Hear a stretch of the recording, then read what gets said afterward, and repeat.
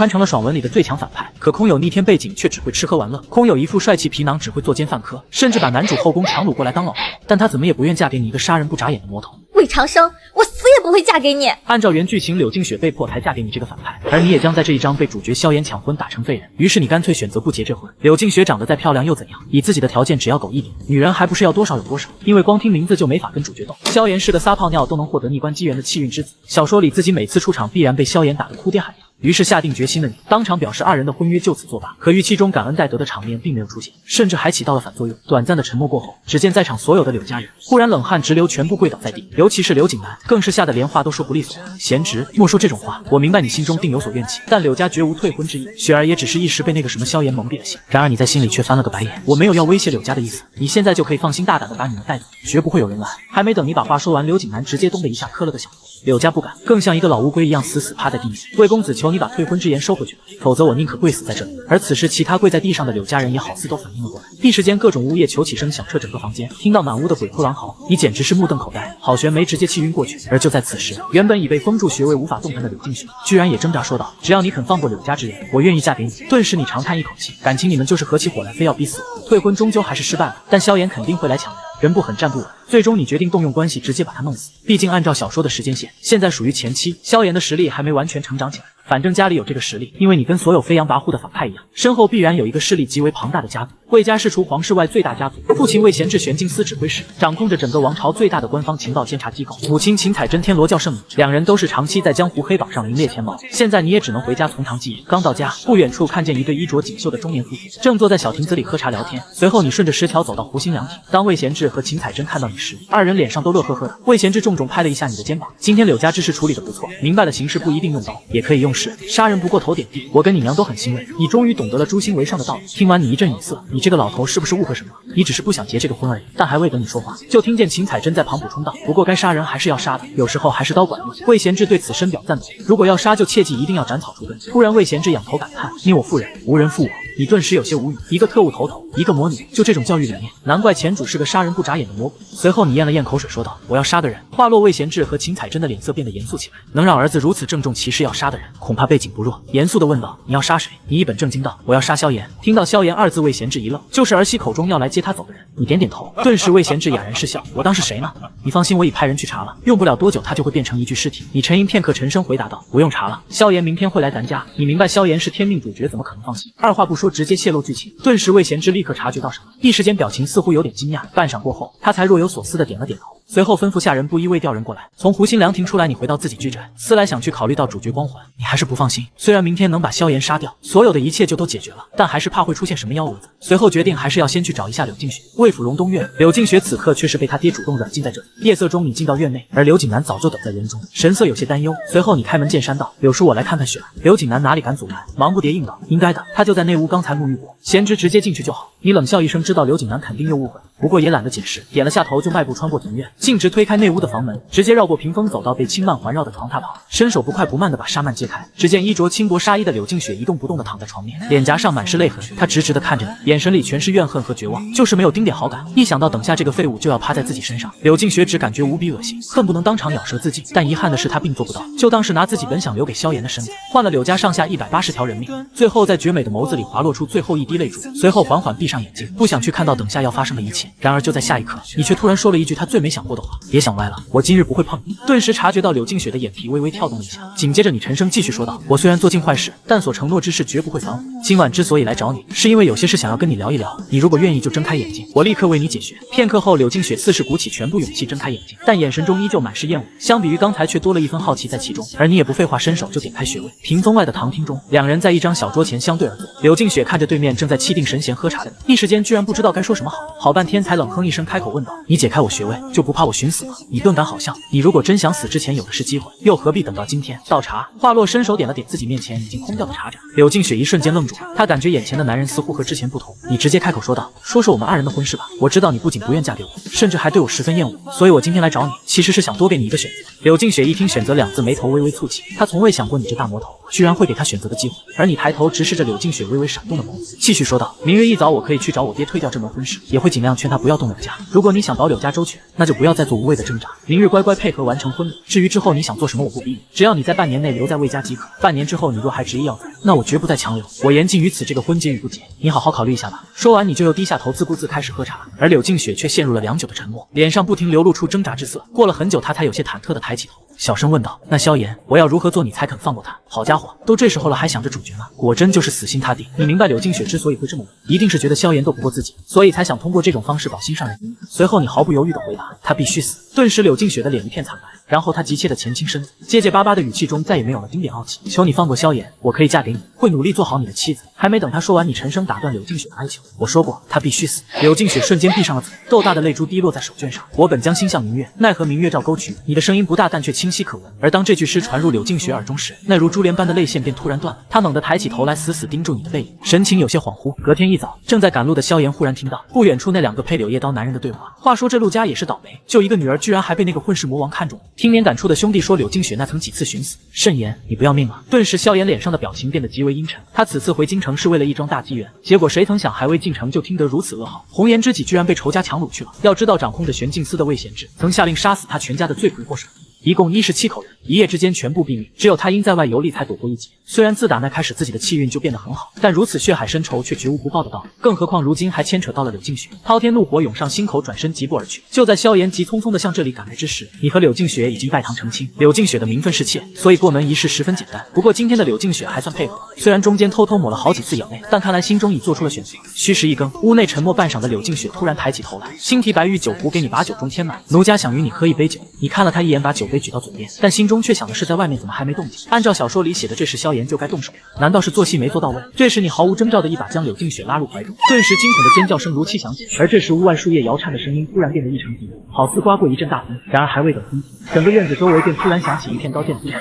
你听着之后终于松了口气，成了。电光火石间，通体黑色的长剑上下翻飞。萧炎阴冷地看着周围10几个身着布衣却个个身手不凡的强敌，万万没想到自己居然会陷入如此困境。他下午就到了魏府，然后便打扮成仆人的模样暗中潜伏起来，准备等到晚上众人防备松懈时，再以闪电战的方式把柳静雪抢走。然而就在他听见柳静雪的惊叫声，准备冲进去救人之时，这群手持刀剑之人就突然从四面八方出现。萧炎并不知道到底是哪里出了纰漏导致自己暴露，但心里更清楚，现在不是琢磨这个的时候，什么救人报仇眼下都不重要，逃出去才是首要目标。眨眼功夫，双方便交手了数招，一时间金戈交错，声响成一片。这时魏贤志这才不紧不慢地从竹林的阴影中走出来，嘴里随意地嘀咕道：“长生说的没错，此子确实有些门道，也不知修的什么功法，居然能强行拉高一个大境界，恐怕寻常的五品都不会是他的对手。魏贤志，你等着，总有一天我会让整个魏家彻底消失。”另一边，夜风如刀掠过耳边，萧炎的双眼已是鲜红如血。就在一瞬间，萧炎突然潜意识里警铃大作，疯狂提醒着他又到了生死攸关之际，还有高手。萧炎人都快疯了，来不及细想，下一瞬便用尽全力企图改变自己前冲的方向。不过这次他并没能完全躲开，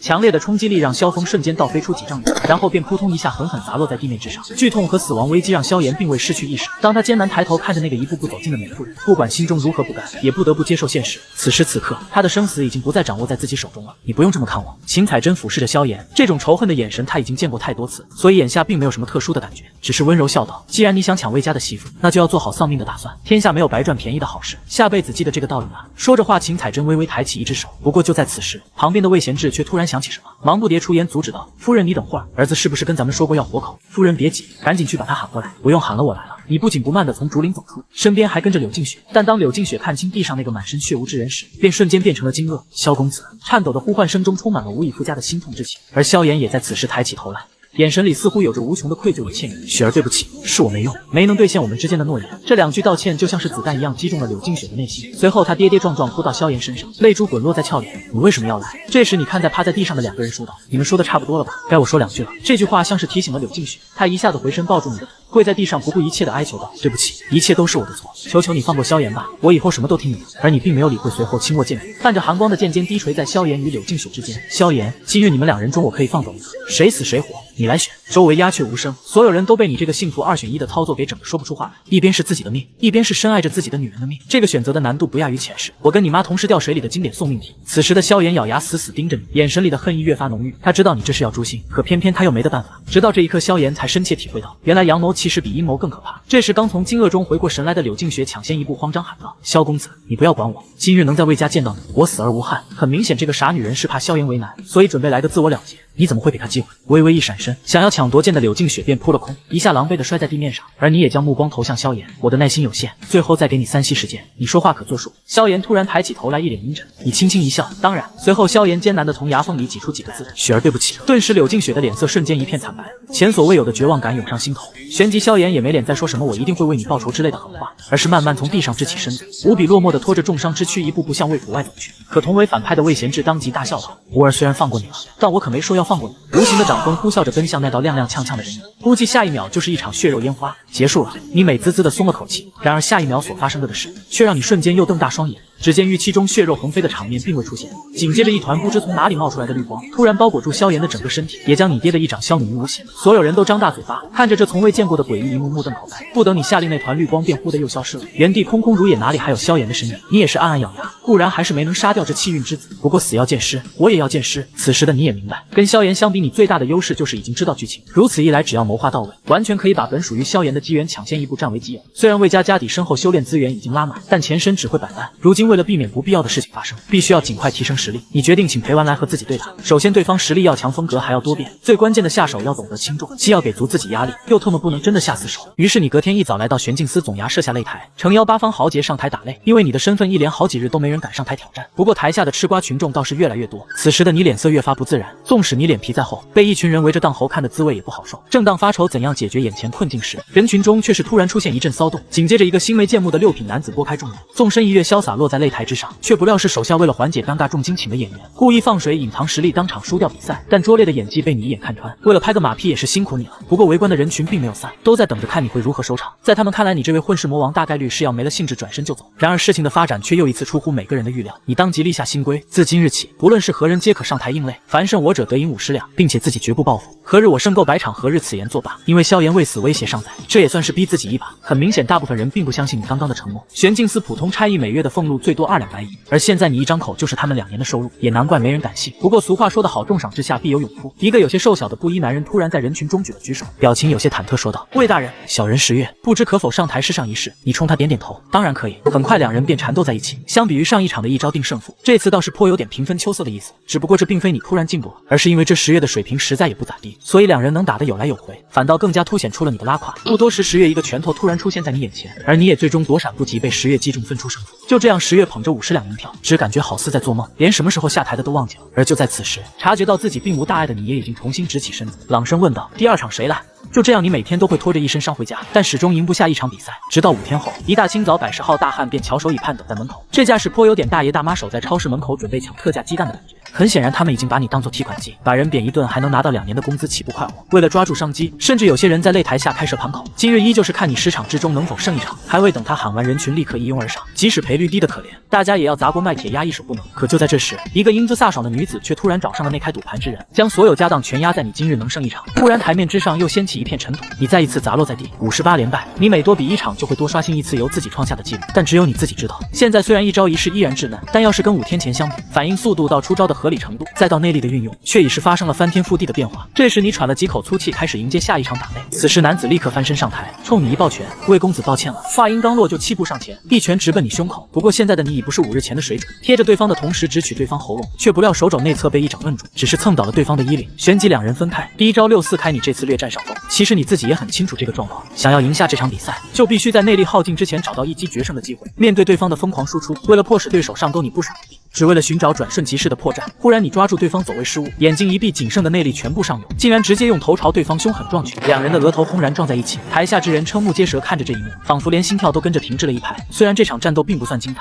但却足够惨烈。看着那个衣服沾满血污，浑身上下哪都是伤的身影，许多人第一次真正对你产生了一丝敬畏，无关魏贤志，无关魏家，只是因为这份能在连败58场后还依旧拼命想要赢的勇气。此时你咳出一口血沫，然后拖着沉重的脚步走到计分牌前，内力透支慢慢在胜字之后刻下了第一条横杠。回头望向台下时，众人才如梦初醒般回过神来，震耳欲聋的呐喊声顿时响彻整个玄镜司。此刻的你心情十分愉悦，虽然身上到处都疼得厉害，但语气却是很轻松。今天还有最后一场，谁来？言毕，一道倩影纵身一跃，潇洒落在擂台之上。当你看到此女时，表情多少有点惊讶，并不是惊讶为什么换了人，只是单纯好奇玄镜司这种机构居然还能有这么漂亮的女人当差。这脸蛋，这腰，这腿，等会儿。你忽然愣了一下，然后不太敢相信的试探道：“徐清婉。”而女子听后表情不变，淡淡道：“魏公子知道我的名字，有所耳闻。”你勉强一笑，心中实则瞬间掀起波澜。徐清婉，小说里最能打的女主，跟柳静雪不同，徐清婉是中期才出场，因为一件案子与萧炎结识，之后又因一番机缘巧合对玄镜司彻底失望，转而跟着萧炎混了。不过他的结局比陆静瑶惨，最后是为了救萧炎，死在了魏贤之的一掌之下。从时间线上来看，徐清婉还有很久才会跟萧炎第一次见面。自己本来还没想那么远的事，但既然现在人都送上门了，那肯定要再次截胡啊！打定主意后的你也不着急打架，决定先交流交流感情再说。不过还没等你说话，徐清婉反倒是先开口了：“以你如今的情况，已经不适合再打一场了。”这什么意思？难不成这女人已经被我所吸引，怕我伤势加重，所以刻意上来放水？你闻言一喜，赶忙确认道：“所以徐姑娘是不准备跟我打吗？”徐清婉点头，不过手却向前一伸：“但是50两银票你要给我，另外那记功绩我也不要，再换作50两银子，一共是100两。”此时的你目瞪口呆，半晌过后才问道：“徐姑娘，你缺钱就直说。”徐清婉也不遮掩，直直看着你：“所以这钱我一定会要，你如果非要打也可以，别怪我没提醒过你就好。”但是你突然心生一计，抬头笑看回去：“徐姑娘，如果你这么需要钱，我这里倒是有个好活，既轻松赚的又多，考虑一下。”不久过后，在飞驰的马车上，手下王二一脸郁闷：“公子，那个徐清婉虽然实力尚可，但指导您习武怕是还不够。再说您给他开的价也太高了，如果是这样的话，我觉得我也能教。”你一听这话，顿时骂道：“哪凉快哪待着去！”王二闻言有些受伤，不过很快又想起一事：“对了，公子，您之前让我查的杨柳氏有结果，你点点头说来听听。”王二压低声音小声道：“柳氏姑娘是青州府人，家中本颇为富裕，后全家丧命于一场大火，只有她活了下来。后来她便来京城投奔了一家远房亲戚，因为长得国色天香，这家亲戚便想将她许配给户部的张侍郎，给自家儿子换个一官半职。可柳氏姑娘宁死不从，于是那家人一气之下便将她卖到了凤栖馆。谁料她一入勾栏后就跟换了的人一样，竟然是混得如鱼得水。去年更是在瓶花会上摘点花榜之首。此时你表面不动声色，心里实则却是跟明镜似的。什么全家丧命于大火，全都是假的。这杨柳氏压根连人都不是，她就是个狐狸妖，从西南10万大山中来，混入京城就是为了找机会从玄镜司的大牢中救一个人，并且这还不是最关键的，最过分的是她每次接客都是用幻术糊弄人，太可恶了，必须要去给她点颜色瞧瞧。随后你眉毛一扬问道：“杨柳氏哪几日迎客来着？”王二如实回答道：“柳氏姑娘还是每月的初1和15会迎3次客，但客人必须是3品以上官职。不过今晚她会去花船夜游，并且放出风来说是可破一次令。”你点了下头，命令道：“现在就去会会她。”好的，公子。王二低头领命，心里暗自腹诽。虽然公子最近性子温和了不少，已经好几天没出去杀人了，但老色批这一点果然还是没变。随后驾车往河边开去。头顶刚刚西斜的日头，回到魏府，魏长生一进院子就看见大鬼在追一只老母鸡，两只畜生从东跑到西，从南跑到北，一副再生动不过的鸡飞狗跳场面。哪来的鸡？魏长生走到屋檐下，满脸无奈的秋云身边，惊讶问道：“又是巧玲弄来的？”“是呢。”秋云揉了揉额头，小姐说是咱们院子里太闷，这样能热闹一点。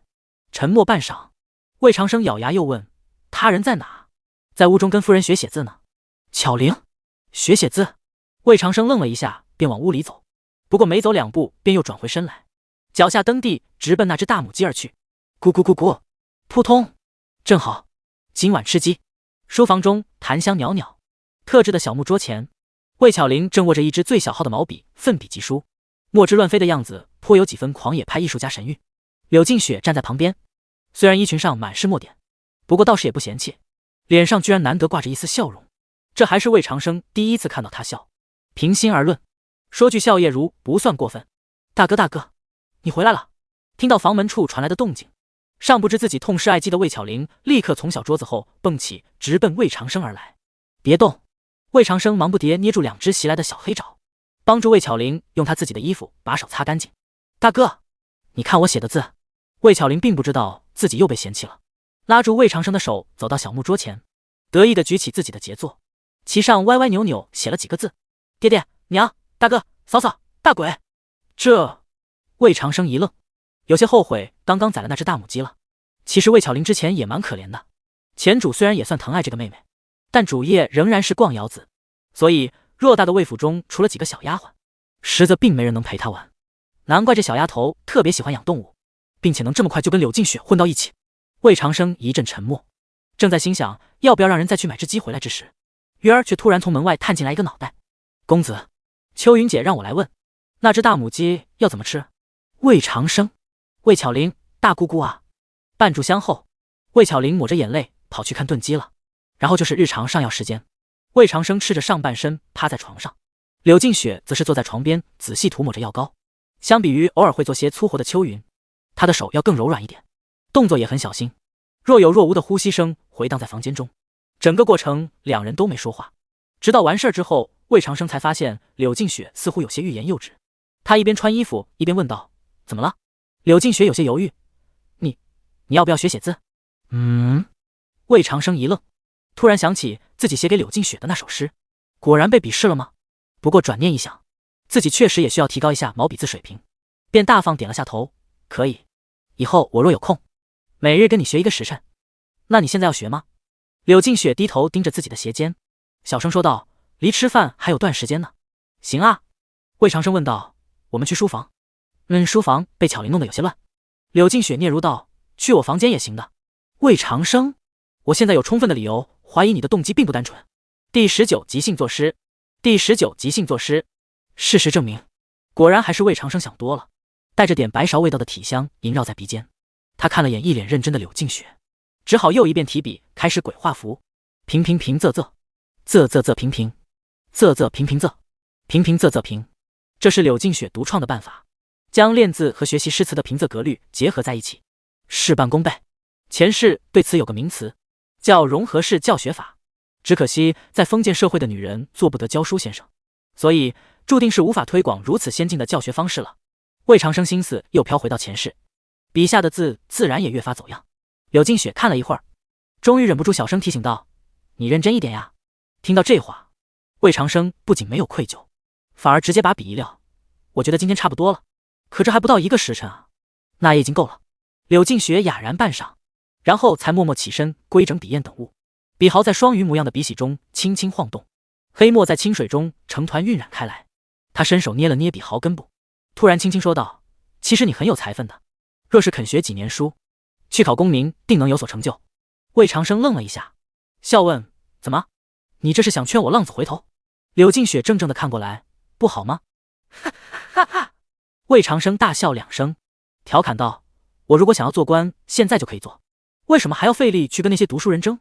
再者，我才懒得去关心家国如何，百姓如何，那些跟我有何干系？不是这样的。柳静雪摇了摇头，目光坚定，我本将心向明月，奈何明月照沟渠，你能写出这样的诗，就定不是一个自私自利之人。魏长生想不到这女人居然这么能联想，一时间哑然笑道，一句诗能说明什么？这种水准的诗我随便就能做出来。我不信。柳静雪只当魏长生是被自己猜出心中所想之后再逞口舌之力，便刻意挑拨道，除非你现在再做一首，你若做得出，我便信你。你信与不信与我有何用？魏长生瞥了他一眼，再说作诗要有由头，哪有随便做的？柳静雪见魏长生推脱，心中越发得意，这里这么多物件，你随意挑一样做由头就是。呵呵。魏长生冷笑一声，本来不想搭理柳静雪，不过当他看到窗外院中正在陪魏巧玲玩的秋云和月儿时，却又改了主意。秋云，月儿啊，公子。二女忙不迭小跑过来，站在窗外问道，怎么了？没什么。魏长生看都不看柳静雪，直接说道，我要给你们做首诗。啊，作诗？二女一愣，脸上都写满了大大的不解。公子啥时候又会作诗了？难道是夫人刚教的？虽然疑惑，但是他们还是顺从的点点头，眼神有些期盼。公子，我们听着呢。魏长生装模作样的沉吟片刻，然后才慢慢背出一首小诗，声音不大不小，正好能被柳静雪清晰听见。雾谷风萧妙剪裁，秋云香送上雪台，尘缘一线时时断，碧海青天认去来。窗里窗外一时寂静。秋云和约儿虽然文化水平仅限于会写自己的名字，但也能听出这诗是在写纸鸢，并且诗中又出现了秋云2字。人是有着对美丽事物的天然欣赏能力的，对文字亦是如此，更何况这些文字还跟自己有关。二女瞬间捂住嘴巴，眼中的感动之色无以复加。而至于柳静雪，惊讶、震撼已经无法形容她此刻的心情。如果非要找一个词的话，心惊神摇，难以置信。她看着气定神闲的魏长生，实在想不出到底是要达到何种文采，才能在短短几夕之间便做出这样一首既合主题又意境深远的整诗。尘缘一线时时断，碧海青天认去来。这份感情太豪迈大气，又太细腻了。柳静雪不似秋云和约儿，她是懂得诗中更深一层含义的，而正因懂，便更想不通，怎么会？只怕是大宁第一才子，不，只怕是被誉为诗仙的苏武，也不过如此吧。晚饭时，柳静雪一直都心不在焉的，连筷子都掉了好几次。秋云和约儿要好一些，但也总忍不住偷偷去看魏长生。只有魏巧玲化丧妻之痛为食欲，对着那只炖鸡就是一顿发力。吃过饭，照例是讲故事环节。经过这几日，情节已经进展到孙悟空和唐僧二人在高老庄遇上猪八戒了。魏长生当然记不得《西游记》全文，不过电视剧小时候倒是看了好几遍，所以也不存在卡壳之类的情况。窗外月明星稀，屋内烛火晃动，四女听得全神贯注，表情时而紧张，时而惊喜，就连大鬼也温顺地趴在地上，尾巴贴着地面左右扫动，看似很是惬意。亥时初，故事会结束，秋云和约儿去送魏巧玲回自己的小院，柳静雪则是赶紧回屋去把刚听到的内容记录下来。房内安静下来后，魏长生喝了口茶，开始琢磨徐清婉和杨柳诗之事。即便只是为了系统点数，这俩女人他也是必要拿下的。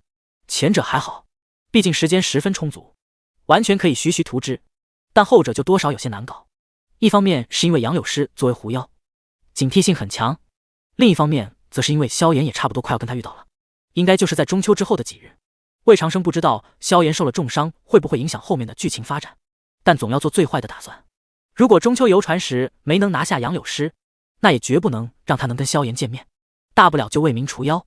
慢慢想着一些细节，杯中茶水已完全凉透。就在魏长生大致有了一个计划，准备上床继续训练之时，房门却突然被敲响了。公子，你还未睡吗？秋云和渊儿轻步走进来，不过手却都藏在身后，表情有点忐忑。魏长生疑惑，怎么了？那个黄昏时公子做的那首诗能不能写一份给我们啊？二女不太好意思的把手从背后拿出，手中居然捧着纸墨笔砚等物，准备的还挺充分。看着他们紧张的样子，魏长生哑然失笑，嗨，当然可以，不过我字很丑，你们不嫌弃就行。不会的公子。月儿年龄小，说话要比秋云没顾忌的多，反正我们也不识字，只是怕以后不小心把诗忘掉，好拿着这张纸去找说书先生念给我们听。这样啊。魏长生看看低着头的秋云，没多说什么，只等墨之言开后，便提笔认认真真把那4句诗誊了一遍。写完后，他又在最上面加了一个诗名，赠秋云与渊儿，字还未干，要稍微晾一会儿。放下笔，魏长生把镇纸压在宣纸上下两端。呢。秋云和渊儿轻轻点头，眼巴巴站在一旁等着。不过很快，他们的脸上就满是红晕。娇柔旖旎之声穿过房门，钻进正站在门口的柳静雪耳中。他本来是忘记了今晚故事中的一处细节，想要过来问一下，但是现在快步回到自己屋子，背靠房门大口喘了几下粗气，一只手死死捏住裙角，一只手摸了摸自己有些发烫的脸颊，心头不知为何竟然有些失落。第二时终于登场的狐朋狗友，昨天一整晚柳静雪都没睡着，魏长生却是精神抖擞。睡前一番体力大战，睡后一番脑力大战，即便如此，醒来后却依然不觉乏困，头脑清明，只能说梦到确实神奇。早饭时柳静雪不在，据儿说她是身体不是没胃口，至于究竟是何原因，就只有鬼知道了。一口闷掉秋云特意嘱咐厨子做的大补汤，魏长生抹抹嘴，准备出发去玄镜司继续挨打。不过也就在这时，魏府的门童突然跑来禀报道，有个李公子来了。李公子？魏长生一愣，问道：哪个李公子？门童有些惊讶，就是李府的李阳公子啊。哦，让他进来吧。魏长生点点头，已经记起这个李阳是谁了。每个反派都会有一些舔狗跟班，主要作用就是用来凸显反派人物的嚣张跋扈，以便主角能更好的打脸装逼。前主的这种跟班挺多，但在书中有名字的便只有这个李阳。他爹李堪是大理寺少卿，相当于前世最高法的2把手，官职不高不低，要分跟谁比？沾家里的光。李阳也在大理寺混了个一官半职，不过跟魏长生一样，都是个吃空饷的主。平日里最多做的只有2件事：一、逛窑子；二、跟魏长生一起逛窑子。简单总结，一个不学无术的官二代，唯一的优点就是对魏长生足够忠诚。小说中更是身先士卒去找萧炎麻烦。至于结局嘛，当然是家破人亡。魏兄，几日不见，你怎么精神如此之好？唉，自打上次咱们大闹探春楼之后，我便被我爹禁足了，今日才得以脱身。听闻你已经娶那柳静雪过门了，那时我还被关在家里呢。今日特意过来给你补上贺礼。我知道你也不缺银子，所以特意从我爹那里偷出一份最近将要押解教坊司的犯官女眷名单，这里面可是有不少完璧之身，我们好好研究一番，到时定能拔得头筹。长相颇有些猥琐的男子唾沫横飞，手中纸张被挥舞得呼啦作响。魏长生则是越听越头大，想不到这李阳居然还是个话痨，打从见面开始就疯狂避避，并且新婚贺礼送小姐名单又是什么神仙操作？等了半天还不见李阳住嘴，他终于忍不住干咳一声打断道：“咳，李兄，名单我收下了，不过我现在要去玄镜司，我与你一同去。”李阳热络道：“正好路上我还有正事要跟魏兄说。”魏长生：“行吧。”马车很快准备好，王二冲当车夫，魏长生跟李阳在车中相对坐。待马车跑了一会儿，魏长生无奈问道：“李兄，有何正事？”“哦，是这样。”李阳凑过来一点，声音压得很低。“昨日我去找这份女眷名单时，恰好在我爹那里看到了一纸诉状，一下子状告了魏兄你当街杀人、强抢民女、寻资闹事之类的7、8条罪状。”魏长生闻言后，先是本能的紧张了一下，不过很快又放松下来。今时不同往日，以自己现在的身份，还怕被告？魏兄，这次恐怕不太一样。李阳似乎是看出了他的无所谓，语气有点着急。寻常这种事应该早就被衙门压下了，可这次却交到了大理寺，怕是要正儿八经3、4会审的，是吗？魏长生一愣，沉吟片刻后才问道：“那李兄觉得是何人要针对我？”“定是柳家。”李阳气愤地一拍自己大腿，言之凿凿，上次魏兄把柳宗亮羞辱的那样狠，这个鳖孙是绝对咽不下这口气的，这次肯定是柳家要为他出气。柳宗亮虽然对这个名字很是陌生，不过柳家的情况魏长生却是知道一二。大宁3大家族，柳魏许，每家在民间都流传着一句戏言：想请财神入家门，先问许家准不准，不为鬼来不为神，只为魏家刀下魂，若想官服却变艳，便拿柳絮来做。坊间戏言虽有夸张的成分，但也基本能反映出3家的情况，一个有钱，一个有刀，一个有权。从综合实力来看，权倾朝野的柳家无疑是最强的，家主贵为当朝宰相，权力之大完全可以称得上是一人之下。不过柳家一直就跟魏家不对付，再加上前主无法无天的性格，魏长生已经大约猜出事情的来龙去脉，估计就是前主不知道啥时候跟那个叫柳宗亮的柳家小辈起了冲突，然后柳家想要报复，所以在背后指使一些人来告自己。反正前主的这种把柄一抓一大把，随便找2个都够判斩立决的。当然了，斩是肯定不可能斩的，但恶心一下魏家却是足够了。想到这，魏长生的表情终于严肃了一些。李兄，多谢你将此事告知于我。魏兄，你这是什么话？李阳豪迈道：“你的事就是我的事，我自然不会袖手旁观。我今晚就去求我爹，如果真要3、4会审，大理寺定会支持魏家。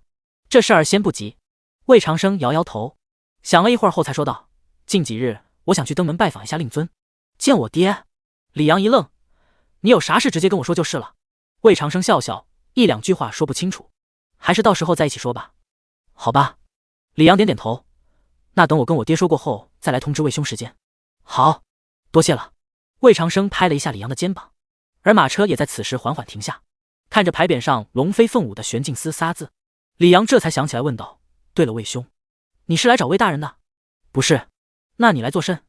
难不成也是被家里逼着要来上职？”“唉。”魏长生没有解释，叹了口气便跳下马车往演武堂走去。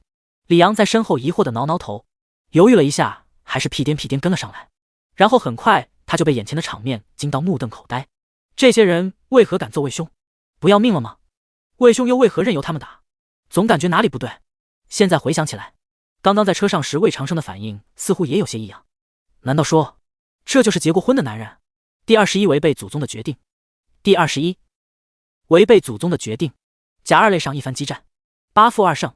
当魏长生打完今天的10场擂时，李阳已经不见了人影。李公子说是不忍再看您的惨状，所以回家退婚去了。王二如实禀报。退婚？魏长生揉了揉身上的淤青，丈二和尚摸不着头脑，不知道这二者间有什么关系。不过他也懒得多想，从王二手中接过一张银票后便挥了挥手，不管他了。你到马车那里去等我吧。公子，要不我还是跟着您吧。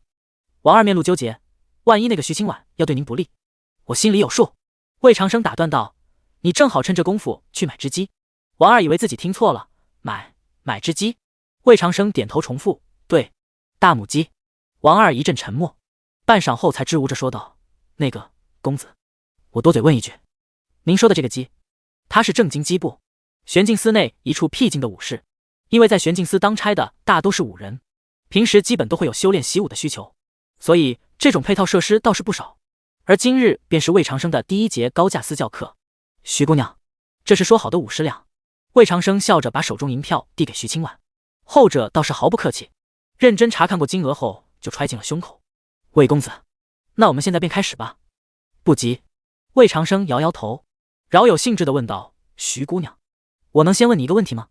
徐清婉平静反问：你是不是想问昨日我为何会压你胜？魏长生点头：为何？因为我前几日一直在观察你，虽然你一直在输，但却日日都有极大的长进。徐清婉如实回答，再加上昨日你的对手之中有2人实力偏弱，我便觉得你应当可以赢下至少1场。原来如此，看来这徐清婉的观察分析能力确实挺强。魏长生想了一下，又问：那如果我昨日没赢呢？你那30两岂不是就打了水漂？没赢便没赢，既然是赌，自然是输赢都认。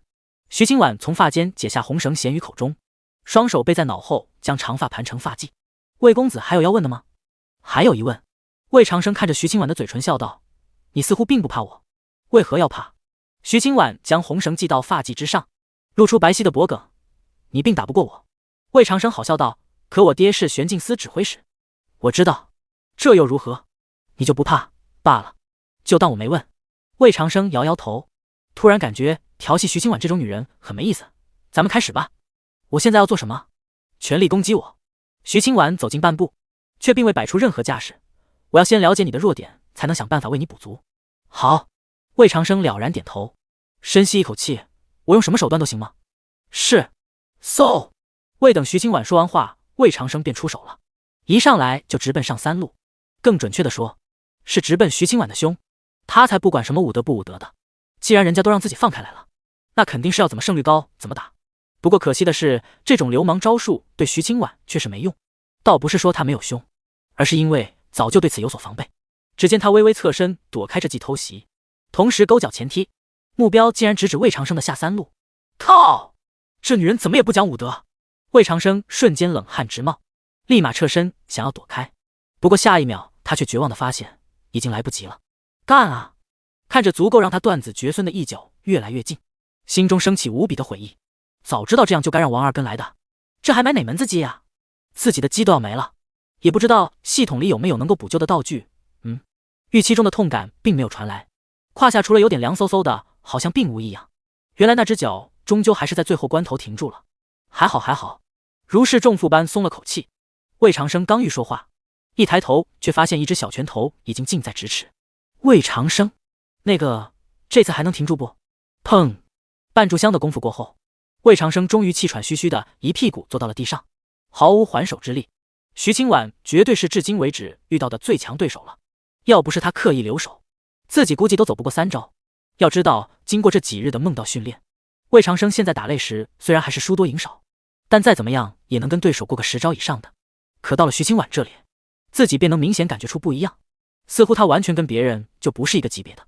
果然是小说里的最强女主，明明境界没有多高，但对战斗技巧的运用称一句炉火纯青绝不过分，比我想象的要好。低头看着魏长生，徐清婉冷静分析道：够凶，够狠，够不要脸，这些都是你的优点，怎么听起来不像是优点呢？魏长生欲言又止的张张嘴，徐清婉却并不管他，自顾自继续说下去。不过你明显从未习过任何技法，一招一式更像是那些欺行霸市的泼皮，不入流。遇到一般对手还好，但若遇到高手，是定会吃大亏的。那依你所说，我现在应该开始学习技法。魏长生从地上爬起来，虚心求教道：应当先从什么开始？拳脚、身法、兵刃，自然是身法。徐清婉如实回答。身法是吗？魏长生微微皱眉，各类上等技法魏家有的是，身法肯定也不少。但刚刚经徐清婉一说，他却突然又想起一件事情，好像徐清婉本身就会一门顶尖身法，应该是叫什么扶摇步之类的。可徐姑娘，想到这，他当即有了主意。你是不是习得一门祖传的身法？徐清婉眼神中一闪而过一丝诧异。你是如何知道的？你派人查过我？魏长生很淡定。你既然教我习武，那我肯定会派人调查1、2，否则万一你是我仇家派来的呢？也是。徐清婉点点头。但我徐家的身法，你怕是学不了。为何？难道只有女子能习？那倒不是。徐清婉看了魏长生一眼，只是祖上有规矩，扶摇步法绝不外传，外人想要学，除非嫁入徐家为媳。或者娶徐家女子为妻。这魏长生很想说，要不我娶了你算了，但考虑到徐清婉的战力，便还是闭上了嘴。然而就在这时，他却又听得徐清婉主动问道：“那个，你真的想学吗？”魏长生心里一喜，忙不迭点头：“当然，既然如此，那我倒是可以破例教你。”徐清婉略一沉吟，脸上难得有些红晕，不过得加钱。哈？什么玩意儿？给钱就能教？不是，说好的祖上规矩呢？魏长生以为自己听错了，下意识地问道：“你要多少钱？”徐清婉把手往前一伸：“200不，300两银子。300两银子就做出违背祖宗的决定了？徐清婉这么财迷的吗？”徐姑娘，魏长生突然冒出一个大胆的念头，小心试探道：“如果我要你从了我的话，你看多少钱合适？”徐清婉，砰！第22消炎的变化，第22消炎的变化。半个时辰后，鼻青脸肿的魏长生已经坐到了马车上，身边是一只被武大绑的大母鸡。公子，我看那徐清婉定是不怀好意。王二的声音从前方传来：“您看上他是他的福分，他居然如此不识好歹，以我之见，干脆直接掳来就是了。”掳，就知道掳！魏长生没好气地骂道：“虽然咱们不是什么正人君子，但做事能不能用点脑子啊？是小人多嘴。”公子息怒。王二心里委屈得很，心说公子之前明明一直教导自己的是不管刀子绳子，能把人弄到床上就是好法子，怎么最近改成用脑子了？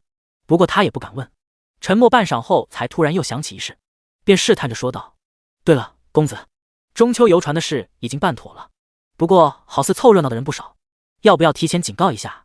可我的意思是，您还有什么安排？”魏长生沉吟半晌，慢慢说道：“到时候多在船周围埋伏一些高手，随时听我命令，别的你就不用管了。还有，顺便去查一查徐清婉为什么需要这么多钱。”知道了，公子。王二应了一声，不再说话。而魏长生则是把目光投向旁边那只被以一种奇妙方式捆绑住的母鸡，绳子穿过鸡翅，在鸡脖上绕了一圈，又在鸡胸位置交错打结。鸡胸，不是，鸡妹，委屈你了。砰砰砰砰！就在魏长生跟母鸡大眼瞪小眼的时候，后丘村旁的矮山上，萧炎正在对着一只虎妖的尸体拳打脚踢。这虎妖从体型上来看已有至少30年道行，本不该出现在这种小山矮林中，但正所谓主角在处，必有经验宝宝，所以很明显他肯定是被天道安排来强行给萧炎送人头的。砰！泥土已被妖血染成红色，又是一拳下去，早已死透的虎妖顿时脑袋开瓢，血液脑浆崩飞，吓得旁边的小姑娘顿时脸色煞白，看着那个还在挥拳的人影，她终于站立道：“萧大哥，他已经死了。”轻音入耳，萧炎大梦初醒般猛然停下动作，他愣愣地看着面前的妖尸，嘴中大口喘着粗气，足足10息过后方才缓过劲来。银儿，我扭过头去，想要安抚一下被吓坏了的小姑娘，但后者下意识的退步却让他一时间顿住身形，脸上满是痛苦之色。银儿，对不起，我也不想这样。萧大哥，叫银儿的小丫头眼眶中噙着泪水，一番挣扎后突然鼓起12分勇气，主动走过来，颤抖着掏出一块布手绢替萧炎擦拭起身上的血污。萧大哥，我不怕的，似乎是为了给自己鼓劲。小姑娘嘴里不停重复着我不怕，只可惜内心的恐惧却不是说说就能掩盖的。更重要的是，她甚至都不知道自己究竟是在怕这些血浆脑液，还是在怕眼前之人。好可怕！萧大哥，他到底是怎么了？清风拂过山岗，血腥味十分刺鼻。萧炎低头看着那张因为害怕而变得煞白的清秀小脸，不自觉死死攥住双拳。他也很想知道自己到底怎么了。那日在魏府被魏贤之一掌击中后，他本以为自己必死无疑，谁料到在睁眼时便已经身处后丘村，不仅伤势莫名其妙全好了，内力甚至还更上一层，居然直接达到了7品巅峰，只差一步便可迈进6品。本来这应是天大的好事，可打那之后自己便总感觉有些不对。平时还好，但若是见了血就会变得无比暴力，严重时甚至还会像刚刚一样几乎失去理智。萧炎研究了很久，也不知道究竟在自己身上发生了什么，最后只能是把这一切归结为魏家的阴谋。可是魏家为何不直接杀掉自己？绕这个弯子的意义又在哪里？想不通。萧炎觉得如果想要知道真相，他就必须再去一次魏家。银儿，想到这里，他突然轻轻握住眼前的小手，温柔道：“既然我的伤已经痊愈了，便也是时候离开了。”啊！银儿蓦地抬起头来，恐惧之情瞬间被抛之脑后。萧大哥，你要走？萧炎点点头，目光远眺向京城的方向。有些事我必须去搞明白。萧大哥，银儿怔怔地看着萧炎，声音里带着哭腔。那你还会回来吗？萧炎微微一笑，傻丫头，你若不负我，我定不负你。阳光透过树叶缝隙洒落在少女头顶，银儿登时红了脸，捏着手绢嗫嚅道：那我回家给你做饭，昨日爷爷刚买来的猪肉。不用了，我现在就走。萧炎松开软糯的小手，回身走到那具虎妖尸体旁，黑衣剑出鞘，几下便从妖尸头颅处取出一颗鸡蛋大小的妖丹，此物可换不少银两，你收好，等我回来。萧大哥，我等你。满是不舍和依恋的呼喊声回荡在林间，眨眼萧炎便没了踪影。而就在他走后不久，几个沾感处的探子也后脚赶到了后丘村。乡党，你可曾见过此人？后丘村村口，一个大汉举着一纸画像，其中画的正是萧炎。这不是萧少侠吗？被问询之人一脸兴奋，当然认得了。几个探子对视一眼，表面却都不动声色。那他人现在在哪？在老刘头家住着呢。前几日萧少侠不知为何受了伤，这几日一直在老刘头家养。你们是什么人？为何问这个？呵呵，为首的探子没有回答，而是笑着递上几枚铜钱。老兄，不知这刘家怎么走？哎呦，我一看你们就不是歹人，定是萧少侠的好友吧？径直走，看到一棵古槐往左拐，第一家就是了。好，谢过老兄了。谢什么？你们。扑通，光影闪过，说话之人瞬间瘫倒在地，瞪大的双眼中满是不可置信。若是仔细看去，便可发现他的脖颈上有一道细微的血痕，但奇怪的是却并未流出丁点鲜血。老四，你去处理此人尸体。为首的探子收起淬毒短刀，弯腰掰开那人的手指，将几枚铜钱重新取回手中。老三，你立刻回寺里叫人。老二，你跟我守住刘家。说罢，他伸手轻轻抚过倒地之人的眼皮。老兄，对不住。第23审讯。第23审讯。当魏长生手拎老母鸡推开院门时，院中的两只鸡顿时一通乱叫，向他致以了最热烈的欢迎。啊，公子你怎么也买了只鸡回来？月儿躲开一地鸡毛，快步走到魏长生身边，语气中有些好奇。魏长生目瞪口呆地问道：不是，你先告诉我这两只鸡是哪来的？月儿如实答道：有一只是小姐刚带来的，有一只是上午的时候夫人让秋云姐去买的。魏长生有些惊讶，柳静雪让买的？是的呢，夫人说是怕小姐怪罪公子炖了她的鸡，所以才要买的。月儿看了看魏长生手中的鸡，捂嘴笑道：公子也是如此想的吧？哼，现在看来也不差我这一只。魏长生鼻孔出气，把母鸡随手扔到地上，这下他们都能斗地主了。斗地主？月儿眨巴一下眼睛，可打发时间的小游戏，等以后有机会教你们玩。魏长生打了个哈哈糊弄过去，迈步走进屋里。魏巧玲已经失去了学写字的兴趣，此时正趴在大鬼身上睡觉。柳静雪则是坐在桌边看书，见自己进来便把书合上，开口轻声问道：你今日回来的要比往日晚一些。哦，以后都会是这个时候回来。魏长生随口回道：找了个人叫我习武，每日一个时辰。是吗？柳静雪还满心想着要怎么把魏长生改造成一个文坛大家，现在一听每日仅有的练字时间都被习武挤占，不免有些失落。可他又没法真以妻子的身份去要求魏长生什么，最后只好委屈巴巴的小声试探道：那你答应的练字，有时间会练的。魏长生哪里想得到柳静雪的心理活动如此复杂，随便又应付一句便准备去换衣服。而就在此时，王二却突然自门外进来，神色着急道：公子，老爷让你赶快过去一趟。说是萧可余光看到旁边的柳静雪，他瞬间有些紧张的闭上了嘴，而魏长生也斜眼向前者看去。两人只见柳静雪低着头，眉毛微微皱起，似是在思索什么大事。屋内一时间寂静无比，只有魏巧玲跟小猪似的鼾声在此起彼伏。王二，坏了坏了，这可如何是好？等下肯定要被公子怪罪了。魏长生看这样子，果然还记挂着萧炎呢。怎么又不太像？柳静雪，到底该怎么样做才能让相公弃武从文呢？好苦恼，把事情的经过好好再讲一遍。暗室内，魏贤志和魏长生各坐一张椅子，旁边则是站着一个年赶处的探子。是，魏大人。探子应了一句，躬身看向魏长生。魏公子，我们是在城北的后丘村发现的萧炎踪迹。据村民说，萧炎是几日前因受伤流落至后丘村，之后便一直住在一户刘姓老者家里，由老者的孙女照料。哦，后丘村不设村政，村中大小事务都是这刘姓老者说了算。等会儿，魏长生打断问道：几日前？究竟是几日？还有，那个老头的孙女叫什么？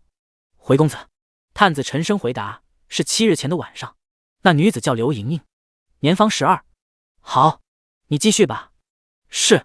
探子顿了一下，接着说下去：当时斩赶处共去了4名弟兄，我担心恐不是那萧炎的对手，便差人回司里求援，同时带着其余2人盯住了那刘家的里外动静。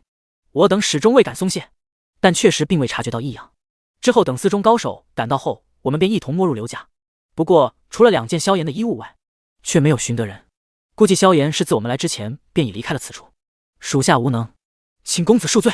探子啪的一下站直身子，不再说话。而魏长生思考一阵后才问道：那个刘莹莹还有他爷爷都带回来了吗？带回来了，正押在刑狱中，审过了，简单审过，还未用刑。2人都称并不认得萧炎。好。魏长生扭头看向魏贤志：爹，我想去一趟玄镜司。刑狱。玄镜司的职能是查案和杀人，长期关押犯人那是刑部的活，所以司中除了专门用来关妖怪的镇妖狱之外，便只有一个规模不大的刑狱，主要是用来审讯的。潮湿逼仄的过道中火光闪动，魏长生看着身侧之人，总感觉有些眼熟，我是不是在哪见过你？黑衣差役忙不迭回道：魏公子，小人郭英，大前日有幸在擂上跟公子交过手。哦，我说呢。魏长生点点头：郭兄，那2人现在关押何处？回公子，大的在甲2，小的在丙3。郭英被一声郭兄叫得受宠若惊，满脸讨好之色。公子想先审哪个？先审大的吧。魏长生想了想，又小声在郭英身边语几句：清楚了吗？是，小人清楚。郭英脸上闪过一丝惊异，不过很快就恢复如常。几分钟后，甲2号刑房的铁门被缓缓推开，各色刑具的包围中，一个白发老头被捆在椅子不得动弹。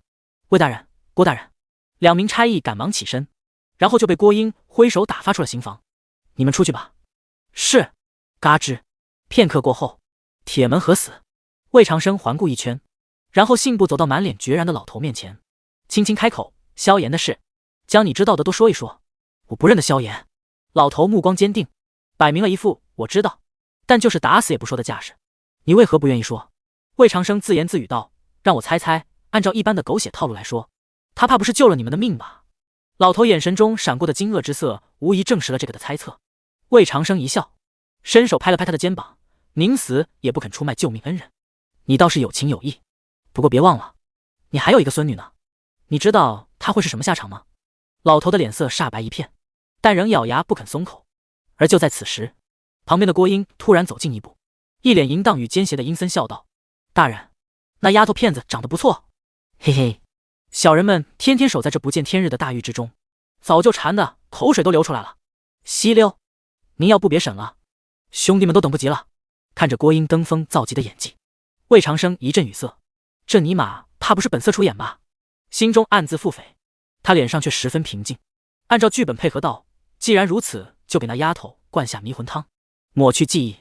你们先轮着玩几日，玩够了就充作玉妓吧。看着浑身战栗、几欲昏厥的老头，魏长生最后又俯身补了一句：啧，老人家，你把自己的亲孙女害成这样，就不怕她死后化作厉鬼去找你吗？魔鬼，你们都是魔鬼！我说，我什么都说，求求你们放过我孙女，放过我孙女啊！第24风雨欲来，第24风雨欲来。一炷香过后，魏长生和郭英一前一后出了刑房，事情大约搞明白了，但又似乎没搞明白。郭英开口问道：公子，您接下来还要审那个刘莹莹吗？等一会儿，我先想点事情。靠在冰凉的青石墙上，魏长生眉头紧锁，对照着记忆中的小说情节，开始梳理整件事情的来龙去脉。7日前，萧炎路过后丘村，顺手收拾了一只猪妖，这跟小说剧情相符，但之后的发展就不对劲了。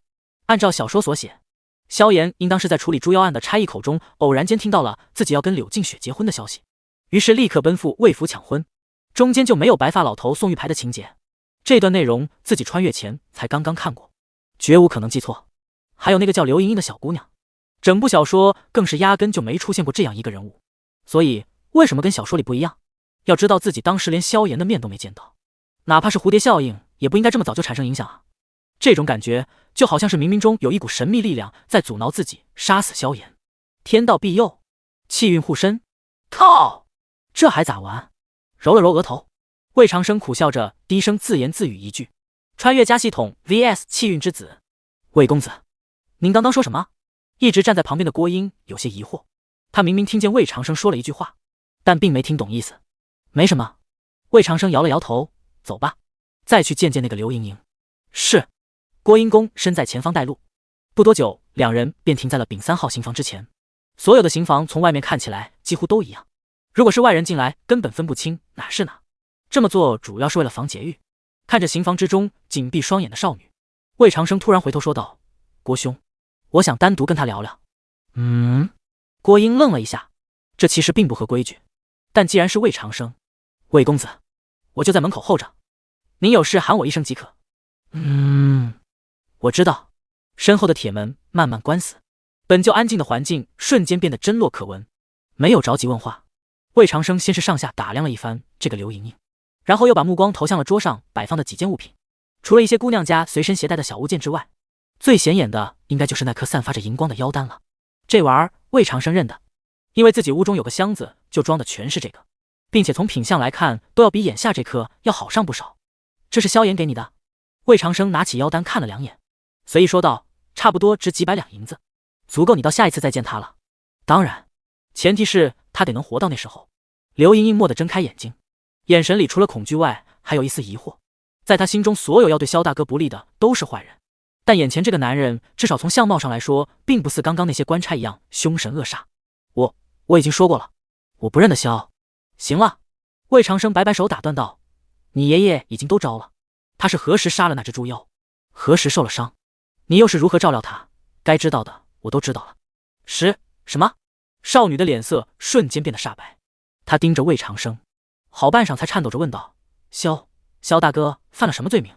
你们为何要抓他？他没犯罪。魏长生毫无逻辑的回答，但就是必须得死。这是什么道理？刘莹莹不可置信的瞪大双眼，很明显这个答案已经超出了她的认知范畴。没什么道理。魏长生看了他一眼，回答我几个问题，然后你跟你爷爷就可以回去了。萧炎走之前有没有跟你说过什么？不说话，那就是确实说了。走近2步，魏长生弯腰直视着刘莹莹的眸子，淡淡说道：如果你现在告诉我，你们保不准还能再见面，但要是你不说，我保证你们不会再见到了。不会的。高压之下，刘莹莹终于有点受不了了，突然失声否认：萧大哥武功那么高，才不会被你们杀掉。杀他？你理解错我的意思了。魏长生表情不变，说的话却让刘莹莹一瞬间毛骨悚然。杀掉你？你们不一样见不了面吗？啪嗒，恐惧的泪水布满脸庞，顷刻便顺着少女精致的下巴一滴滴砸落在地面。死亡永远是最有效的威胁手段，只要时机正确便可以撬开任何人的嘴，更何况只是一个心智尚未成熟的12岁小姑娘。刘莹莹死死咬住嘴唇，似乎是在强迫自己不要说，但却还是有声音不受控制的一字一句从牙缝中挤出来。萧大哥说他要去搞明白一些事情。1刻钟后，玄镜司大门外，魏长生深吸了一口清新的空气，冲郭英笑道：郭兄，今日之事辛苦你了。不辛苦，小人的分内职责而已。郭英殷勤地拉开马车车帘，嘴里小声问道：公子，那2人该如何处置？放回去吧，派几个人盯紧点，萧炎肯定会回去的。魏长生看了眼乌云密布的夜空，然后便弯腰钻进马车之中。王二挥动手中马鞭，车轮隆隆滚动，向着远处飞驰而去，眨眼便不见了踪影。而就在永宁巷再次恢复平静之时，城西的一处赌档中却是一片喧闹。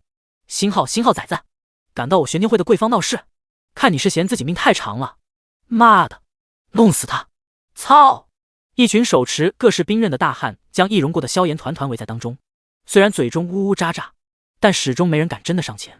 躺在地上那几个不住哀嚎的同伙就是他们的前车之鉴，他们不打，萧炎也不动手，两边就这么在原地对峙，直到人群突然闪开一条路，一个文质彬彬的白袍男子自外围缓步走了进来。这位好汉，不知我玄天会哪里得罪了你，犯得着在这里大打出手？萧炎面色阴沉，我只不过要见你们舵主，这些人却几番阻拦嘲笑，我没杀了他们就不错了。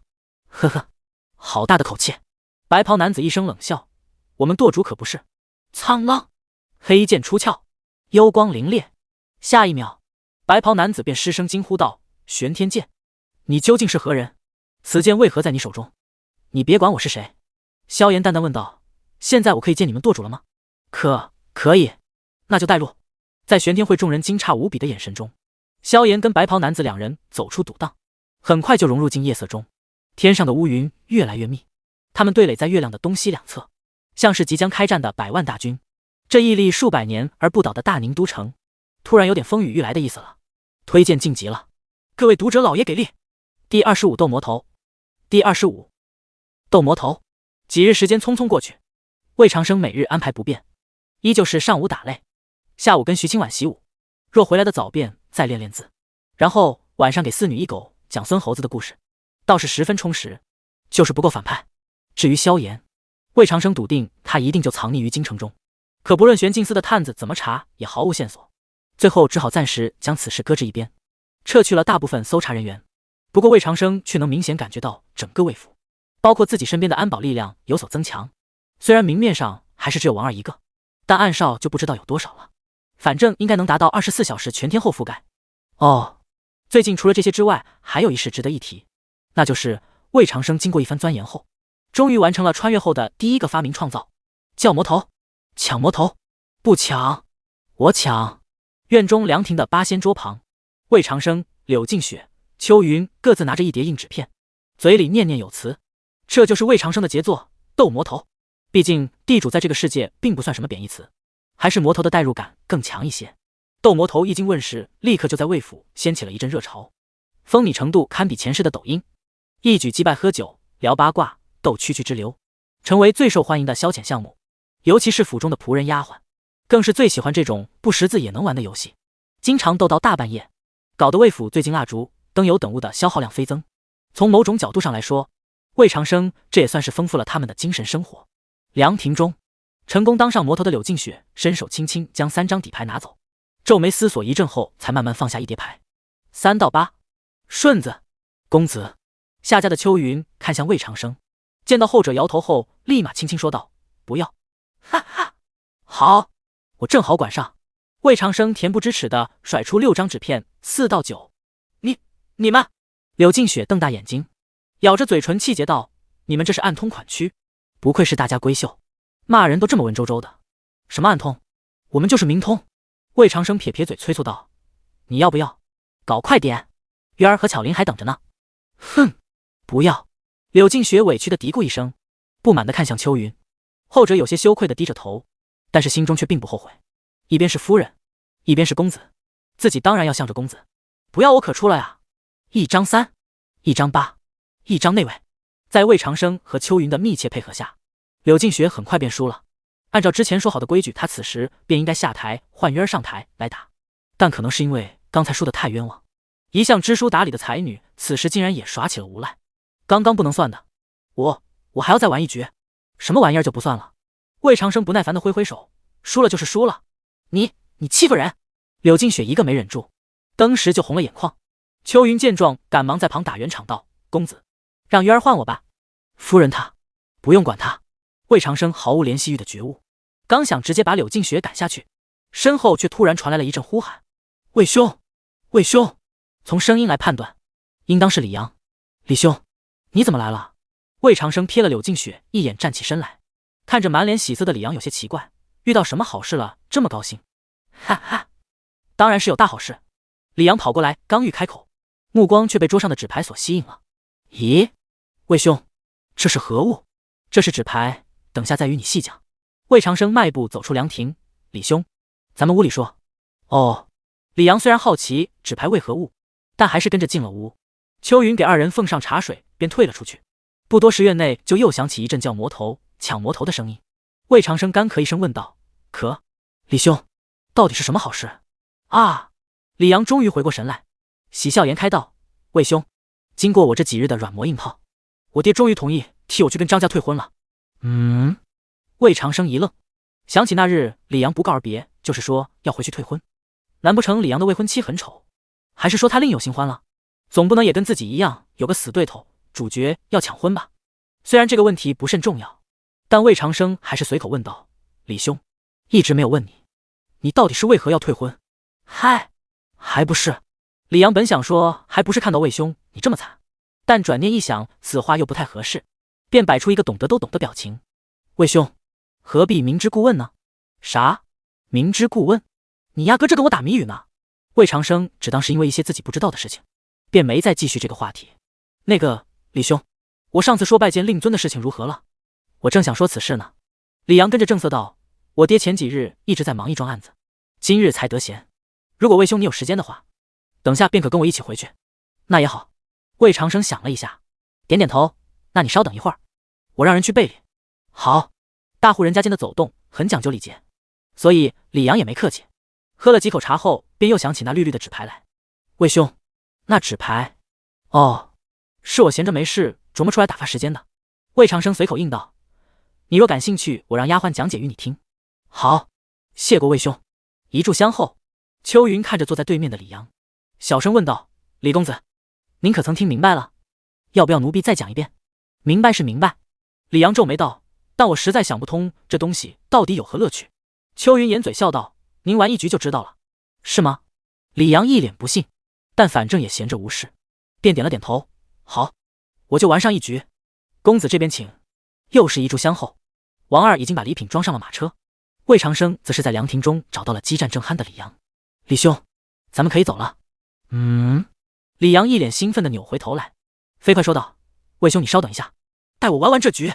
炸！3带1，哈哈哈哈！要不起吧？我可是只剩3张牌了。魏长生，第26我帮你升职。第26我帮你升职。李府从气派程度上来说，自然比不过魏府，甚至有点寒酸，不似一个3品官员的府邸。其实这也不难理解，毕竟李堪作为一名法律工作者，可能要更懂得低调才能长久的道理。老爷，魏公子已进正门了。管家模样的人进来禀报一声。李堪想了片刻，还是站起身走到院中。作为长辈，他其实并不用出屋来迎的，但毕竟魏长生身份特殊，传闻中性格又极为乖张，所以还是把姿态摆低一些更稳妥。伸手整理了下衣服，很快魏长生和李阳便出现在视野当中。这魏长生的相貌竟如此俊朗，气宇轩昂的样子也不似那种暴力凶恶之人啊，最起码比自己儿子强多了。心中胡乱想，李堪脸上却是露出笑容，快步迎了上去。哈哈，犬子屡次在家中提起魏公子，今日得见，果然是一表人才啊！李大人真是折杀我了。魏长生在李堪对面站定，很客气地拱了拱手，初次登门，听李兄说您平日里素爱喝茶，便带了些茶叶来，望李大人不要嫌弃。魏公子有心了。李堪余光瞥过王二手中拎着的匣子，笑容更甚。作为行家，他只一眼便看出了这些茶叶的档次。魏长生要是给钱，他还真不一定要。但是茶叶吗？看了管家一眼，后者立刻心神领会地接过木匣。魏公子，咱们屋里说话。好，李大人请。正堂内，魏长生和李堪分坐茶桌两侧，背后挂着一张出自名家之手的山水图。至于李阳，则是只能在下手位置陪坐。魏公子，令尊最近可好？李堪抿了口茶，笑道：我与魏大人上次见面还是在去年，现在想来竟已过去1年之久了，真是时光荏苒啊。李堪和魏贤志都不是朝官，平时并不上朝，所以确实很难有机会见面。要不是李阳和前主俩人臭味相投，估计两家压根就不会有什么交集。劳烦李大人挂念。魏长生含笑回答：家父一切都好，前几日还提起您，说您是当今难得一见的好官。哈哈，魏大人过誉了。李堪心里100个不信魏贤志会记得自己，但嘴上还是客套道：都是为了皇上和百姓操劳而已，李大人不必过谦。魏长生意味深长地摇了摇头，大理寺掌刑狱案件审理之事，责任本就重大，更何况谁都知道大人体弱多病，寺中大小事务实则都是您在打理，自然当得起好官2字。小子说句僭越的话，李大人您其实早就该再进一步的。堂屋内一时间有些安静，因为魏长生这番话正如他自己所言，的确太过僭越了。他嘴中的大人叫洪文，官职大理寺卿，也就是李堪的顶头上司。魏长生既然说李堪该再进一步，那意思大概率便是指取代洪文的位子。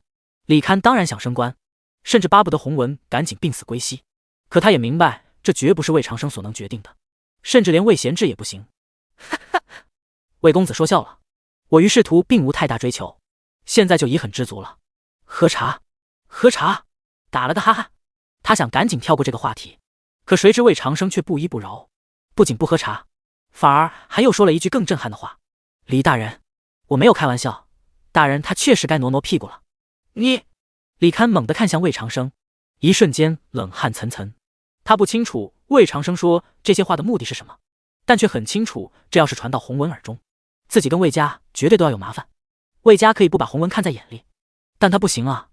再退一步讲，即便魏长生是真想帮自己，那手段无非也就是玄镜司最常用的暗杀那一套。这样容易路线不说，就算最后真的搞死了洪文，按照大宁律法，自己也是不可能顶上大理寺卿的空缺的。非军中之职，上官猝死者，下官不可补缺。魏家掌控玄镜司，魏长生不可能不知道这个，所以难不成是魏家要害自己？想到这，李堪也顾不上照顾魏长生的面子了，脸色顿时一沉。魏公子，我不明白你的意思，还望你说话前三思。如果你在这般胡言乱语，还请公子回去吧。一瞬间，屋中气氛猛然跌至冰点，茶香萦绕中，李堪和魏长生都没说话，反倒是李阳先愤愤不平地开口了：爹，你这是做什么？我觉得魏兄说的没错，洪文那个老不死的，闭嘴！你懂什么？李堪一声怒喝打断了儿子的话。李阳一愣，表情明显很不服气。而就在他刚准备辩驳两句之时，魏长生却突然轻声说道：李兄，你先出去吧。魏兄。李阳犹豫地看向魏长生，见后者点了点头，这才不情不愿地对着李堪一躬身，然后便拂袖而去。李大人。看着李阳将房门关好，魏长生收回视线，突然问了李堪一个八竿子打不着的问题：大宁律中的死罪有哪些？李堪是大理寺少卿，当然知道答案，但却实在想不明白魏长生问这个干什么。沉默半晌，他才强忍怒意地说了一串罪名：谋反、谋逆、谋叛、大不敬、不道、不义。魏长生耐心听完，然后自顾自又问：那能致死一个三品官员的罪名呢？死。李堪下意识地倒吸了一口凉气。虽然大宁律的第一页就写着天子犯法与庶民同罪，但实际上谋反、谋逆这一次罪名比之刚刚要足足少了7、8成。而李堪好似也知道魏长生要说什么了。李大人，不瞒你说，果不其然，他很快就从魏长生口中听到了这句话。这些罪名，大人他便犯了其中一条。李堪咽了咽口水，声音有些颤抖地问道：哪一条？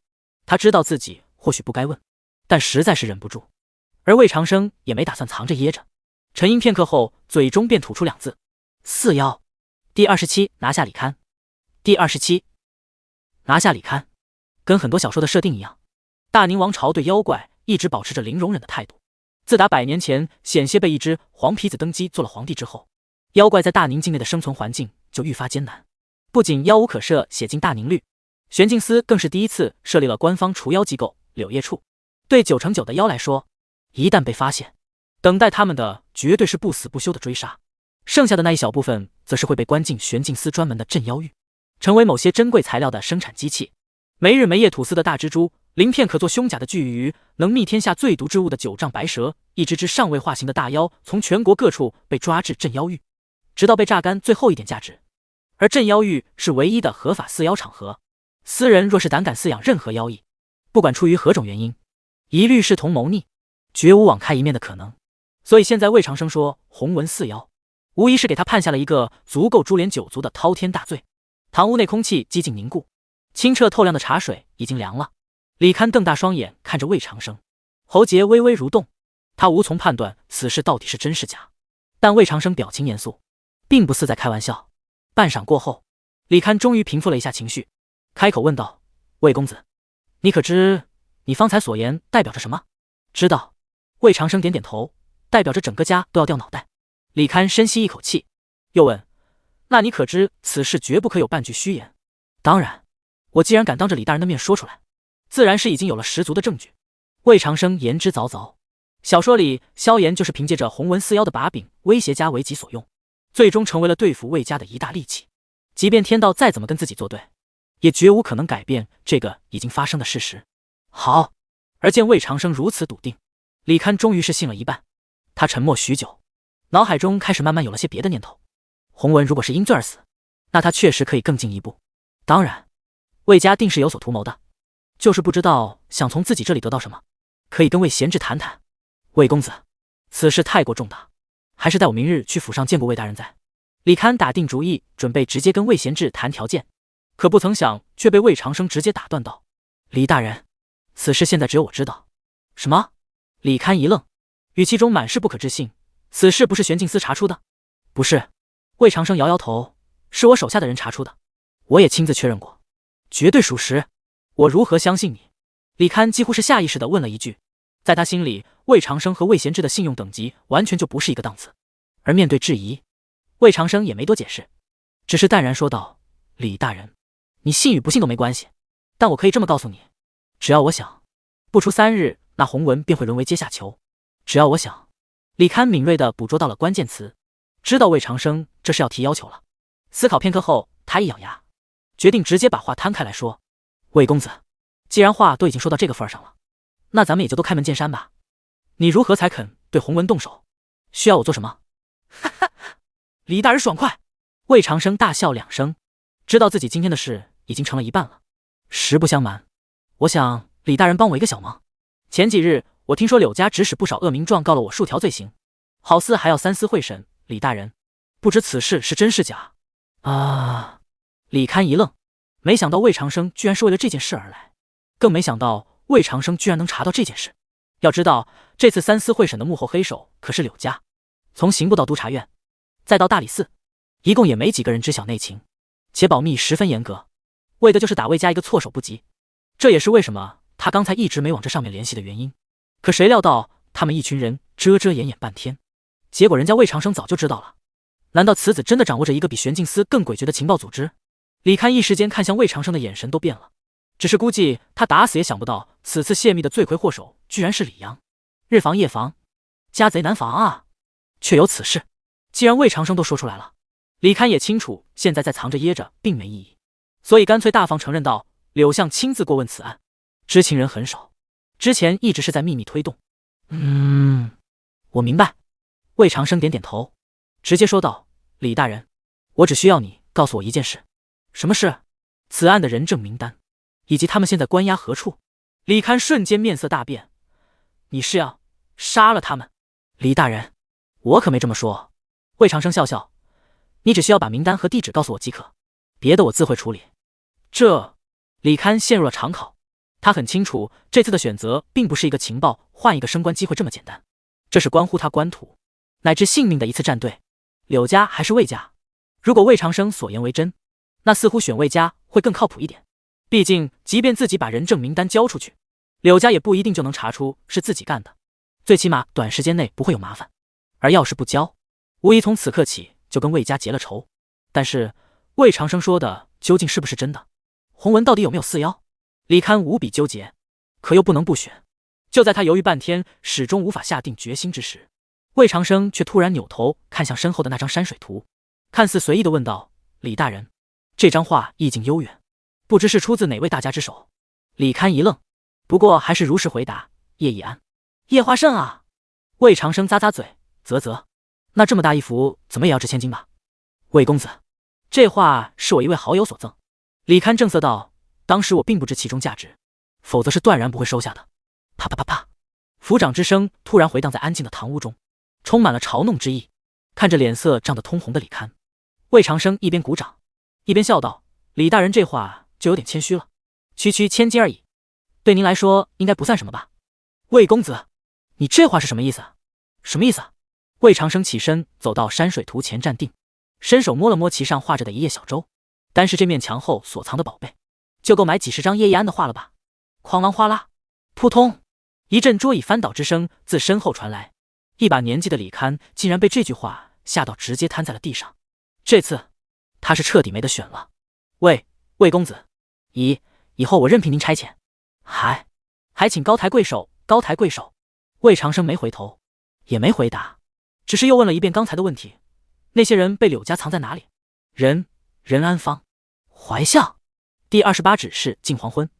第28指示近黄昏。黄昏时分，魏长生的马车驶离李府。与来时不同，这次李堪一路送到了大门，李阳对他爹的转变十分惊讶，更好奇他走后两人到底说了什么。不过李堪当然不会告诉他，只是看着自己的儿子重重叹了口气。为官者，越往上走就越危险。他本想处在夹缝中独善其身，可谁曾想到头来居然被一个小辈给拿捏了。时至如今多想无益，只能期盼着魏家这个出了名的混世魔王靠点谱，别把自己带到沟里。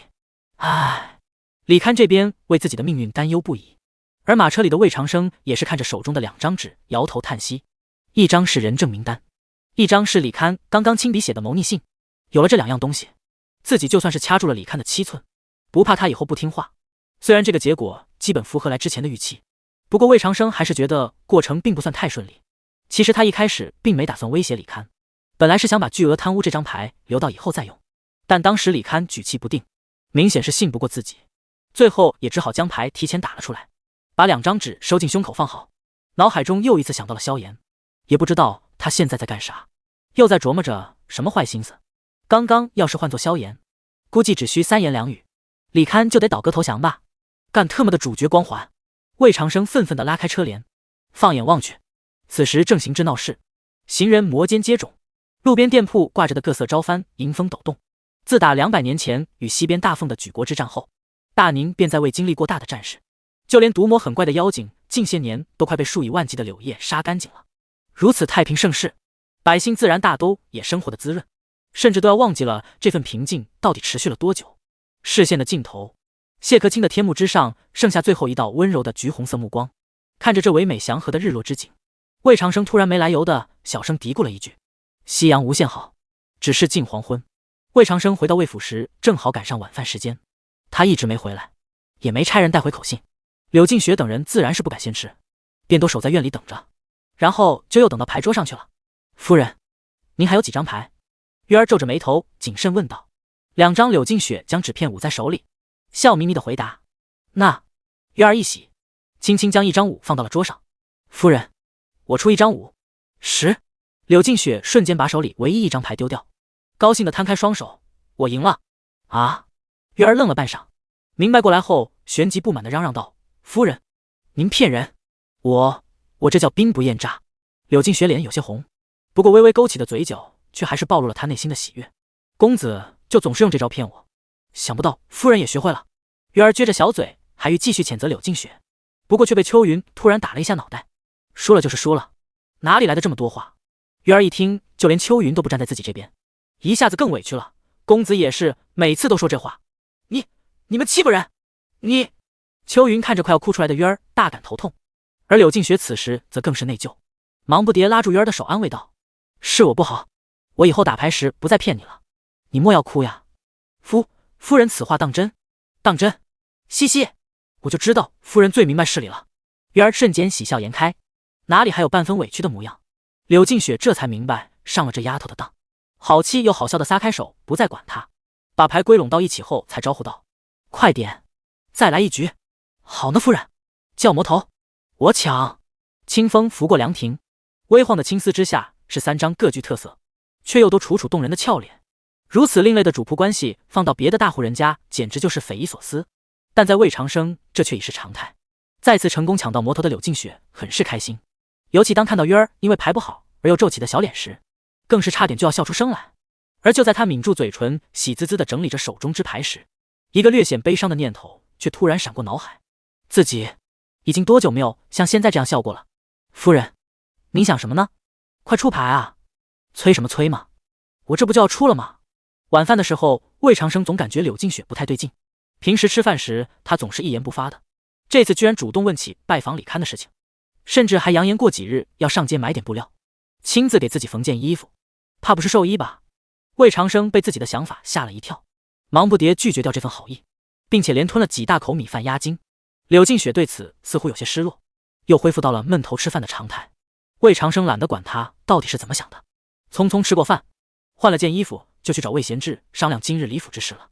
整个过程很顺利，魏贤志理所当然的很震撼，不过魏长生也没把所有的经过都和盘托出，只是选择性的讲了洪文四妖和三司会审的事情。至于李堪的那封谋逆信，则是始终没有拿出来。此举倒不是不信任魏贤志，而是魏长生觉得是时候要开始组建只效忠于自己的势力了。王二走在回去的路上，他突然问向提着灯笼的王二：“你来魏家多久了？”回公子。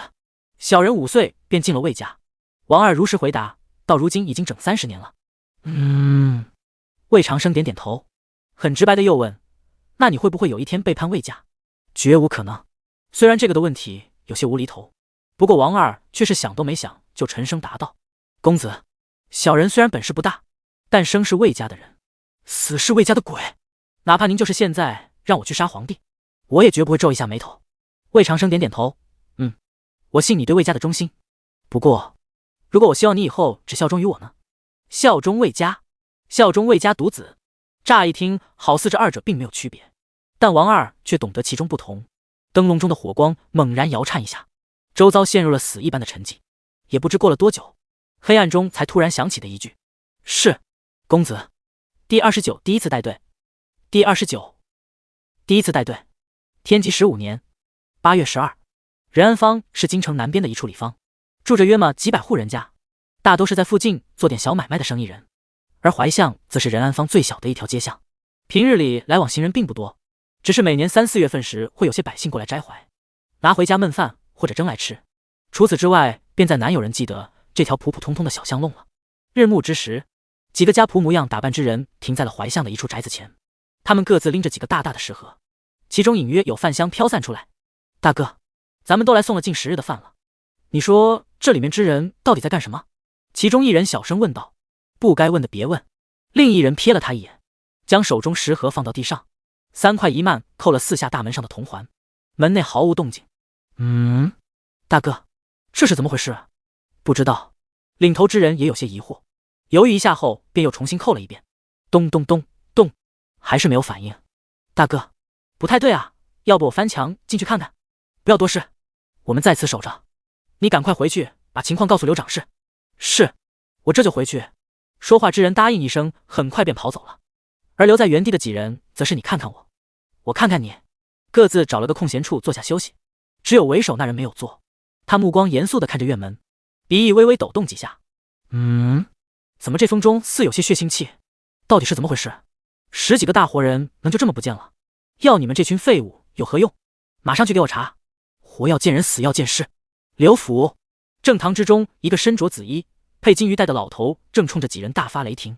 他正是柳家家主，当朝宰相柳元山。忙了一天，刚从宫中回来，连官服都没来得及脱，就听见如此坏消息。柳元山实在很难做到平心静气的讲话，身前几人都耷拉着头不敢吱声，唯独一个管家模样的老者走近一步，躬身轻轻说道：“老爷，莫要因为这种小事气坏了身子。依奴才之见，偌大的京城，恐怕只有玄镜司能让10几人如此悄无声息的消失，定是魏家不知从何处得知了消息，杀人灭口。”唉，柳元山叹了口气，情绪也稳定下来。身居相位这么多年，什么大风大浪他没见过，发火归发火，脑子却是一直清醒的很。我自然明白这是魏贤志的手笔，却不知到底是何人走漏的风声。老爷，这可以查，但估计难有结果。老者平静道：“此事除了柳家之人外，刑部与大理寺也有几人知情，咱们自己人好查。可他们，你是说告密者会出自刑部或大理寺？”奴才捉见。柳元山深吸一口气，既然如此，那便罢了吧。反正此次本来也伤不了魏家根本，既然已经这样了，再为此与两寺交恶并不值当。老爷远见。老者轻拍一下马屁，又提醒道：“大公子那边，将宗亮喊来，我亲自与他说。”柳元山摇了摇头，否则他怕是更咽不下这口气。是，老爷。对了，还有一事。何事？有位玄天会的好汉想见您，已经等了一下午了。玄天会？那群泼皮！柳元山不耐烦地摆摆手，想要拒绝，但是就在不见2字即将脱口而出时，一个有些莫名的念头却突然冒了出来。见一下吧，万一有什么重要的事呢？让他进来。就在柳元山和萧炎即将第一次历史性见面之时，玄镜司某间暗室中的气氛却是格外肃杀。整120个身着黑色虎蛟服的差役森然站立成6列，每一个人都是腰杆笔直，头戴斗笠，左掌虚浮于刀柄之上，要不是高矮胖瘦略有不同，完全就跟一个模子刻出来的一样。人群正前方，魏长生同样身着虎蛟服，脸色冷酷，身侧则站着一名留着长胡子的千户，暗室内竟倒针落可闻，似乎连呼吸声都没有。虽然很不科学，但魏长生确实感觉到了一股再明显不过的杀气，又或者说煞气更合适。他看着对面这黑压压一片斗笠，心中不禁感叹了一句：玄镜司牛批！1天不到的时间，120个7品境以上高手，外加一个5品境的千户。要知道，这股力量放到一些小郭县，甚至都足够造反了。而今夜却将完全听从自己的指挥。啧，果然是背靠大树好乘凉。公子，亥时已至。耳边突然响起一句提醒，魏长生立刻收敛心神，很严肃的轻轻点头：黄大人，出发吧。是。黄姓千户应了一声，旋即抬头看向众人，朗声命令道：自现在起，如有擅自离队者，立斩；徇私枉法者，立斩；阳奉阴违者，立斩。他一连说了数条禁令，而后大手一挥，仅仅午夕，刚才还满满登登的暗示，眨眼便只剩下了他和魏长生2人。魏公子，咱们要往哪去？您现在可以告诉我了。好。魏长生稍稍扭头，第一次说出了任务目标：大理寺卿。服。黄千户的眼神中瞬间闪过一丝不可置信之色，但很快便被强行压制下去。他深吸一口气，沉声答道：是。半炷香后，10几辆各式马车从玄镜司的各处小门驶出，在夜色中停在府附近，然后再分散前行至院墙四周。整个府静悄悄的，对这一切毫无察觉。公子，我们的人已经守住所有出口了。黄千户抬头看了看就在前方几丈处的朱红色大门，以及那块刻有府的大牌匾，终究还是咽了口唾沫。虽然到现在他都不知道家人到底犯了什么罪，但从这个架势上来看，恐怕绝不会简单。看着一脸淡定，甚至还有些兴奋的魏长生，他停顿了一下，才将一个竹筒递过来：公子，这是灵火，您只需扭转底部就能射出火光，千万注意别拿反了。魏长生，他此时很想问一句：我看起来像弱智吗？不过终究还是忍住了，只是瞥了黄千户一眼，然后便接过竹筒对向夜空。砰！巨大的环形火团猛然炸开在夜幕之上，旋即亮起的火把瞬间将府围在其中。短暂的沉默过后，嘈杂声开始自府内响起，翻入院中的差役也将大门彻底推开。你们是什么人？可知这里是府？几个门仆哆哆嗦嗦的跪在寒芒之下，充满恐惧的看向正迈步走来的魏长生。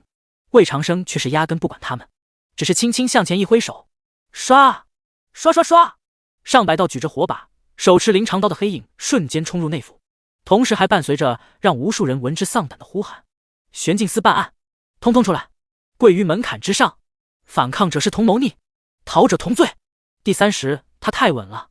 第30，他太稳了。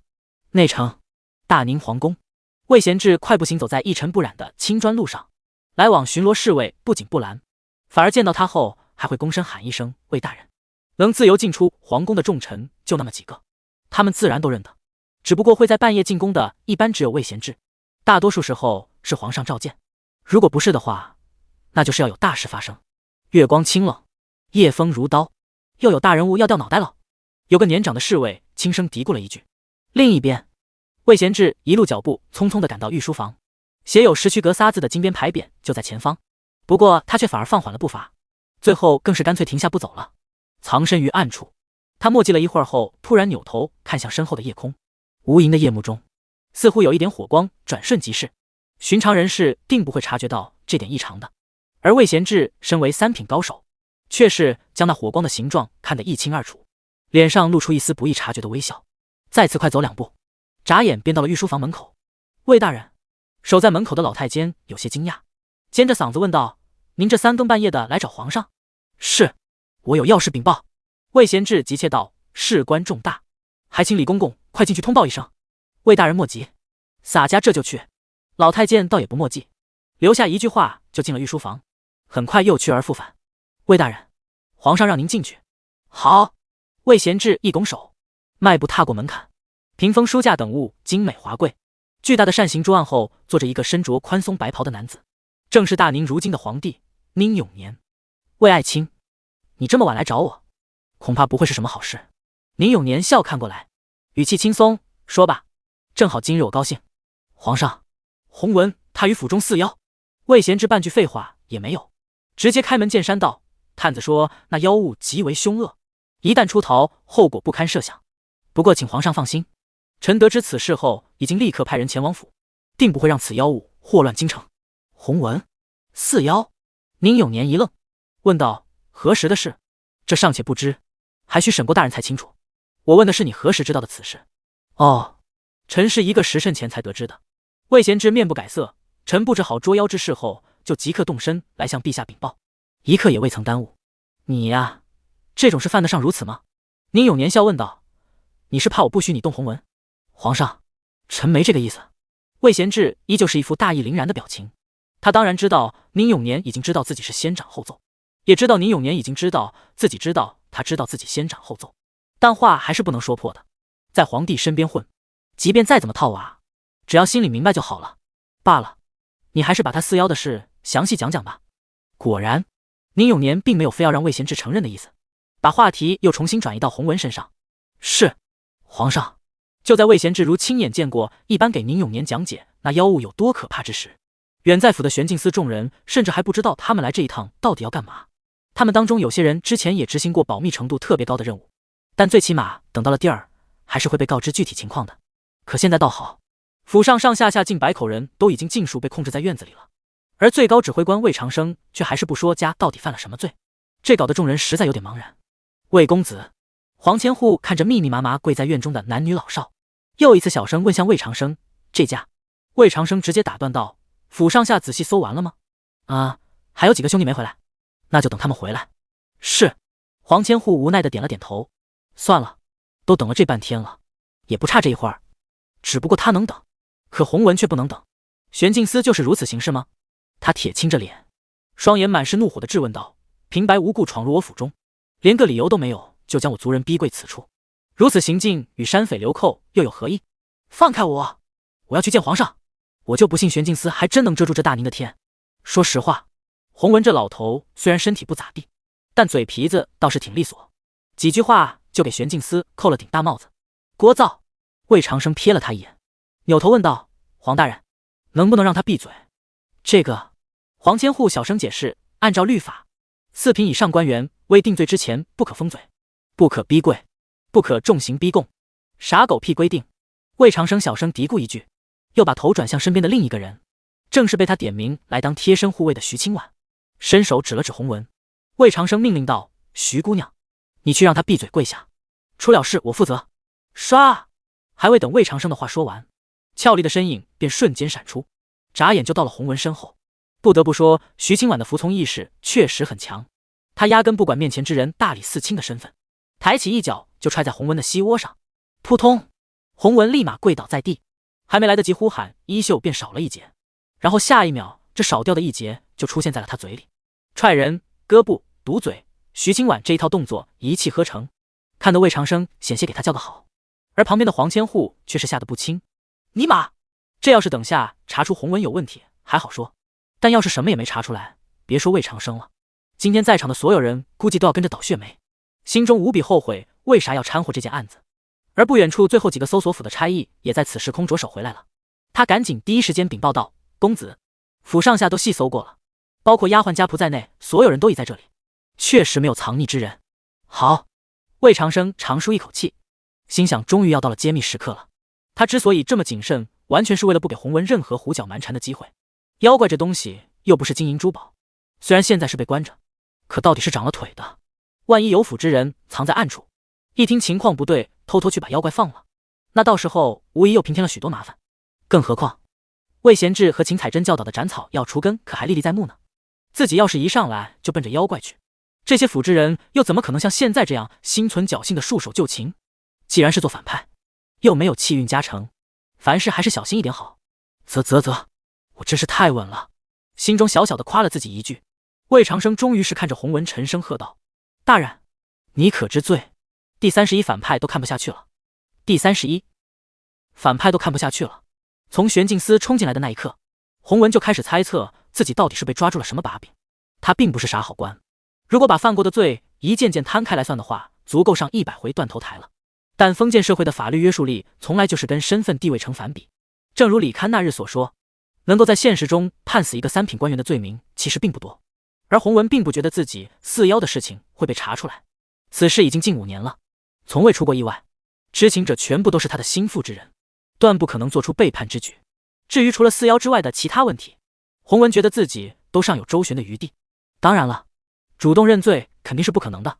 口中布条才刚被取出，他便瞪眼看向魏长生，仿佛受到了莫大屈辱般，颤声喝道：“卑鄙小子，你休要血口喷人！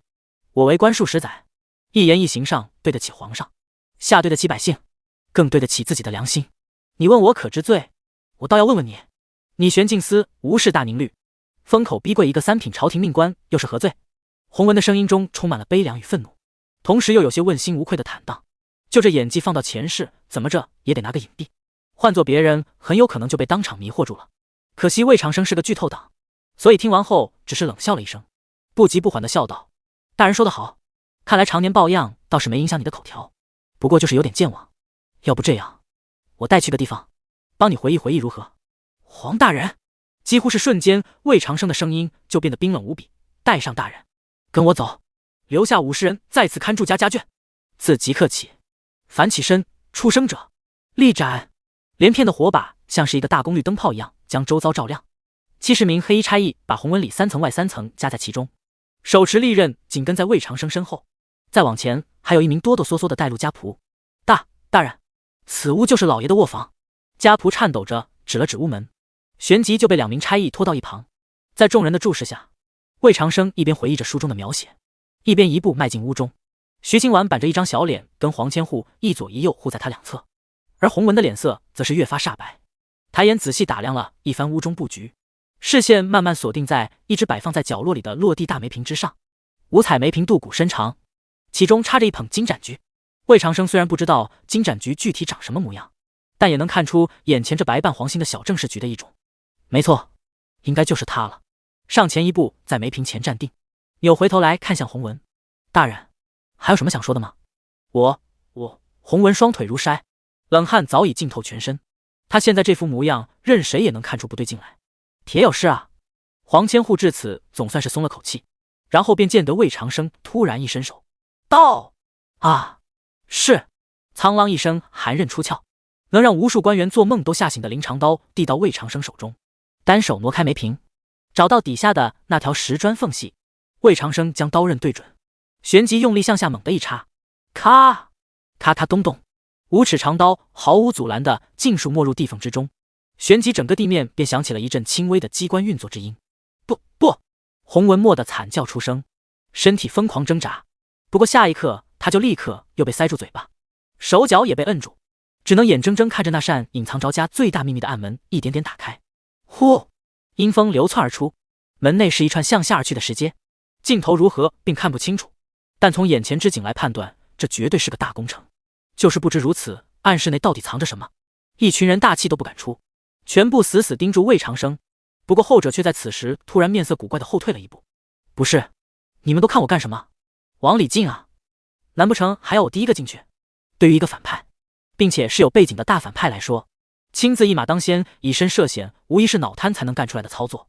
主角冲在前面是为了装逼，魏长生觉得自己还是老实待在后面比较保险。虽然书里没提，但万一这暗室之内藏着什么夺命机关呢？即便最后事实证明是他多虑了。一炷香过后，先前派下去的10名差役柳絮回来了，他们并未受伤，但脸色却都很不好看。魏大人，黄大人，为首差役铁青着脸禀报道：“台阶通往一个巨型石洞，大约方圆50丈，我等仔细检查过，一路并无机关暗数。”黄千户忙不迭问道：“石洞里有什么？”有一滩泥沼，其中是到底是什么？黄千户眉毛一皱，厉声道：“为何吞吞吐吐？是一只蛤蟆妖？”蛤蟆？是，可笑至极，真是可笑至极。黄千户此时是又惊又气，惊的是洪文竟然敢于家中饲妖，气的是玄镜司堂堂好男儿居然会被一只蛤蟆给吓住。乳臭未干的毛头小子，一只蛤蟆再怎么丑陋怪异，又能恐怖到哪里？自己办案这么多年，什么血腥残暴的场面没见过？哼，我跟魏大人下去看看。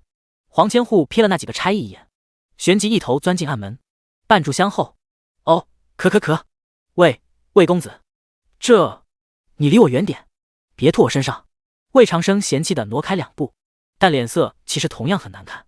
虽然他早已有心理准备，不过眼前景象却还是足够冲击任何一个人类的心理防线。只见偌大的泥沼中趴着一只足有2人高的巨型蛤蟆，身上布满着如同西瓜般大小的凸起之物，周身被数十条碗口粗的铁链死死拴住。他浑浊的眼球中满是恶毒之色，嘴角挂着半条人腿，身下布满了残肢断臂和森森白骨，甚至就连这一片的泥沼都全部变成了深红色。看来这种活人攻食的方式已经不知持续多久了。这尼玛我一个反派都看不下去了。瞥了一眼身后已经晕死过去的洪文，魏长生突然问向黄千户：“黄大人，你说我们要不要让大人近距离指认一下他养的妖物？”第32，你瞅啥？第32，你瞅啥？指认妖物？整个石洞里就只有一只蛤蟆，压根没什么好指认的。所以魏长生此言的意思，无非就是要将洪文送入妖口。也不怪魏长生会有这样一个冲动的想法，其中道理就跟前世战争中禁用化学武器一样，真刀真枪杀人可以，但要是反人类，那实在就太过分了。很明显，不少人此刻的想法都跟他一样，所以这句话一出口，立马就得到了周围很多差异的响应。不过黄千户还算冷静，想了一下后才正色劝道：“魏公子，洪文他以人似妖，定会被处以剐千刀之类的极刑，丧命妖口反而是便宜了他。况且如果他现在死了，难免会落人口实，日后恐遭小人利用。所以您看。”黄千户此时多少有点紧张，他其实也很想立刻手刃了洪文，但更清楚这么做除了一时痛快外，只会带来更多的麻烦，就是不知道魏长生会不会听自己的。石洞里突然有些安静，就连那只被锁住的蛤蟆妖也像是能听懂人言一样，一对眼珠死死盯着魏长生。沉默半晌，魏长生终于是摇了摇头：“既然如此，那就算了吧。公子明智。”黄千户松了口气，不过其他人却都感觉有些憋屈。然而就在此时，两声金戈摩擦之音与一声怒吼却突然响彻石洞。赠嗖！你看你妈的看呢！刚刚的平静瞬间消失不见。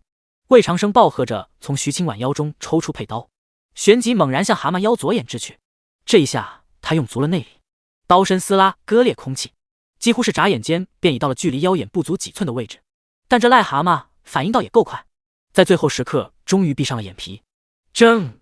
似是撞击在一块盾牌之上，锋利的刀尖并未能刺入眼皮，刀身停顿片刻后便失去力道，呈现出掉落之势。没办法，这蛤蟆妖50年道行，如若不是有锁链捆绑，战斗力几乎等同于5品高手。虽然眼皮应该算是他最脆弱的一部分皮肤，但也不是魏长生这一刀就能破防的。紧闭双眼的蛤蟆，周围散落的无数残肢尸骨，摇摇欲坠的柳叶长刀。唉，也不知道是谁叹了口气，似乎在为魏长生这次偷袭失败感到惋惜。不过就在下一刻，众人却看到一道黑影不知何时已经高高跃起到了蛤蟆脑袋的位置。操！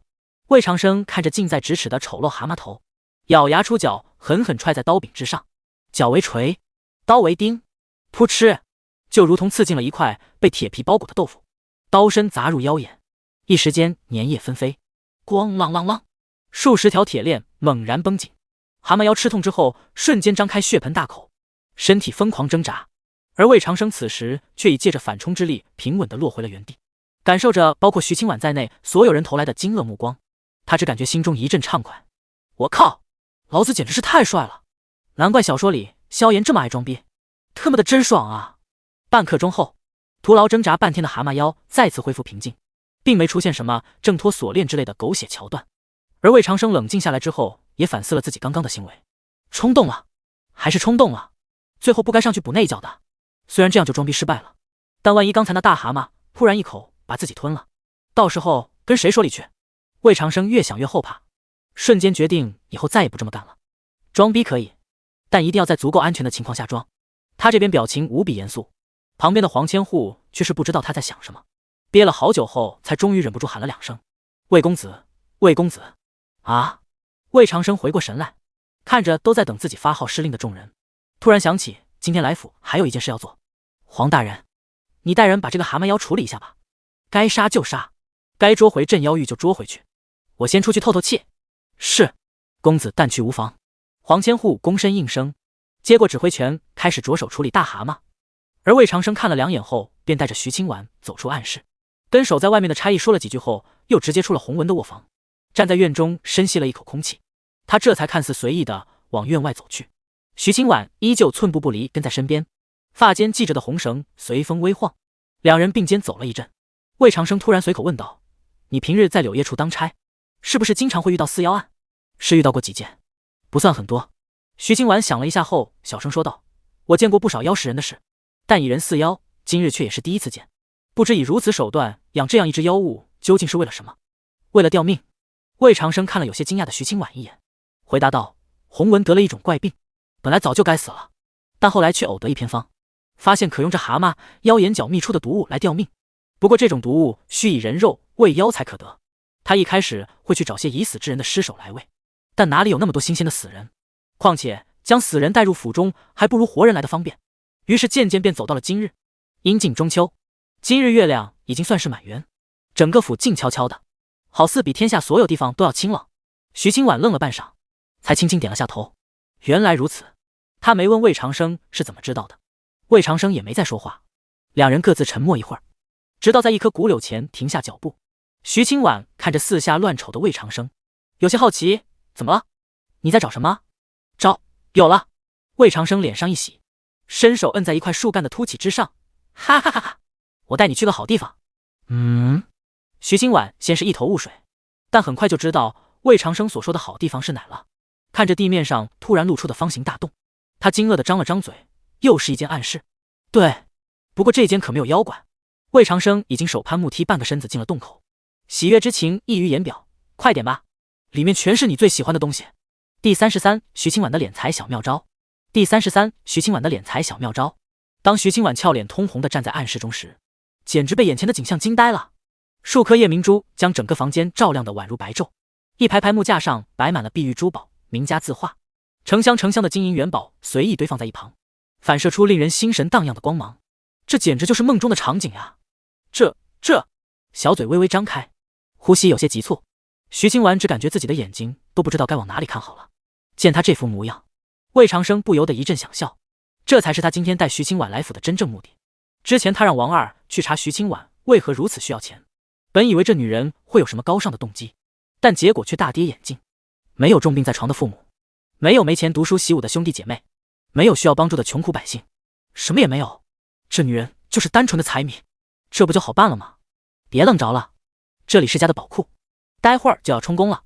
魏长生催促道：看中什么赶紧拿，反正都是洪文敛来的不义之财，过了这个村可就没这个店了。徐清婉还傻乎乎地站在原地，魏长生却已不再管他，把话说完就直奔暗室的最深处。寻常的金银珠宝他看不太上，但有件东西却势在必得。拨开一堆乱七八糟的珍贵药材，某个檀木架上单独悬挂之物终于映入眼帘。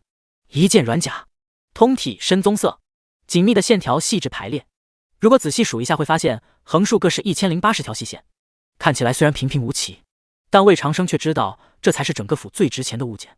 主材料取自一只90年的穿山甲妖，将其鳞片磨成粉，混合上玄铁和黑晶石，融成液体后再经千锤百炼，最终才得到这2160条细丝。哪怕是个寻常人穿上，4品以下都无法破防。萧炎前期就是靠着这玩意儿保命的。虽然魏长生并不觉得萧炎少了这软甲就会真的被别人杀掉，但最起码对自己来说可是个大宝贝啊。有了它，人身安全就有了保障；有了它，自己行事就可以更加嚣张；有了它，妈妈再也不用担心我的串台了。魏长生越想越美，干脆当场宽衣解带，直接把软甲贴身穿好。不错，合身。重新穿好虎胶服，美滋滋拍了拍胸口，又有些遗憾的把目光投向周围。可惜了，其他的也都是值钱的好宝贝，但大都不适合随身携带。而像银票这种需要在钱庄过手的东西，这里自然是没有的，毕竟太容易留下痕迹。跟前世贪官为什么只藏现金，不藏存折和银行卡一个道理。魏长生并没做下次再来拿的打算，此处肯定瞒不了多久，只要玄镜司回去审一审家之人，估计就能找到。算了，做人不能太贪心，反正目的已经达到了。随便抓了几件做工无比精美的珠宝首饰塞进怀里，这才想起来还有个徐清婉。转了一圈后，魏长生终于在入口处找到了这个女人。不是，你在这干嘛呢？东西已经拿够了。啊，徐清婉攥着衣角小声回答，我没拿。没拿？魏长生一愣，为什么不拿？这里的东西随便一件就够你1年俸禄了。可这是偷。一向冷冰冰的徐清婉难得会露出如此挣扎的表情，足以证明她是真的很纠结。不过目前看来还是道德底线占了上风，那就算了。看了他一会儿，魏长生终究没再劝，走吧，再不回去别人该起疑了。哦，徐清婉应了一声，不过脚下却没挪步。他看着不远处的一箱金元宝，突然怯怯地问道：“你要不要再拿一个？不，2个金元宝？”魏长生一脸问号地扭回头来：“不是，这女人自己不愿意偷，结果却让我多偷点。我已经拿了不少了，没地儿装了。”他表情古怪地回答一句，但徐清婉却是不依不饶，一双美目直直看过来，波光潋滟的眸子好似在说：“你不拿我就不走。”魏长生一阵无语，犹豫一下后，只好走过去摸起2个半长大的金元宝，统一规格，1个20两，2个就是40两，按照大宁金银间1.10分的兑换比例，值400两白银。行了，这下可以走了吧？魏长生把金元宝在徐清婉面前晃了晃，准备转身去爬木梯，可很快就又一次被叫住了。等一下！徐清婉轻喊一声，很不好意思的伸出一只小手，把元宝给我。啥？魏长生瞬间目瞪口呆，这是什么操作？我凭什么给你？你想要自己去拿就是了。我说过我不偷东西。那你这是干嘛？不想偷，所以直接从我这抢。我不是抢。徐清婉红着脸不太敢去看魏长生，只是轻轻指了指自己腰间的刀鞘，牛皮刀鞘空空如也，因为其中的柳叶刀刚刚被魏长生拿去戳蛤蟆了。你把我的刀丢了，这是你要赔给我的刀钱？魏长生，好家伙，这波洗钱操作，我服！魏服！此时，吱呀，房门轻轻打开，正守在堂厅等魏长生回来的秋云和渊儿立刻站起身来。夫人，这么晚了，您怎么还没睡啊？柳静雪摇了摇头，轻声问道：“相公还未回来吗？”嘻嘻，原来夫人是在担心公子呀。渊儿抿着嘴笑道：“您放心好了，您嫁过来之前，公子每日都回来得很晚，1个月里怎么也要有10天夜不归宿哩。”啊，那他每晚都是去做什么啊？当然是去勾栏瓦肆。秋云的咳嗽声来得有些晚，等鱼儿反应过来自己失言时，柳静雪已经变了脸，羞愤与难过涌上心头，她一时间也不知道该说什么好，便只好轻声啐道：“呸！登徒子！”秋云和鱼儿俩人互相看了看，都没作声。柳静雪可以骂魏长生，但他们是无论如何也骂不得的，更何况他们本来也不觉得公子有做错什么。话说，男人喜欢去那种地方不是很正常吗？从今天开始会尽量每日3更，但要是只有2更，大家也别怪。第34分赃3更，第34分赃3更。魏长生回来时已经是子时末了，柳静雪早就回了自己屋中，也不知道睡没睡。反正秋云和渊儿是一直熬到现在，他们之前就是这样，每天都会等到丑时的梆声响起，如果那时魏长生还不回来，才会去睡觉。公子，你今日不是去的平昌坊啊？看着魏长生身上的虎蛟服，二女有些讶异。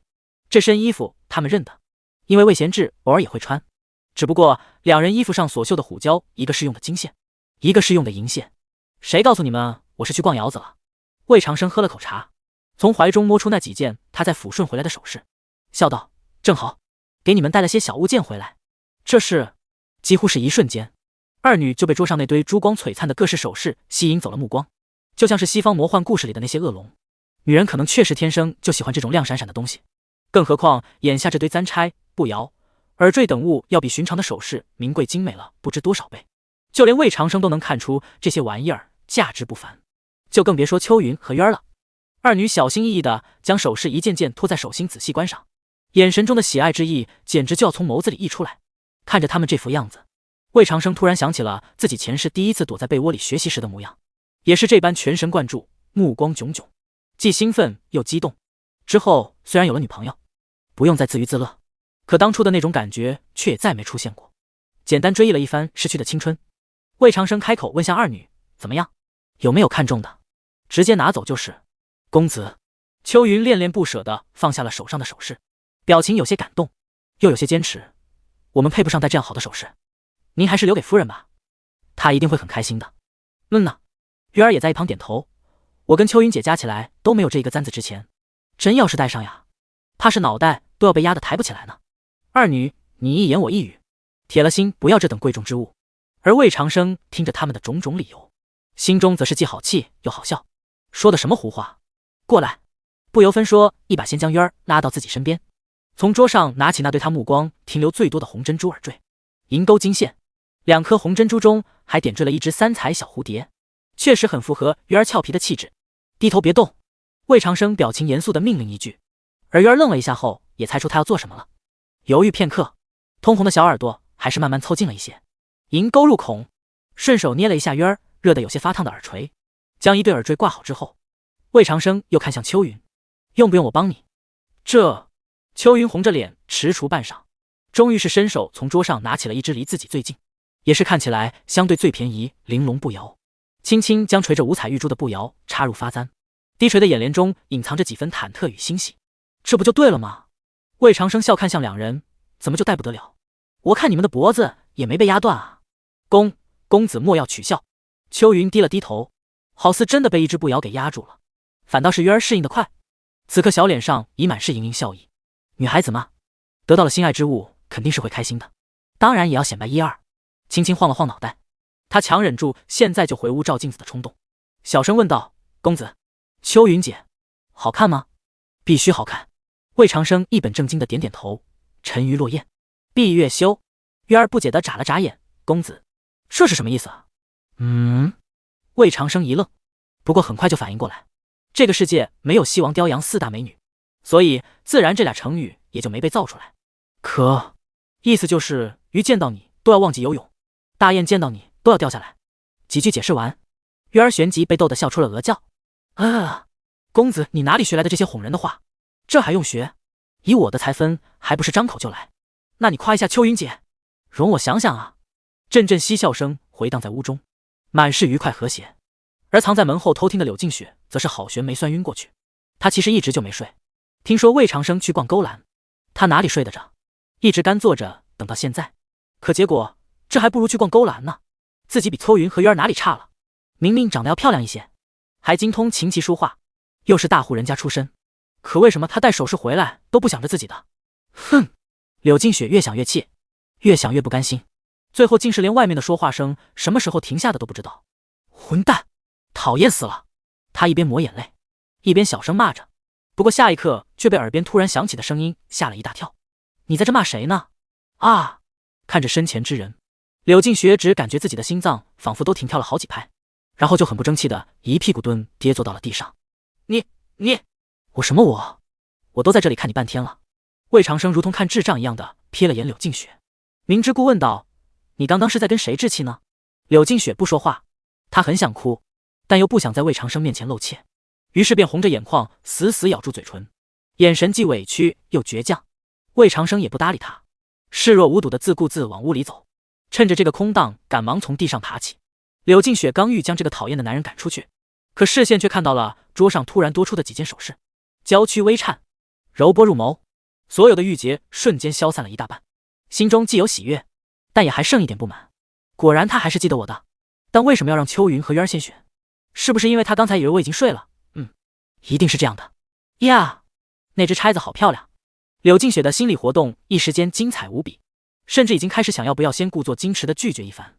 然后他便听得魏长生淡定说道：我明日不在家，你将这些东西带我送给巧玲。全部吗？对啊。不再给别人了吗？给别人？对，多亏你提醒。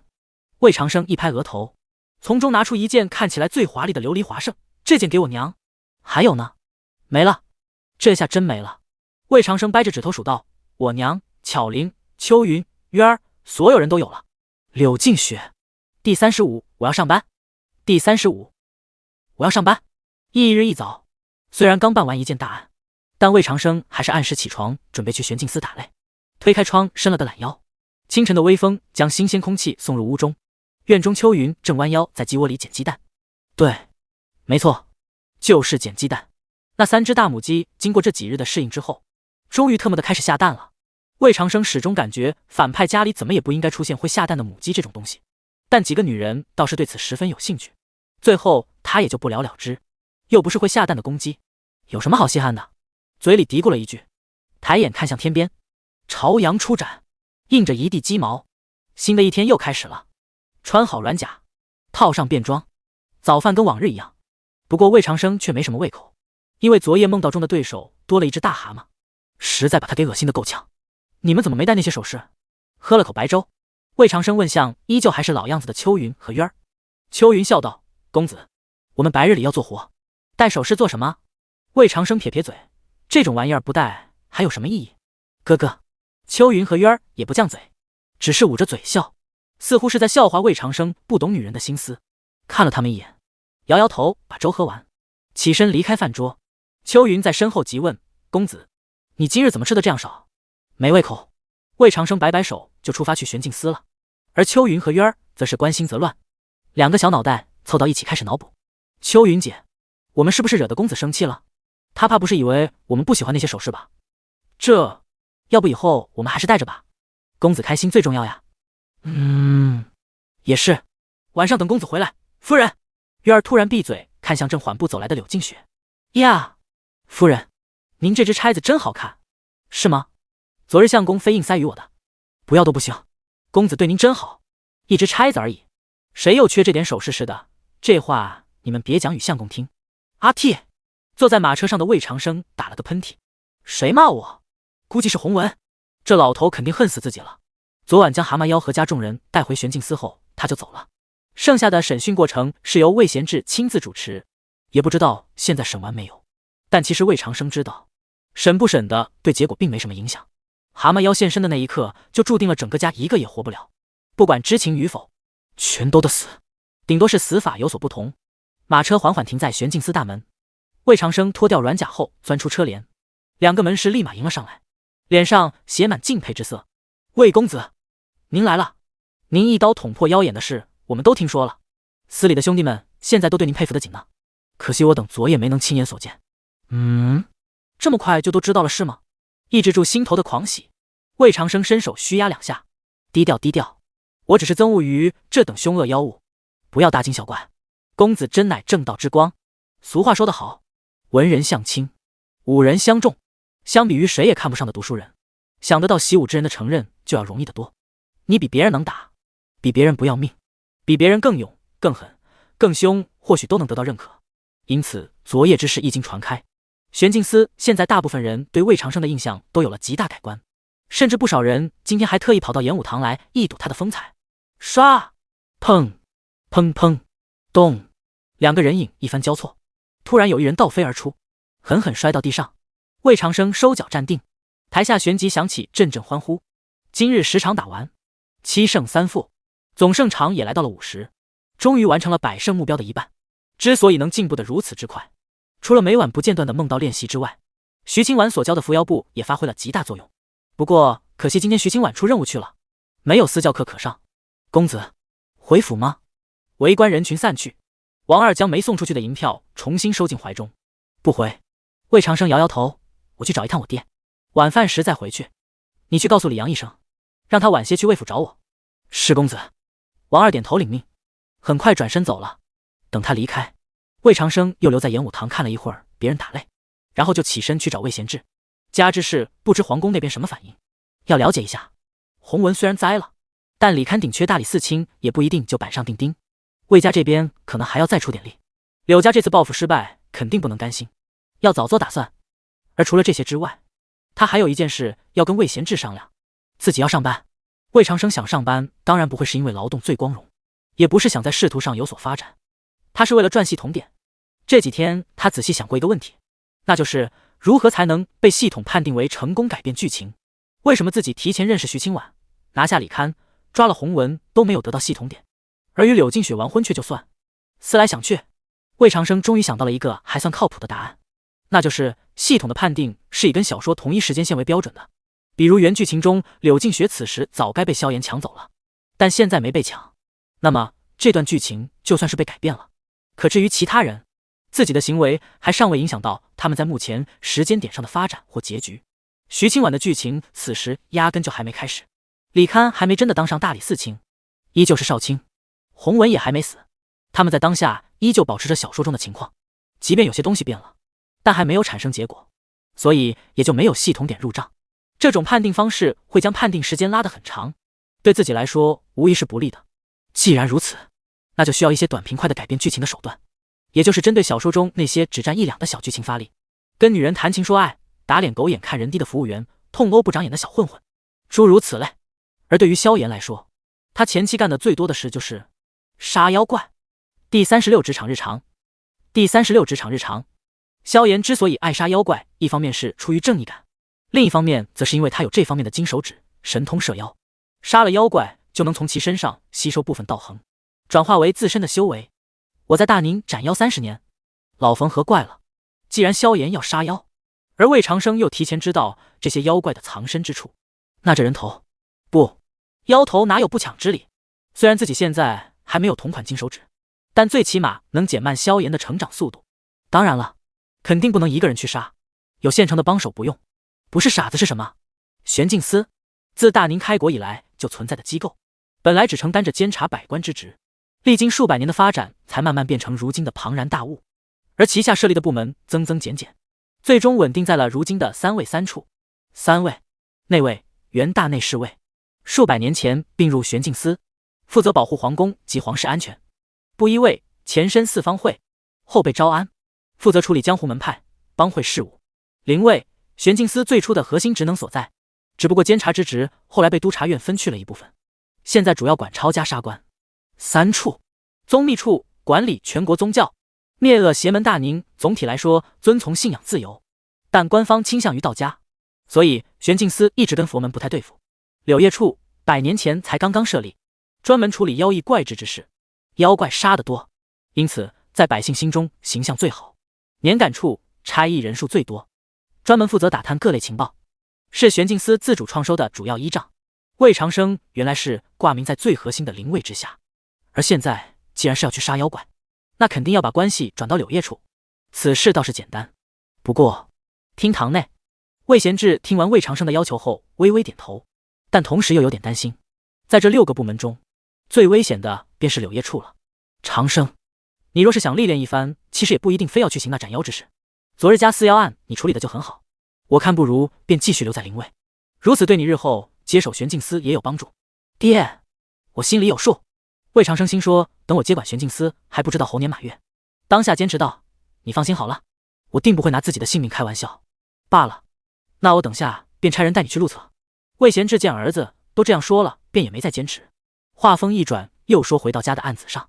昨夜审了一宿，洪文该招的都招了，人现在已经押解刑部天牢，估计中秋过后便会当众处以极刑。关于此事是如何查出的，我已经安排妥当，你不用担心。但皇上那边却疑起了疑。皇上是怎么说的？魏长生好奇问道。唉，魏贤志叹了口气，皇上先说玄镜司此次立了大功，然后又补了一句，什么？他日若你魏家犯法，朕当奈何？魏长生哑然半晌，然后呢？然后皇上便大笑2声，说是戏言，让我不要记挂心上。魏贤志摇摇头，然后突然反应过来，自己好像说的有些多了。这些事儿子听了又有何用？脸上露出一阵苦笑。不过当他看到眉头紧锁的魏长生时，一个莫名其妙的念头却又涌上心头，保不准还真有用呢。半个时辰后，在柳叶处一个叫周成的差役陪同之下，魏长生将自己的0卫黑令牌交还给内务处，换了一块银色的柳叶撞妖牌，外加一柄柳叶刀。柳叶处的差役分3级，金叶、银叶、铜叶。魏长生因为保留了总期的官职，所以一来就是银叶，跟徐清婉一样。不过银叶对他来说只是起步，但对徐清婉来说却是终点。按大宁律，女子为官最高7品，而玄镜司总旗便已是7品。想到徐清婉，魏长生突然记起一事，扭头问向身边的周成：周兄，这柳叶刀如果我不慎遗失了，该如何是好？这事简单。周成同样是个银叶，人很热情，如果是出勤时遗失，只需报备一下即可再领一把新的，但要是自己私下里不小心丢了，那就要赔点银子才行。多少银子？2两。魏兄，你怎么了？没怎么。一路说着话，两人很快便走到了柳叶处的大本营。玄镜司内单独一处院子，外加3、4座小楼，只不过此时里外人不多，显得稀稀落落的。此刻大部分人都在外面出勤呢。周成解释道，咱们负责的范围是京城和周边5个郭县，平日如果有妖情便需出勤，除非遇到大妖，否则一般都是2、3人一队，在远些的地方便不归咱们管了，各州府的玄镜司分舵自会处理。对了，平时上职时并不一定非得待在这里，但一定要时刻注意妖牌。咱们这牌子乃子母玉所制，灼烧母玉，子玉也会发烫，只要妖牌变热，就说明有任务分派，需在1刻钟内赶回衙门。周成仔细给魏长生讲解了一些注意事项，然后又带他去见了柳叶处的头头孔长贵。虽然名字很俗，但这位孔大人却是实打实的4品巅峰高手，就是发型有点特殊，居然是个光头。单独的厅堂内，孔长贵首先表态自己会一视同仁地对待所有下属，然后又热情邀请魏长生下至后一起去教坊司逛一逛。魏长生其实挺想去的，但想到今晚还有事要做，最后只好忍痛拒绝，并保证下次一定。从孔长贵那离开，他在院中四下转了一圈，又在暗宗阁里看了半天大宁妖怪图录，直到代表着夏至的钟声响起，腰牌也始终没有变热。透过窗户看着行色匆匆于院中来往的同僚，再看看自己身前的一杯香茗和手中图册，难道这就是官二代的职场日常吗？各位读者老爷，今天我跟女神吵架了，她说我写的小说没人看，我说有人看，她说不可能，我说我都开始3更了，一定有人，她说我就是100更也没人看。我很生气，把准备送给她的香飘飘奶茶摔到了地上，结果溅了自己一身。我知道这是爱情破碎的样子，我现在很难过，只想趁着女神拉黑我之前做一件事情。你们能投推荐票，好让我截图发给她打她的脸吗？大哭，求求了。第37不能给相公丢人，3更。第37不能给相公丢人，3更。既然已经到了下班时间，那就撤吧。魏长生并没有加班的觉悟，再说即便加班也无事可做。他原本计划是先跟着别人去做1-2个任务，然后再慢慢借柳叶杵之手去杀那些本该死在萧炎剑下的妖怪。可现在看来，自己第一次出勤还不知道要等到啥时候呢。算了，顺其自然吧。坐着马车回到魏府，吃过晚饭后，李阳便准时来了，并且一来就开始张罗牌局。好不容易把他劝进书房，魏长生又看着正准备回屋的柳静雪，突然说道：“你也来啊？”柳静雪扭回头来，四下张望一番，似乎是在寻找那压根不存在的第三人。这女人之前不是挺聪明的吗？怎么最近越来越憨批了？魏长生翻了个白眼，再次开口：“别找了，说的就是你。”喔。柳静雪脸一红，这才快走2步，跟着也进了书房。魏长生回身去关门，而李阳见柳静雪进来，便顺嘴问了句好。小嫂子，他拿魏长生当大哥，再加上柳静雪年龄比他小，身份又是妾，这声小嫂子喊得没问题。不过柳静雪的脸却是一下子红得更厉害了。李公子。二人对视一眼都不再说话。李阳，这柳静雪漂亮是漂亮，但居然是个结巴，给大哥做妾勉勉强强吧。柳静雪居然被人叫做嫂子了，哎呀，该怎么办才好？李兄，你杵着干嘛呢？坐呀。刚走过来的魏长生看着两人，有点莫名其妙。好。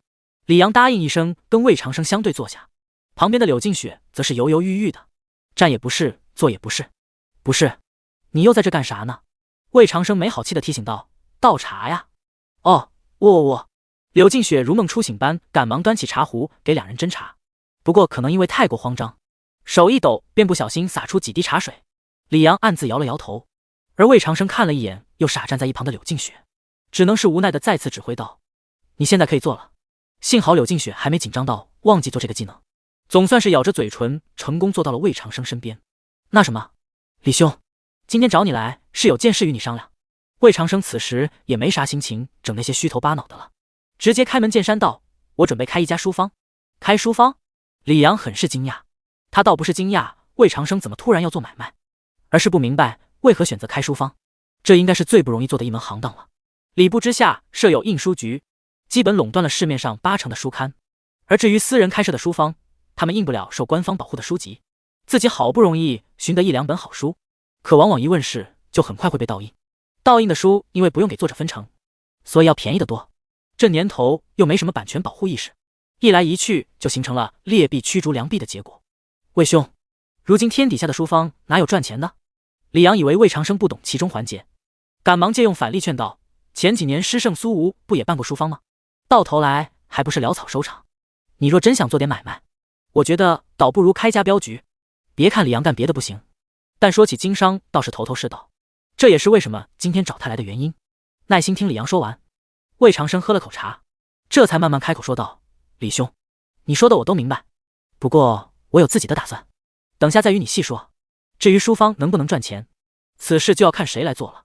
有些人或许就能做成呢，比如说李兄你。”我？李阳一愣。没错。魏长生点点头。你爹是大理寺卿。魏兄，我爹是大理寺少卿。李阳提醒。可很快勺子就没了。魏长生察觉失言，干咳一声糊弄过去。在李阳不解的目光中继续说道：“就算你爹现在还是少卿，但已足够震慑大部分盗印书贩了。再加上玄镜司出手杀上几个不长眼的，你觉得还会有人敢盗印我们的书吗？”这李阳并不笨，很快就明白了魏长生的意思。魏兄，你是想让我带你来开这家书坊？可你直接出面岂不是更好？玄镜司可比大理寺唬人多了。魏长生摇摇头，买书的大都是些自视清高的读书人，而我的名声……原来如此。李阳秒懂，不过却还有一个疑问，可是即便没人敢盗印我们的书，那也得手头有卖得出去的书才行啊。此事你不用管，你只负责印书卖书即可。魏长生看了一眼自始至终就没说上一句话的柳静雪，笑道：“至于书从何来，雪儿会帮你的。”啊！柳静雪听见自己被突然 Q 到，又是一愣，但也知道魏长生指的是那本《西游记》，平稳了下呼吸，他打定主意不能再给魏长生丢人了。李公子，相公说的没错，此事却可包在我身上，你放心就好。是吗？小嫂子怎么又不结巴了？李阳有点奇怪，倒也没多想，思考一番后便点了点头。魏兄，既然如此，那开书坊之事可行？好。魏长生满意的一拍掌，然后就跟李阳以茶代酒，将杯中茶水一饮而尽。一旁的柳静雪虽然没跟二人碰杯，却也有些开心的跟着举起茶盏，只是还没等他喝呢，便听见魏长生卸磨杀驴道：“行了，这里没你的事了，你可以走了。哦对，去把王二喊来。”柳静雪，茶终究是没喝成，柳静雪气鼓鼓的走了。不过好歹没把魏长生嘱咐的事忘记，不多时便唤了王二进来。公子，李公子，坐吧。魏长生指指空位，待王二坐下后，这才看向一脸疑惑的李阳：“李兄，我现在与你说实话，其实开书坊赚不赚钱对我来说并不重要，又或者说只是一个幌子。我真正想做的是另外一件事情。你若还愿意帮我就留下，如若不愿也没关系，我绝不怪你。但我要提前与你讲清楚，此事可能会掉脑袋。谢谢各位读者老爷投票，截图已发，女神尚未回复，待我明日再汇报战况。第38今夜目标明确。第38今夜目标明确。关于该如何建立属于自己的势力这件事，魏长生已经琢磨了几天了。他之前本来没想如此操之过急，计划是先把书坊弄起来，然后再以书坊做掩护，建立一个帮会性质的地下暴力组织。但白天魏贤志的那一番话又让他觉得此事不宜拖太久，于是干脆决定二者同时进行。书坊在明，帮会在暗，一个李阳出面，一个王二出面。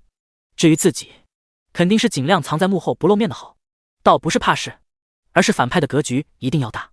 魏兄，虽然我尚不知你要做什么，但既然你问我了，那我肯定会帮你。李阳的答案在意料之中，深深看了一眼面前正襟危坐的两人，魏长生终于开口说道：“我计划建立一个完全效忠于我的秘密帮会，而书坊便是摆在明处的面子。我虽背靠魏家，但很多事并不便借玄镜司之手去做，所以必须要掌握这样一支属于自己的力量。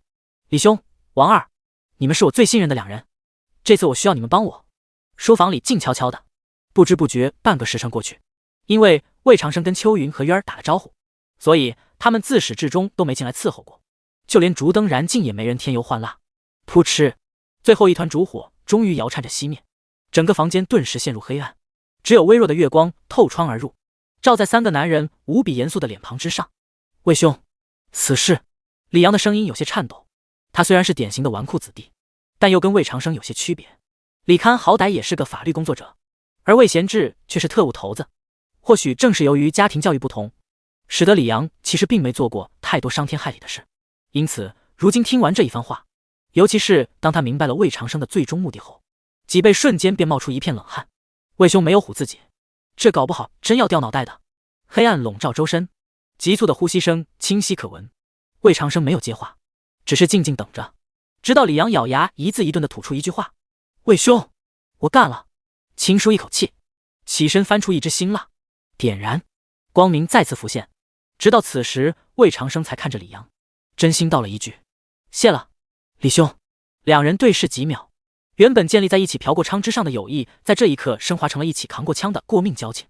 虽然此番场景颇有点狼狈为奸的意思，不过魏长生却觉得这个词没什么不好，至少相比于志同道合的伪君子，同恶相济的真小人总要值得信任的多。书房中的气氛逐渐回归正常，三人又聊了一会儿后，王二突然想起一事：“公子，既然要建帮会，那总得有个名字吧？”“对啊，差点忘了这茬。李阳此时已经化忐忑为兴奋，很有组织归属感的提议道：“不如就叫长生会如何？”魏长生，你丫是生怕别人看不出这事跟我有关系是吗？可此事我已经想好了。哦，叫什么？叫……在李阳和王二期待的目光中，魏长生慢慢说出一个充满了恶趣味的名字：共济会。转日8月15，中秋。李阳和王二已经各自开始忙碌着筹建春申书坊和共济会，魏长生则是照常去了玄镜司。春申这个名字是柳敬学取的，出自名句“读书不觉已春申，一寸光阴一寸金”。魏长生对此倒无所谓，反正要比李阳起的聚宝好得多，就全当增加一点柳敬雪对书坊之事的参与感了。上午演武堂打擂，下午玄镜司中秋休沐，也就是放假，除部分留职人员外，其余人皆可提前半日回家与亲朋团聚。魏长生当然没资格进入到留职人员名单当中，便也只好提前回了魏府，跟魏巧玲玩了一会儿，把昨晚没能讲的《西游记》给小丫头补上。时间很快便至黄昏，朦胧的圆月已从东边升起，橘红的夕阳尚未落下，正值这日月同辉之时，两个家仆也来喊魏长生去吃团圆饭了。去年这顿饭是4个人吃的，今年又多了一个柳敬雪。席间魏巧玲依旧是只顾着吃，魏贤志跟儿子痛快饮酒，只有秦彩珍和柳敬雪那边的气氛多少有点不一样。雪儿，你进魏家也有段时间了，最近月事可否正常？哎呀，看把你吓的，还没怀上也没事，此事毕竟急不得。我知道了，婆母，不过还是要早做打算。你又不习武，要早些生孩子才好。雪儿，你表情怎么这般样子？啊，我没事，你老实跟我说，你跟长生几日行一次那是？戌时初，饭毕，魏长生本来想多待一会儿，可却被秦彩珍挥着手给赶走了。走时他还不忘跟柳敬雪使了个眼色。吃饭时我娘跟你说什么了？走在回去的路上，魏长生好奇问道。没什么。柳敬雪低着头，沉默半晌后，突然大脑短路般说了一句：婆母让我们早点休息。哦，魏长生不在意的点点头，管得还挺宽。柳敬雪偷偷看了一眼那张在月光下无比俊朗的侧脸，一时间有些气恼。他既气自己不争气，又有些气魏长生的冷漠态度。之前不是很想得到自己吗？怎么现在？你要是强硬一点，我可能就从了呀。柳敬雪越想越憋屈，便也不再说话。两人就这么各走各的，直到看见正守在院门口的王二。夫人，王二先跟柳敬雪问过好，然后小声向魏长生说道：公子，马车已经备好了。好，我回去换件衣服就走。魏长生应了一声，而柳敬雪闻言则是有些惊讶。你要出去吗？有点事要办。哦，柳敬雪第一反应是魏长生要去勾栏，但转念一想，又自我否定了这个想法。今日是中秋，他应该不会去那种地方吧？再说看样子也不像是要去行苟且之事的。轻轻松了口气，心中瞬间放松不少。不过他这次却是猜错了。魏长生今晚的目标很明确，上灯、游船、玩魁。第39中秋与狐妖上。第39中秋与狐妖上。今年中秋正逢太后80大寿，再加上全国风调雨顺，各地大丰收的奏折雪一样飞入皇宫。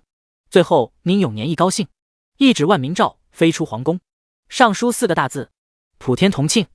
魏长生出门时，整个京城早已热闹起来了，家家户户门前挂上了大红灯笼，满城鞭炮声齐此彼伏，甚至就连在街上巡逻的捕快都人人在刀柄上系了一段红绸，喜庆之意无可复加。尤其是城内几个主要商圈，那场面就更有点前世春运火车站的感觉。长街之上摆起了万民宴，虽无好酒，菜也算不得精致，但全部是官家掏钱免费供应。卖小食和灯的商贩穿梭在人群中大声吆喝，孩童一手举着人，一手拽住大人的衣角。如若在路上偶遇有人，便停步交口称赞几句这太平日子。夜越来越深，很快便至亥时，大宁除边境几城外均不设宵禁，所以城里各处的狂欢盛况丝毫不见衰减。寄托着人类思念之情的圆月已经游到夜空正中，银白的月光毫无遮拦地洒向大地，映照着芸芸众生的身影。有农户借着万民宴不要钱的酒在街边喝到酩酊大醉，有读书人为了一个灯谜争得面红耳赤。踟蹰在勾栏门前的青年5人苦涩地摸了摸干瘪钱袋，顾盼生姿的女子以窗向路过的熟客挥舞着手帕，衣着锦绣的男人将视线投向不远处的妻儿，那孩童却正盯着青年腰间的佩剑面露向往。此时此刻，世间的一切都被这皎洁月光联系在一起，如同一场大戏。在黑夜中缓缓展开。而就在城南的青瓷河畔，一张小小的戏帘此时也终于拉开。只不过看客大都是些不学无术的世家子弟和几个酸腐文人罢了。青瓷河算不得多宽多深，但承载几条船还是绰绰有余。魏长生立身于一条小舟之上，身后的船夫正奋力撑杆，船身拨开倒映在河面上的点点华光异彩，不快不慢地向着一艘船驶去。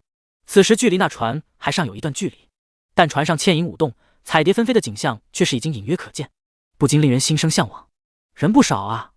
魏长生自言自语一句，身旁的王二立马接茬道：“公子，大多数人都只是为了能见一面柳氏姑娘而已，跟您相比，完全没有竞争力。”竞争力这个词，王二还是跟魏长生学的，想不到现在已经达到了活学活用的地步。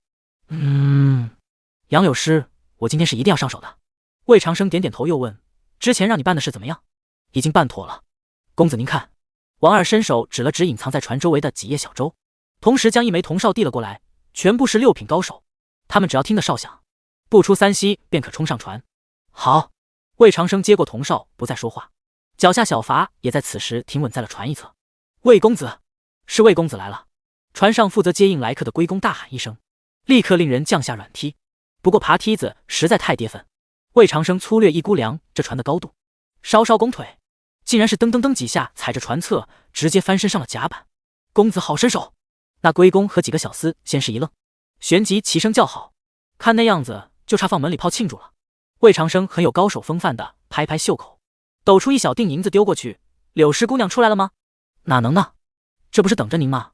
龟公忙不迭捧住银子，满脸堆笑着弯腰侧身：“公子这边请，我先您领去坐下。”沿着曲乐传来的方向走了10几步，进到坊楼当中，眼前景色瞬间便变了副模样，跟屋外仿佛是不同的世界。10几个指着薄纱的女子正在旖旎的音乐中翩翩起舞，举手投足，一颦一笑间都透露着无比勾人的魅意，直让人忍不住想要立马上去跟他们共舞一曲。而围坐在旁的几乎全部是衣着华贵的年轻公子哥，抛开仆从不算，大约有20-30人，此时正各自搂着侍女饮酒作乐。这些侍女名义上是杨柳氏的丫鬟，但实际都有陪睡之责，甚至看起来已经有不少就快要行使责任了。如果要找个词来形容眼前之景的话，纸醉金迷、钟鸣鼎食、声色犬马，又或者魏长生脑海中突然冒出一个词来：海天盛筵。很快，魏长生在首排位置落座，一个样貌不输邱云渊的丫鬟过来献上美酒小食，然后轻挪2步靠过来，估计只要等他点头，便会立刻投怀送抱。不过魏长生此时却没工夫干这事，挥手把丫鬟打发走。他扫视了一圈屋中众人，开口问向王二：“你给我说说，这些人各自是哪家哪府的？一个也别漏。”是。势力在后的王二立刻弯腰凑到魏长生耳边，压低声音依次介绍道：“那边那个正在摸丫鬟大腿的，是樊家的樊贤公子，其父乃礼部侍郎；那位正在跟丫鬟亲嘴的，是贺家的贺守元公子，家中经营着京城最大的顺龙钱庄；那个正拉着小厮之手的，是杨家的杨云庆公子，姐姐是宫里的杨贵妃。你等会儿。”魏长生看着那个一脸阴柔的杨云庆，疑惑道：“他来干什么？”这位杨公子男女通吃。哦，你继续。是。不多时，王二就如数家珍般将屋中之人介绍了个七七八八，直到轮到一人时才稍微停顿了一下，回想起魏长生刚才嘱咐的一个别漏，他这才继续说道：“公子，那个正同是跟3个丫鬟调情的，是柳家的柳宗亮公子。”柳宗亮。再次听到这个熟悉的名字，魏长生不由得多看了几眼。虽然不知道前主之前是怎么羞辱的这个人，但从目前对方的反应来看，其程度应该不亚于胯下之辱。砰！酒杯猛然砸落在地，3个丫鬟惊叫着跳开，察觉到魏长生也在场的柳宗亮瞬间站起身来，目光中满是熊熊怒火。如此大的动静自然吸引到了不少人的注意，但众人却都是抬头看一眼便赶紧低头，该干嘛干嘛。毕竟不管是柳家还是魏家，他们哪个都惹不起。一边表情淡定，嘴角挂笑，一边脸色通红，怒火中烧。魏长生就这么跟柳宗亮对视了一会儿，而音乐却在此时突然停了。读者老爷们，首先报喜，推荐又晋级了，下周分类强推，下一个小目标是上3江。别问我3江是谁，我从来没上过。其次汇报跟女神战况，昨晚我把大家投票的截图发给她了，女神果然没删我，并且还说她之前是为了激励我才那么说的，我就知道女神是为我好，我现在要去跟她聊天加深感情了，所以今天只有2更。相信你们会理解的。后续女神篇有机会再更新，可能下次就是结婚生娃了。哈哈。第40中秋与狐妖中，第40中秋与狐妖中，音乐声缓缓停下，正前方，红飞翠舞的清官也跟着站定。琪琪施了个万符后，低头退走。叮，清脆的铃音响起，然后众人便见一袭红衣飘然而至，如同降落凡尘的仙女一般，青丝如瀑，脖颈如玉，香肩半露，顾盼生姿。虽然杨柳诗穿的并不算太少，但仅仅是裸露在外的几小片肌肤，就已经让屋中响起阵阵吞咽口水之声。这女人要是放到前世，回头率估计能达到1000%。魏长生跟柳宗亮两人此时也顾不上对视了，早就把目光转移到正主身上。相比于哈喇子都快流出来的柳宗亮，魏长生就要淡定得多，因为他心中清楚得很，丫就是一狐妖。不过有一说一，杨柳诗确实是他两世见过的所有女人中最漂亮的一个，而在此之前的话，应该就是柳金雪了。数十道贪婪的目光中，杨柳诗款款坐下，天香绝色的小脸上没有丝毫羞怯。诸位公子，水柔般的声音自樱桃小嘴吐出，酥酥麻麻的，你们今日来捧场，奴家受宠若惊。方才更衣时系错一根裙带，不小心耽搁了些时候，奴家先自罚一杯，给各位官人赔罪了。长袖半遮面，秀眉微蹙，仅是杯酒下肚，杨柳诗脸颊上便涌起一抹红晕。她媚眼如丝的望了众人一眼，手中轻轻捧着已经空掉的酒盅。我陪柳氏姑娘一杯。不知道是谁突然喊了一嗓子，而其他人也回过神来，纷纷大声附和道：我也陪一杯。柳氏姑娘莫要自责，我等绝不会怪你。此言极是。一时间屋中热闹非凡，别看这些人都是些不可一世的豪门公子，但舔狗这事跟身份身价并没有太大关系。谁规定有钱有势就不能舔女人了？想你的也了解一下。一众公子哥故作豪迈的举杯饮酒，企图给杨柳诗留下一个好印象。唯独魏长生没动，他一直看着满面含春的杨柳诗，心中略有感慨，难怪人家能当魁呢，不光长得飘飘，说话也是茶味满满啊。更衣系错裙带，所以来迟了。虽然这借口无比敷衍，但很难让人不联想到他宽衣解带时的样子。可以说只这一句话就比很多女子脱光了衣服来得更诱人，并且他后面还很心机的用了官人这个指代对象十分暧昧模糊的称谓。啧，这应该算是顶级绿茶了吧。魏长生一边想，一边顺手摸起一把瓜子开嗑。如此与众不同的行为，自然被杨柳诗注意到了，盈盈秋水般的眼神看过来，又似乎带着些嗔怪。魏长生有些玩味的对视回去，顺便吐了一口瓜子壳。此举已经算是很不给杨柳诗面子了，可后者脸上却不见羞恼之色，只是轻轻抿嘴一笑，似乎是真的被逗乐了。果然难搞。魏长生收回目光，而杨柳诗也在此时再次开口了：诸位公子，今夜正值中秋，本该是那团圆的时候，奴家已没了爹娘，可幸得有诸位相伴，心中感激不尽，便想着先唱一首小曲以表心中情意，不知可否？软糯的语调中带着些悲凉，似乎真的寄托了一个苦命女子的思亲之情。底下立刻有人安慰道：柳氏姑娘莫要伤怀，我等都是你的家人。正是，今日得以聆听仙音，实在是三生有幸啊。好家伙，家人都出来了是吗？魏长生心说，杨柳诗要是去直播带货，怕是一把好手。而台上也在此时传来了阵阵琴音：枝上流莺何泪闻，新啼痕见旧啼痕，一春鱼鸟无消息，千里关山劳梦魂。无一语，对方尊安排长断到黄昏，抚能至得灯而了，雨打离深闭门，屈壁琴声止，窗外水声荡漾，月上的嫦娥好似不见了。台下众人愣了片刻，旋即哗然。不同于给钱就能挂衣的寻常青楼女子，像杨柳诗这种魁，或者各楼各馆的头牌，他们跟客人之间往往是一个双向选择的过程。这个过程一般称之为打茶围或者吃酒，具体的选择方式不尽相同，大部分都是玩对子或者飞令，也有喜欢玩骰子、投壶等游戏的，但很明显不合适今天如此高端的局。当然了，让这些不学无术的公子哥来背诗，无疑是为难人。而这时候他们身边文人墨客便派上了用场，就像此时一个头束逍遥津的书生就在替他主子行飞令。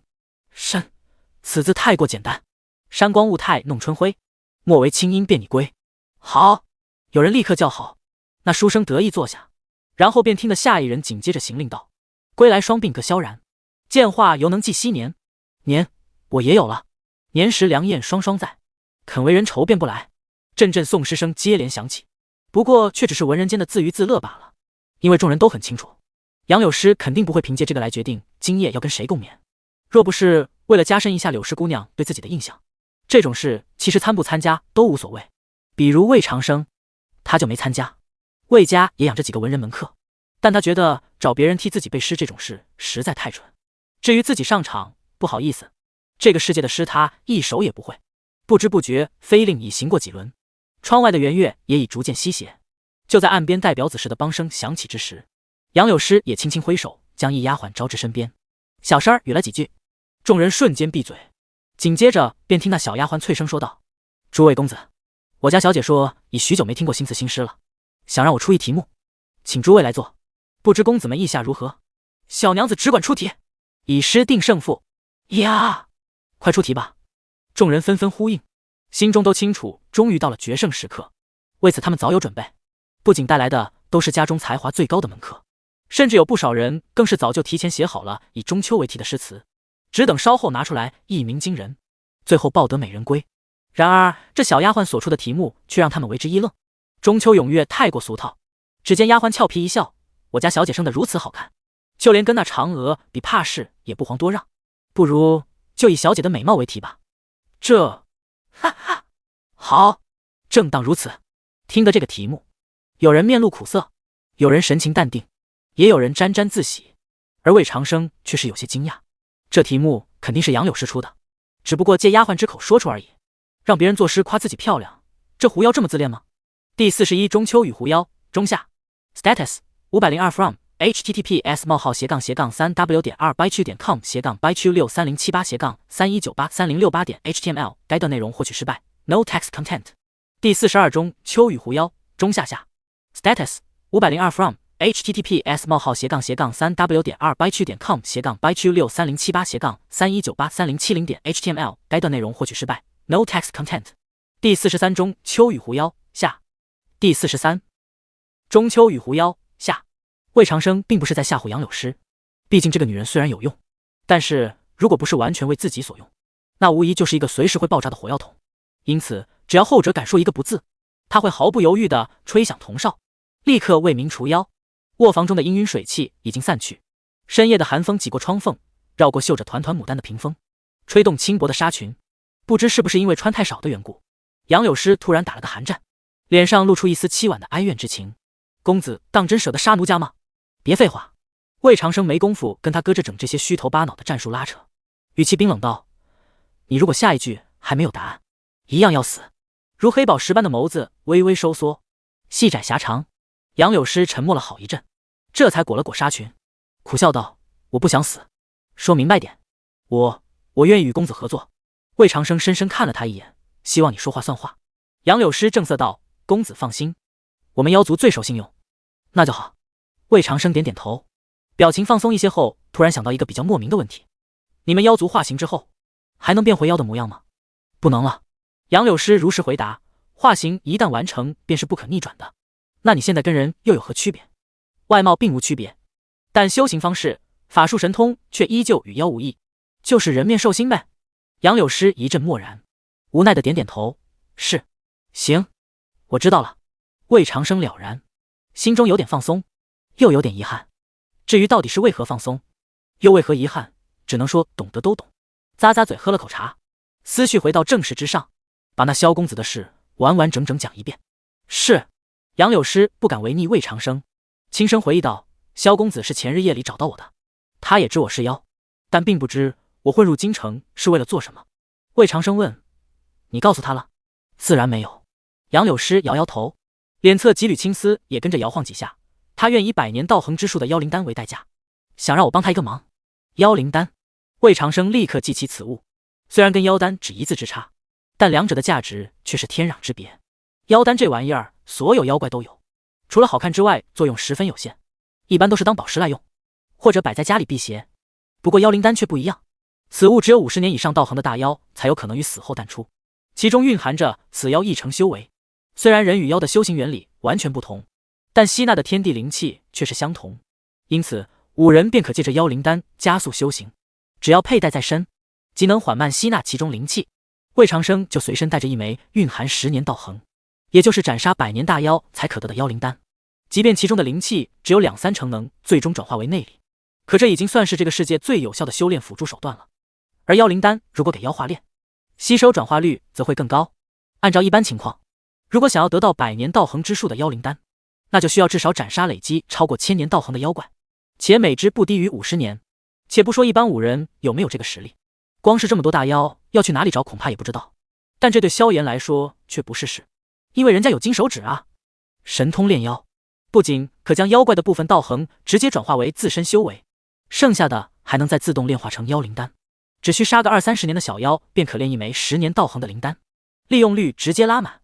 也难怪开口就能给杨柳师这么多。你996天天加班，一个月挣几千块，人家出去收趟房租就是几万，这出手能一样吗？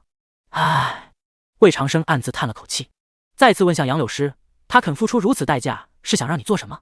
杨柳师没有察觉到魏长生的异样，轻声答道：萧公子希望我能去勾引一个人。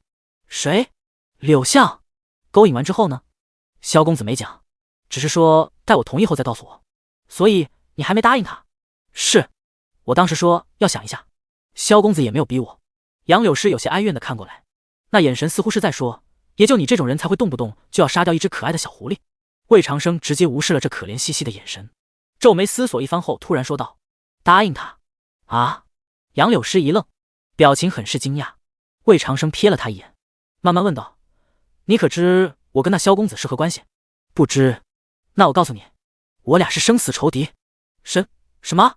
杨柳师蓦然瞪大双眼，半晌过后才怔怔地问道：你是想让我别问那么多，照我说的做即可。魏长生表情严肃，如果他问起今夜之事，你知道该怎么说？知道。那就好。魏长生略一停顿，将手中铜哨随手丢到桌上，然后直视着杨柳师的双眼。我信你。小巧的铜哨翻滚2圈，慢慢停在杨柳师面前。此时此刻，他哪里还不知道这枚哨子便是魏长生用来呼叫帮手的工具，眸中闪过一丝无比复杂的神色，纤纤玉手将铜哨握于掌心，抬头对视着神色如常的魏长生。现在他有了一个逃离这个男人魔爪的机会。屋中空气几近凝固，窗外水声婉转荡漾。杨柳师沉默许久，突然轻轻拉过魏长生的手，竟是将铜哨递了回去，小嘴微张，柔情脉脉。公子，你想要奴家吗？魏长生目光一滞，犹豫了1秒之后再次确认道：你确定不会再变回妖身吧？算了，爱变不变吧。1个时辰后，杨柳师妩媚俏脸上满是委屈之色。公子，你这就要走吗？对。魏长生此时已经穿好了衣服，颇为正经的点点头。我还有点事要处理。开玩笑，自己怎么可能在这里留宿？这女人虽然目前还行，但万一晚上趁自己睡着突然给自己来一刀呢？安全第一。魏长生稳到不行，而另一边杨柳师当然是不信他的鬼话，红着眼眶不再出声。好一个负心郎，亏得刚刚我还。他羞愤地咬了咬嘴唇，抬头望着那个绝情的背影，然而眼神很快就又柔了下来。可公子真的很有识才呢，云想衣上想容，会向雪台月下逢，真美。第44第一次任务 Status 502 from https://bychu.com/bychu63078/31983074.html 该段内容获取失败 No text content。 第45你以前可不是这么教我的。 Status 502 from https://bychu.com/bychu63078/31983077.html 该段内容获取失败 No text content。 第46残破的神像。第46残破的神像。讨论完案情，吃完饭确实有点晚了，最后3人在知县家里休息了一夜。临睡前，有一个小丫鬟说是奉老爷之命要来给魏长生更衣，不过却被他赶了出去。开玩笑，徐今晚就在旁边房间呢。除此之外，一夜无话。第2天一早，3人便跟着那2个捕快赶到了刘家村。不过一路上，周成脸上却略显疲态。魏长生找了个机会笑问他，气息不稳，脚步虚浮：你昨夜做什么了？可独自在屋中多饮了2杯酒。原来如此。不过周兄啊，我等既然是习武之人，平日里还是要少饮酒的好。多谢魏兄关心。周成一愣，突然好似明白了什么，跟魏长生一齐向徐清婉看去。后者视若无睹看着前方，发间红绳随晨风晃了几下。刘家村一共几10户人家，大都是种地的农夫。围杀鸡妖虽有所收获，但也害得几个汉子受了伤。最后村里人合计一番后便报了官。简单找几个村民问了一下情况，得知这群鸡妖神出鬼没，经常搞偷袭，3天2头就会来村子转悠转悠。不过最近2天确实没来，如此没准头的事情，魏长生他们肯定没工夫搁着干等。商议过后，便准备主动出击。当然，在此之前定要有所准备。妖物最喜人血人肉，人肉虽然没处可寻，但人血倒是有的是。2个捕快自告奋勇，拿了一只酒囊，在村子中转悠一圈，不多时便带了一囊新鲜的人血回来。无偿献血，为了全村安全吗？高尚的，带着血，由一个村民领路。一行人很快就进了望龙山。清晨的山林中静悄悄的，只是偶有几声鸟叫和众人踩在土路上的脚步声回荡其中。众人闷头走了约莫2刻钟，领头的村民终于是缓缓停下脚步，伸手指了指前方隐匿在林间的一座已经荒废的土地庙。庙顶的黄瓦已破碎不全，残垣断壁中满是杂草。透过破门，隐约可见一尊缺胳膊少腿的土地爷神像。几位大人，那群鸡妖经常出没于此庙，小人之前看见过好几次的，在神仙眼皮子底下修妖吃人，倒是挺会挑地方。魏长生撇撇嘴，而旁边的矮个捕快则已经悄悄走进庙中，将囊中鲜血尽数洒出，然后又撤了回来。现在能做的就是等妖现身了，简单交流几句，5人各找一处分散藏于四周。村民不敢独自回村，便躲到了州城旁边。很快，林中便再次重归寂静。头顶日头缓缓挪动，草叶上挂着的露水慢慢蒸发殆尽。就这样过去了将近半个时辰，鸡妖却一直没有出现。特么的，不是主角果然办点啥事都费劲。背靠一棵足有2人粗的大树，魏长生揉了揉有些发酸的眼睛，又习惯性的开始跟萧炎做比较。这个世界虽然妖物很多，但关于如何见妖、寻妖却一直没有什么好的解决方案。即便是柳叶处这种专业机构，想要找到妖怪也只能用人血勾引的笨办法。归根结底还是因为缺少能检测妖气的工具。不过萧炎就不一样了，他之所以又是知道红纹四妖，又是知道杨柳诗是狐妖，完全是因为有一件神奇道具见妖罗盘。方圆1里之内有妖怪便会有所反应，甚至还能指出妖怪的方位。再搭配上射妖的特殊神通，升级简直不要太快。自己要是有个这玩意儿，现在哪里还用得着在这里干等，早就去把那群鸡妖一锅端了。唉，下次要是能再抓到萧炎，能不能杀掉先不管，但最起码一定要先搜一遍身，把这些好东西都抢来再说。第一次当反派，还是没有经验啊。魏长生长吁短叹一阵，抬眼看了一圈藏于其他位置的几人，高矮2个捕快因为角度关系看不清楚。周成跟自己一样满脸无聊，那个村民正躺在他旁边睡大觉。至于徐清婉，这女人倒是敬业，依旧在一丝不苟盯着土地庙的动静，甚至连动作都跟刚才一模一样，跟个泥菩萨似的。想到泥菩萨，魏长生又将目光投向那尊连脑袋都没了的土地神像，心中有点疑惑。土地是道教的神，按道理讲在大宁这样一个重道轻佛的国家，不应该遭受这种待遇。即便没人祭拜荒废了，也不该有老百姓敢做破坏神像这种遭天谴的事情吧？难道是自然损坏？可这破庙虽然烂，但主体结构尚且完整，这神像风吹不着雨淋不着的，怎么会就掉了脑袋？魏长生越想越不对劲，眼神死死盯住神像，然后就在某一瞬间，他居然透过神像胸口的一条裂痕，看到其中好似有什么东西动了动。卧槽，神身藏妖！魏长生没有妄下结论，又观察了好一会儿，才终于确定这神像里面确实藏着东西。当然了，不一定就是那群鸡妖，但既然现在苦等无果，哗啦，枝叶一阵摇颤，魏长生直接站起身来，一步步往那土地庙靠近。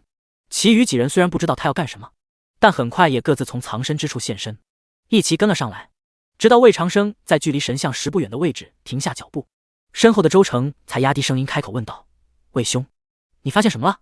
魏长生一边警惕地看着神像，一边小声回答：“神像里好像有东西。”“不能吧？”周成有些惊讶，这种神像都是泥塑实心的，再说那么多只鸡也藏不进这么小的地方。我也说不好。魏长生摇摇头，但我刚才确实看到有东西动了。这……周成刚想接着说点什么，不过却被徐清婉突然打断了。看一下不就知道了。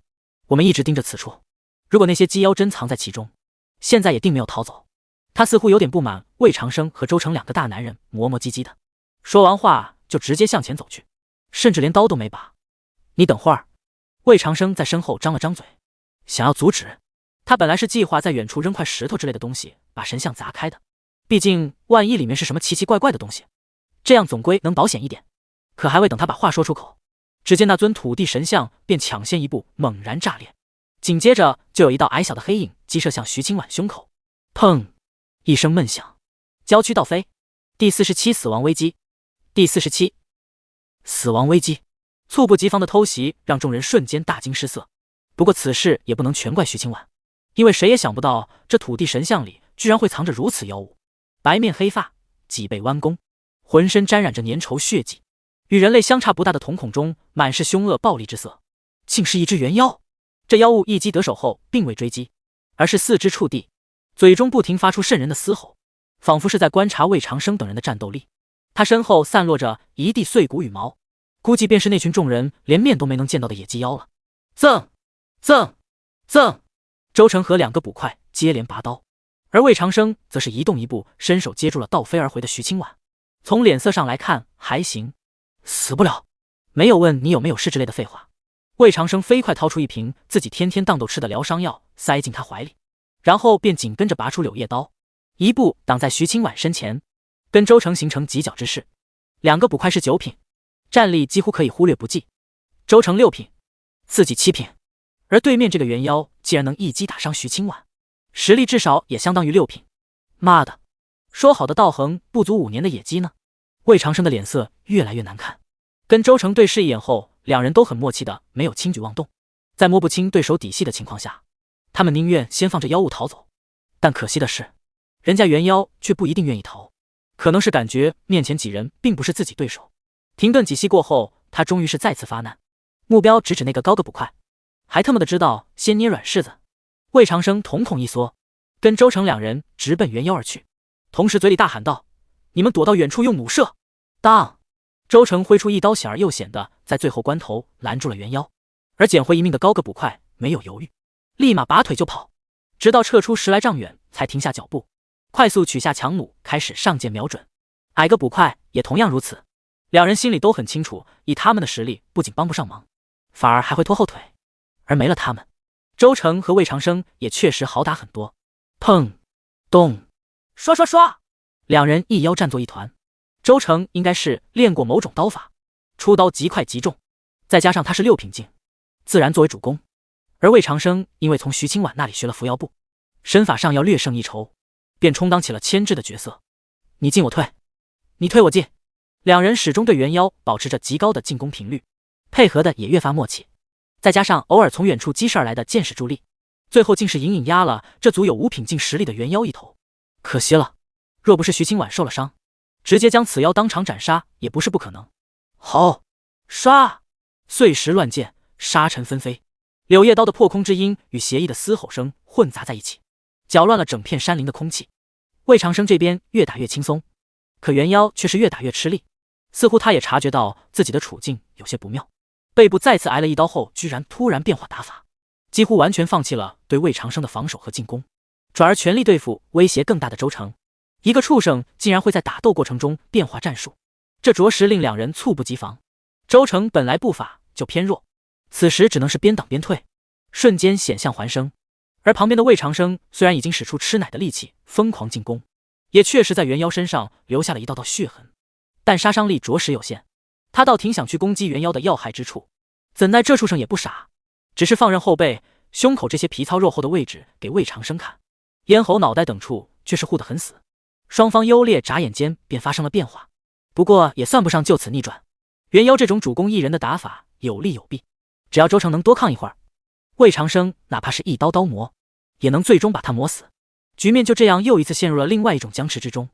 而魏长生和周成2人，一个忙着攻击，一个忙着防守，都没有察觉到在猿妖眼神中闪过的那丝阴诡之色，以及先前受了重伤的徐清婉。战斗进行到这个阶段，妖人双方都已经打红了眼，颇有点不死不休的意思。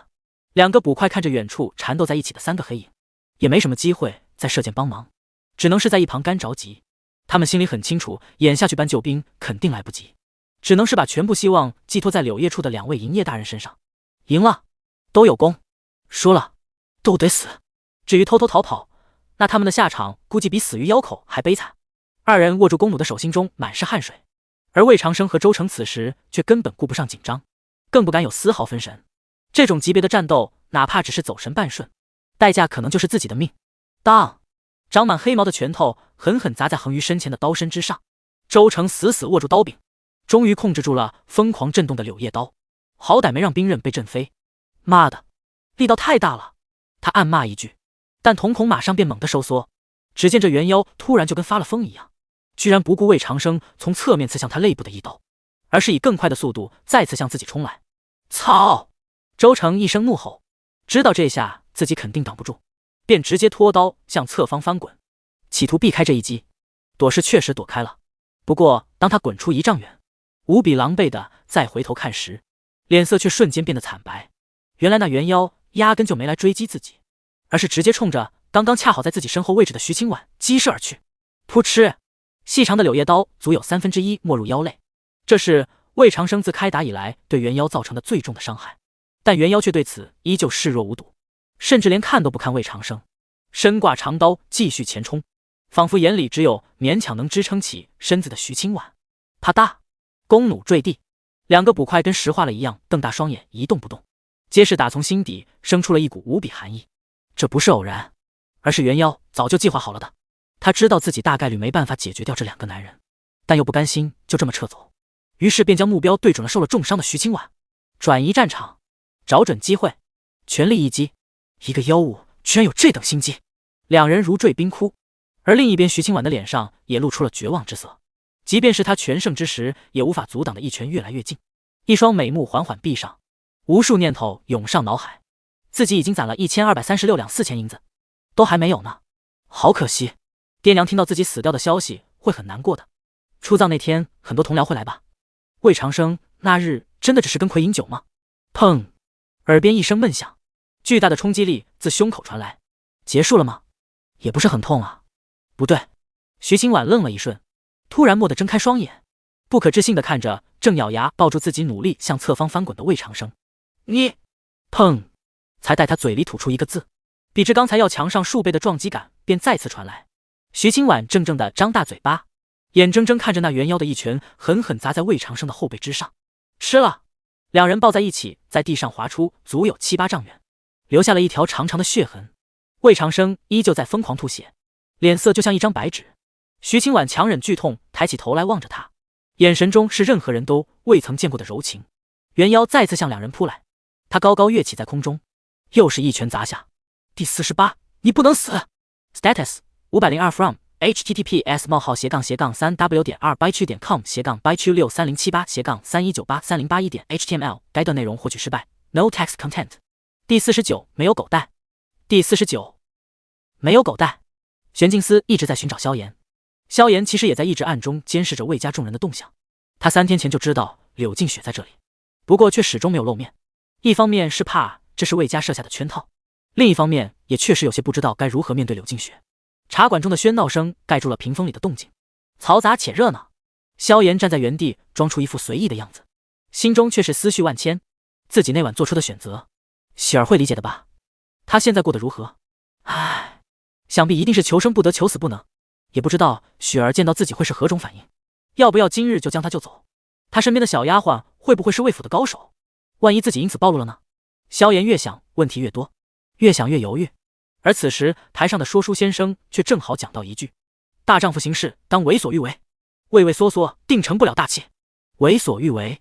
萧炎身体微微一颤，醍醐灌顶般突然想通了。对，大丈夫就该如此。自己什么时候变得如此胆小了？雪儿无时无刻不在记挂着自己，自己当然应该将她救出苦海，再也不能让雪儿多受1天的虐待了。想到这里，萧炎也不再犹豫，豪气干云的便准备进到屏风中救人。但就在这时，自背后突然传来的急促呼喊声却让他又停下了脚步。夫人，夫人，不好了！侍女模样的女子踉踉跄跄，一边往这边跑，一边大声哭喊。她这副凄惨样子顿时就吸引了很多人的注意。萧炎也只好低头让到一边，皱眉看着女子一路跑进屏风。很快便有急促的对话声传了出来。秋云，你怎么哭了？有话慢慢说。夫人，您快回去吧。公子他啊，相公他怎么了？他，你快说啊！他受了好重的伤，刚刚被送回来。连御医都来了。哐啷，噼里啪啦，屏风之中突然响起一阵捉翻凳倒的声音，紧接着便有一道让无数男人心向神往的倩影冲了出来，所有人一时间都将目光聚焦到柳静雪身上，但她却根本不在乎，满脑子只想着再跑快一点。只不过这年头，女人的裙子都是拖地长裙，哪里能如此大步跑动？果然还没等她跑上几步，就一不小心踩到裙角，然后便在众目睽睽之下扑通一声狠狠摔倒在地。雪儿！萧炎下意识地呼唤一声，伸手想要去扶，可柳静雪却像是压根没听到一样，只是咬住嘴唇，手脚并用的从地上爬起，然后就继续向着停在门口的马车跑去，甚至连掉了一只鞋子都不知道。夫人！秋云和约儿紧追在后面，同样跌跌撞撞的穿过茶楼前厅，扶着柳静雪钻进马车。马车很快消失在道路尽头，茶馆中一时间人声鼎沸。萧炎怔怔地站在原地，脸上满上惊愕与诧异，他不敢相信刚刚发生的那一幕是真的。为什么？雪儿她为什么会变成这个样子？这才仅仅过去不足1个月，她居然就这样背叛了自己。暴戾之色突然涌上双眼，萧炎赶忙深吸一口气，努力想让自己平静下来。可这次无论他如何压制，心中的那股郁结却始终盘旋不散。半炷香过后，某处无人的小巷子，一个汉子一动不动跪在地上，身下屎尿横流。他是这附近有名的市井无赖，平日里经常干一些吃霸王餐、开油、收保护费之事。阳光将他的影子拉长，一阵风吹过，便上下分做了2截。魏福，大哥你不要死！孙猴子的故事还没讲完呢。汪汪汪汪！耳边传来一阵飘渺的狗叫。当魏长生睁眼看到屋中景象时，差点以为自己已经死了。此时正在神佑灵堂呢。好家伙，不大的房间里3层外3层全是人，男的唉声叹气，愁眉苦脸，女的泪眼婆娑，伤心欲绝，像极了哭丧时的场面。而当他的余光扫到那正趴在床边瞪大眼睛盯着自己的一人一狗时，却又明白自己并不是灵魂出窍。就说嘛，自己怎么会就这样轻易的狗带？虽然没有主角光环，但那件内甲可不是个摆设，不过确实被震得够呛，恐怕怎么样也得在床上躺个几天了。也不知道徐清婉的伤怎么样，有没有因此爱上自己。魏长生一时间冒出一堆奇奇怪怪的念头，而魏巧灵也在此时反应过来，噌的一下从床边跳起。大哥活了，大哥活了，大哥他刚刚睁眼了，我跟大鬼都看到了。众人闻言瞬间围了上来，最前面的当然是魏贤志和秦彩珍，两人估计早就知道魏长生其实死不了，所以此时倒也不惊讶，一个一脸严肃，一个一脸心疼。魏长生动动嘴问道：爹娘，现在是什么时候了？还没入夜呢。秦彩珍抹了把眼泪，一把拉住魏长生的手：儿子你放心，张御医说你没事，只是断了几根骨头，歇息个几日就好了，毕竟是修真世界，伤筋动骨远用不了100天。魏长生点点头，又看向魏贤志：爹，其余几人有没有事？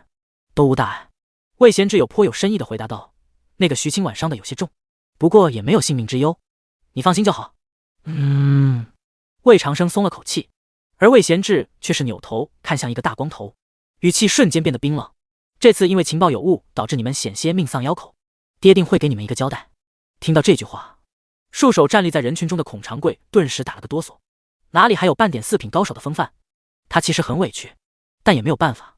从5年道行的野鸡妖到50年道行的元妖，其中误差确实有点大，最终2个营业受了重伤，其中一个还是魏长生。如此重大事故肯定要有人负责，而这个人也只能是他了。不过也就在孔长贵心如死灰，以为自己要被一撸到底的时候，魏长生却突然开口了：爹，此事不怪孔大人。魏贤志一愣：你是何意？魏长生苦笑着回答：孔大人只不过是照例分派任务而已。山阳县刘家村的人也都只提过鸡妖之事，明显都不知还藏着一个元妖。再者，我与孔大人挺投缘的，不如这次就算了吧。魏长生并不觉得这次是有人要故意害自己，即便有，那这人也不可能是孔长贵，否则他不会派徐清婉和周成跟自己去，直接找2个同业岂不是更简单？而至于自己为什么要保孔长贵一手，这是为了之后的抢妖头大计做打算。另一边，听见儿子都这样说了，魏贤志自然也不会不给面子，他沉吟片刻，这才点了点头。既然如此，那这次就先记下。谢指挥使大人。谢魏公子。孔长贵长舒一口气，赶紧躬身表态：小人以后愿为魏家出生入死，鞍前马后。效忠对象从玄镜司变成了魏家，无疑是在表忠心了。魏贤志对此没啥反应，魏长生则是微微点头。3句话，让4品高手为我卖命，大家好，我是一个精通人性的男讲师。第5师我要去解手，第5师我要去解手。很快，众人见魏长生醒了，也就放了心。叮嘱一番后，便各自散去。只有他院中的几人留了下来。直到这时，刚才一直站在人群后面的柳静雪才得以靠到床前。你，娇美的脸庞上满是泪痕。她有好多话想跟魏长生说，可支吾半晌，最后只问了一句：“你饿吗？”有点。魏长生很诚实的点点头。2顿没吃，他确实有点饿。秋云立刻去端早就准备好的饭菜，月儿则是慢慢将他从床上扶起来，靠着床头。魏长生在三女的伺候下开始吃饭。其实他勉强也能自己吃，不过人生就是要多体验一下新鲜事物嘛。今天先体验被3个美女同时喂饭，以后有机会还可以再体验一下被3个美女同时吃过饭。秋云和月儿在柳静雪的眼神威胁下不情不愿地退出了房间。魏长生看着他欲言又止的表情，不由得好笑道：“想说什么？”你。柳静雪低着头，手中揉捏着衣角：“以后出去做事，记得小心一点啊。”哟，我还以为你巴不得我快点死呢。魏长生本想拿这句话故意逗一下柳静雪，不过当看到他那通红的眼眶时，终究还是改了口：“我知道了。”房间中突然变得安静，2人你看我，我看你，都没再说话。直到魏长生干咳一声，随便找了个话题：“可书方的事，李阳已经开始准备了，你有时间可以多帮帮他。对了，西游记的书稿整理的如何了？你讲过的已经都整理好了。”柳静雪脸色稍稍恢复正常，小声问道：“可是书方开张之前能讲完吗？”讲完？魏长生一愣，旋即明白了柳静雪的意思。这个年代的小说没有连载这一说，从来都是作者写完之后才会问世，有的中间甚至会间隔数年，甚至数十年。即便市面上有的书也会分上中下好几部，但那都是书商为了多卖书想出来的法子。实际上整本书早就已经写完了，其实不一定非要写完的。魏长生简单解释了一下什么叫连载。柳静雪听完后当然是大感惊讶，想不到相公不仅文武双全，竟然还懂得经商之道。他瞪大眼睛愣了好一会儿，这才突然又想起一事。对了，相公要不要给自己起一个笔名？哦对，还有这茬。魏长生一拍脑门，这年头确实很少人会用真名写书，更何况自己还准备隐居幕后。不过叫啥好呢？脑海中瞬间蹦出数个选项：吴承安、周树人、选择困难症啊。想了好一阵，魏长生突然恶向胆边生，终于决定了一个充满穿越者恶趣味的笔名，就叫兰陵笑笑生吧。柳静雪对这个名字有些疑惑，这是何意？你不用管，只要记住就行了。魏长生没有解释的意思。哦，柳静雪虽然更茫然了，不过还是点头记下。而魏长生也在此时摆摆手说道：“行了，我有点事要做，你先出去吧。相公你要做什么？我帮你就好。不用，可你现在……我都说了不用。我……”柳静雪一时间无比委屈，不过很快脸红的就跟个苹果一样，因为魏长生终于忍无可忍的喊了一句：“老子要解手！”第二天上午，房间中又响起了熟悉的叫魔头、抢魔头之声。以魏长生眼下的情况，最近几天肯定是啥也干不了，便只能靠打牌消遣时间。虽然最近众女的牌技都大有长进，尤其是柳静雪，居然还无师自通的学会了记牌，不过他们却依旧是输多赢少。至于原因吗？相公，你还有几张牌？柳静雪端坐在桌旁，眼神紧紧盯着魏长生手中的纸片。魏长生也不遮掩，大大方方如实回答：5张。柳静雪思考一阵，确认这5张牌够不成顺子后，才点点头。那你出吧。好。魏长生啪的一下把5张牌全部摔到桌上。3带2，我赢了。柳静雪瞬间瞪大眼睛，不可置信道：“3带2，不是3张牌只能带1张吗？”魏长生面不改色：“哦，我忘记告诉你们了，3张牌也可以带1对，这就是3带2。”柳静雪沉默半晌，知道自己哪怕抗议也会被一句不明所以的“我有最终解释权”给堵回来。委屈中又一次想起魏长生说过的那句话：“你要是想改变规则，就得先能打败制定规则的人。”柳静雪毫无疑问打败不了魏长生，最后只好默默伸手洗牌。也就在此时，秋云突然推门走了进来：“公子，有位徐姑娘在门口，说是想见您。”魏长生精神一振：“快让她进来。”是。秋云点头退走，月儿也很自觉地站起身来。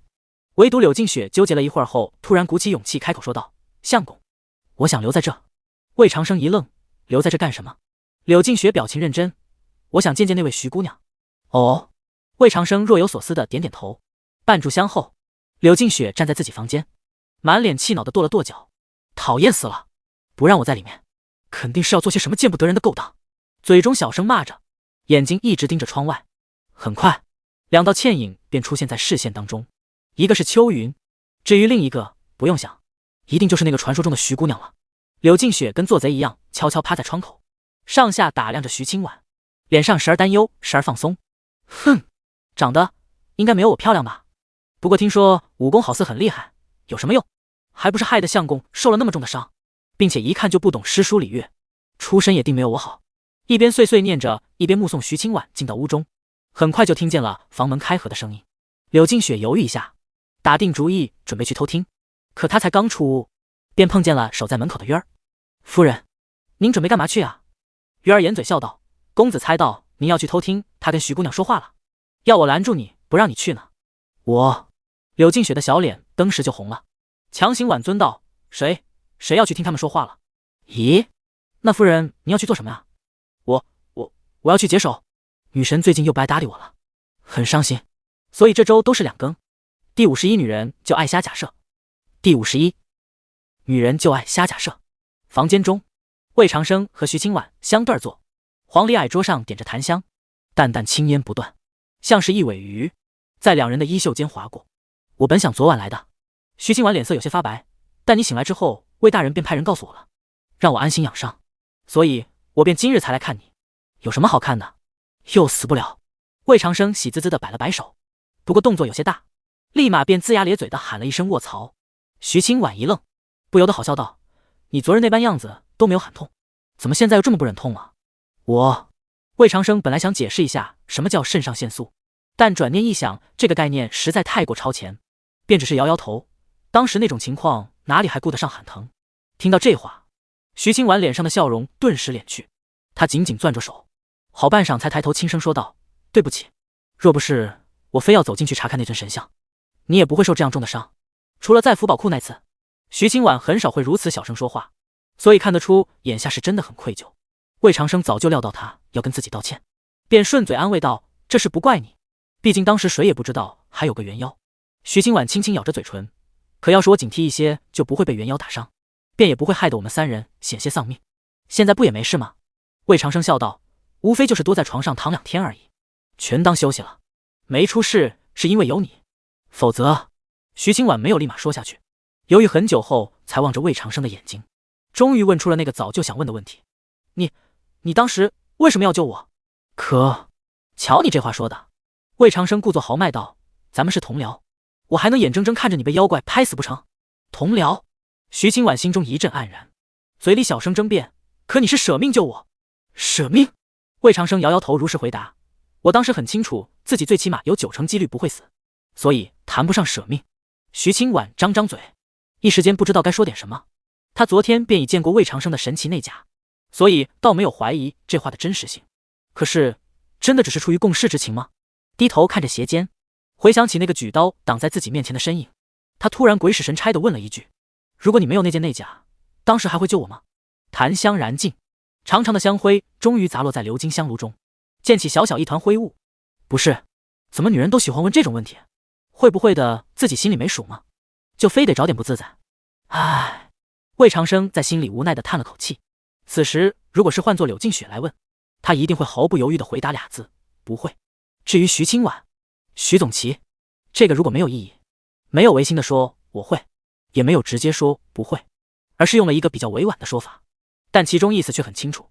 薄薄的嘴唇颤抖一下，魏长生这才注意到从来不涂脂抹粉的徐清婉今天好像抿了一点唇脂，不过化妆技术一看就不甚高明，只能勉强遮盖住因为受伤而有些苍白的唇色。看这样子，怕不是今天特意去买的胭脂吧？一想到这个傻女人格格不入的站在一群大家闺秀之中，无比拘谨挑选唇脂时的场面，魏长生有些哑然。而此时徐清婉却仿佛恢复了正常，慢慢站起身来，魏公子，我回去了，你救了我的这一命，他日我定会报答的。一声徐总旗，一声魏公子，2人的距离好似在此刻被突然拉远。魏长生没有说话，只是轻轻点了下头。他知道如果自己刚才换个答案，结果可能完全不同，不过他却并不想在这种问题上骗徐清婉，更想提醒自己想要在这个世界生存，就不能被感情冲昏头脑。任何时候，自己的利益都应该摆在首位，尤其是关系到性命的核心利益。魏长生打定主意要彻底贯彻这一行事方针，而此时快要走到门口的徐清婉却突然回过身来，最后又轻轻说了一句话：“有那一成，我真的便已满足了。”一成？魏长生一愣，很快便明白了徐清婉的意思。9成概率不死，不就意味着他昨日那一扑还有着1成风险会死吗？半晌过后，一声苦笑回荡屋中。唉，看来还是没办法真的做到完全铁石心肠啊。5天之后，嗖嗖，砰，呼，左腿收回站稳，双手自上而下慢慢压制丹田。魏长生长舒一口气，打完了一套广播体操。没办法，他还尚未开始练习拳法腿法，前世军训时学的军体拳也早忘了，就只剩广播体操还能勉强记住。啪啪啪啪，魏巧玲在旁边一边吃零嘴一边鼓掌，似乎对这套看起来很奇特的功法颇有兴趣。大哥再打一遍。吃你的吧。魏长生翻了个白眼，默默感受了一番身体情况，问题不大，已经好了个七七八八，不过想要完全恢复怎么还要一段时间。唉，一只猿妖就让自己在床上躺了5天，这次的教训很深刻啊。不过情报有误这事毕竟不受自己控制，如果要从自身找原因的话，还是因为实力太弱。虽然魏长生现在打擂已经是胜多败少，但面对境界高于自己的高手时还从未胜过，如此战力顶多处在同境界的中上水平，就更别说跟萧炎比了。所以必须继续抓紧时间提高实力，想办法快速拉升境界是一个方面，但技法也同样重要。就比如说那猿妖，当时自己如果掌握1-2门杀伤力巨大的战技，恐怕也不至于会落得如此结果。想到这里，魏长生也不拖延，立刻就动身前往魏府中的5阁，一座3层高的石塔，并不算多大，但明里暗里不知有多少家丁护院在看守。魏长生之前路过好几次，不过今天却是第一次真的进到里面。本以为所见之景一定会大为震撼，而事实却让他大失所望。至少第1层是这样的，5-6排黑色的木架平平无奇，其上摆放着各式各样的秘籍，有纸质的，有竹筒做的，还有的是刻在石片上的，乍一看石杂乱，很难让人相信这是些什么好玩意儿。随手拿起一本已经泛黄的薄册子，瞥了眼封面，混元霹雳手，什么破名字，一听就不行。魏长生撇撇嘴，把书丢回去，刚想着再去2楼看看，却突然又停下脚步，有些不确定地打开了系统界面。不多时过后，他脸上表情开始慢慢发生变化，嘴也越张越大。混元霹雳手，掌法地级，以掌为刃，招式极快，可徒手断铺，250点数。咕嘟，魏长生反复确认过系统中的介绍和刚刚那本册子首页写的话，然后又看了一圈周围少说也有近100本的各式秘籍，不自觉咽了口唾沫。那什么，系统，你有回收功能不？第52龙吟语雀题，第52龙吟语雀题。半个时辰后，魏长生乐呵呵地捧着2本秘籍，越看越喜欢。虽然系统并没有回收功能，导致这一堆功法没法折现，但他却也发现了一个系统的妙用，那就是可以作为功法的评级工具。要知道，在这个世界，除了最基础的内功会分作天地玄黄4个级别之外，其他诸如拳法、剑法、身法之类的功法都是没有一个明确的评级的。毕竟武功这玩意儿能发挥出多大威力，很大程度取决于使用者的实力，所以颇难比较孰优孰劣。就像是2个拿着不同武器的人打架，最后输赢归属究竟是取决于人还是取决于武器，谁也说不好。因此武人们选功法时为了求稳，大都遵循家族传承又或者是江湖口碑，而如果碰到那种比较少见的功法的话，便只能是撞运气了。当然了，这是对别人而言，魏长生可不一样，因为系统对这些功法都是有明确评级的。你们不知道的，系统知道啊，只要直接奔着等级最高的选就完事了。就比如他现在手里拿着的，便是这所有100多本功法中仅有的2本天级，一个叫天罗拳，是秦彩珍作为天罗教圣女嫁到魏家时的嫁妆，招式极为刚烈，拳拳都附带定点爆破特效；一个叫归尘刀，据说炼制大圆满后，即便不使用任何内力，一刀也可断流水石溪。这什么意思啊？意思就是我一刀砍下去，这水流石溪之内就断了，接不上了。好家伙，不亏是天级，牛顿的棺材板都有点压不住了。美滋滋将2本秘籍收入怀中，白嫖了1000系统点数的魏长生迈步走上木梯，径直又来到了石塔的2楼。2楼比1楼要小一些，放着的是各式兵器，刀枪棍棒、斧钺钩叉应有尽有，并且很多一眼就能看出绝非凡品。魏长生眼睛一亮，立马打开系统，准备故技重施查看一下这些兵刃的品级。不过这一次却是没能白嫖，因为他并不知道这些兵刃的名字，不知道名字就不能检索，而他又不可能从系统商城中茫茫多的商品里一样一样比对。唉，看来要撞运气了。叹了口气，魏长生随便走在一排排木架之间，东看看西瞅瞅，目光主要还是聚焦在刀上。刀剑便于携带，任何时代都是最主流的冷兵器。再说他还刚拿了一本天级刀法，肯定是要最大程度的利用起来。虽然剑也可施展刀法，但是反派不配用剑。整个2层逛了一圈，魏长生很快便看中了机柄刀。反正也不知道这些兵刃的质量具体咋样，那他干脆就以颜值作为唯一的选择标准。待选的这几把刀都不错，最起码看起来就很屌。不过到底选哪把呢？选择困难症又来了，要不干脆都拿走，一天换一把。算了吧，兵刃这玩意儿又不是越多越好，还是用着顺手更重要。来回看着面前这几柄放到外面足以引起无数江湖人争夺的神兵利刃，魏长生突然感觉自己现在好像富二代在选妃，别人趋之若鹜的女神们排排坐在自己身前，自己竟然还要挑挑拣拣啊！多么幸福的烦恼！胡思乱想一会儿，魏长生依旧没有选出来。最后他决定采取一个最古老且有效的决策方法，抓阄，谁跟我有缘就选谁。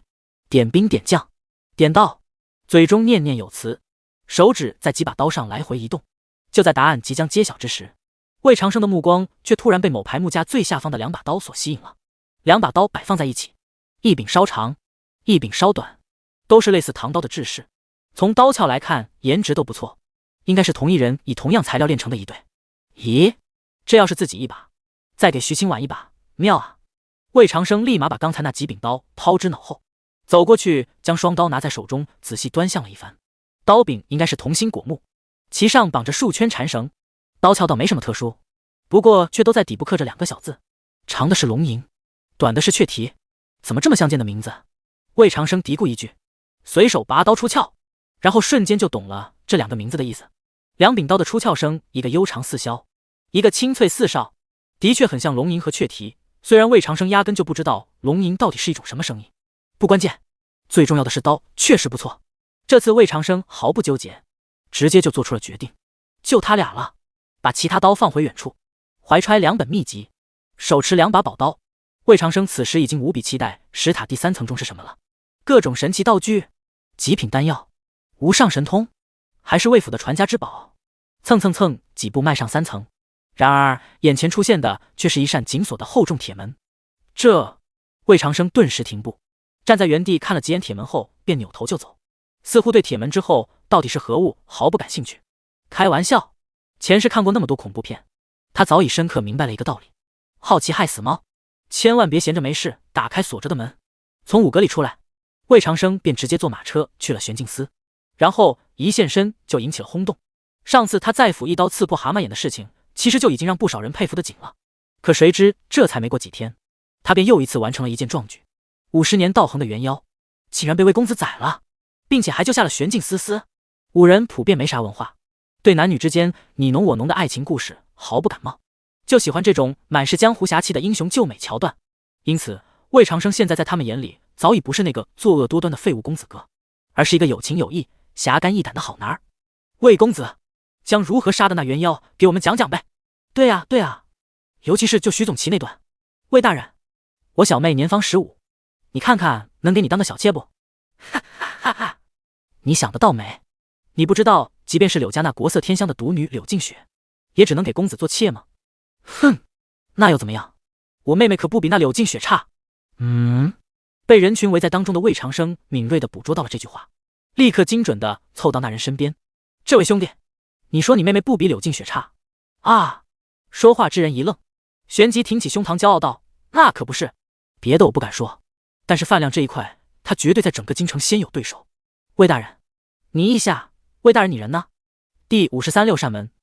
第53六扇门。从玄镜司大门到柳叶处院子一共几百米的距离，魏长生走了半小时，幸好柳叶处中人并不算多，应该大都出勤去了。找到孔长贵聊了几句，又跟这个大光头约好，等自己好利索了便一同去逛勾栏。魏长生这才问道，孔大人，徐总旗呢？他出勤去了。孔长贵回答一句，不过看到魏长生微微皱起的眉头后，赶忙又解释道：“徐总其伤未痊愈，我自然不会让他去执行寻常任务。正好今日是家问斩的日子，百姓去看热闹的颇多，衙门那边捕快不够，想从玄镜司借些人手维持秩序，我便将他派去了。”哦，家是今天问斩？魏长生一愣，这才想起此事。魏贤志之前跟他提过一嘴，不过这几天打牌搞得都忘了。是，就是今日午时3刻。孔长贵看了眼屋中的计时沙漏，此时估摸着已经游玩接押到菜市口了。好，那我等下也去看看。魏长生点点头，不过却没有立刻起身，而是突然又问道：“对了，孔大人，柳叶处征吏是怎样一个流程？”征吏？孔长贵不知道魏长生为什么问这个，不过还是如实答道：“一般来说都是司中统一招人，然后再分散派至3卫3处，但要只是寻常差役的话，我们倒是能自己说了算。”这样啊。魏长生心中了然，大宁的官吏制度跟前世有点相似，分为有编制的吏和没编制的役。玄镜司这种特殊机构对正式官吏的选拔标准很严，不仅武功境界有门槛，还要做严格的背景调查。但役就不一样了，基本上只要各部门一把手点头即可入册。孔大人，有件事想请你帮个忙。想了一会儿，魏长生抬头问道：“不知处里最近缺不缺人手？如果缺的话，我这里倒是有些人选还算不错。都是些平日里跟着我的小兄弟，个个为人正直，遵纪守法，就是想找点活干。”孔长贵一愣，立马就明白过来，魏公子这是要走后门色人啊？缺，当然缺了。他立刻表态：“我最近还在犯愁此事呢，公子恰解我燃眉之急啊！”哈哈，好。魏长生才不管是真缺还是假缺，点头笑道：“既然如此，那我之后几日便派人将他们柳絮领来，孔大人看着安排就好。若是有人不中用，孔大人也不用顾忌，千万不要因为是我荐来的就坏了规矩。”是，我明白。孔长贵赶忙点头，然后又听见魏长生补充道：“还有，我爹平日公务太过繁忙，这种小事就不要去叨扰他了。”这……孔长贵闻言有些诧异，但看到魏长生似笑非笑的表情后，还是低头应道：“是，下官清楚。”谢孔大人。魏长生拱了拱手站起身：“那我就先走了。”好，公子慢走。孔长贵连忙跟着站起来，一路把魏长生送出门口，才松了口气。他看着紧闭的房门，然后突然反应过来一件事情：不对啊，好像我才是领导吧？西市菜市口，魏长生赶到这里时已经是午时1刻了。刑场之上正在进行示众环节，数十个家之人5大绑跪在地上，后背各插一支名簿，也称亡命牌，上书着每个人的姓名以及罪行。4幺，按大宁律，犯人在问斩前是可与家属见面诀别的，不过眼下却明显不需要这个过程，因为几乎整个家的人都在这里了。仅剩的一些女子也被关押在刑部，只等过几日便会被送至教坊司伦做官祭。4幺之罪等同谋逆，这跟天子犯法与庶民同罪可不一样，绝不是一句空话。呸！竟然敢养妖怪，就该千刀万剐！我看啊，他们就是妖怪变的。我娘就是死于妖物之口，我要砸死你们！据说这洪文居然还是大理寺卿呢，狗官！鸡蛋菜叶子乱飞，围观百姓义愤填膺。魏长生站到高处找了一会儿，很快就看到了正在认真维持秩序的徐清婉。他负责的区域明显要比其他地方规矩许多，唯一有点碍眼的就是旁边还站着一个紫衣捕头，此时好似正在对徐清婉大献殷勤。靠！老子的女人也是你能舔的！魏长生脸一黑，当即挤开人群，直接来到2人身边。你……徐清婉看到魏长生突然出现，脸上的烦躁之色瞬间消失不见，转而变得惊讶。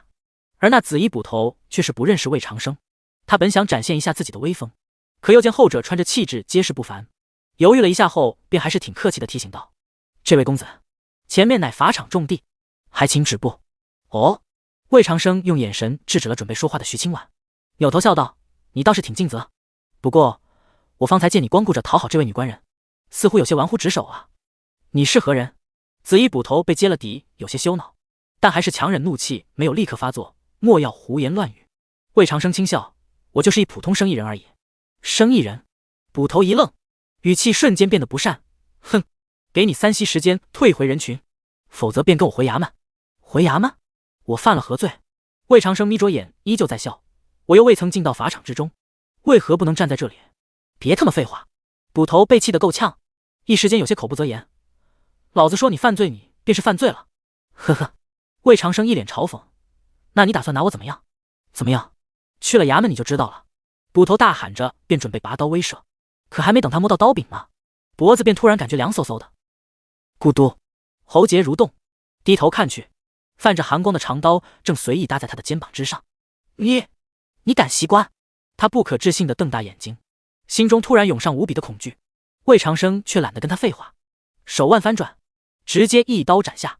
哗啦，人没事，裤子掉了。一时间周围安静无比，无数百姓都愣愣地看着那通红的血裤，目瞪口呆，甚至魏长生也有些惊讶。我跟你拼了！小秘密被公之于众的捕头羞愤到无以复加，也不管魏长生手里还拿着刀了，冲上来就想拼命。可也就在这时，一个人影却突然不知从何处出现，砰的一脚便将他踹飞出几丈远。扑通，哀嚎声自不远处传来，可出手之人却像没听到一样，二话不说，直接冲着魏长生单膝跪倒，低头沉声道：“金衙六扇门总捕头季洪安，见过魏公子。”第54一宿。第54一宿。跟前世很多影视作品中所展现的不同，六扇门其实并不算是一个多么牛逼的机构，说白了就是首都警察局，跟玄镜司这种国家安全部门根本没法比。不过人家既然是总捕头，魏长生肯定还是要给点面子的。季大人，你这是做什么？弯腰将季洪安从地上扶起，他直接笑问道：“你是要给刚刚那个捕头求情吧？”是。季洪安也不瞎客套，躬身说道：“那人乃我手下兄弟，有眼无珠冲撞了公子，我在这里替他向您赔个不是，还望魏公子高抬贵手，饶他一命。”倒是挺会说话的。魏长生暗自点头，反正他本来也没想真杀了那个捕头，现在正好还能卖六扇门一个人情。既然季大人都这么说了，那便就这样算了吧。谢公子恕罪。季洪安稍微露出一点惊讶的神色，不过很快就收敛回去。日后公子若有用得着我的地方，我绝不推辞。哈哈，好。魏长生笑了两声，此事就算接过。目送季洪安拖着那个没了裤子的捕头离开，他这才看着徐清婉笑道：“怎么样，我来得及时吧？”徐清婉的脸稍微红了一点，没有正面回答，而是轻声反问道：“你是来找我的吗？”“没有，我原本是来看砍头的。”魏长生故意逗他，恰好看到你在这里而已。哦。徐清婉瞬间有点窘迫，看得魏长生忍不住想笑，这女人最近是越来越可爱了，不像柳静雪，整天就特么的知道吃醋。行了，不逗你了，我确实是来找你的。魏长生把手中的雀蹄往前一递，杀元妖的时候又把你的刀弄坏了，这次干脆赔你一把好刀。赔我的？徐清婉愣了一下，瞬间回忆起当时他给魏长生喂药时说的那些“你不能死，你还要赔我刀”之类的话，一张小脸顿时红得更加厉害。那是你不是晕了吗？是周成告诉你的吗？你说啥呢？周成告诉我什么？魏长生一头雾水。啊！徐清婉立马反应过来自己好似搞了个乌龙，赶忙咬着嘴唇疯狂摇头，没什么。奇奇怪怪的。魏长生面露不解，但也没再追问，而是把雀蹄塞进他怀里，刀收好，这可是好刀，要是丢了可不是2两银子就能解决的了。又一次被魏长生调侃，小徐同志只感觉自己这辈子所有尴尬时刻仿佛都集中到了今天，他无所适从的闭着嘴不说话，好半天才想起来好像不应该要这把刀。我不能要。将雀蹄举到魏长生眼前，徐清婉很认真的轻声拒绝道：“柳叶刀就已经很好了，我不需要这样好的刀的。”是吗？魏长生故作惋惜的摇摇头，没有接刀，而只是伸手将刀刃拔出几寸，清脆的出鞘声响起。他自顾自解释道：“这刀叫雀蹄，其实跟另一把龙吟刀是一对，我本来想把雀蹄给你用，龙吟我自己用的。唉，既然你不要，那就算了吧。”苍啷，还刀归鞘，他手上轻轻用力将雀蹄往回拽了拽，而徐清婉果然没有撒手。咦，你这是干什么？魏长生明知故问道：“你不是不喜欢这刀吗？”徐清婉头都快要低到胸口了，嘴里不知在嘀咕什么。魏长生笑道：“你说啥呢？大点声啊！”我。初秋正午的阳光洋洋洒洒，虽然已经不似夏日时那样耀眼，但也足够明媚金黄。青丝间系着的红绳突然跳跃了一下，然后魏长生便隐约听了一句：“我喜欢。”这一句轻声细语，似乎连远处刑场上监长官的喊声都给盖住了。53刻已到，行，没有狗血的刀下留人，也没有刺激的劫法场，加47名男丁，外加19名女丁，全部人头落地，死在了这熙熙攘攘的菜市口。而至于那将要押解教坊司的6、7名未成年女眷，她们以后或许会死在调教过程中，或许会被发配至边境，又或许会成为像杨柳诗一样备受瞩目的魁，这些尚且未知，但有些事情却早已注定好了。不得姓，不得赎身，不得生子，夜夜笙歌的勾栏瓦肆便是他们此生唯一的容身之处，直到死的那天才能重获自由，即便坟头只能留下一座无名碑。这些女子，包括家所有对四妖之事并不知情的人，似乎都很冤，但他们却一定要死。依大宁律所言，是这为了以儆效尤；依魏长生看，这是统治者为了斩草除根。他作为一个接受过现代文明教育的穿越者，同时也算是亲手将这些人送上刑场的罪魁祸首，很难以什么客观的心态来评价连坐这种制度，更难说这些人到底该不该死。甚至魏长生觉得自己作为一个反派，想这些问题都纯属多余。数十具尸首已经被马车拉走，有差役正在往血迹之上覆土，用不了1个时辰，这里就会再次挤满卖菜的小贩和讨价还价的农妇。刚刚发生的一切会以一种匪夷所思的速度被人们遗忘，洪文或许还能在史官笔下留下一行小字，而其他人的死则是连一丝浪都不会溅起。你在看什么呢？徐清婉的声音自耳边传来。魏长生扭头看去，只见他正紧紧抱着雀蹄，脸上有些疑惑。这女人别看打架杀妖一点不含糊，但心思却是单纯的很。在他眼里，钱便是最好的东西，刀便是最好的朋友，有时候简单一点也挺好的。没看什么？魏长生摇了摇头，随口问道：一起回玄镜司吗？徐清婉像是请示似的小声回答：我还有一点事情要去做，可以吗？行，你快去吧。那你呢？我在这站一会儿。你不用管我。哦，那我先走了。徐清婉慢慢悠悠走开一段距离，然后又忍不住回头看去，来往的百姓遮挡住了大部分视线，他只能透过人潮的缝隙勉强看见魏长生的身影，好像是冲着那刑场微微鞠了一躬。第55你丫也是穿越来的？第55你丫也是穿越来的？玉通典当行。高高的柜台之后，一个老头正看着徐清婉，表情颇不在意。像这种打扮的女子大多拿不出什么好物件，估摸着就是破烂首饰而已。不过来了便是生意，蚊子腿再小也是肉。他还是客客气气地问了一句：这位姑娘，你要当什么？这把刀。徐清婉犹豫了一下，将雀蹄递入窗口，脸上有些忐忑。哦，我看看。老头接过雀蹄，只瞥了眼刀柄后，瞳孔便猛地一收缩。百年黄梨。虽然锦刀柄这一小块并不算多么贵重，但能以此木做柄，想必刀也定不简单。看过刀鞘，缓缓拔出一截刀刃，咻，如黄鹂啼鸣般的出鞘声清晰可闻，没有一丝杂音。有些干瘪的手指拂过寒刃，下一秒老头的脸色便瞬间大变，张大嘴巴看着徐清婉：此刀姑娘是如何得到的？你问这个做什么？徐清婉面露警惕，到底能当多少钱？你若看不出，我便去别家了。别！老头赶忙摆手起身，姑娘稍等，此事我一人做不了主，须得跟掌柜的商量一下。他说完也不等徐清婉答话，立刻便抱着刀进到内屋，足足有1刻钟才出来。姑娘久等了。老头小心翼翼将雀蹄放到桌上，然后竟然是直接命令伙计关门拒客，待当铺的所有门窗都关好，他这才看着徐清婉慢慢伸出3根手指：姑娘，这刀你若要当，我们可给你这个数，300两。徐清婉大感惊讶，市面上的普通兵刃一般才卖几钱银子，即便是像柳叶刀这种金刚锻造的官方武器也才几两成本，而这雀蹄直接就抵100把柳叶刀，也难怪他如此震惊。徐清婉这边不懂何种宝刀才能值这个价格，可还未等他想明白，却见那老头神色复杂的摇了摇头，轻声纠正道：姑娘，是3000两。3000两。徐清婉蓦地瞪大双眼，这刀值3000两？不是值3000两，是可当3000两。老头深吸一口气，看向雀蹄的眼神就像是在看一个刚刚出狱的绝色美人一样。一刀千金，此刀至少可值1万两白银。1万两。听到这个再创新高的价格，徐清婉仿佛变成了复读机，什么话也说不出来，只是怔怔的不停重复1万两2字。老头也不急，等了一会儿，见徐清婉的情绪稍微平复一些后，才开口问道：这个价格不知姑娘可否满意？你若想卖那更好，我玉通当行即刻便能将银票奉上。我不当，也不卖。徐清婉苦涩的摇摇头，我本来只是想来问问它值多少钱的。什么？老头一愣，旋即面露怒色，没有这个规矩。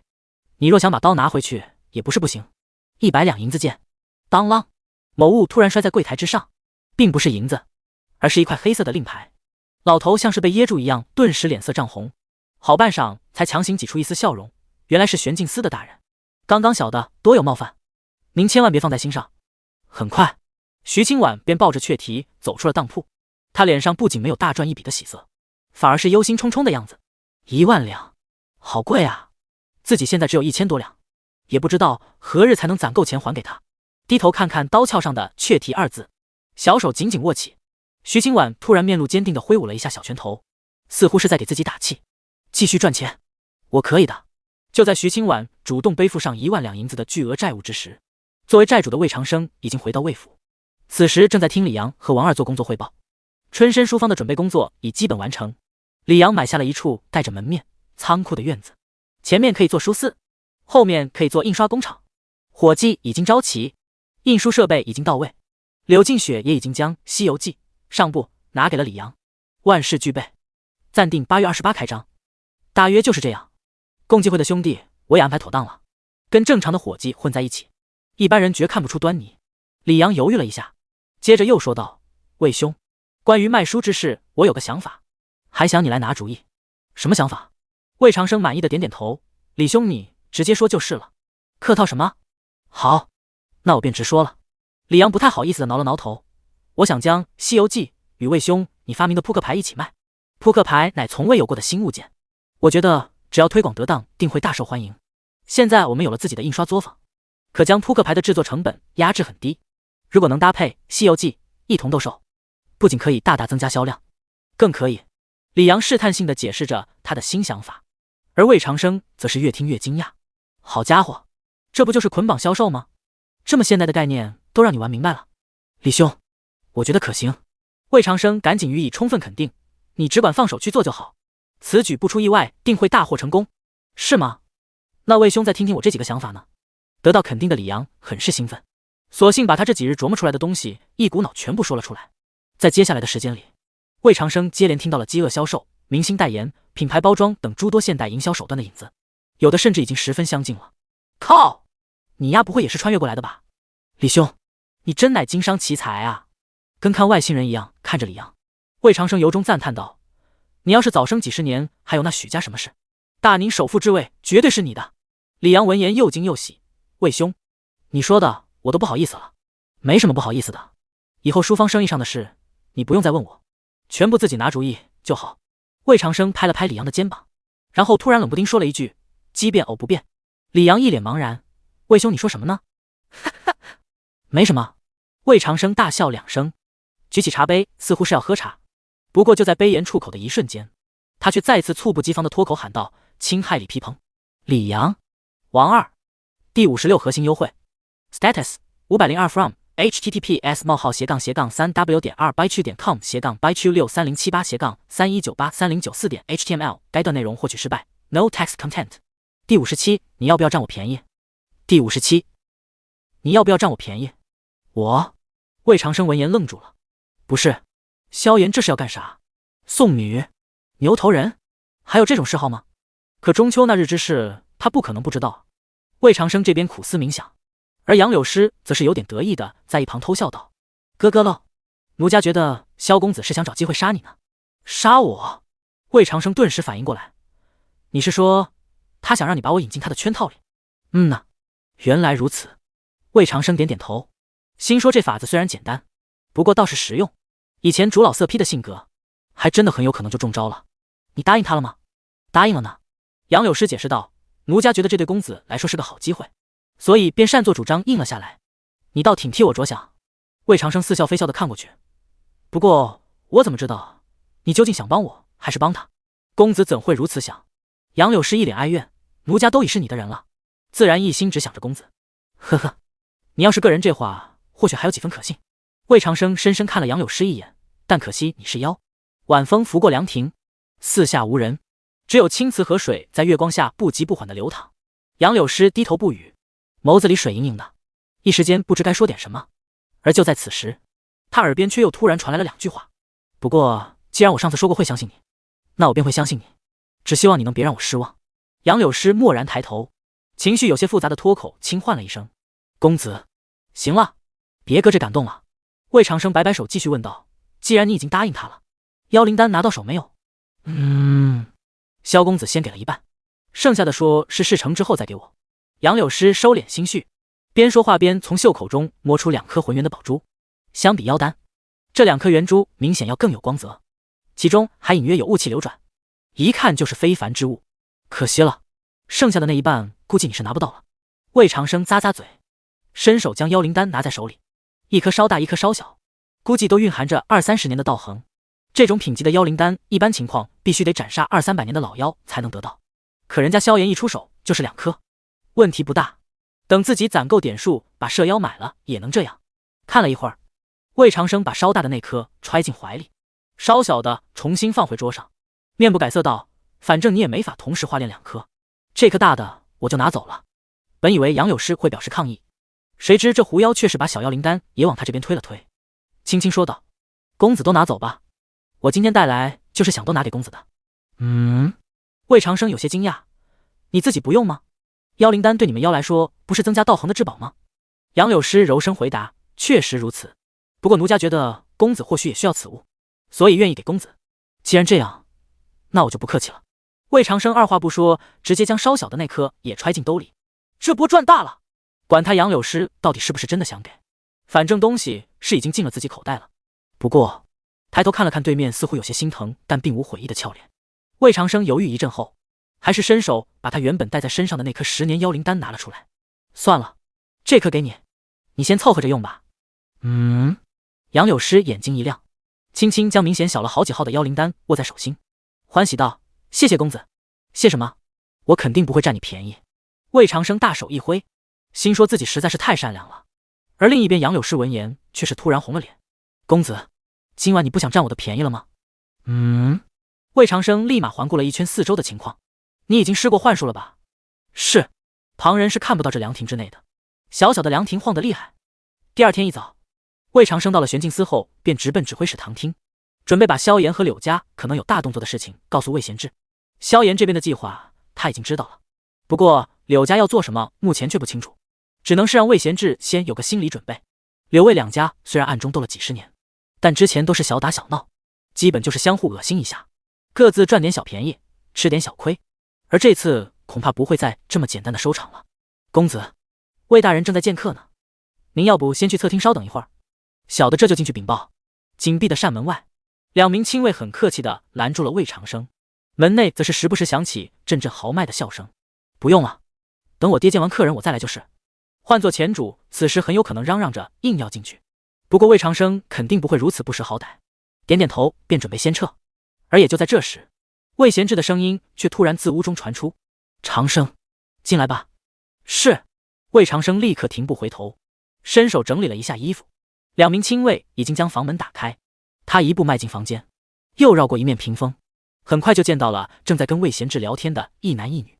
男子约莫50岁左右的年纪，身材魁梧，气质粗犷，而那女子应该跟自己差不多大，虽然身穿锦绣罗裙，不过眉眼间的英气却不输徐清婉，甚至还多了一份杀气。这2人都杀过人，并且还杀了不少，这是魏长生的第一感觉。父亲拱手给魏贤志行了个礼，而后者笑呵呵的点点头之后，便把目光投向2人，好像是在等魏长生叫人。卧槽，看这意思自己应该跟这2人认识啊，这尼玛咋整？魏长生瞬间头大，先是冲男人喊了声是叔，见众人没有异常反应，这才又把目光投向那名女子。美女，嗨，吃了没？好久不见。无数开场白在脑海中一闪而过，又一一被否决。最后魏长生墨迹了半天，只憋出仨字：姑娘好。魏贤志，粗犷男子。2人都是一副惊讶的表情，而那女子本来脸上还有些喜色，但听完这仨字后，笑容便瞬间僵住，紧接着就咬住嘴唇，扭过头去，似乎是生气了。无比尴尬的氛围中，魏长生看着那个青丝高挽的后脑勺，突然冒出一个狗血的想法：这尼玛不会是什么娃娃亲之类的吧？第58反派也有青梅竹马，第58反派也有青梅竹马。房间中的沉默持续了数息，最后还是那个粗犷汉子大笑2声，开口解围道：哈哈，我跟倩儿都3年没有回京了。长生贤侄一时间没认出来也是正常。哈哈，也对，毕竟女大18变嘛。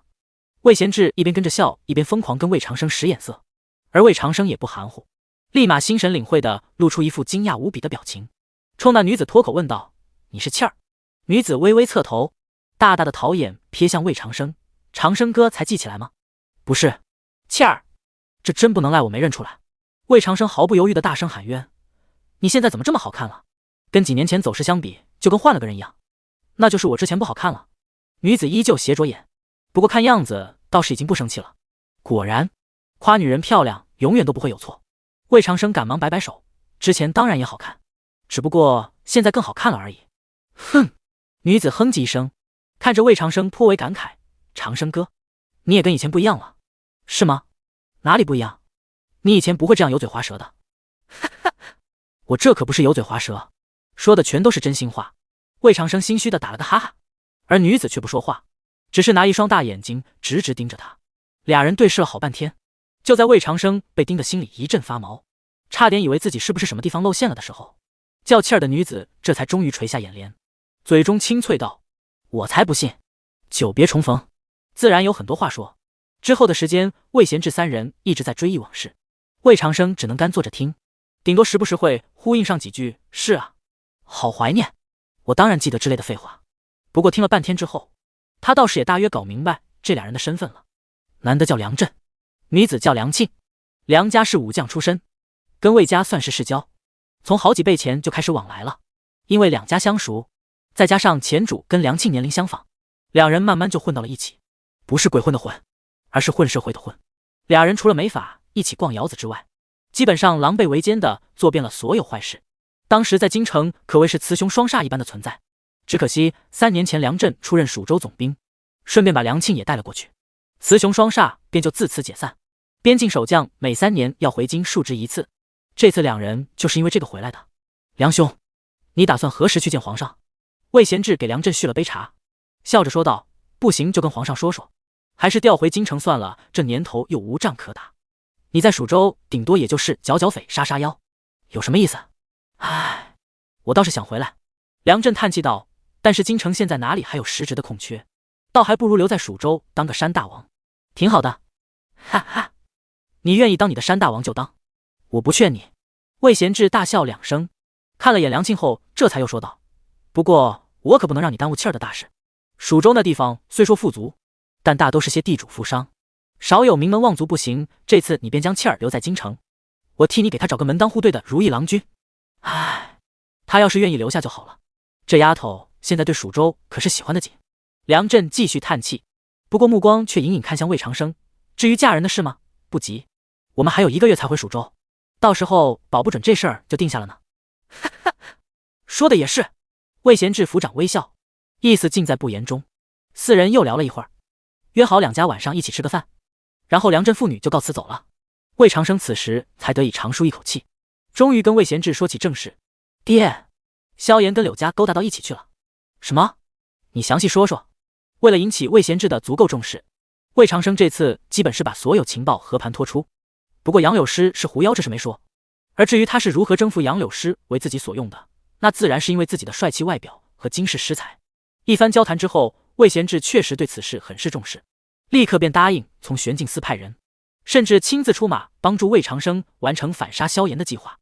对于柳家那边，因为还不知道对方具体的动作，暂时能做的也只有提高警惕，筹备反击。两家的聚餐是在魏府进行的。魏长生由于下午的时候特意找王二恶补了一番相关知识，因此席间总算也能说上几句话，不至于像白天那样一问3不知。气氛愉快，菜很好吃，梁震的老婆很大，这是他对这顿饭的全部感受。除此之外，便就是两家长辈话里话外的撮合之意了。魏长生说实话对此兴致不大，梁庆放到寻常女子中无疑算是绝顶漂亮的，但要是跟自己现在的女人比，别说杨柳诗了，就连柳静雪和徐清婉也比不上，更何况她在小说里压根就没出现过。吃过饭，一众人转移到堂厅喝茶聊天，说的无非又是那些两家互帮互助的美好回忆。魏长生听了一会儿后困到不行，不停往嘴里灌茶，而坐在他身边的梁庆犹豫了一会儿，突然轻轻问道：长生哥，你陪我出去走走吧。哦，好，毕竟是青梅竹马，魏长生没拒绝。两人打了声招呼便走出房间，并肩在魏府里瞎溜达。夜空算不得多黑，月光和星光透过树叶的缝隙洒下白光，倒让魏长生想起一句诗：月在梧桐缺处鸣。他当然不至于丧心病狂到把这诗背出来装逼，只是慢慢悠悠地走，而梁庆则是低头不语地跟在一旁，脑子里不知道在想什么。两人就这么走了一阵，直到停在一处小湖边。我们坐一会吧。梁庆扭头问了一句，见魏长生点头，他便用长袖抹去一块青石上的水露，然后自顾自坐了上去。魏长生先是跟着在旁边坐下，又觉得不太舒服，最后干脆一头躺倒在石面上，身后湖水微微荡漾。梁庆看了看躺在自己身边但又隔着一段距离的男人，突然开口说道：长生哥，我爹娘似乎是想将我许配给你。我看出来了。魏长生无所谓的应了一句，那你想娶我吗？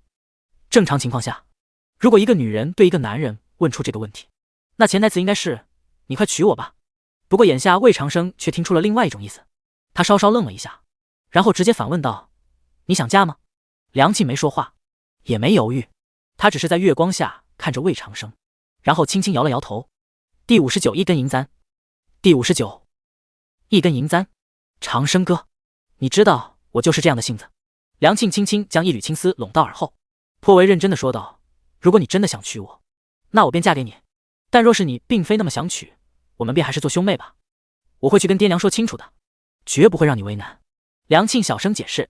魏长生默默地听，心中实则并没太大的情绪波动，一方面是因为他对这个女人确实没有感情基础，另一方面则是因为人家说的也挺诚恳的，你要是非得娶我，我也不抗拒，更不会闹得两家难堪。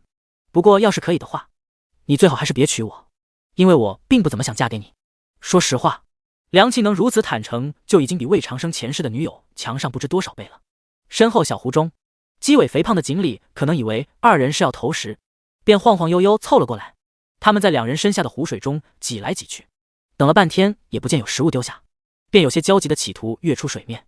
越是跃出来了，怎奈实在太胖，把握不好姿势，最后大多是横着又摔了回去，只留下一阵扑通扑通的动静。魏长生回头看了一眼这些无忧无虑的鱼儿，随口问道：已有心上人了？没有。梁庆摇摇头，沉默半晌后才继续说道：长生哥，你想听听我这3年在蜀州都做什么了吗？好，你说吧。魏长生坐起身子，带起一阵微风。梁庆伸手轻轻摘掉粘在魏长生衣襟上的一根杂草，抱着膝盖陷入回忆。我其实一直在跟着我爹剿匪杀妖，你知道我从小便不喜琴棋书画那些东西，只喜欢习武。还记得小时候我们一起跟着教头修炼，每次你都是练不了1个时辰便想跑，教头又不敢拿你怎么样，最后总是我去把你找回来。我之前一直觉得习武是为了快意人生，只要成了绝顶高手，想做什么就做什么，想杀谁就杀谁。可待我到了蜀州之后才发现。梁庆没有继续说完这句话，而是停顿片刻，换了个叙述方式。我现在都记得第一次跟着官兵去剿山匪时的场景。长生哥，你知道我看到了什么？死人，遍地的死人。一个村子数百口人，只因我们晚去了半日，便全被山匪给杀了。老人、孩子、女人，甚至连刚出生没几日的婴儿，没一个活口。山匪把数百具人尸码在村口，故意给官兵看，还用写在地上写了4个字：再剿，再屠。梁庆的声音有些颤抖。魏长生等了一会儿，轻声问道：后来呢？后来，梁庆深吸一口气，又过去1个月，这波山匪终于被我们给围住杀光了，死了很多官兵，但匪人一个也未曾逃脱。我们从山上下来，在山脚休整了1晚，而当转天一早，我们准备拔营回城时，长生哥，营外居然跪着成百上千破衣漏搜的男女老少，有人绑来了家里的鸡鸭，有人攥着几串铜钱，有人背着一筐山货，甚至有姑娘家连自己的嫁妆都带来了。他们也不说话，就是在那跪着，只等我们经过时才会上前把东西塞到官兵手里。官兵若是不要，他们就从地上捡起来继续塞，直到有人收下才肯退回去。长生哥，打那日起我才知道这歌舞升平的京城之外是这般样子，我也才明白，原来习武并不是为了自己，而是为了那些不曾习武之人。月光白皙，与方才并无不同。那鸡尾胖胖的锦鲤已经游走，湖面再次恢复平静。原来这便是梁庆不愿嫁的理由。魏长生暗叹一声，心中了然。对于这样一个亲眼见过苍生疾苦，并且已经改邪归正的女人来说，确实不可能愿意嫁给一个整日就会恃强凌弱的大魔头。魏长生并没有说什么我现在已经不一样了之类的话，即便他说了，梁庆也不一定会信，更何况这种话本就没有意义。两人各自沉默不语。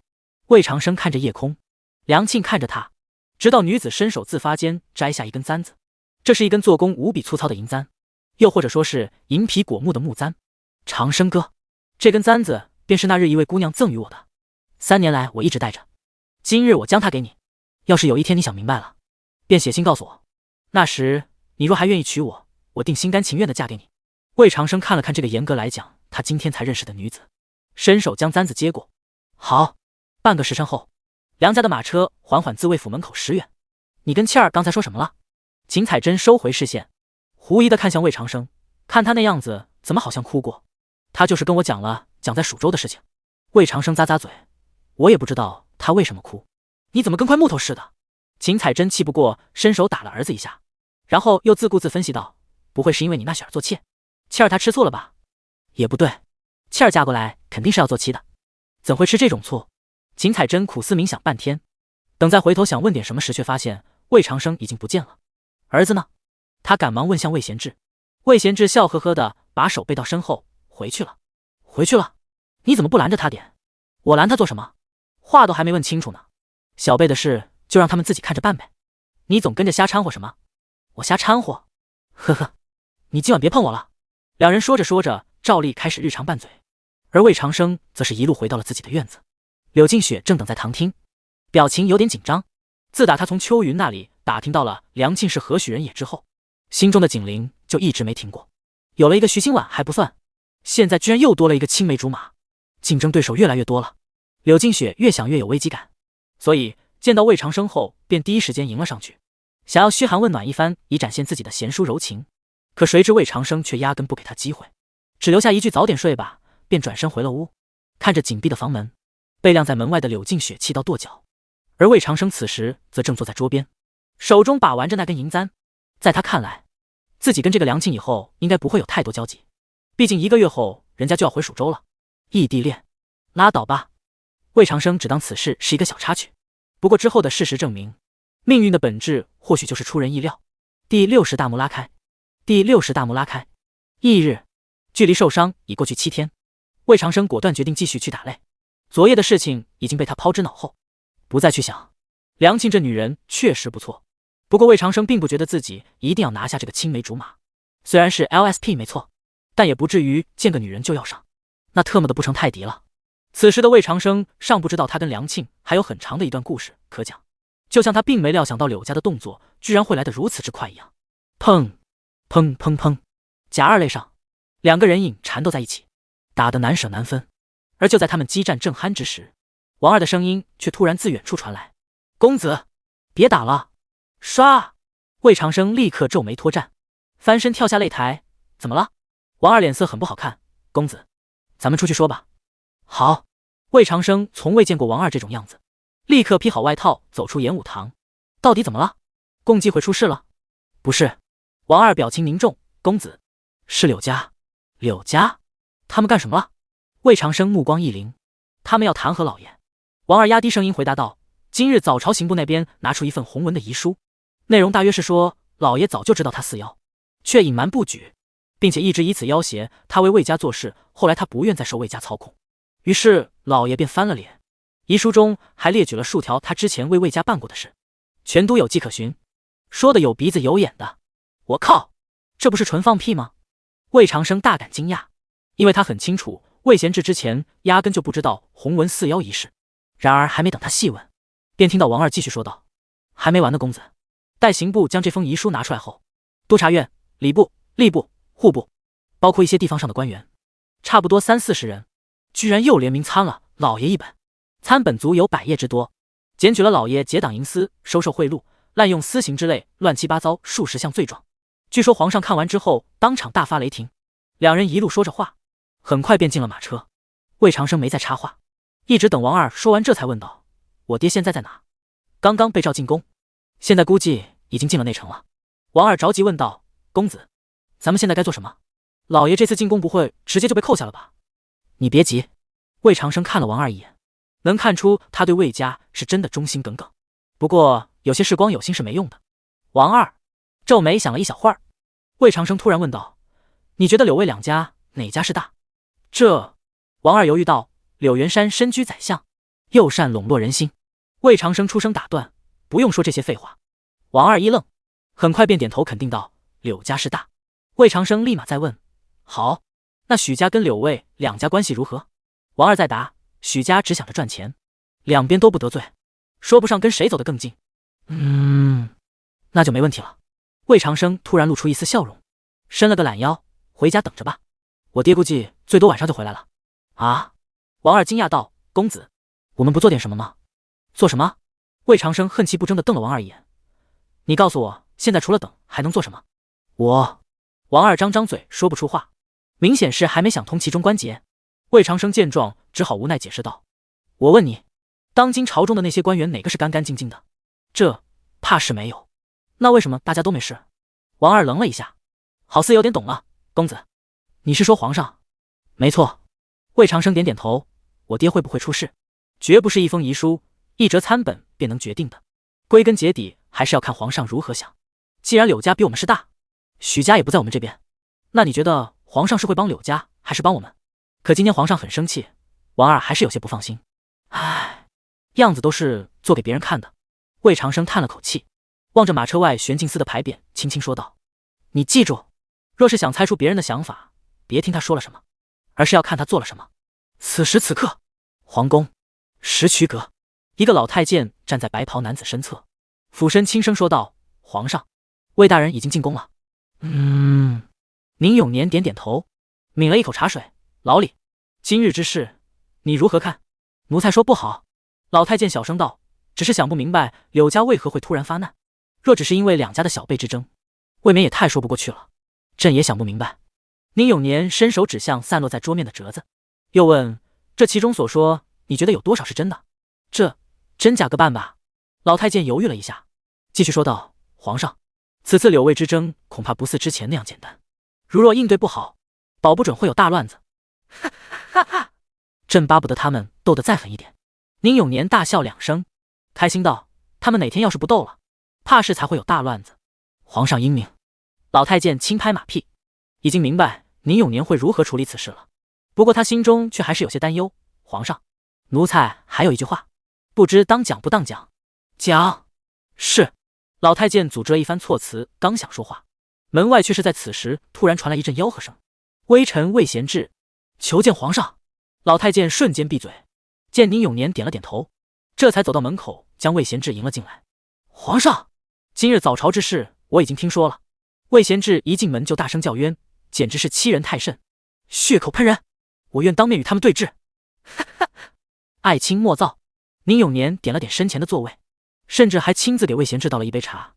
我自然相信爱卿，今日召你进宫，也是为了让你放宽心。此事朕定会给你一个交代。1刻钟后，魏贤志来也匆匆去也匆匆地离开了石渠阁。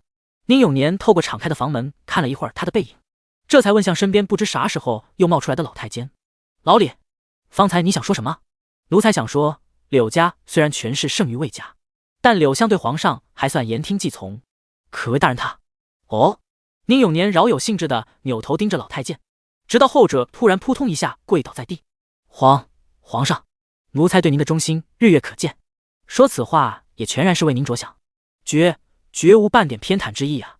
起来吧，我又没说什么。”宁永年收回视线，嘴中自言自语：“魏家现在还不是时候。”第61春申书房开张。第61春申书房开张。这次的弹劾风波就像是一阵台风，虽然来势汹汹，但去的也快。之后几日，此事就像从未发生过一样。不论是站队柳家的，还是站队魏家的，一众当事人都集体保持了沉默。大家虽闭口不谈，不过也知道这大概率只是一个开始。京城又恢复到了往日的平静，又或者说一直都是如此平静。而借着这份安宁，魏长生也过了几天十分有规律的日子。上午打擂，下午跟徐清婉练习天罗拳和归尘刀，黄昏时练字，晚上继续讲猴子的故事。偶尔还会去找杨柳诗切磋一下，毕竟萧炎让杨柳诗勾引自己，那总要做点样子出来。为了表示自己已经被勾引成功，魏长生每次去凤栖馆的时候都大摇大摆的。而这样做，除了要经常忍受旁人嫉妒的目光之外，也难免会被柳静雪听到些风言风语。对此，魏长生从不否认，气得柳静雪几乎天天都要生闷气。就这样，到了8月28，终于发生了2件值得称道的事情。一是李堪转正成为大理寺卿，系统奖励了100点，魏长生清空余额。顺利买下第2个主角同款金手指射妖。2是春申书坊今日正式开张卖书，这种事魏长生并不方便露面，不过柳静雪却是按捺不住跑去凑热闹，一直到黄昏才头顶着夕阳回来。你没去好可惜，人可多了呢。书房里，柳静雪坐在魏长生对面，正眉飞色舞地汇报着今日的盛况。李阳将云燕诗社的首席都请去了，有好多读书人去看热闹，后来还在聚在一起吟诗作对联。这个云燕诗社在京城颇有名气，聚集了不少文人墨客。不过在魏长生看来，所有的文人组织其功能也就仅限于相互交流一下哪家青楼的姑娘好，对提高文化修养没有半点帮助。他看了看喋喋不休的柳静雪，无奈道：去的人再多又有什么用？关键是书卖的怎么样？当然好了。柳静雪兴奋道：西游记首映的500本都卖光了，那些典藏版的诗集之类也都卖出几百本，确实不错。魏长生点点头，既然是开书坊，肯定不能只单卖一本书，总归是要再准备点名家诗集、文集之类的书拿来卖，反正这年头也没有版权保护意识。再说这些书的作者大都早就归西了，不嫖白不嫖，只不过这种书毕竟别家书坊也有卖。于是为了提高春申书坊的差异性，魏长生琢磨一番，最终抛出了典藏版这个概念。书不一定要用来读，也可以用来收藏。如此新颖的理念一经问世，便被李阳惊为天人，并且立马付诸行动，制作出了一批典藏版书籍，成本是普通书的10几倍，价格是普通书的几十倍，利润是普通书的上百倍，就这还能卖出几百本。魏长生只能感叹一句：任何时代的人都逃离不了智商税产品的魔爪。对了，我还给你带了一本典藏版《西游记》回来呢。另一边，柳静雪说着说着，突然想起这件重要的事，立马起身跑回自己屋，很快便拿了一个锦绣绸带回来。带子完全是由绸缎织成，上面绣着清雅的云纹，只在正中央有4个自上而下排列的小字：春申书坊。魏长生大为惊讶地接过带子，万万没想到李阳居然能把奢侈2字发挥到这种程度。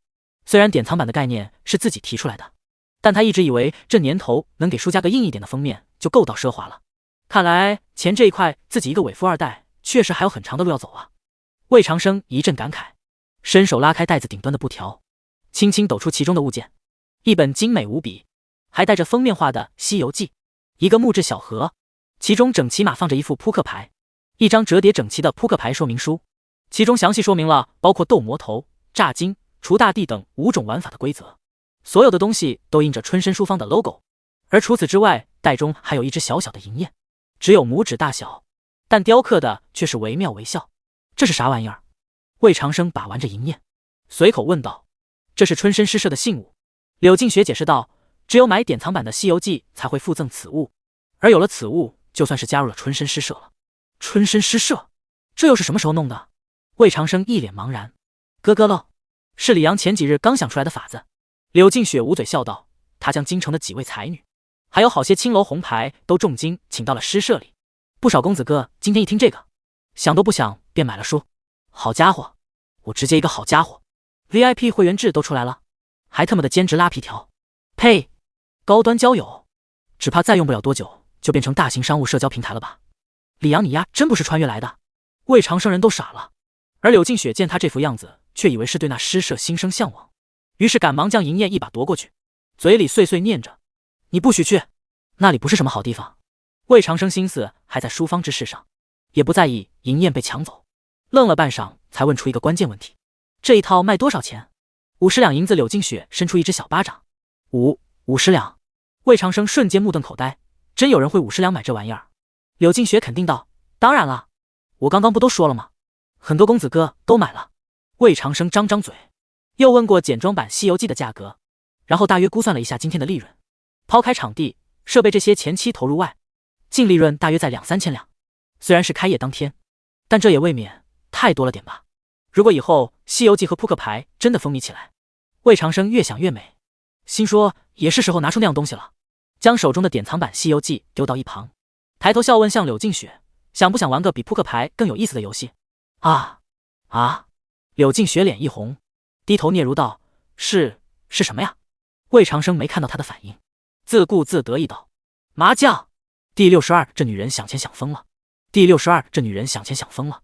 相比于扑克牌，魏长生相信麻将这东西虽然稍微复杂一些，但绝对在这个世界会更受欢迎。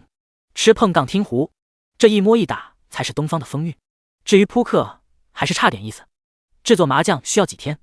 伤势已经痊愈的魏长生当然不至于玩物丧志，而是继续按照计划做自己的事情。既然已经有了神通射妖，那就终于可以开始抢妖头了。第一个目标，魏长生选的是一只40年道行的鼠妖。一是因为这只鼠妖是小说里萧炎近期会杀的妖怪，如果这段剧情没有提前的话；二是因为这妖物比较好勾引，不会像上次的野鸡妖那样半天找不到，最后才知道早就被吃了；三是因为道行也合适，不强不弱，风险小收益大。既然打定主意，魏长生第2日就去找孔长贵说了一下情况。孔大人，大约就是这样。坐在大光头的办公室，魏长生一脸严肃，这只鼠妖道行极深，危害极大，我建议必须尽快铲除。公子说的是。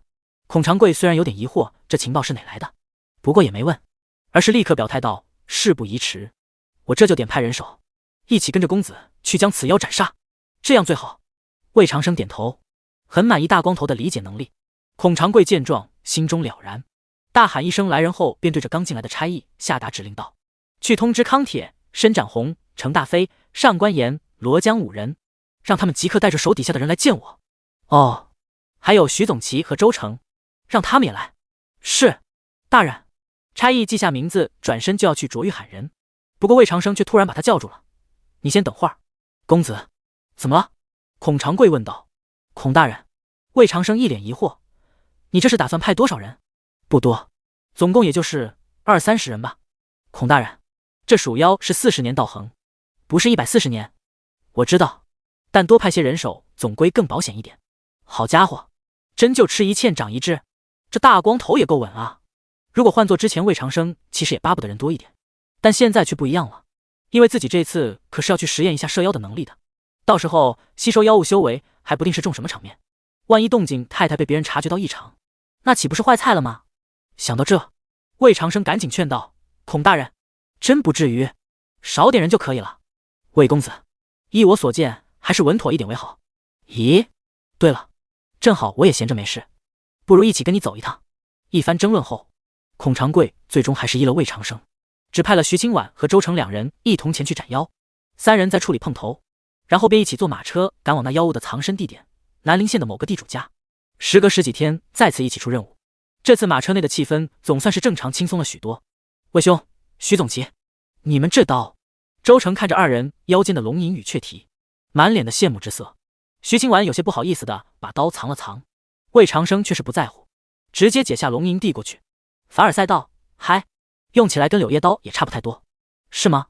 周成拔刀出鞘几寸，耳边顿时响起悠长的金戈之音，他眼中的艳羡之意瞬间更浓了。这出鞘声绝世宝刀啊！魏兄，此刀可有名字？魏长生笑着点头：龙吟。大气。周成一伸大拇指将龙吟还给魏长生，然后又盯着雀蹄若有所思地问道：徐总旗，你这刀跟龙吟是一对吧？徐清婉红着脸沉默不语，恰恰证明了猜测为真。周成顿时兴致大发，忙不迭追问：魏兄，徐总旗，你们俩该不会是……他本来想说搞到一起了，但觉得有点粗鲁，而受制于文化程度，又一时间没想出什么合适的措辞，便硬生生把后半句憋了回去。不过意思3人倒是都明白。徐清婉顿时就红了脸，魏长生看了他一眼后，则是直接大方承认道：周兄，我确实对徐总对清婉有意。周成先是瞪大双眼，然后紧接着便一拍大腿兴奋道：哈哈哈哈，我早就猜到会是如此，这下发财了。发财？魏长生莫名其妙：周兄，你发的什么财？你们还不知道吧？周成得意道：自打元妖之事后，司中便有人开盘，赌魏兄你会不会娶徐总旗，已有不少人下了注，还有几日便截止了，这次带我们回去，我便将全部身家都押上，岂不是能大赚一笔？哈哈哈！周成那边狂笑不止，而魏长生却是听得目瞪口呆。好家伙，这玩意儿都能开盘的，果然是万物皆可赌啊！这自己要是押上的几千两，魏兄，你就不要想着自己下注了。周成似乎是猜出了他的想法，人家开盘之人又不傻，怎会让你白赚银子？再说一人最多也只能押30两，你还瞧得上这点钱不成？这倒也是，白嫖失败。魏长生叹了口气，大感可惜。而就在此时，旁边一直没说话的徐清婉却突然干咳一声，瞬间就吸引了他和周成的目光。2人这才想到，徐清婉不管怎么说也是个姑娘家，他们当着人家的面说这些话，确实太让小徐同志难为情了。那什么，徐总旗，我这人说话不懂礼数。周成赶忙补救道：“你当没听到就好，千万别往心里去。”没关系的。徐清婉沉默一阵后，终于开了口，小幅度摆摆手道：“周成，你，我怎么了？”周成跟魏长生对视一眼，眼神中都有些疑惑。徐总旗，你但说无妨，若是有什么需要我帮忙的，我定不会推脱。好。徐清婉闻言，终于下定决心，深吸一口气，从怀中摸出一个沉甸甸的小钱袋。这里是20两，你替我押上吧。马车内一片安静，只有车轮滚过路面的咕噜声在耳边回荡。周成和魏长生两人都是一副瞠目结舌的表情，万万没想到徐清婉竟然这都要薅羊毛，特别是周成，脑海中简直有10000个问号。你都快要嫁入魏府了，以后还能差钱吗？再说一个人只能押30两，就非得从我这抢走1大半，这女人想钱想疯了。周成半天没回答，徐清婉等不及，本想直接把钱袋塞给他，但手伸到一半，却又突然缩了回来。他犹豫了一下，然后看着魏长生，小声确认道：“那个，你会娶我的吧？”啊！魏长生愣愣的点了点头。听到答案，徐清婉这下放心了，他立刻就将钱袋塞进周成怀里，嘴里认真叮嘱道：“记得全都要押上啊。第63，我是什么妖 ？Status 502 from https://bychu.com/bychu63078/3198/3198/3109.html 该段内容获取失败 ，No text content。第64战斗状态的徐清婉。第64战斗状态的徐清婉，匣中的腰单2黑1红，放到市面上任意一颗都能值200-300两银子。张老爷，你误会了。魏长生把3颗腰单一股脑全部塞进怀里，将空匣递还给张大金。我们此番来，确实是除妖的。张大金无比心疼地看着魏长生鼓鼓囊囊的胸口，一脸苦涩地哀求道：“大人，我这里真的已经没腰了。你说你怎么就不信呢？”魏长生摇摇头，也懒得再劝，直接开口问道：“张老爷，府上最近可曾丢过财物？有没有出现过人口失踪之事？”张大金愣了一下，支支吾吾的不说话。周成立刻跳出来唱白脸：“你不要不识抬举，藏妖不报可是重罪，足够让你掉脑袋了。再者，这鼠妖危害极大，此次如若不死，下次等他出来吃人时，你再报官，那可就晚了。大人息怒，大人息怒。”被周成这2句话一下，张大金扑通一下便跪倒在地，嘴里大声喊冤：“草民是真不知哪里有妖啊！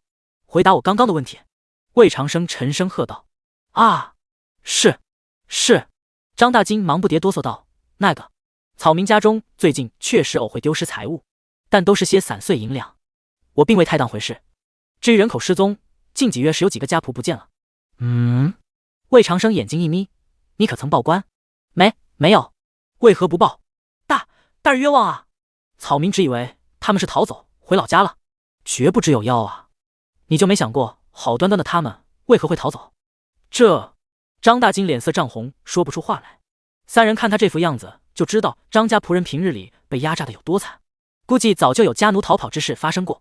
不过这跟他们此行没有关系，魏长生才懒得多管闲事。行了，将这些事仔仔细细讲一遍。是。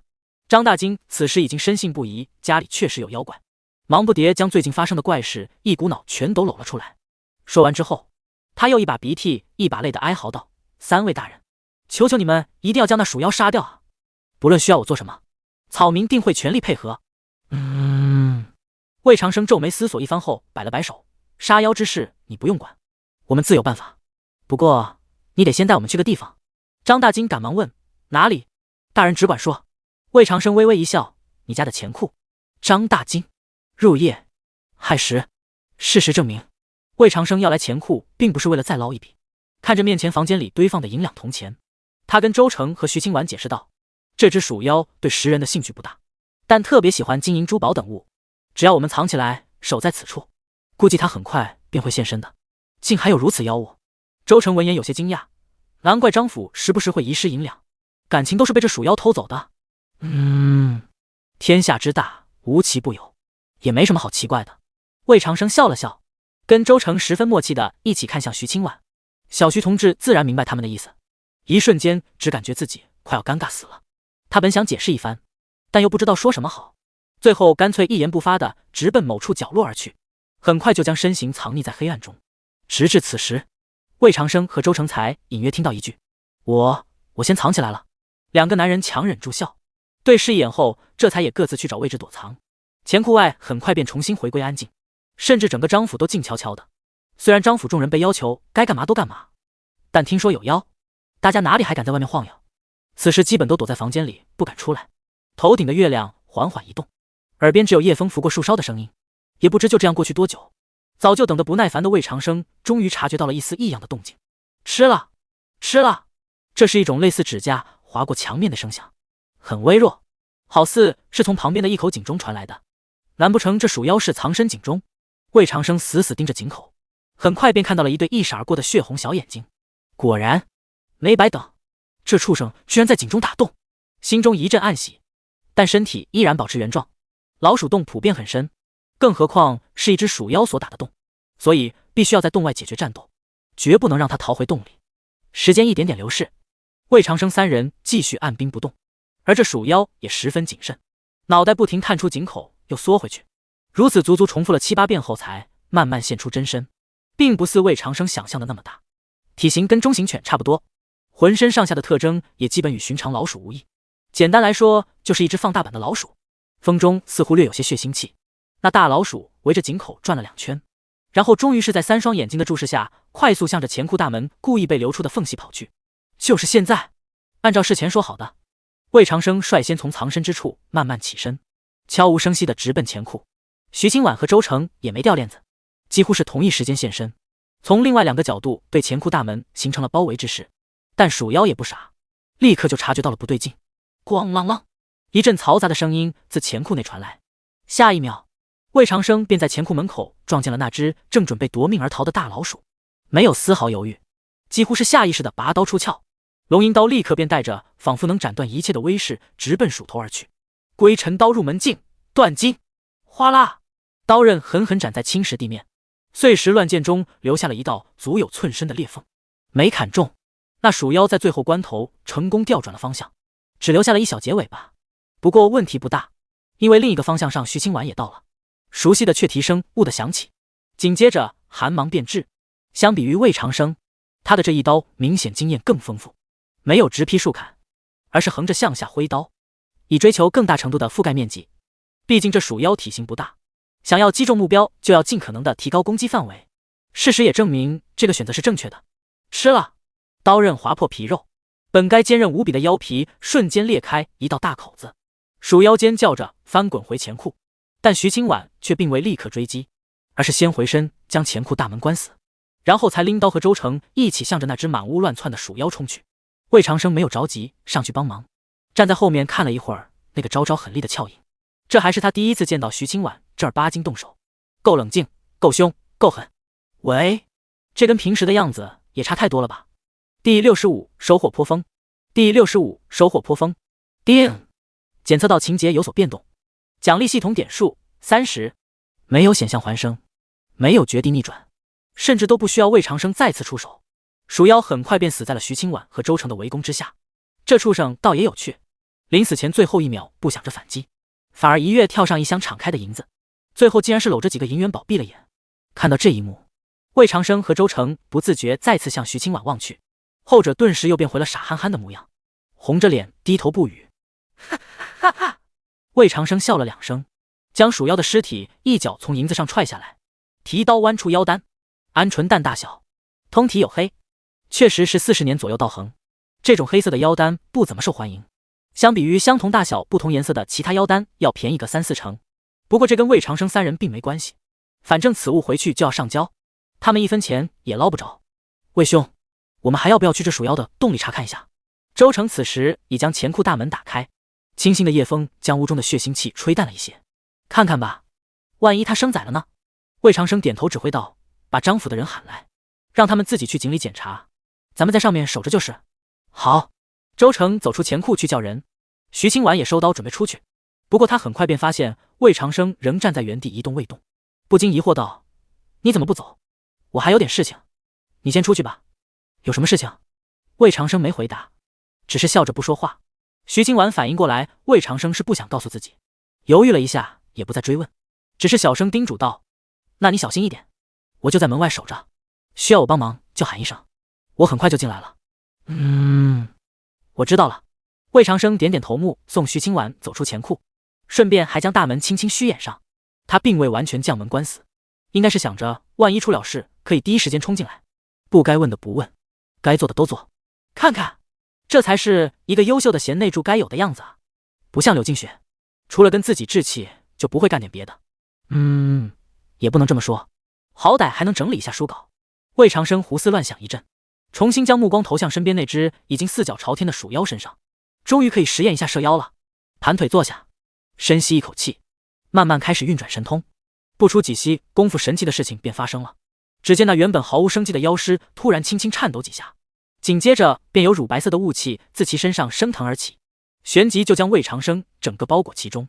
这些雾气就像是被什么东西吸引住了，拼命的想透过毛孔往魏长生体内钻，但可惜的是大部分都没能钻进去，他们便只好汇集到一起，最终压缩成了一颗不大的金银宝珠。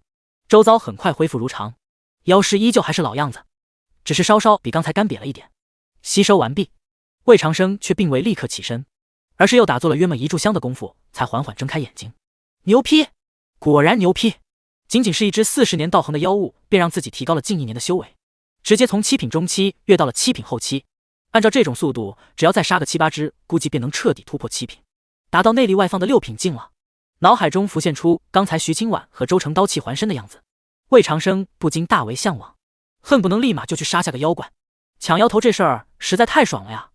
既能快速提高修为，又能赚系统点，还有妖灵丹。咦，妖灵丹呢？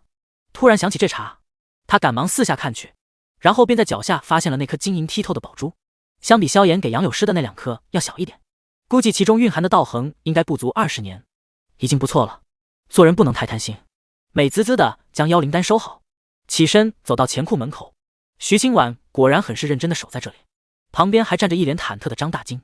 见魏长生出来，他嘴中赶忙不停道谢，但眼神却总是忍不住往钱库里面瞟。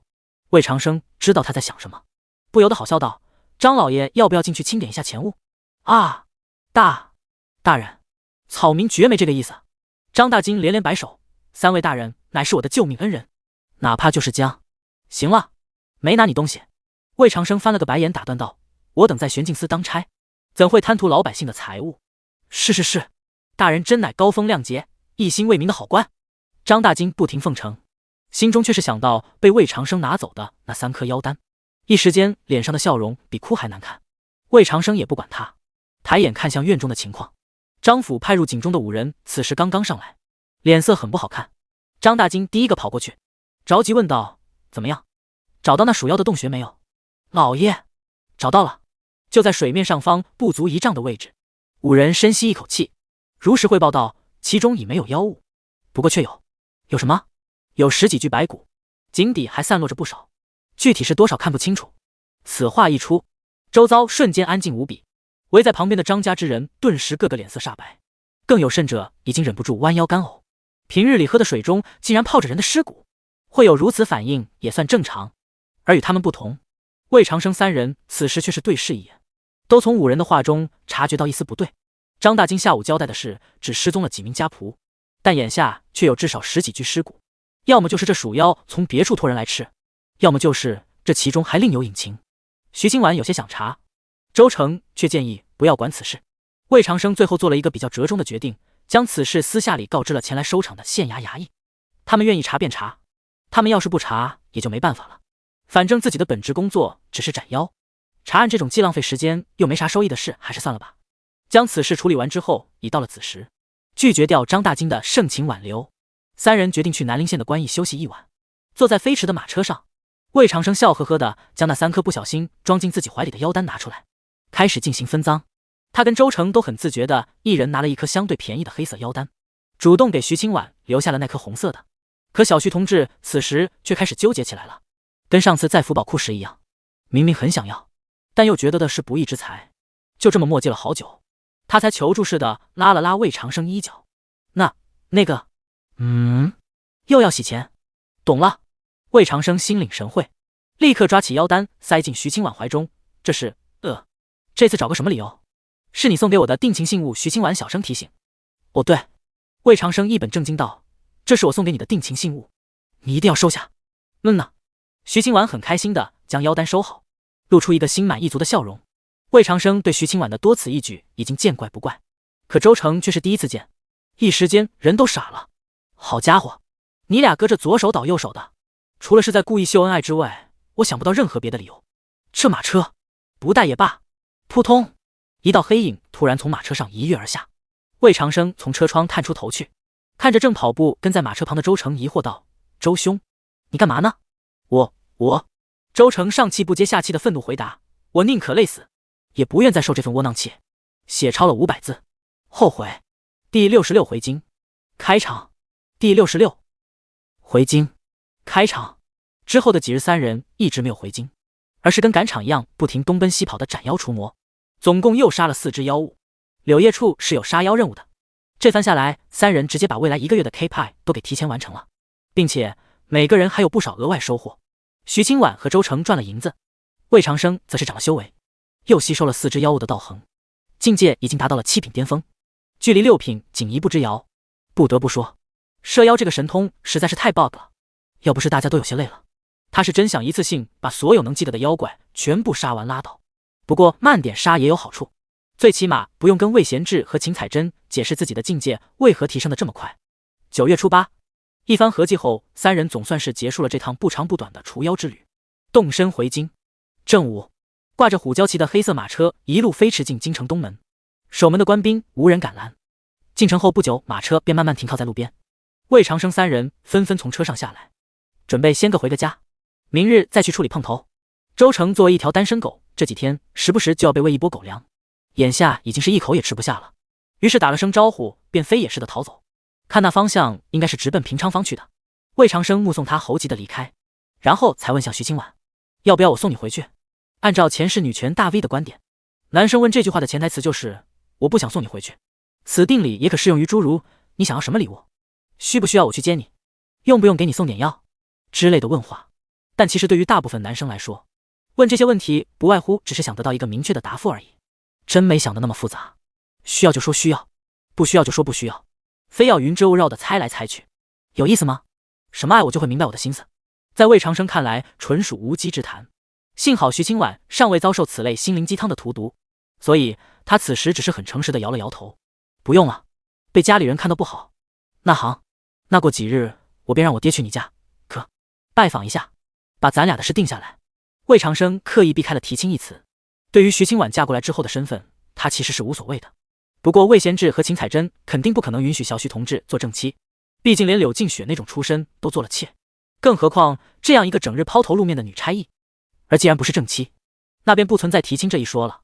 徐清婉当然也明白这一点，又或者说她早就知道自己嫁入魏府后的名分，因此现在并未觉得有什么不妥，反而微微红了脸颊：“多依你的，你若想再等些时日，便再等些时日，我不急的。你不急我急。”魏长生一脸坏笑：“你早点过门，我们才好早点一起修炼嘛。我们现在不就在一起修炼吗？”徐清婉有些不解：“可我说的是另一种修炼。”徐清婉并非是懵懂的小姑娘，虽然有时候有点憨，但也能听懂魏长生的话中之意。她也不知道该怎么接话，只感觉脸上烫得厉害，最后干脆留下一句话便自顾自跑走了：“那你就早些娶我。”阳光洒落在街弄胡同，路边的各个小摊中热气翻腾，时不时有诱人的香气飘逸而出。魏长生笑了笑，然后便头顶正午的大太阳，迈步往魏府的方向走去，嘴里还情不自禁哼唧着前世的一首广告歌：“死油泼爱豆的笑容都没你的甜，8月正午的阳光都没你耀眼。”一路上魏长生都很开心，但可惜的是，这份好心情待他回到魏府时便戛然而止了。书房中檀香袅袅，一片静谧，不过身处其中的魏长生和王二却脸色都很不好看，尤其是魏长生，他是怎么也没想到柳魏之争的事态会发展的这样快。就在他离京四处杀妖的这几天，两家竟然毫无征兆的彻底撕破脸了。谁先发难的已经很难去追溯，反正这场斗争已经是以迅雷不及掩耳之势迅速蔓延至整个京城。朝堂之上，每日都会有无数参本如雪一样递到宁永年面前，不管是魏派的还是柳派的，几乎牵扯了一大半朝官，一群人天天面红耳赤，争得不亦乐乎。朝堂之下，柳魏两家的产业也都开始遭受对方明里暗里的算计和打压，数个江湖帮派参与其中，打砸抢烧，喋血街头已是常态。总体来说，一片大乱，但又并未到失控的地步。看来当今天子有点手段啊。魏长生心里明白，柳魏两家原本脆弱的平衡之所以会被突然打破，背后绝对少不了宁永年的推波助澜。至于萧炎，目前顶多算是一个借势而为的参与者和推动者，其能量绝对不至于左右战局。这一点倒是跟自己一样，这一切来得太快，魏长生自己包括手下的势力都尚未发展起来，很难对局势起到什么影响。如果再等几年，他或许便能决定这场斗争的走向。不过眼下能为魏家做的却十分有限，算了，帮不上就帮不上吧。对自己来说，只要能在风暴中保存实力，同时按计划把萧炎杀掉就足够了。想到这里，魏长生终于对王二下达了指令，共忌讳的是这段时间先放一放，不要再吸纳新人了，同时把春申书坊里的兄弟慢慢都撤出来，尽可能让李阳那边干净一点。告诉李堪，大理寺不要站队，保持中立。玄天会和刘府那边多派点人，最好能找几个细作摸进去。后丘村那个叫刘莹莹的小姑娘和她爷爷一定要看死了，算了，直接给我抓回来。一连下了好几条命令，魏长生这才稍稍松了口气。他总觉得还忘了点什么，不过一时间又想不起来。透过窗户向外看去，鱼儿正拿着一根竹竿去赶飞到屋顶的大母鸡，秋云在弯腰打扫鸡窝，柳静雪坐在凉亭中低头绣手绢，魏巧玲依旧趴在大鬼身上呼呼大睡。夕阳的霞光给他们披上一件橘红色衣裳，整个世界仿佛都变成了温柔的女子模样。看着这一幕，魏长生突然觉得这样就挺好的，有女人，有亲人，有宠物，衣食无忧，平静祥和。唉，摸了摸腰间有些发烫的子母玉，他收回视线，轻轻将木窗合上。第67包围与反包围，第67包围与反包围。天纪15年9月初9，重阳节。刚刚入夜，魏长生便大摇大摆钻进停在魏府门口的马车。此番他并非是去玄镜司，也不是去凤栖馆，而是要主动钻进围杀自己的圈套之中。等了十几日，萧炎终于再次找上了杨柳诗，让他将自己勾引到城南一座名为鱼堵的矮山之上，一同赏菊。色欲熏心的魏长生自然不会拒绝。车轮溅起一阵尘土，很快便在几个探子的视线中消失不见。吱吱，魏府门口的老树之上，秋蝉衰弱的残声此起彼伏。这些小家伙只顾着在生命最后的一段时间放声高歌，却丝毫没有注意到身后几乎与绿叶融为一体的大螳螂，就像全神贯注盯着猎物的螳螂也没有察觉到另一个枝头的那只黄雀一样。唰，前连挥舞，雀翅振飞，螳螂和黄雀几乎同时发难，直奔自己的目标去。黄绿交错中，树叶一阵摇颤，只有秋蝉依旧在傻傻的长鸣。鱼堵山在城外约么10里地的位置，因形似鱼堵而得名。这里虽然离京城不远，但因为远离官道，所以即便是重阳节也并未有太多人来这里登高赏菊。只是偶有一些零散的文人墨客，为了凸显自己的与众不同，会独自来此登山饮酒。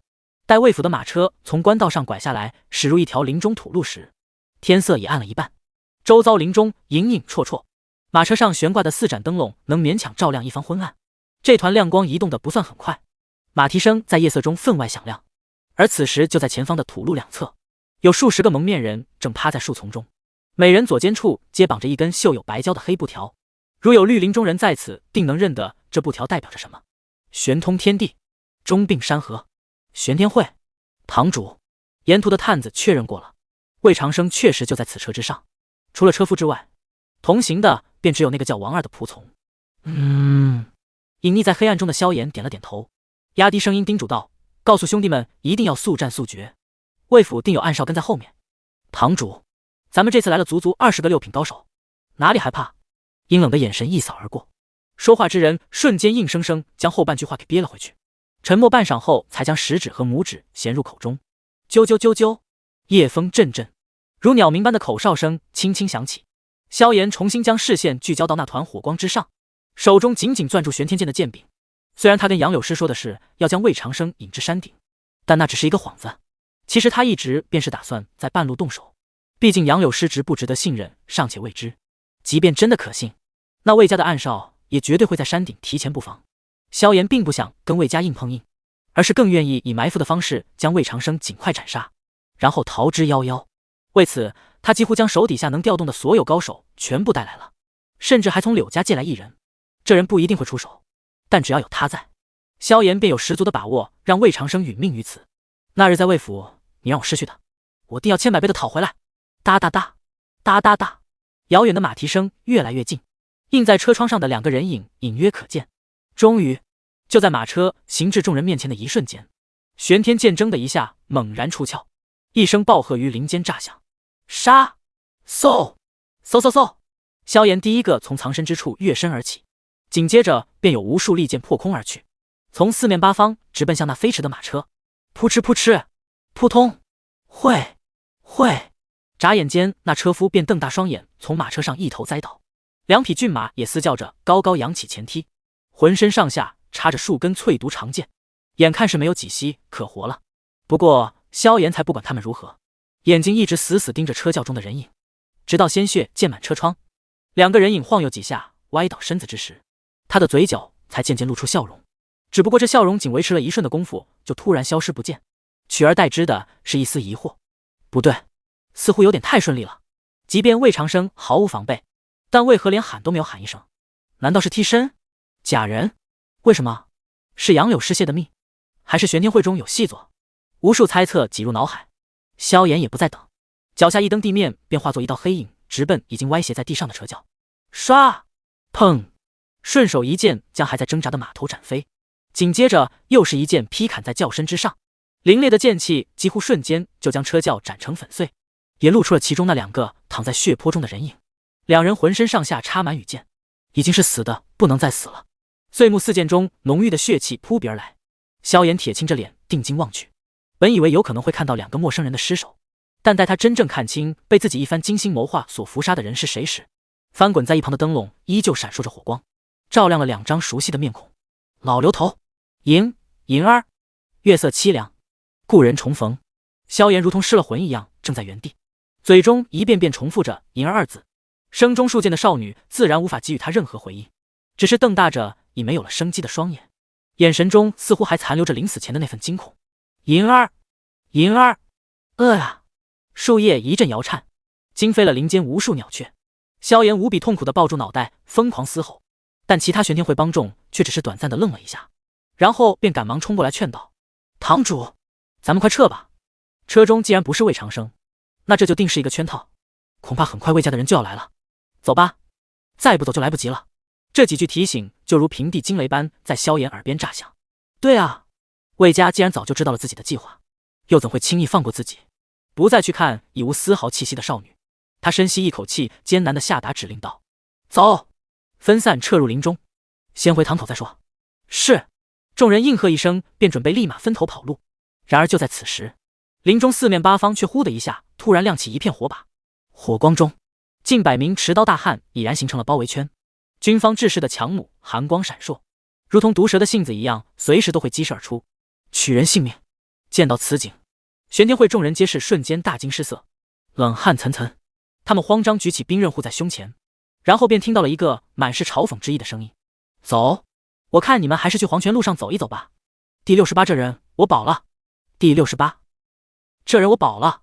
鱼堵山顶，杨柳诗一袭红衣立于一座凉亭之中，正看着脚下隐约晃动的火光，愣愣出神。遥远的厮杀声若有若无，过了好一会儿，他才红唇微起，有些奇怪地问向站在身边的魏长生：你是如何猜到他会在那里动手的？问这个干什么？魏长生抖了抖衣袖，表情不甚在意。杨柳诗娇嗔道：奴家只是好奇，你若不愿说就算了，倒也没什么。你真想知道？其实我没猜到他会在哪动手。你……杨柳诗愣了一下，不满的小声嘀咕道：不愿意说便不愿意说，没骗你。魏长生看着一脸不相信的杨柳诗，随口道出答案：我只不过在沿途每个可以设下埋伏的地方都提前做了安排，包括这里。一瞬间，杨柳诗脸上写满了震惊，他下意识的四下环顾一圈，然后才不可置信的轻声问道：你是说你在这一路上都提前埋伏了人？差不多吧。那要多少高手啊？几百个。杨柳诗不说话了，又或者说压根不知道该说什么好。其实也不怪他想不到，因为这种手笔确实不是一般人能做到的。几百名高手悄无声息地从魏府一路埋伏到这里，这已经不单单是人手够不够的问题了，这完完全全就是魏家硬实力的展现。可就是魏贤志有点苦逼，他并非一直埋伏在这里，而是一路跟着马车跑来的。山风拂过二人身侧，吹动了杨柳诗的霞衫，过了好半天，他才又问了第二个问题。那马车一路行来，肯定也会有玄天会的探子盯着。你是如何从车上下来？死的那2人又是如何上去的？我没下来，他们也没上去。魏长生此时心情不错，便也没藏着掖着，继续回答道：我们压根就在2辆车上。我懂了。杨柳诗轻呼一声，脑海中浮现出一幅画面：一辆马车行至视野盲区时突然停下，而另一辆早就停在这里的马车则接力驶出。道理并不难懂，但确实很能混淆视听。此时此刻，他看向魏长生的眼神已经越发复杂，既有崇拜，又有不解，还有柔情和渴望。如果非要说的话，可能渴望的情绪要更多一些。我还有一个问题。不是，你咋这么多问题？魏长生扭头看着突然变身问题宝宝的杨柳诗，没好气道：有问题自己想去。最后一个吗？杨柳诗一把抱住魏长生的胳膊，疯狂撒娇：问吧问吧。我保证是最后一个。杨柳诗连连点头，凑到魏长生耳边轻声问道：车上的替死鬼是谁？听到这个问题，魏长生先是愣了一下，然后才语气平静的如实回答：一个是他的救命恩人，一个是他的女人。美眸中突然又浮现出了一抹久违的惧意，甚至比中秋那夜还要更甚。杨柳诗一动不动，不过魏长生却懒得管他此时作何感想，而是自顾自将胳膊从山谷中抽出，抬眼盯着山脚处的火光，眉头渐渐皱起。战斗应该已经结束了，但为什么还是有几处火把在飞快移动？难道说这次萧炎又死不掉？事实的确跟魏长生猜的差不多，虽然魏贤志说完狠话之后就直奔萧炎而去，但后者确实没死，甚至这么半天过去都只是受了一点轻伤。萧炎再怎么牛逼，也不可能在1个月之内就成长到可以跟魏贤志过招的程度。他之所以到现在都没事，完全是因为有那个从柳家借来的高手陈杰。魏贤志看着对面的精壮男子，满脸阴森：我怎么也没想到你堂堂一个镇北将军，居然也做了柳元山的走狗。魏大人，你误会我了。叫陈杰的男子神色淡定：我不想站在柳卫任何一边，今日来这里也只是为了还柳元山一个人情而已。哈哈哈，可笑至极。魏贤志指着陈杰的鼻子破口大骂道：你可知这群人今天是来干什么的？他们是要伏杀我儿，你他妈的现在立马给我滚开，否则别怪我连你一起杀。看得出魏贤志此时此刻确实无比愤怒，但陈杰却不为所动，依旧挡在萧炎身前。魏大人，他们来这里干什么我不管，我今日来只是受柳家之托护此人一命，过了今晚，他跟柳家如何便都与我没关系了。如果我等不到明天呢？魏贤志从牙缝中挤出几个字：那位大人仅可以试试。陈杰微微屈身，手扶于刀柄之上，我虽自知不是你的对手，但还是自信能拖住大人一会儿的。他刻意在拖字上微微加重了语气。萧炎闻言之后哪里还不知其中意思，想都不想立马扭头就跑。周围几个魏家5人立刻追击过去，但速度明显要慢上一截，恐怕早晚要追丢。陈杰，你很好。魏贤志瞥了一眼众人消失的方向，语气无比阴冷：你今日确实能拦住我，但你要明白，你也有妻儿，他日若你妻儿出事，不知你那时又能否护在他们身边。我只给你3息时间考虑，若你还不让开，那以后会发生什么事，我想你应该清楚。3、2，夜沉似水，黑云盖月。话说到这里，已经就是赤裸裸的威胁了。其实像魏贤志和陈杰这种境界的顶尖高手之间，除非有血海深仇，否则绝不会说这种话。因为你可以杀人家的家人，人家也能杀你的亲友。如果真的相互杀起来，那最后的结果大概率就是两败俱伤，双双家破人亡，成了老光棍。所以虽然陈杰乍听此话时十分愤怒，但一想到自己要保的正是欲杀人家儿子的凶手，一时间却也无话可说。两人间的空气几近凝固。就在魏贤志即将脱口而出最后一声一时，陈杰终于长叹了一口气，慢慢说道：魏大人，柳家的人情太大，此人我还是要保。不过他看着魏贤志，轻声报出一个地址：石道巷顺龙赌坊。魏家有人被捉到了那里，你快些去吧，应该还来得及。在把仙侠页面的所有推荐走完一圈后，下周终于要上首页的推荐了。距离上架前的最终目标上3江还有一步之遥，读者老爷们这几天尽量追读一下。么么哒。第69绑架事件。第69绑架事件。什么玩意儿？陈杰，镇北将军，顺龙赌坊，有魏家人被抓去了。一炷香后，魏长生看着面前报信的男人，满脸问号。萧炎没死，这他勉强还能接受，但有人被抓走了，又是什么情况？是谁被抓走了？他赶忙问道。小人不知。对面的男人摇了摇头，老爷已经先一步往那边去了。公子您，我也去。魏长生毫不犹豫，小人这就去备马。来人看了一眼杨柳诗，转身先一步下山。待他走远后，已经恢复常态的杨柳诗这才有些看热闹似的笑道：“哥哥喽，看来公子的谋划是失败了呢。”唉，是啊。魏长生无奈地叹了口气，然后又斜眼看过去。不过我实在想不明白，你有什么好高兴的？萧炎没死，你觉得他会放过你吗？杨柳诗顿时反应过来，脸上的笑容一下子僵住了。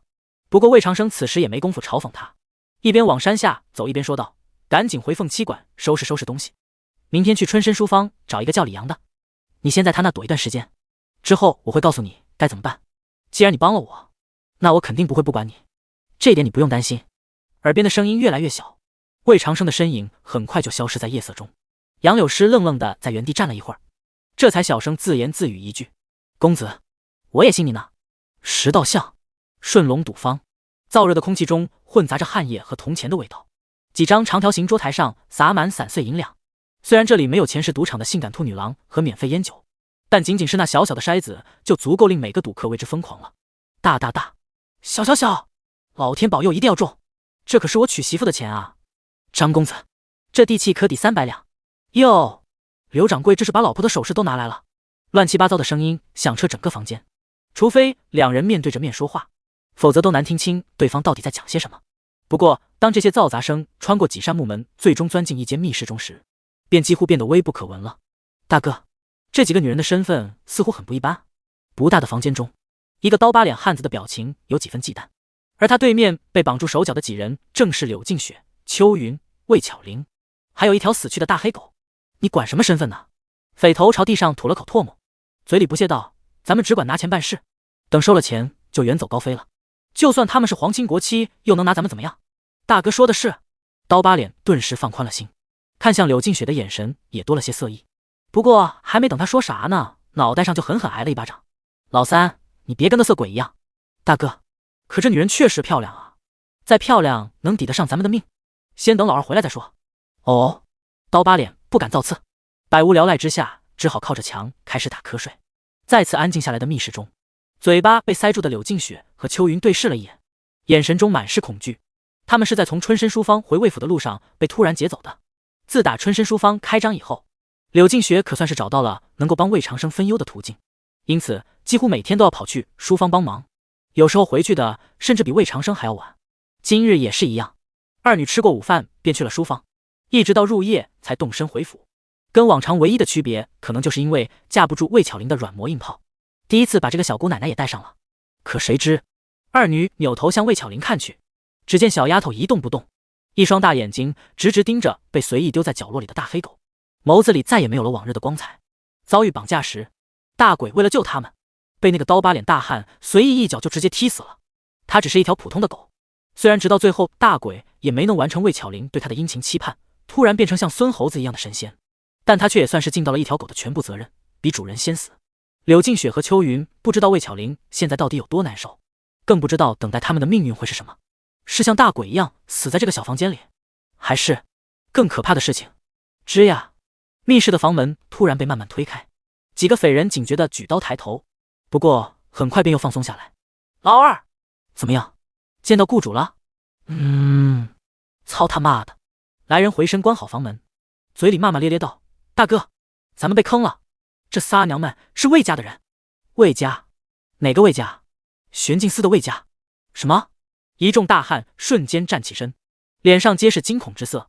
虽然刚才还都口口声声说皇亲国戚也不怕，但那毕竟是壮胆之言，越是亡命之徒，便越知道哪些人不能惹。房间中顿时响起一片骂声，只有那匪头还算冷静，想了一会儿便出声喝道：“都闭嘴！老二，这消息你是从哪得来的？”雇主说的。他怎么可能说实话？尖嘴猴腮的男人撇撇嘴，外面现在全是魏家的人，都在找这仨娘们。那剩下的钱结了没有？结了，还多给了1000两。说没说怎么处置他们？两个大的杀了，小的放了。好。问完话，匪头沉默了一阵，然后才沉声说道：“兄弟们，事儿已经做了，现在哪怕就是把他们放了，魏家也绝不会饶过咱们。既然这样，那还不如按规矩办事，你们觉得如何？”密室中安静了几秒，旋即响起一阵附和声：“好。”都依大哥的，就这么办。出了京城玄镜司又能如何？大哥说的有理，赶快动手吧。众人都知道，此时多拖一刻便多危险一分，就连那刀疤脸也顾不上缠柳静雪的身子了，嘴里不住嚷嚷着快点杀人。好，匪头并不墨迹，立马起身走到柳静雪身前，准备先从她开始。姑娘，方才我们说的话你也听到了，拿人钱财替人消灾，对不住。他说完这2句话，便高高举起拳头，毫不留情的直接往柳静雪腹部砸去。做这行有个规矩，撕票必须一拳毙命，这是为了让人质尽可能少一些痛苦的同时，又能留个全尸。明明是杀人越货的行当，却又有如此规矩，确实让人不知该说什么好。砰！眨眼间，带着无比刚烈之势的一拳如期砸下。巨大的闷响过后，女子娇柔的身躯缓缓瘫倒，不过倒下的却不是柳静雪，而是……柳静雪身体疯狂挣扎，瞪大眼睛不可置信地看着倒在自己怀中的秋云，顷刻间泪水便布满了眼眶。不过秋云却已没法回应什么，鲜血已将她嘴中塞着的白布全部染成了红色，然后又顺着布角继续向下流，直到浸满了衣襟。何必要替他挡呢？另一边，匪头只是微微一愣，然后就再次举起拳头，无非就是让他晚些。砰！咵嚓！一句话尚未说完，密室的木门突然爆发出一声巨响，旋即炸裂。匪头惊恐的想要扭回头去看，不过还未等他看到来人，脑袋便如同被刺破的气球一样，瞬间爆裂成一团血雾。第70他不会有事的，第70他不会有事的。此时魏府，平日里这个时间，整个府邸上上下下应该早都睡了，不过今天却没人能睡得着。大哥，大鬼死了，大鬼死了！抱着嚎啕大哭的小丫头，魏长生又扭头看了看正躺在床上陷入昏迷的秋云，以及旁边如同失了魂一样的柳静雪，脸色阴沉欲滴。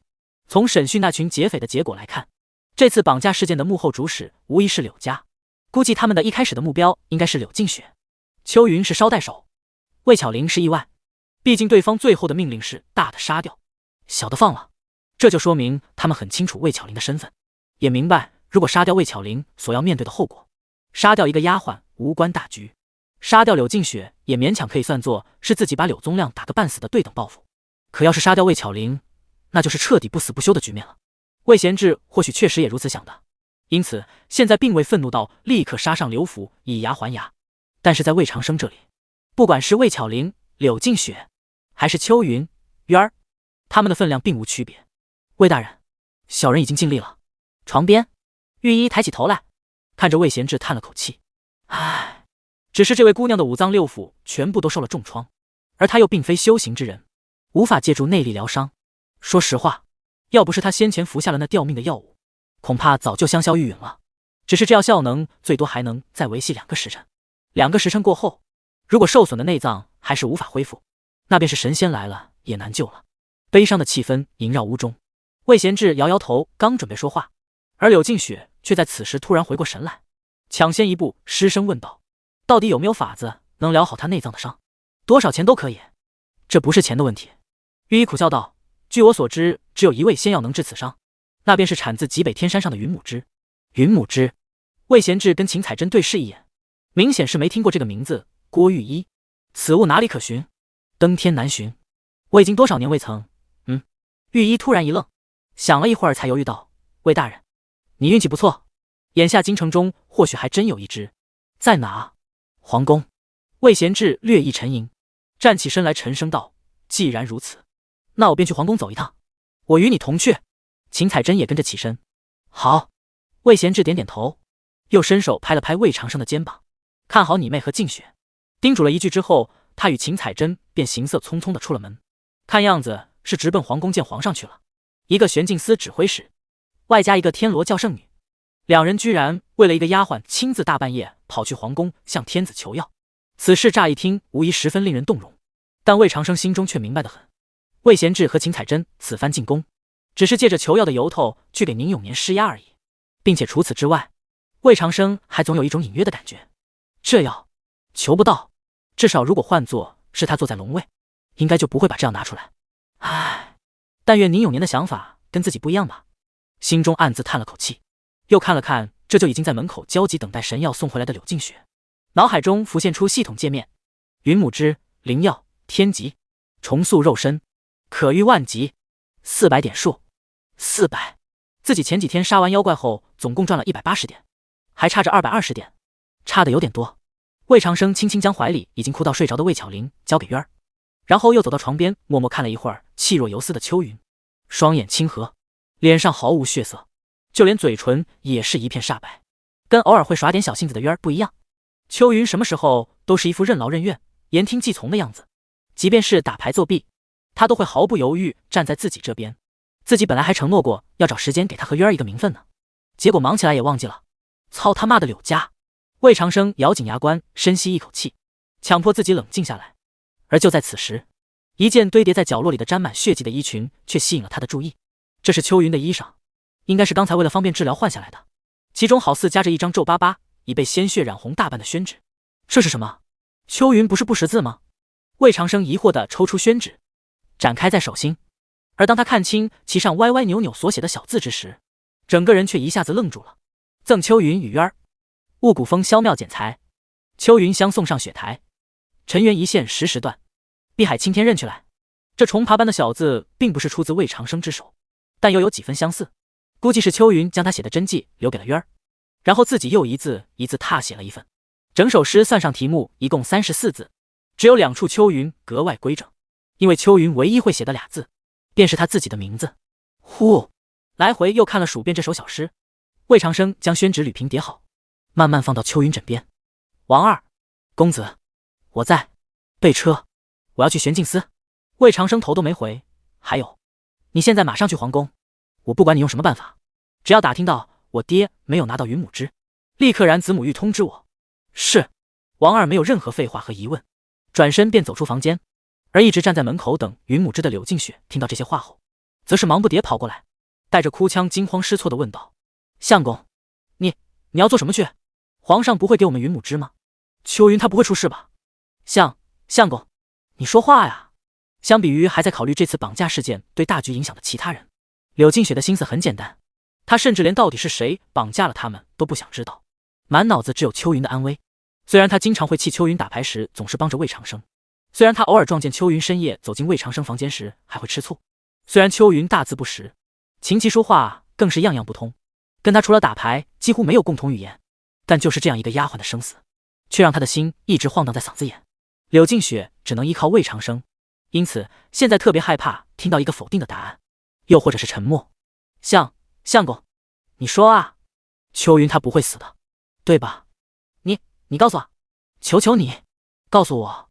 月色朦胧，菊满城，柳静雪死死攥住魏长生的衣角，以几近哀求的语气一遍又一遍发问，直到一个虽然不大，但却让人无比信任的声音自耳边响起：你放心，秋云他不会有事的。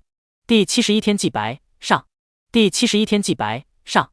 大宁皇宫，魏贤志和秦彩珍是在华贵妃的长春殿中见到宁永年的，把皇上大半夜从妃子床上喊下来，这俩人也是没谁了。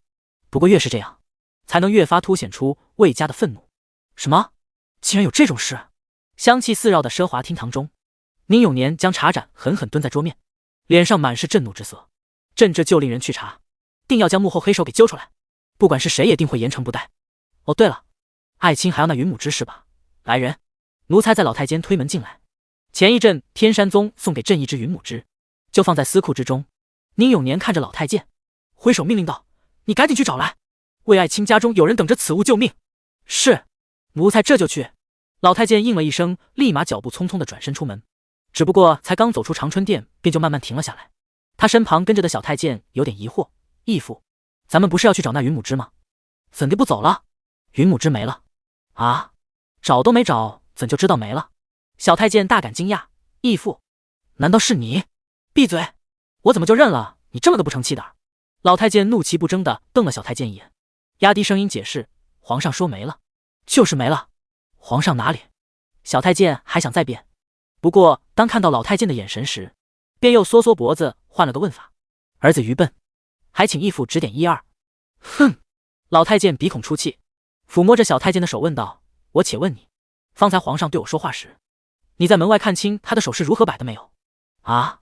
小太监一愣，回忆一番后才勉强答道：我只记得皇上确实冲义父摆手来着，具体是如何摆的，好似是这样。他一只手被老太监摸着，另一只手在空中左右挥摆2下。算你有点眼力。老太监点头解释，今儿我就告诉你皇上的这个习惯，你听好了，皇上当着外人吩咐事情时，左右摆手便是不要做，前后摆手才是要做，你记住了？啊，记住了。小太监先是点点头，然后又摇摇头，不解道，可皇上为何不愿给魏大人那云母枝？魏家不是有人等着此物救命吗？自然是因为皇上不愿意救那人的命，为何不救？这不是拉拢魏家的好时机。行了，老太监突然厉喝一声，不再解释，自己琢磨去吧。玄镜司，当魏长生将写满字的宣纸吹干装进信封，又将信封揣进胸口中时，腰间的子母玉恰恰好也开始发烫。果然跟自己想的一样，宁永年并没有将云母枝拿出来，激化矛盾，这一手玩得溜啊。轻轻叹了口气，起身走出房间，沿着石路一直往玄镜司的最深处走去。此时已是深夜，路上除了偶有巡逻的哨卫之外，一个差役也没有，唯独一处小矮楼的四周却是守备森严。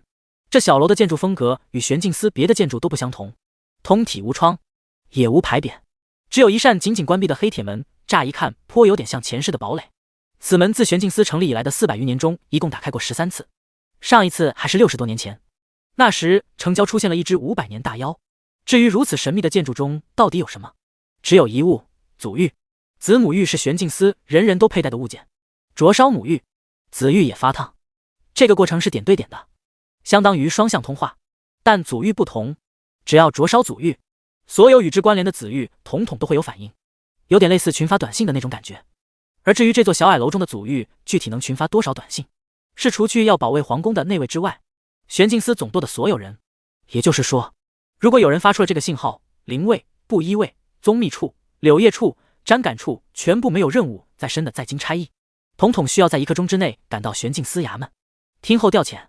如此阵仗，也难怪400多年此门只开过13次。魏公子，您怎么还在衙门？眼见魏长生走过来，几个值夜班的护卫立刻挺直身子招呼道，今日不是重阳吗？您没去赏菊？没有。魏长生摇头笑道，劳烦几位兄弟开一下门。好说好说，我们这就……什么？一众差役瞬间瞪大双眼，以为自己听错了。魏公子，您方才说？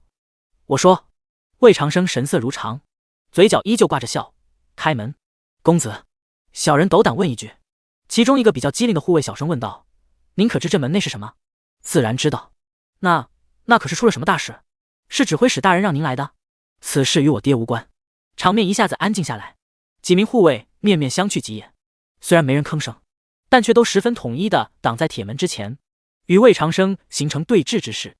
打开此门的钥匙一共有3把，一把在历任玄镜司指挥使手里，一把在历朝皇帝手里，还有一把依玄镜司规例，若有重急情况且不及上报者，魏长生指着嵌在锁孔之上的黑色钥匙，沉声喝道，皆可打开此门着狱。你们现在拦在门口，何意？这下几个护卫更傻眼了。魏长生说的没错，玄镜司确实是有这样一条规例，如果遇到特别重大的情况，并且来不及上报了，所有人都可以来这里开门。设立这第3把钥匙的初衷是为了防止层层上报浪费时间，导致错过应对危机的最佳时间。但是自打玄镜司成立以来，也从来没有过除去指挥使和皇上的其他人来开门的时候啊。毕竟一旦灼热祖玉，就相当于拉响了最高级别的全城警报，而这可能引发的后果。魏公子，您到底是为何？你没资格知道。那要不还是先请示一下指挥。我说过，此事跟我爹没关系。魏长生彻底没了耐心，秋云的命还剩1个多时辰，他必须要在此之前弄到云母枝，一步迈到一众护卫身前，目光死死盯着黑铁门上的那把钥匙。魏长生的语气竟然第一次有些狰狞，如果出事，我一人承担，跟你们没关系。现在我再说最后一遍，开门。今天有点事耽误了，晚些还会有一。第72天祭白中，第72天祭白中。平昌坊迎春楼，迎春楼是这附近乃至整个京城口碑最好的平价青楼，消费低，服务好。其中女子虽然不是琴棋书画样样精通，但个个贤惠体贴，总能给顾客一种回家的感觉。而此时就在迎春楼的一间绣房中，一男一女便正抱在一起耳鬓厮磨。官人，在玄镜司当差定是很危险的吧？你可切记要保重身子，否则奴家会心疼的。女子娇柔的声音传入已经褪去外衣的大汉耳中。后者只感觉舒心不已。娘子，你放心即可，我可是出了名的谨慎小心，绝不会去做那些以身犯险的傻事。对了，我前几日刚从一个狗官身上又捞了一笔，很快便能攒够钱替你赎身了。呀，真的吗？女子轻呼一声，紧紧勾住大汉的脖子，我以后定会好好伺候官人的。嘿嘿，你今天也要好好。汉子话才说了半句就闭上了嘴，脸色突然变得古怪。官人，怎么了？没怎么，我现在有事要去办。啊？女子一愣，扭头看了看窗外漆黑的夜色，这么晚了，官人要去做什么？不该问的别问。汉子此时已经将虎蛟服匆匆穿好，伸手抓起靠在墙角的林长刀，便向门外走去。不过在临出门时，他还是回头叮嘱了一句：关好门窗，今夜怕是要有大事发生。什么大事啊？女子没有等到答案，留给他的只有一扇紧闭的房门。汉子就这样走了，甚至连早已给出去的1两银子都没来得及往回要。此时此刻，无数相似的情景正在京城各个角落上演。如果站高一点俯瞰下来，便会看到那从四面八方出现的无数黑影在街巷屋顶中飞奔。夜色深沉，黑云压城，噼里噼里的雨滴声与嘈乱的脚步声混杂成一片。下雨了。1刻钟后，玄镜司点江台，魏长生挺身站立在高台之上，任由雨水随意砸落周身。他身后是一群丈二和尚摸不着头脑的玄镜司高层，眼前视野所及全是身着虎蛟服的差役，得益于良好的职业素养，虽然众人都不知道发生了什么，但2000余人却无一丝交头接耳之声。所有人都笔直站着，目光直直盯着魏长生。是时候了，诸位同僚。魏长生的声音于雨水中清晰可闻。我乃玄镜司柳叶处总旗魏长生，灼烧祖域实属迫不得已，但我又必须如此选择。因为魏长生扫视一圈点将场，以无比肯定的语气高声喊道：因为我已掌握确凿证据，当朝宰相柳元山将于今夜谋逆造反。哗！暴雨如瀑，喧哗声更甚。任凭玄镜司的纪律再严格，此时此刻也很难有人还能保持淡定。柳元山造反，这怕不是天大的玩笑。在柳魏之争的节骨眼上，没几个人会相信这种的话。即便魏长生上次说中了加4妖之事，魏公子，点将台上一人立马向前一步，厉声喝道：此事切不可乱说。我并未乱说。魏长生表情没有丝毫慌乱，是真是假？曹大人与我一同去刘府看看，不就知道了。那人有点语塞，但魏长生却是不给别人再次质疑的机会，冲着台下大声命令道：此事事关重大，我已派人进宫禀报皇上，但迟则生乱，柳家已有反叛之意，得知此事暴露后定会殊死挣扎，请诸位同僚即刻与我同去刘府，捉拿反贼，以防柳家祸乱京城，以保大宁江山无恙。啪！吼完最后一句话，魏长生便翻身从点将台上跃下，一步步向外走去。他所经过之处，人群皆让出一条通道，但一时间却没有一个人跟上来。也不怪大家如此反应，毕竟这事儿换谁也要琢磨琢磨。点将场一片沉默，直到不知是谁首先喊了一嗓子：我信魏公子的。我去！看着从远处挤过来的周成，魏长生心说这时候还是熟人靠谱。他脚步不停继续走，而被周成这一带动之后，周围响起的附和声也越来越多。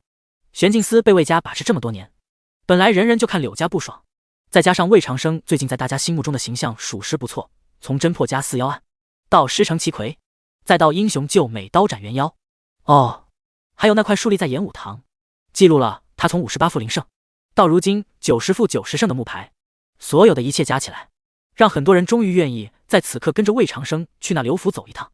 柳家谋逆之事如果为真，那最好，即便是魏公子想要公报私仇，那这个忙老子也帮定了。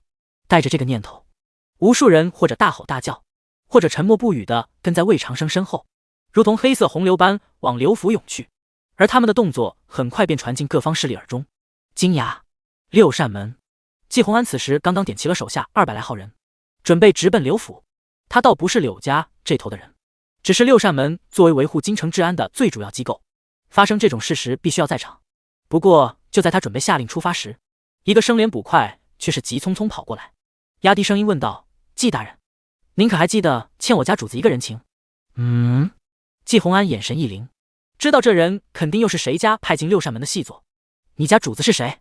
捕快并未正面回答，而是笑着说道：8月21，菜市口。季鸿安深吸一口气，魏公子想让我做什么？季大人放心，不会让您为难的。捕快凑到季红安耳边小声说道：“您只需要晚1刻钟再去刘府即可。”6扇门、城备军、都尉府，所有京城中的武装力量都突然因为种种原因按兵不动。不过有之最为精锐的魏长生却没办法。大宁皇宫，近1000骑禁卫自其中气势恢宏地奔腾而出。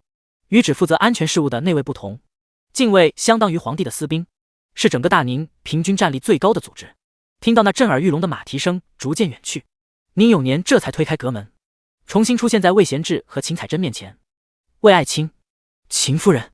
他盯着满脸茫然的两人，好半晌才神色复杂的缓缓开口说道：“你们的儿子带着玄镜司1000余人把柳家给围了。”第73天祭白下。第73天祭白下。安化门街，刘府。雨越来越大了，闪电没能撕碎浓重的乌云，巨雷在低低的云层中滚过之后，便化作了滂沱大雨，铺天盖地的压下来。风如拔山怒，雨如决河倾。天地一线的水帘之中，黑压压的斗笠自刘府正门处一直向两侧延伸，挤满了整条街道。而100余名柳家武人则持刀站在府门前仅有的一小块空地上，硬着头皮与10倍于他们的玄镜司差役挺身对峙。没人知道魏长生此行的真正目的，但用屁股想也知道绝无好事，因此他们无论如何也不能退，即便全部命丧于此，也要让玄镜司首先背上一个强闯相府的罪名。魏公子，柳家护卫中为首那人手摁刀柄，眼睛死死盯着立于所有玄镜司差役最前方的魏长生，沉声喝道：“你深夜带着如此多人围困相府是为何意？玄镜司竟真如此无法无天？是朝廷和皇上为无物吗？”啪嗒，一脚踩下，水四溅。听到如此质问，魏长生面无表情地踏前一步，厉声道：“我今夜来，正是为了朝廷和皇上，我已掌握柳家谋逆罪证，而你等此刻又持刀阻拦玄镜司捉拿反贼，可是要一同谋反？魏公子，说此话可是要有凭据的。凭据我自然有，否则今夜也不会来了。”魏长生暴喝一声：“再者，玄镜司办案，反抗者是同谋逆，单凭这一条，你们便已罪无可赦。”你为首那人脸色铁青，但一时间又确实无法辩驳。这便是玄镜司的可怕之处，跟前世的廉政公署类似。玄镜司完全脱离于3省6部，机构独立，人事独立，财政独立，办案独立，不受任何朝廷部门的节制，并且最关键的是，依大宁律，玄镜司还拥有所有司法部门中最为宽松的独立调查权限。只要我怀疑某人犯了罪，不需要任何证据，不需要任何批文和手令，直接就可以对疑罪者采取搜查、扣押、审讯等一系列手段。因此现在魏长生说柳家谋逆，并且要带人入府搜查，严格来讲并不违反法律，反倒是故意阻拦的柳家护卫确实已经犯了暴力抗拒执法的重罪。轰隆，墨一般黑的夜空中，曲折的电光猛然颤抖2下。方才说话的护卫见讲不过魏长生后，干脆闭嘴不言，但身子却未动分毫，摆明了不会退缩一步。而魏长生也没再跟他废话，只是轻轻一挥手，身后立马便有数百道黑影激射而出。刷刷刷，围墙、屋顶、东南西北各处大门，一时间黑色的虎椒符便布满了整个刘府。雨水击打在出鞘的寒芒之上，叮叮咚咚的声音仿佛一曲恢宏且肃杀的乐。弃刀，跪下，把刀放下，玄镜司办案，所有人出来接受盘询，反抗者一律可斩，统统滚出来！令人闻风丧胆的呼喊声此起彼伏，刘府已是乱作一团。正门处的玄镜司众人与柳家护卫也到了刀兵相见的最后关头。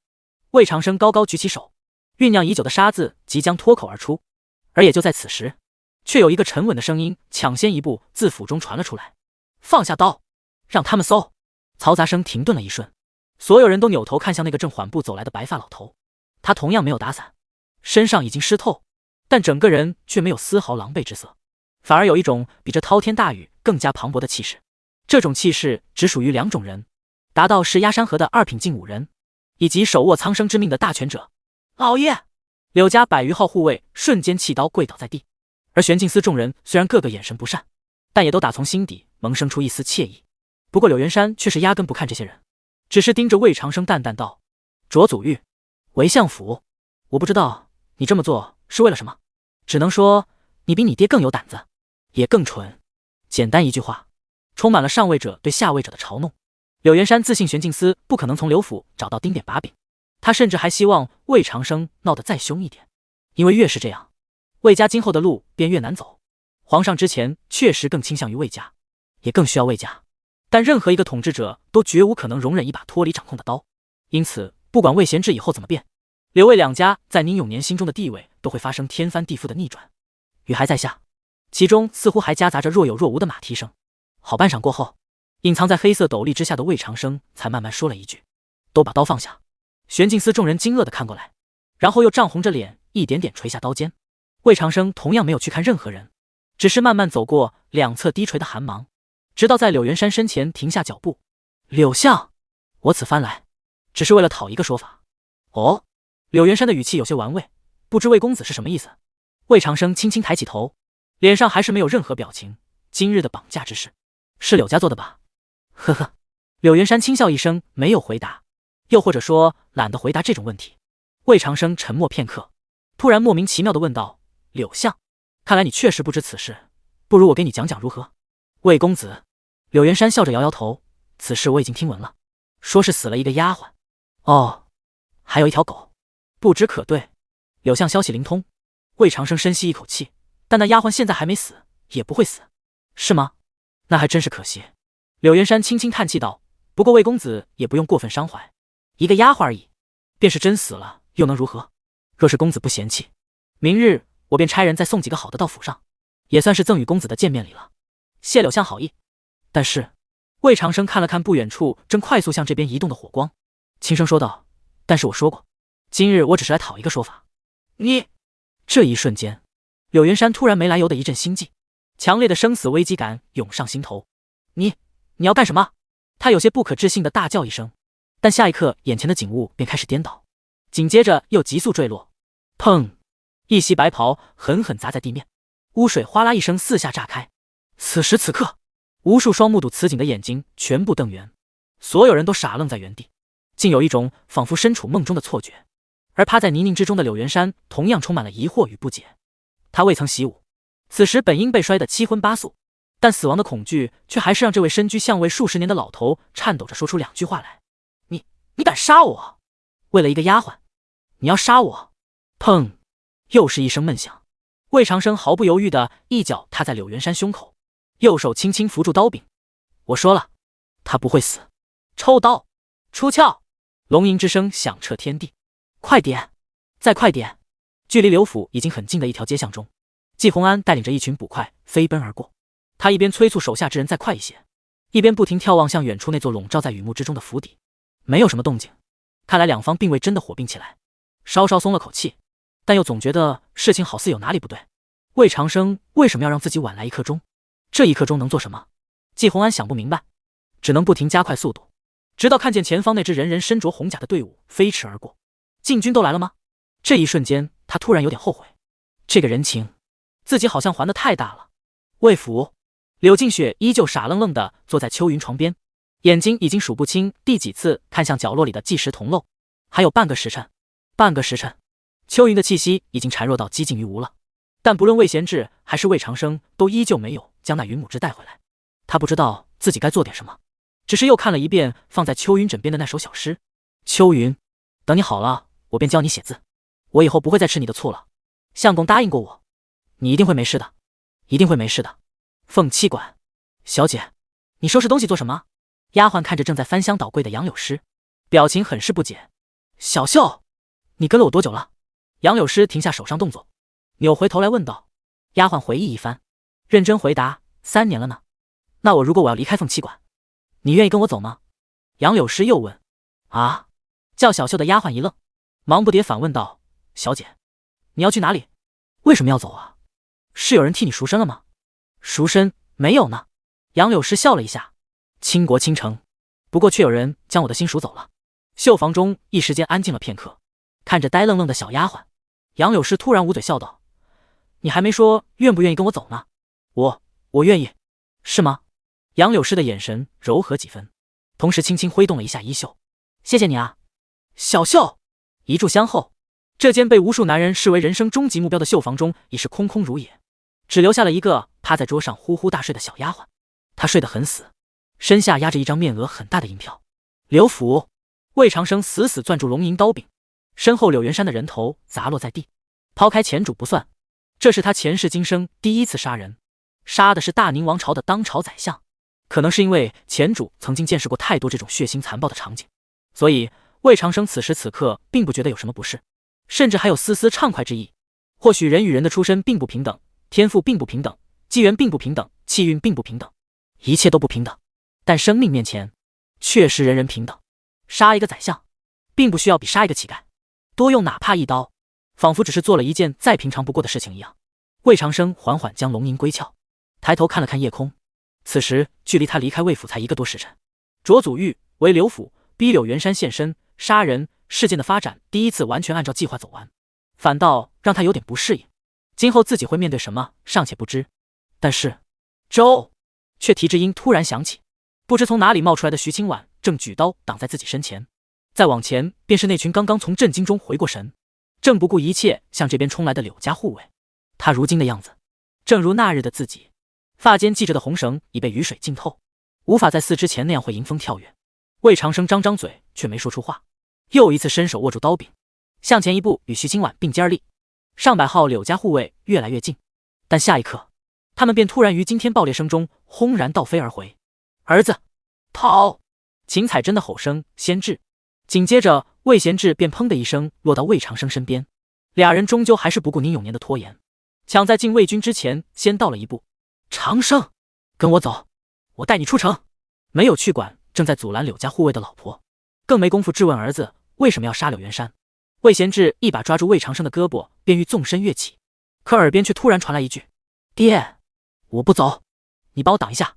魏贤志一瞬间愣在原地，而魏长生也没时间解释，立刻弯腰藏在他背后，脑海中飞快调出系统界面：云母之灵药天级，重塑肉身，可遇万级，400点数，之前有180，杀掉柳元山给了300，系统余额变成了80。他手中也多了一支鲜艳如血的灵芝，将怀中那封早在玄镜司时就写好的信拿出来，连同灵芝一齐塞到满脸惊愕的魏贤志怀中。魏长生急促地嘱咐道：爹，这就是云母芝，赶紧拿回去给搓云服下，我记着时间，来得及。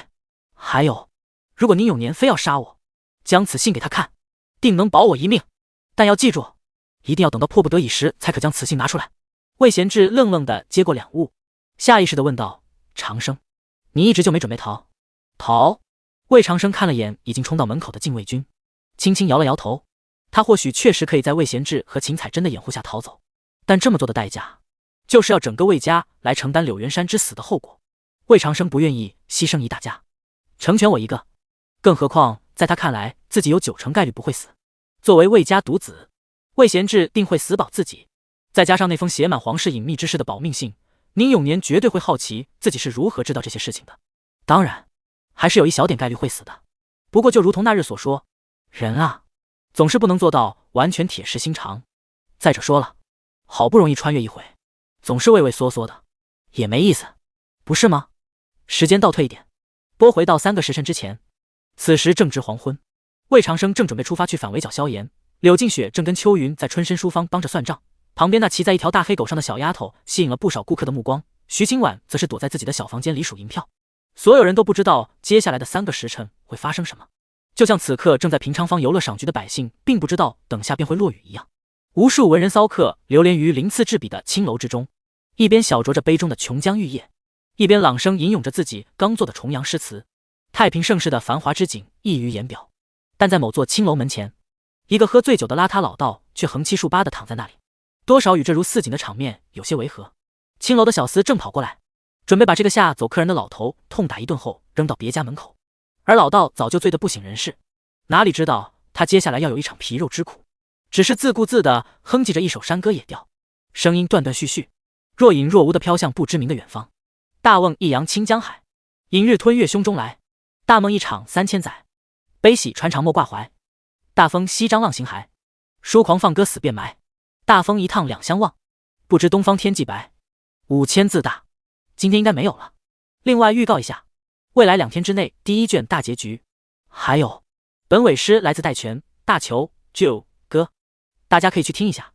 第74，魏公子叛了。第74，魏公子叛了。如果说前段时间的柳魏之争是一场风暴，那么柳元山之死便如同18级台风外加10级地震一样，震惊了整个朝野。茶楼酒馆、勾栏瓦肆、书院学斋、乃至于田间地头的农户都能一边挥着锄头，一边就此事高谈阔论上几句。有人说魏长生此举是惊世骇俗之恶行，骂他目无王法，简直就该立刻被当众处以极刑。也有知情人士赞他一怒为红颜，夸他是敢冒天下之大不韪的热血好男儿。当然了，不管民间如何议论，终究也只能是议论而已。真正能决定魏长生命运的人，还是都站在那尔虞我诈的朝堂之上。皇上，杀人偿命，天经地义，若是就这样放过，于法于理皆讲不通。呵呵，要不是柳家先做了那绑架之事，魏公子又如何会做出此番过激之举？放屁！绑架案尚未有定论。皇上，此事就是魏家的阴谋啊！关于魏长生杀柳巷一案该如何处置，朝堂之上已经争了整整10天。一众官臣的态度大致分为3类。第一类以柳派官员为主，认定此事完全是一次有预谋的谋杀，整个魏家都脱不了干系，必须要全部严惩不贷。第二类大部分都是中间派，那边谁也不想得罪，主张依律办事，一命偿一命，把魏长生杀了拉倒。第三类是魏派，坚称魏长生此举是针对绑架事件的报复，要死柳家有错在先，报复之事虽然不妥，但情有可原，应该轻判。3种声音争执不下，但总体来看，第二类的呼声是最大的，并且宁永年其实也更倾向于第二种处理方法。魏家肯定要为此事付出代价，不过此时此刻魏家还手握玄镜司，背后又有天罗教，现在还不到彻底撕破脸的时候，否则魏家如果拼死反扑，那到时候才会是真正的大麻烦。至于柳家这边，柳元山死了无疑让柳家元气大伤，但根基尚在，并不至于就此树倒糜孙散，顶多也就是从3大家族首位沦落到末位而已。如此局面，再加上一个一直置身事外坐山观虎斗的许家，3大家族相互牵制的局面短时间内还不能变。既然如此，那杀掉魏长生便是最合理的选择，既算是给了柳家一个交代，又顺应了大多数人的想法，同时也不至于将魏家逼得太紧。宁永年基本已经拿定主意，不过他还是低估了魏贤志要保下儿子的决心。9月19，魏家5阁第3层的铁门再次打开，不到1个时辰，宁永年便在书房见到了一位气质诡谲、充满危险气息的干瘪老头。魏老面对这位曾备受先皇信任的前任玄镜司指挥使，且已经迈入2品境的魏家老祖时，宁永年倒也不算太惊讶，而老头则更是淡定。他瞥了一眼站立在宁永年身后的老太监，然后才轻轻拱手道：“老臣魏兆海，见过皇上。魏前辈不必多礼，快快请坐。”宁永年笑呵呵地指了指身侧的椅子，不过魏兆海却是纹丝不动。“皇上，坐就不必了，我只有几句话。”说完就走。“魏老此番来是为了您孙子吧？”宁永年问。“是。”魏兆海也不否认，点点头道：“我这孙儿所做之事我已经听说了，理应是要掉脑袋的。不过魏家一脉单传，长生又尚未生子，如果他死，皇上，别的事我可以不管，但老朽却绝不能看着魏家就这样绝后。”这……宁永年听完后立刻面露苦涩道：“魏老，你这不是让我为难吗？若你孙儿杀的是别人也就算了，但他杀的可是当朝宰相，柳家几百口人，朝野上下几万万人，都等着朕给他们一个交代。如果不杀，皇上……”魏兆海不想去听这些废话，直接打断道：“魏家需要为此付出什么？你直说即可。”说话被打断，宁永年也不气恼，思考片刻之后才缓缓试探道：“既然魏老执意要保魏长生，那朕也不是不能留他一命。不过玄镜司近年来机构臃肿，我觉得可以适当缩减一部分了。”老朽懂了。魏兆海要比宁永年爽快得多，闻言后也不墨迹，直接反问道：“皇上想要多少？”“不多，2位而已。内卫和灵卫。”“是。”宁永年点点头，坦诚道：“玄镜司交出2位，我便可不杀魏长生。”魏兆海沉默半晌，灵卫乃玄镜司数百年来的根本所在，皇上能不能换一个？不能。5日后，玄镜司柳叶处，孔长贵看着再次准时出现的徐清婉，满脸无奈：“徐总旗，我都跟你说过多少遍了，劫法场这种事不是过家家，我也并非贪生怕死之徒。如果魏大人真要我去劫法场救公子，我绝无二话。可是现在案子还没出结果呢，我又怎么可能提前先答应你这种事情？你快歇回去吧，处里定有些别家的细作。这些话若是被旁人听去，咱们2人反倒有可能比公子早一步上刑场。”大光头如往日一样苦口婆心的劝，许清婉也如往日一样倔强的就是不走。他已经在孔长贵这里守了7、8天了，每天早来晚归的，比上职都准时，这实属无奈之举。自打魏长生被关进刑部天牢之后，徐清婉立刻就捧着自己攒下的全部银子跑去魏府门口连守了3天，结果一个人也没见到。魏贤志和秦彩珍正为了儿子的命上下奔波，疏通关系。柳静雪天天茶不思饭不想，整日把自己关在房间里自闭，没人搭理。小徐同志只好自己想办法，思来想去便决定去劫法场。他再笨也知道这种事自己一个人做不来，而其他同僚除了周成之外又个个犹犹豫豫的，于是他便开启了天天在孔长贵这里上班的模式。其实徐清婉早就明白孔长贵的态度，但他却还是日日都会来，因为只有这样，他的心里才不会那么空落落的，才会觉得自己也做了点什么，即便毫无意义。徐总旗啊，你不要这么悲观，公子他真不一定就会被判死。另一边，孔长贵还在喋喋不休，只不过他说的话自己都不太相信。根据这几日的情报来看，魏长生大概率是要死的，顶多在行刑方法上有所区别，到底是千刀万剐，还是五马分尸，又或者来消息了，魏公子判了，判了。突然一声呼喊自窗外传来，声音里似乎还带着些欣喜之意。徐清婉瞬间脸色一片煞白，仿佛被抽干了所有力气一样瘫软在椅子上，而孔长贵则是脸一黑，下一秒竟然是直接破窗冲了出去。紧接着他的怒吼声便透过窗户上的大洞传了进来。魏公子判了，你很高兴是吧？啊，孔大人，这确实是一件喜事啊。你很好，那我就让你更高兴一点。啊，孔大人，您要干什么？您误会我了呀。误会？什么误会？魏公子他没被判死啊。什么？到底是怎么判的？咕嘟，喊话之人咽了口唾沫，然后才战战兢兢地说道：发配边疆，3年不得回京。第75爷回来了，也要走了。第75爷回来了，也要走了。9月25，魏府正午时分，魏长生在众人的簇拥下缓缓下了马车。他身上穿的还是走时衣服，整个人好似比之前胖了。好家伙，虽说是坐牢，但除了不能出来之外，他可是没受半点委屈，吃的是山珍海味，喝的琼浆玉酿，天天除了吃就是睡，这能不胖吗？可以说除了偶尔会担心一下秋云有没有救过来，自己会怎么判之外，魏长生基本上过了一段自穿越之后最为轻松的日子，而最终的结果他也比较满意。秋云就过来了，自己发配边疆，注意，不是发配边疆充军，这二者间的区别可大了。儿子，你想什么呢？秦彩珍的声音自耳边响起，眼前大门上的牌匾还是老样子。没什么。魏长生笑了笑，一步迈过门槛。爷回来了。虽然说魏长生暂时回来了，不过很快就又要走了。按照最后的判决结果，他被要求3日内离京，目的地可以在边境17城中任选，不过不能带家眷。这也能理解，毕竟是发配边疆，不是去边疆享受生活。3日之期从今天开始算，因此魏长生还有2天时间来处理一下京城中的各项事宜。回到自己院子，3只老母鸡上蹦下跳，向他表示了热烈迎接。他们并不知道自己的主人经历了什么，只是奇怪最近一段时间为什么都没人喂米给他们吃了。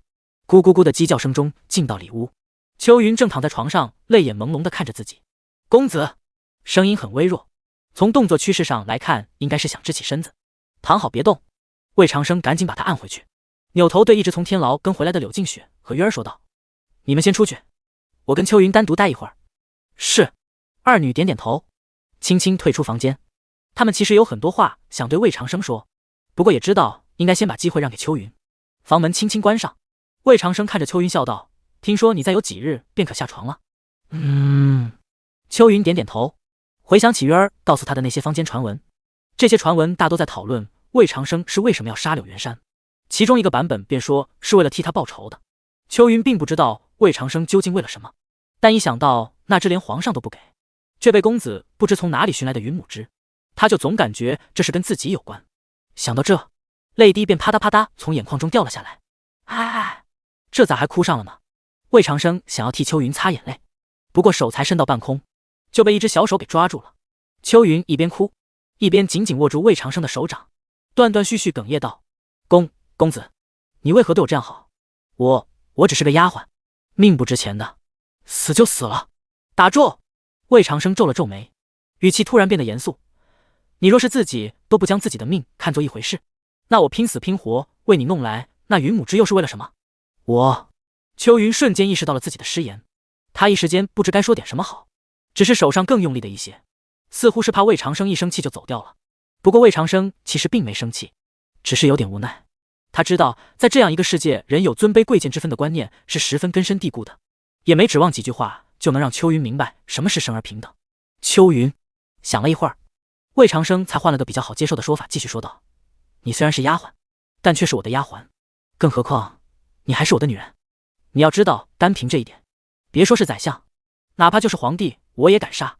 公子听到如此大逆不道之言，秋云慌忙伸手想要去捂魏长生的嘴，不过魏长生却是一把攥住他的手腕，眼神很认真。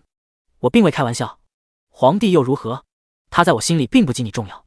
你鱼儿，我爹我娘巧玲，你们才是我在乎的人。我可以为了你们做很多事，但却不想这些事变得没有意义。你明白我的意思吗？秋云愣愣地看着魏长生，好半晌过后才无比郑重地点了下头。公子，我明白了，以后我定会好好活着的。从房间出来，魏长生立马又去了魏贤志和秦彩珍那里。魏长生虽然这10几天胖了不少，但这俩人却是都比之前憔悴了一些。可怜天下父母心啊！密室中，三人先是讨论了一下要被发配到哪里的问题，很快就达成了统一意见。蜀州，站在魏贤志的角度，蜀州是梁震的地盘，到了那里有人罩着，儿子最起码不容易出意外。站在秦彩珍的角度，蜀州是天罗教的地盘，到了那里有人罩着，儿子最起码不容易出意外。站在魏长生的角度，蜀州是萧炎下一阶段的小地图，去了有系统点可转，同时又有梁震和天罗教罩着，自己最起码不容易出意外。三人一拍即合，确定完这件事情后，又聊了一会儿魏家今后的发展路线。内卫和灵卫将会在3个月之内脱离玄镜司，一个并进禁卫军，一个归了督察院。虽然玄镜司仍然保留着一卫3处，但失去灵卫也就意味着失去了监察百官的巨大权力。这样一次夺权对魏家的打击不可谓不大。不过魏贤志和秦彩珍并不后悔，说实话，哪怕宁永年要整个玄镜司来换魏长生的命，他们估计都会答应。其实要不是魏兆海出面，宁永年本来还真打算要整个玄镜司的。只能说2品高手的面子还是足啊。又讨论半天，最后三人确定了今后一段时间魏家的16字发展方针：低调行事，挑拨刘许，放眼蜀州，留好退路。因此魏长生此行前往蜀州，表面上是受罚，实则却还肩负着为家族开荒的重任。儿子，你到了蜀州后，先去一次天罗教，去见见你姥爷，顺便将这封信交给他。秦彩珍说着话，递过来一个信封，他嘴里的魏长生的姥爷正是天罗教教主秦正秋。娘，我知道了。魏长生点点头，将信封收好。在抬眼时，前面却又出现了一个信封，正是那晚自己交给魏贤志的保命信。目前来看是没用上。爹，将信封拿在手中，魏长生想了一下后，还是问道：这信你看了吗？没有。魏贤志的眼神有些复杂，他确实没看信，但一想到这信中所写内容的价值居然抵得上玄镜司2位，心里便又有点不安。长生，我知道你有事瞒着我跟你娘，你既然不愿意说，我们也不问。不过你要记得，今后行事一定要万分小心。蜀州不是京城，很多事你要自己拿主意，我们也帮不上你。这是魏长生第一次见到魏贤志如此絮叨，他一直听完，然后又犹豫了好一会儿，最后竟然是将保命信重新放回到了桌上。爹，这信还是你留着吧，如果魏家以后遇到什么大的危机，还是直接将信拿给宁永年看，应该便能渡过去。魏贤志看着信封愣了一下，旋即重重拍了拍魏长生的肩膀。第76累了，真的累了。第76累了，真的累了。虚实墨，春申书房，借着烛火，魏长生随意拿起几本书翻看了一下，心里有点百感交集。这还是他第一次来这里，想不到就已经是未来很长一段时间的最后一次了。西游记卖得很火，而扑克牌更火，已经在整个京城形成了一股燎原之势。据说不少青楼里打茶为食都不玩飞令、投壶之类的传统项目，改成斗魔头了。也不知道等麻将问世之后又会是何种场面。魏长生咂咂嘴，将手中的简装版《西游记》放回到货架，而李阳也在此时将杨柳诗带来了。魏兄，我先出去了，这里绝对安全，你们尽管放心说话。李阳很识趣，把人送到后就又从暗门撤走。魏长生随便找了个椅子坐下，问向有些惊喜的杨柳诗：在这里住的怎么样？很好呢。杨柳诗坐到旁边，捂嘴笑道：李公子对我很照顾，一直好吃好喝伺候着。凤七馆没找你？怎么会没找？可他们哪里能找得到我？也是。魏长生点点头，顿了一下后才叹气道：“哎，我的事你肯定都听说了。后天一早我便要离京，至于你以后该怎么办，我在狱中时也有了一个大致的打算。你暂且听一听，如果愿意的话，我便替你安排好；如果你另有打算，那就当我没说。”魏长生原本是想着将杨柳诗安排进尚未暴露的共济会，不过还没等他开口说呢，后者就抢先一步打断道：“公子，我要跟你走。”“跟我走？”魏长生一愣，“你知道我要去哪吗？就跟我走，不管公子去哪里。”杨柳诗突然凑过来，几乎是舔着魏长生的耳廓，倾吐香兰道：“我都要跟着去。”魏长生扭头看着那双含情脉脉的大眼睛，不由得好笑道：“你不是还要救你们的妖王之子吗？”“对啊，所以我更要跟着公子呀。”杨柳诗理所当然的点点头：“公子可是答应过我要帮忙的呢？我若是不跟着你，万一你赖账怎么办？”“可这事儿当然我记得。”魏长生浑身燥热，微微转了转脑袋：“我既然答应了1年之内帮你救出他，那就肯定会做到。奴家自然是信的。不过……”杨柳诗低了低头，轻声道：“不过公子还没说肯不肯带奴家走呢。你愿意去就去吧。”魏长生对此倒无所谓。杨柳诗如果真跟去蜀州，正好还能给他困苦的边疆生活增添点乐趣。行了，今日就这样吧，我先走。正式谈完，魏长生便准备撤，不过还没等他站起来呢，杨柳诗却突然伸出小脚，在他腿上柔柔地蹭了2下。“公子，轻纱褪下一半，香间微露，春色满堂。你在那天牢里待了半月多了，可想奴家的身子？”这话问的，看不起人是不是？魏长生一脸严肃：“朝不保夕，哪里还顾得上想这种事情？”纱裙又滑落几寸，可奴家想公子了呢。春申书坊第一次名副其实，高高的太师椅晃得厉害。1个时辰后，魏长生在李阳钦佩无比的眼神中走下马车。回魏府的路上，两人聊了不少。李阳拍着胸脯保证要在3年之内将春申书坊的分号开遍天下，并且表示有空一定会去蜀州看魏长生。魏长生对此给予了充分肯定，并且表示自己先去蜀州探探路，等李阳真去的时候，一定带他好好体验一番南方女子的风情。李阳说京城的青楼中也有不少南方女子，并且感叹自己已经好久没有跟魏长生一起逛过窑子了。魏长生感慨确实如此，并且当即扭头又钻进马车，上演了一出郭家门而不入的戏码。古有大禹治水，今有魏长生陪兄弟逛窑，此情此景，任谁不要赞上一句兄弟情深。又是2个时辰过去，马车再次停稳在魏府门口。魏长生拖着疲惫的身体一路回到院中，很快就在外屋看到了已经苦苦等了1夜的柳静雪。他第一时间迎过来，小巧的鼻子耸动2下，明显是又闻到了别的女人的味道。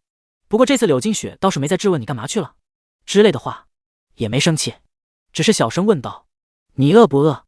要不要再吃点东西？”“不饿。”魏长生摆摆手：“那我让人去烧洗澡水。”“不用，我刚刚洗过。”樱桃小嘴张了又张，一声委屈巴巴的哦轻轻响起。魏长生见他这副样子，不由得一阵好笑，脚下一顿扭头说道：“跟我进屋。”“什么？”柳静雪一愣，登时便红了脸，心中一番天人交战。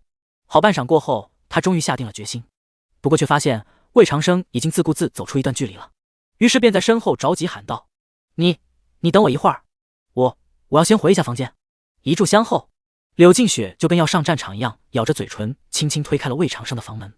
她脸上明显补过妆，袖中还藏着一块白绸缎。“来了，坐吧。”屋中的烛光不怎么亮，因此魏长生并没注意到这些细节，只是挥手示意柳静雪坐下。“你困不困？要是不困的话，就听我把《西游记》讲完，正好剩下的也不多了。”“啊！”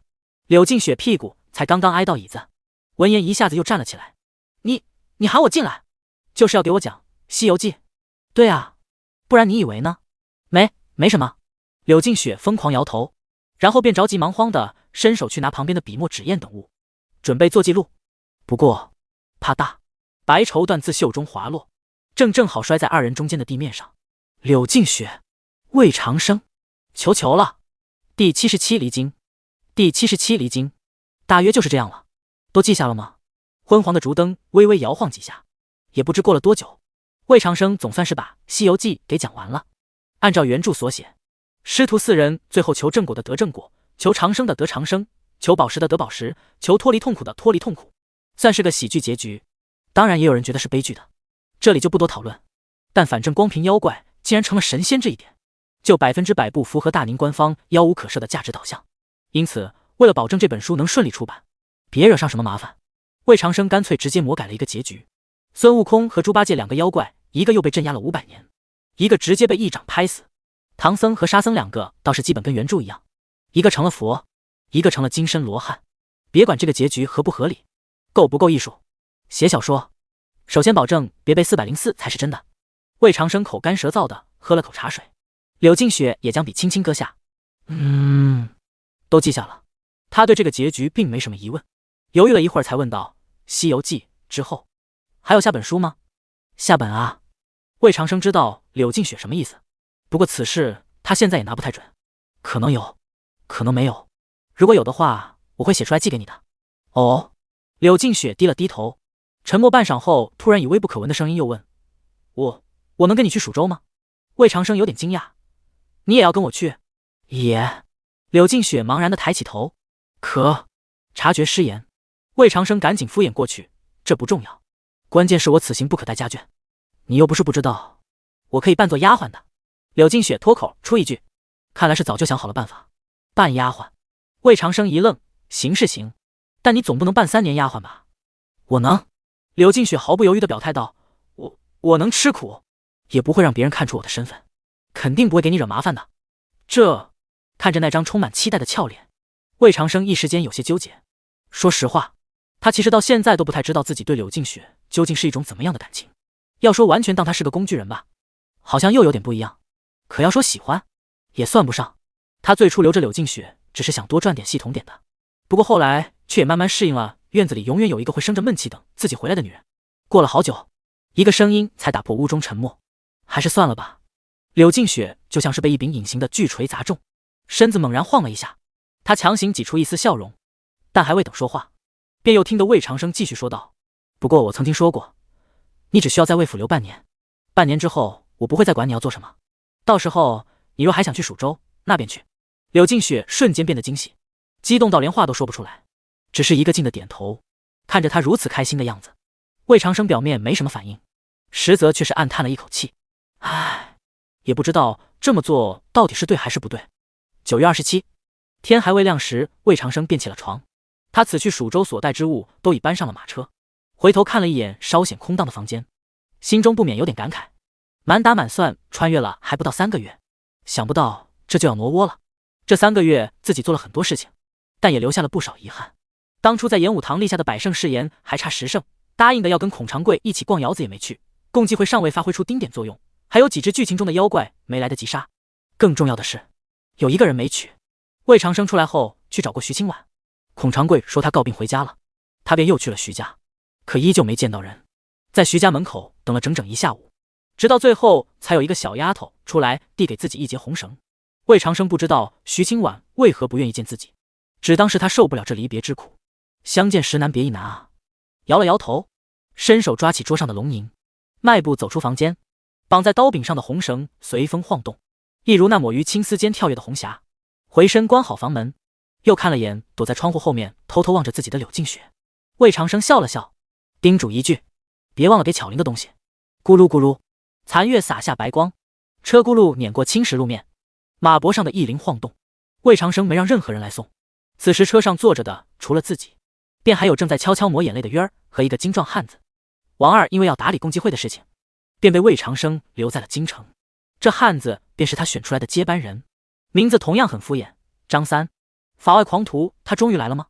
随手撩开车帘，看着有些熟悉又有些陌生的景物自眼前一一闪过，不多时马车便驶出了城门。此刻太阳还依旧没有升起来，深秋的晨雾格外重，沉甸甸的露水挂在官道两侧的草叶之上，晶莹剔透。前方有100余骑轻甲士兵早已等着了，为首的除了一个朝廷派来的监官之外，还有一男一女，正是述完职恰好要回蜀州的梁震，以及神色有些复杂的梁庆。哈哈，贤侄，你不下车再看一眼京城吗？似乎是为了缓解魏长生的愁闷之情，梁震笑得很大声，不过魏长生却没有要下车的意思，只是同样大声笑道：梁叔，我又不是不回来了，有何好看的？那咱们现在就走。走！100余骑，外加5、6辆马车缓缓动了起来，不多时便消失在官道尽头。身后的京城依旧在沉睡，天边却已渐白。3日后，玄镜司柳叶处，周成看着病愈归来的徐清婉，脸上有点惊讶。徐总旗，你今日怎地没绑红绳？徐清婉愣了一下，没说话，自顾自走开了。周成疑惑地摸摸脑袋，只当是徐清婉忘记了此事。第2日，周成再见徐清婉，又问了同样的问题，不过却依旧没有得到答案。第3日，周成又问，第4日还问，一连问了5日，周成这才隐约琢磨出了原因，从此不再问了。又过去2个月，这日周成正在处理跟几个差役斗魔头，外面下着鹅毛大雪。就在他离胜利只有1步之遥的时候，头绑红绳的徐清婉却突然出现了。周成，我要离开京城了。啊！周成瞬间扭回头来，连夏家17张牌秒了自己都没注意到。离京？你要去哪？有任务？不是。徐清婉笑了笑，很甜，我调去蜀州了。魏府，柳静雪披着厚厚的斗篷推开院门，脸颊红扑扑的。秋云在旁边抖了抖纸伞，笑着催促道：夫人，这雪太大了，咱们快些进屋暖暖吧。柳静雪点点头，不过走了2步后却又突然停下脚步，伸手接了一片雪。秋云，你说蜀州会下雪吗？夫人，我从小到大就没出过京城，怎会知道这些？秋云捂嘴笑道：您是不是又想给公子写信了？这个月您都写了5封了，你又取笑我。柳静雪做事要去打秋云，这里面还有1封是替你写的呢。呀，夫人饶命，我再也不敢了。你莫跑！二女一个逃一个追，小院中一时间竟有些热闹。而也就在这时，又有另一个同样熟悉的声音自院外飘了进来：大鬼，你怎么这样笨？跑快一点呀！汪汪汪汪！第1卷完，第78。晚安，第78。晚安。那魏公子就这样带着约儿和张三离了京城，直奔蜀州而去了。各位看官，咱今日便讲到这里，欲知后事如何，说书先生将手中醒目重重拍在桌面，发出啪的一声闷响。且听下回分说。谢谢各位爷捧场，谢谢各位爷的赏钱。说书人这边宣布完工，茶馆中众人却是不干了。怎么，这就完了？接着讲啊！就是啊，那狐妖不是要跟去吗？又在哪里？对啊，还有萧炎，他又如何了？快些讲，赏钱大大的有。一时间，无数铜板碎银飞进说书人面前的小铜炉里，发出叮铃咣啷的脆响。不过却也有些脾气暴躁的汉子更直接一些，竟是将腰间配着的各式兵刃啪的一声拍到桌上，有剑，有锤，有斧，有棍，最夸张的是一把大刀，竟足有1丈之长。说书人见得此景一阵哆嗦，不过还是硬着头皮说道：各位，今日是真没有了，小子已经连着讲了1月有余，总要歇歇嗓子。歇个屁！拿那大刀的汉子一声怒喝打断道：赶快给老子讲，否则叫你做不了男人啊！说书人脸色惨白的缩了缩脖子，赶紧求助似的看向其他好汉。好在其他人还算明白事理，纷纷开口解围道：算了，就让他歇个半日又能如何？说的是，这等好故事我已许久未听过了。好事多磨吗？快把你那刀收起来，别吓着先生。对，有我这把淬梗剑就足够了。听闻众人都这样说了，那持刀汉子总算是勉强将刀收了回去，不过嘴里却是依旧不依不饶。哼，今日不讲也行，不过你得先告诉我们下一回叫什么。被汉子这一勾动，众人顿时附和道：是啊，小先生你就说说吧，你要是不说，怕今日是出不了这门了。看到这银元宝没有？说了。你的？不说。没了。可，那我便提前说说。被逼无奈之下，说书人总算是干咳一声答应了这个要求。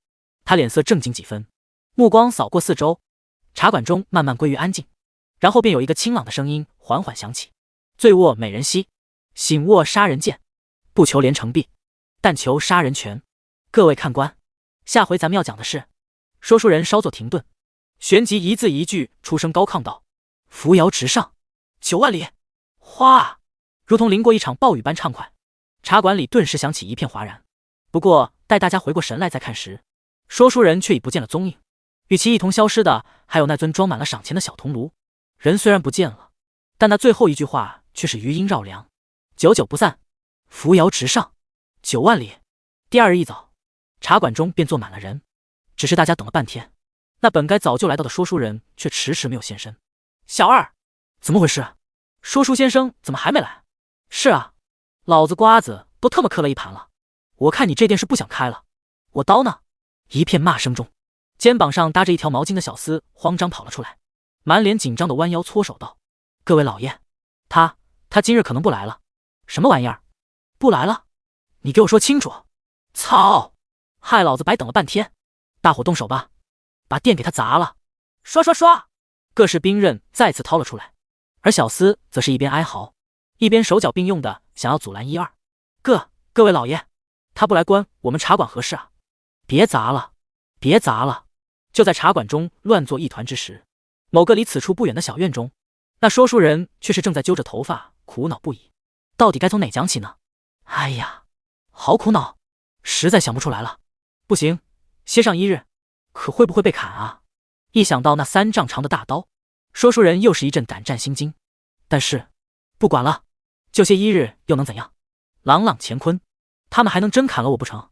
既然打定了主意，说书人瞬间便放松下来，一头躺回到床上。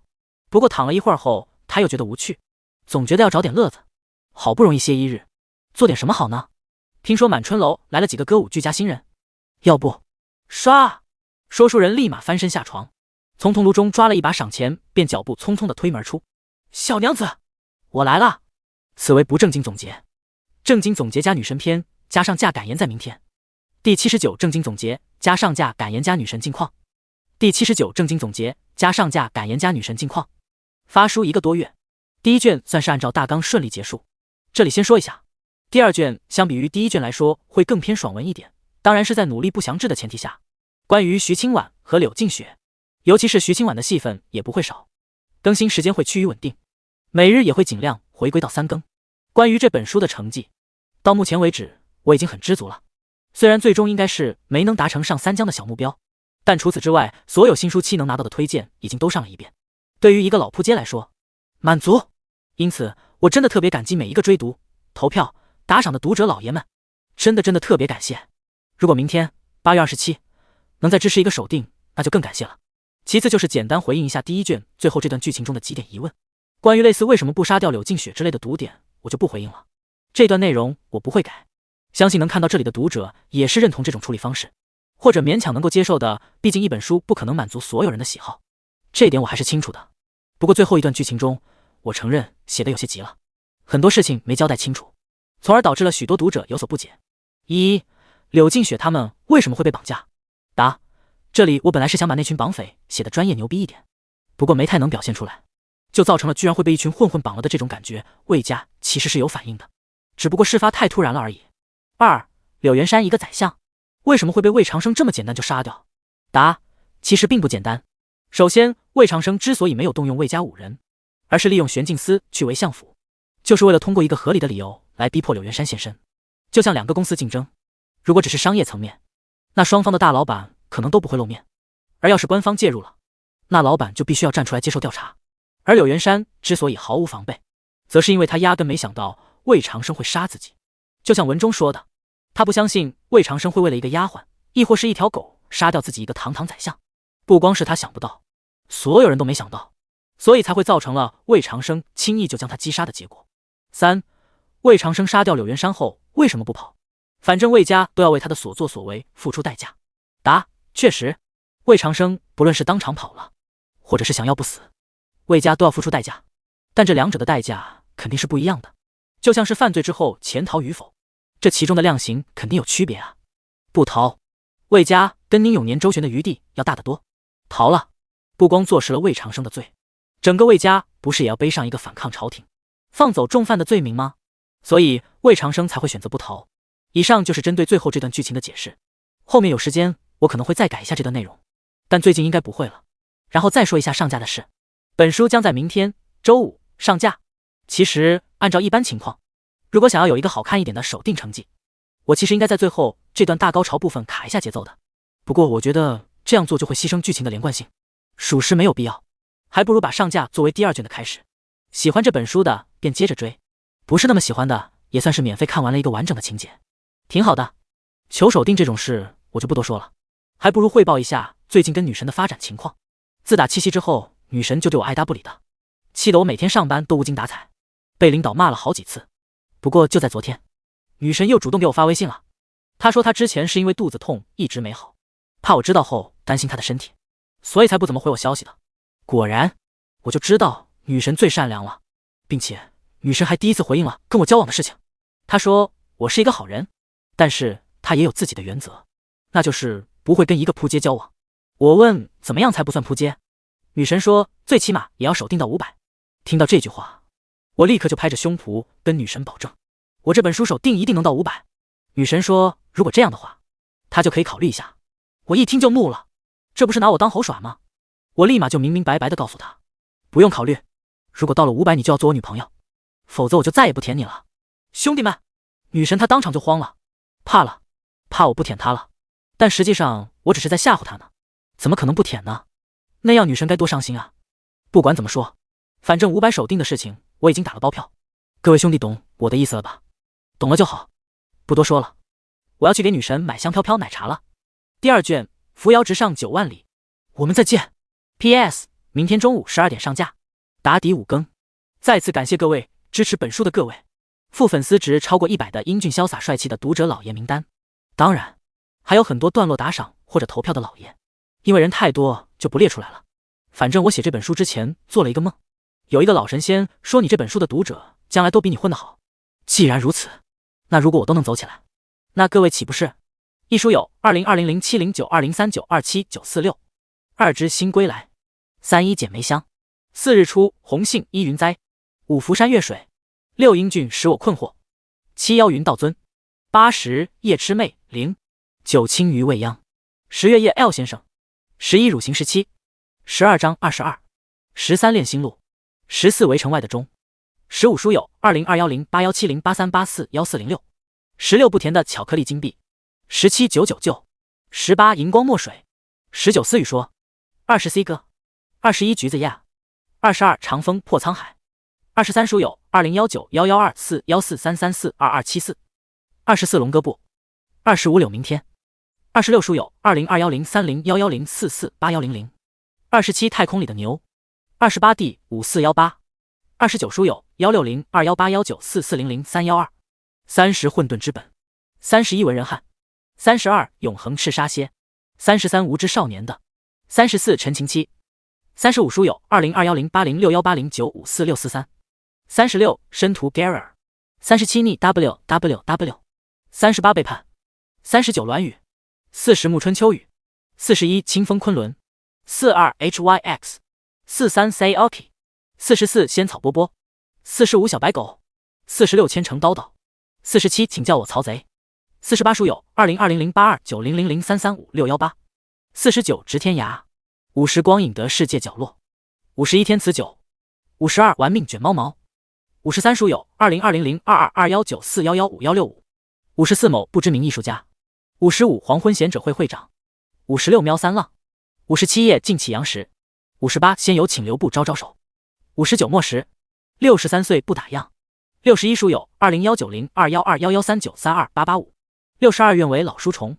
，63临时起，64咸鱼大 A 酱，65神显，66小莲光，67鱼，68繁华夜景，69龙神敖广，70冬月有只皮皮香，71历史的车轮滚滚向前，72柠檬味的海水，73千年等一梦，74李思思，75 H 0.01分，76书友1609281707450967书友160818180917041778加勒比海藻，79莫问199780 Song，81关河碎影，82清明，83月无影雪无痕，84赤诚，第80姐妹你不懂男人求守定，第80姐妹你不懂男人求守定，10月初1放到前世，一提起这个日子，大部分人想到的都会是国庆，甚至可能很多人压根就不知道，其实农历的这天是每年3大鬼节之中的寒衣节，祭奠先亡之人，谓之送寒衣。寒冬将至，给已故的亲人送一些御寒的衣物，顺带给孤魂野鬼送温暖。有钱人家会烧真的衣裳，普通家庭便粉五色纸做代替，若是实在穷困，烧些黄纸也说得过去。没人知道这3者究竟有何区别，到底哪个方法送去阴间的衣物更暖？反正都是今人对故人的一份怀念和悲悯罢了。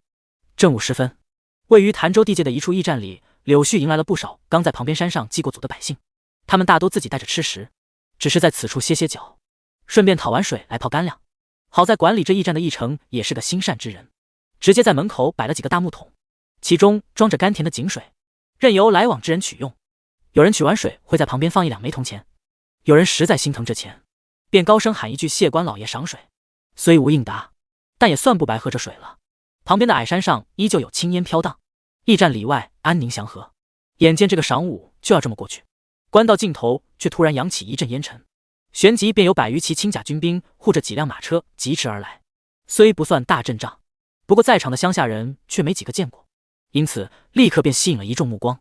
有一族慌忙从驿站中出来，跑过去高声问道：“诸位军爷可是要在此休整？官牒能否拿给小人一瞧？”军兵中有人翻身下马，递过一叠通关文书：“我等在此只歇1个时辰左右，你去弄点吃的过来。”一族接过官牒，只看了一眼，表情便瞬间变得惶恐。不过此人也算是机灵，很快便将目光锁定在梁震身上。见过总兵大人。梁震点了点头，没有多说什么。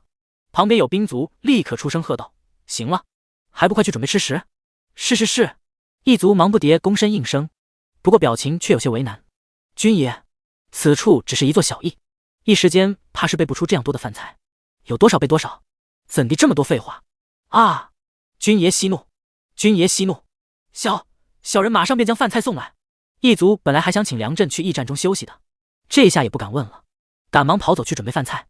不远处的老百姓听不清他们说的话，依旧在往这面看，时而还会压低声音说几句闲言碎语。这些官军好生威猛，也不知是何处的兵，轻甲，应当是南边的那几个州府吧？咦，骑马的女子好俊秀，当真是英姿飒爽。那丫鬟打扮的也不错，模样比咱东家的几房夫人都要好。快看，马车上又下来一个穿红裙的。说话的两人突然沉默了，眼睛瞪得贼大。好半晌过后，他们才喉结蠕动一下，不约而同的一起咽了咽口水。这是仙女儿吧？呼！马车旁，魏长生伸了个懒腰，抬眼看向前方凹字形的矮山，一道贯穿上下的峡谷将矮山分作2半，仿佛是天府在山峦中奋力劈开了一条缺口。此时山中树木已少有绿色，大片红黄晕染开来，颇有几分豪迈之感。啧，这要是放到前世，随便开发一下就是个5A 景区。魏长生暗自称道了一下大自然的鬼斧神工，又把视线转移到旁边的杨柳诗身上。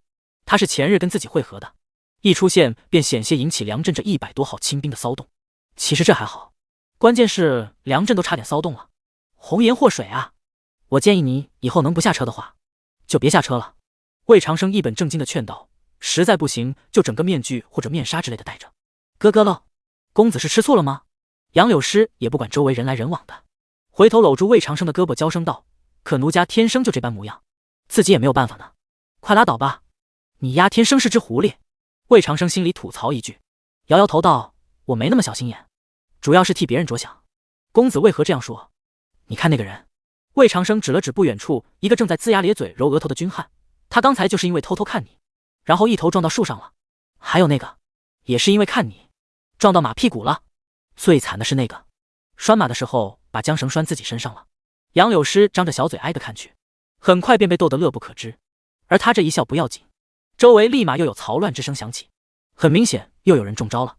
魏长生一阵无奈，刚想把杨柳诗弄回马车上去，梁庆却在此时走了过来：“长生哥，饭菜送来了，我们去吃吧。”他先是跟魏长生说完话，然后又瞥了一眼杨柳诗，略显冰冷地补了一句：“柳诗姑娘要一起来吗？”“我呀。”杨柳诗不去看梁庆，只是含情脉脉地望着魏长生：“我听公子的。”梁庆看着样貌身段都要比自己强的杨柳诗，一下子想起那晚在魏府他跟魏长生说过的话：“你要是非得娶我，我也会嫁，但我更希望我们做兄妹。”结果梁庆有些气恼，借用前世的话来说，就是突然有种小丑竟是我自己的感觉。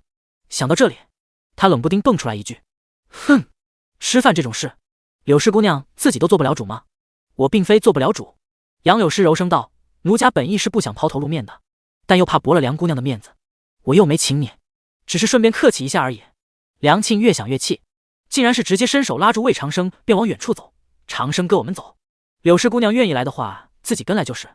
啊，好好好。魏长生无奈的被拽走，心说这修罗场来的也太莫名其妙了些。梁庆不是不喜欢自己吗？这吃的是哪门子醋？难道说是因为自己最近干的种种光辉事迹被梁庆听说，从而改变想法了？也不是没可能。魏长生这边胡思乱想，而梁庆却是一边拉着他的手，一边又扭回头，满是敌意的看了一眼杨柳诗。杨柳诗抬眼看回去，也不生气自己的男人被别的女人拽走，甚至俏脸上还挂着一丝笑，这笑容就好似是在说：姐妹，你压根就不懂男人。第二卷故事刚开始，慢慢来。第81阿春。第81阿春。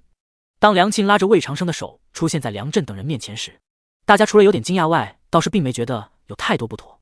在场的都是武人，本来就对男女授受不亲这种事不甚在意，再加上都知道两人曾经关系亲密，于是此刻便都当没看到。长生，快来！梁震招呼了一声，众人纷纷在桌边落座。桌椅等物是一成刚刚带人从驿站中搬来的，就摆在一棵大槐树下的阴凉处，其上已经摆了不少碟碗，虽无好菜，但也算丰盛。几人没那么多讲究，坐下就动筷开吃，一边赏着远处的山景，一边聊着些闲话。一个副将开口汇报道：将军，公子，咱们现在已进了潭州地界，晚上便能赶到钟陵县，此县算不得多大，卑职已先派人进城通知了官府。对了，据说县城西面有一名为段天的奇山，将军和公子有兴致可以去看看。梁震他们回京时没走潭州这条路，因此这几日一路所遇景色还算新鲜，每到一处总会去当地的奇观妙景转一转，本是一趟押解犯人复边之旅，现在反倒颇有点像秋游。当然这样一来行进速度肯定就要慢一些，不过看起来大家都不怎么在意此事，反正没什么要紧之事，边赶路边游山玩水也挺好的。只是段天这山名，梁庆眉头一皱，发表了反对意见。这山不好，跟长生哥的名字犯冲，我看我们还是不要去了。这梁震闻言也反应过来，立刻应和道：妻儿说的对，这山一听名字就没什么看头，钟灵就不多待了，在县城歇一晚便接着赶路。是，将军。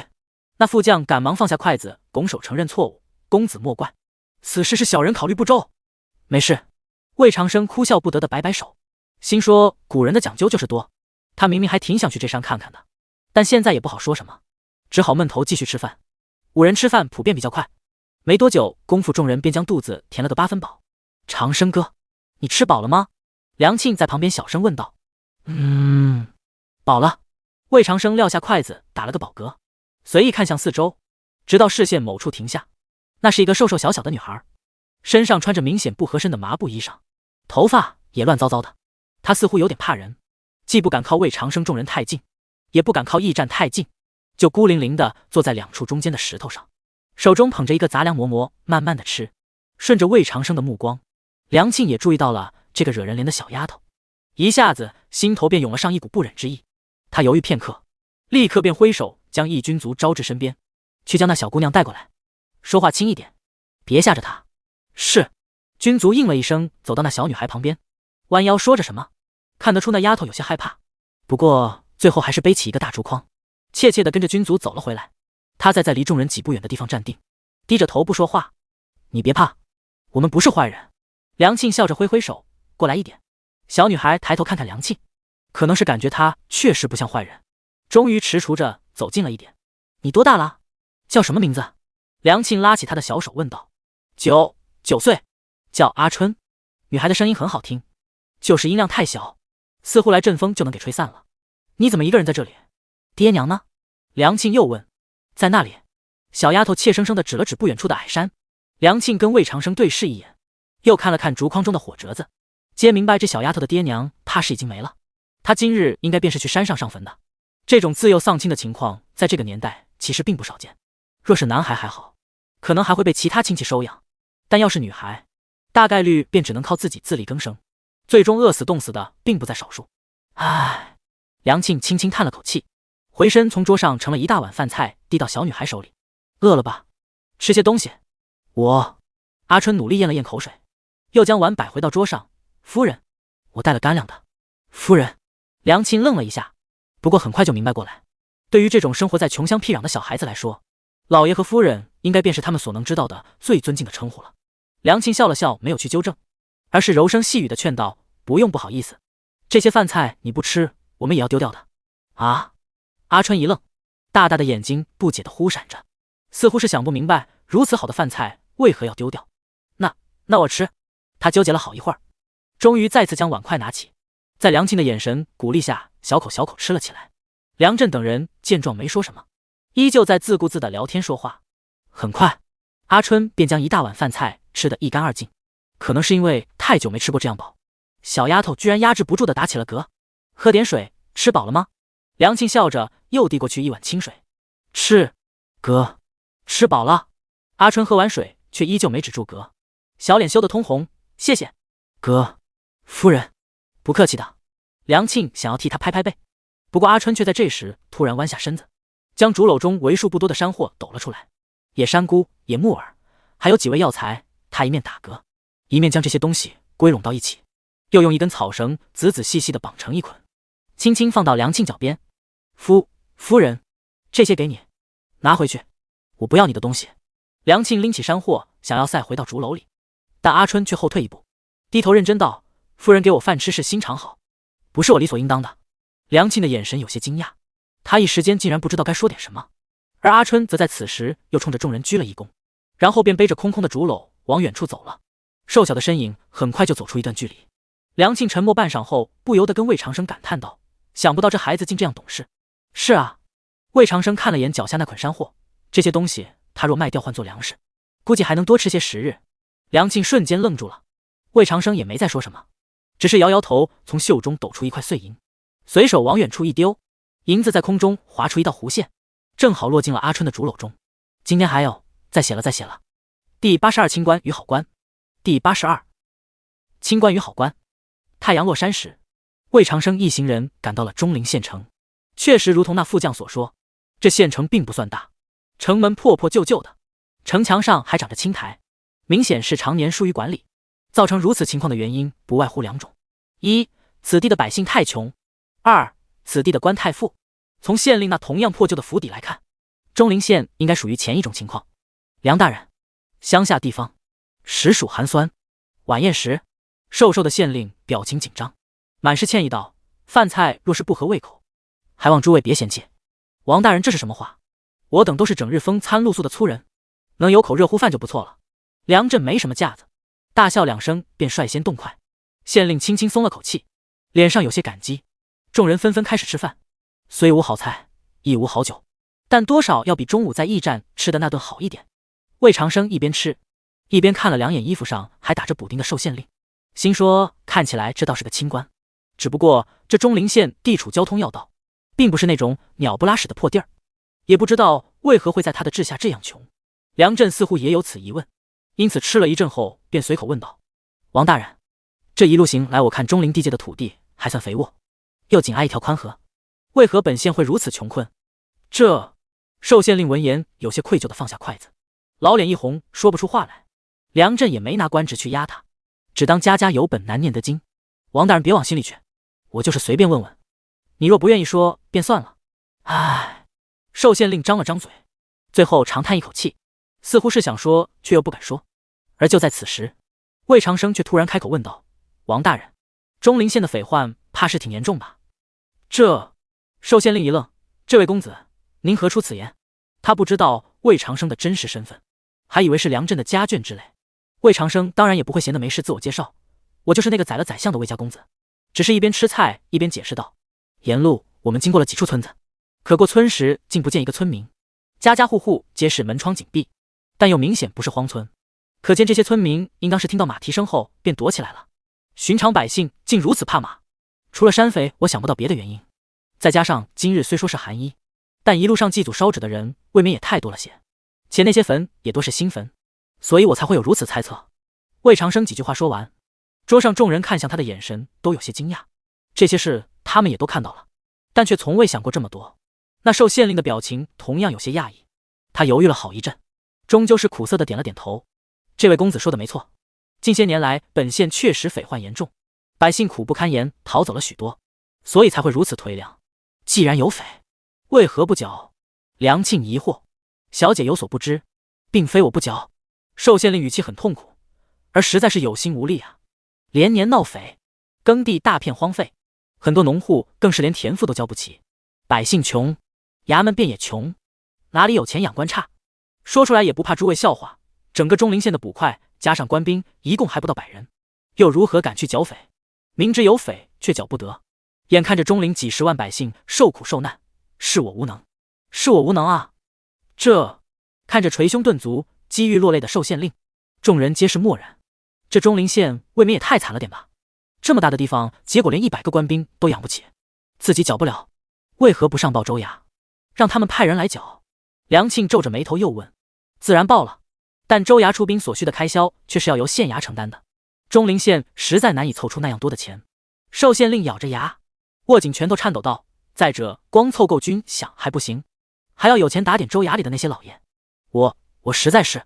房间中一片安静，所有人都默默看着破衣漏搜的受县令，不知道该说什么好。直到魏长生又突然开了口：王大人，中陵县再小，城中各种商铺店家应当也不会少，让他们每家捐点银子，也差不多够请州衙出兵的费了吧？我哪里没有试过？受县令摇了摇头，可除了少数几家外，其他人却连1钱银子也不愿意掏。他们都觉得自己躲在城中很安全，压根不在乎城外那些百姓的死活，不愿意掏。魏长生看傻子一样看着受县令，那就拿刀逼他们掏啊！这受县令一时间愣住了，好半晌才憋出一句：公子，此乃不合律法之事。他这句话说出来，众人立刻都明白中陵县为何会走到今天这一步了。没钱剿匪，所以匪人猖獗，所以百姓死的死，逃的逃，所以更加没钱，所以匪人更猖獗。好一个恶性循环！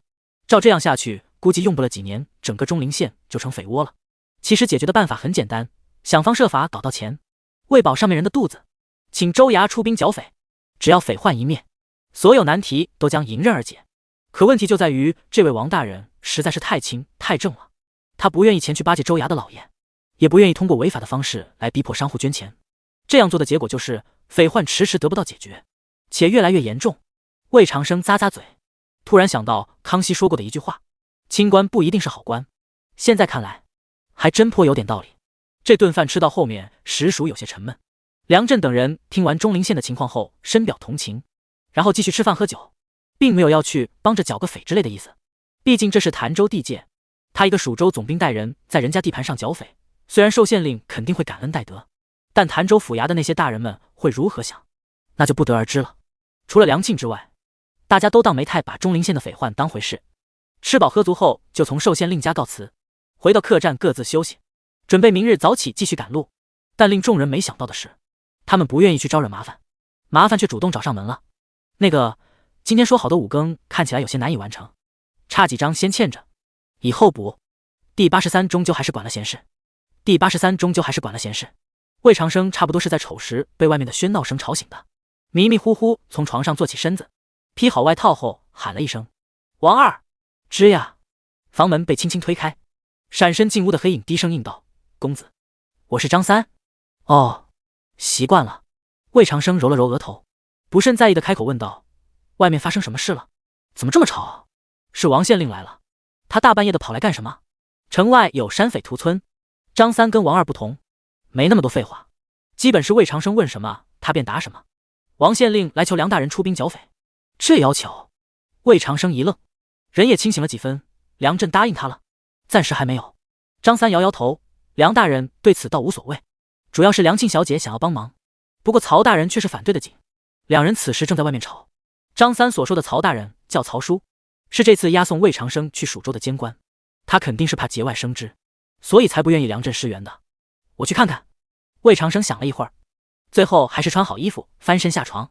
想不到有朝一日自己也能享受到赶个路都能出现意外的主角待遇，就是不知道隐藏在这背后的究竟是收获还是危机。走到客栈大堂，果然一众人都在。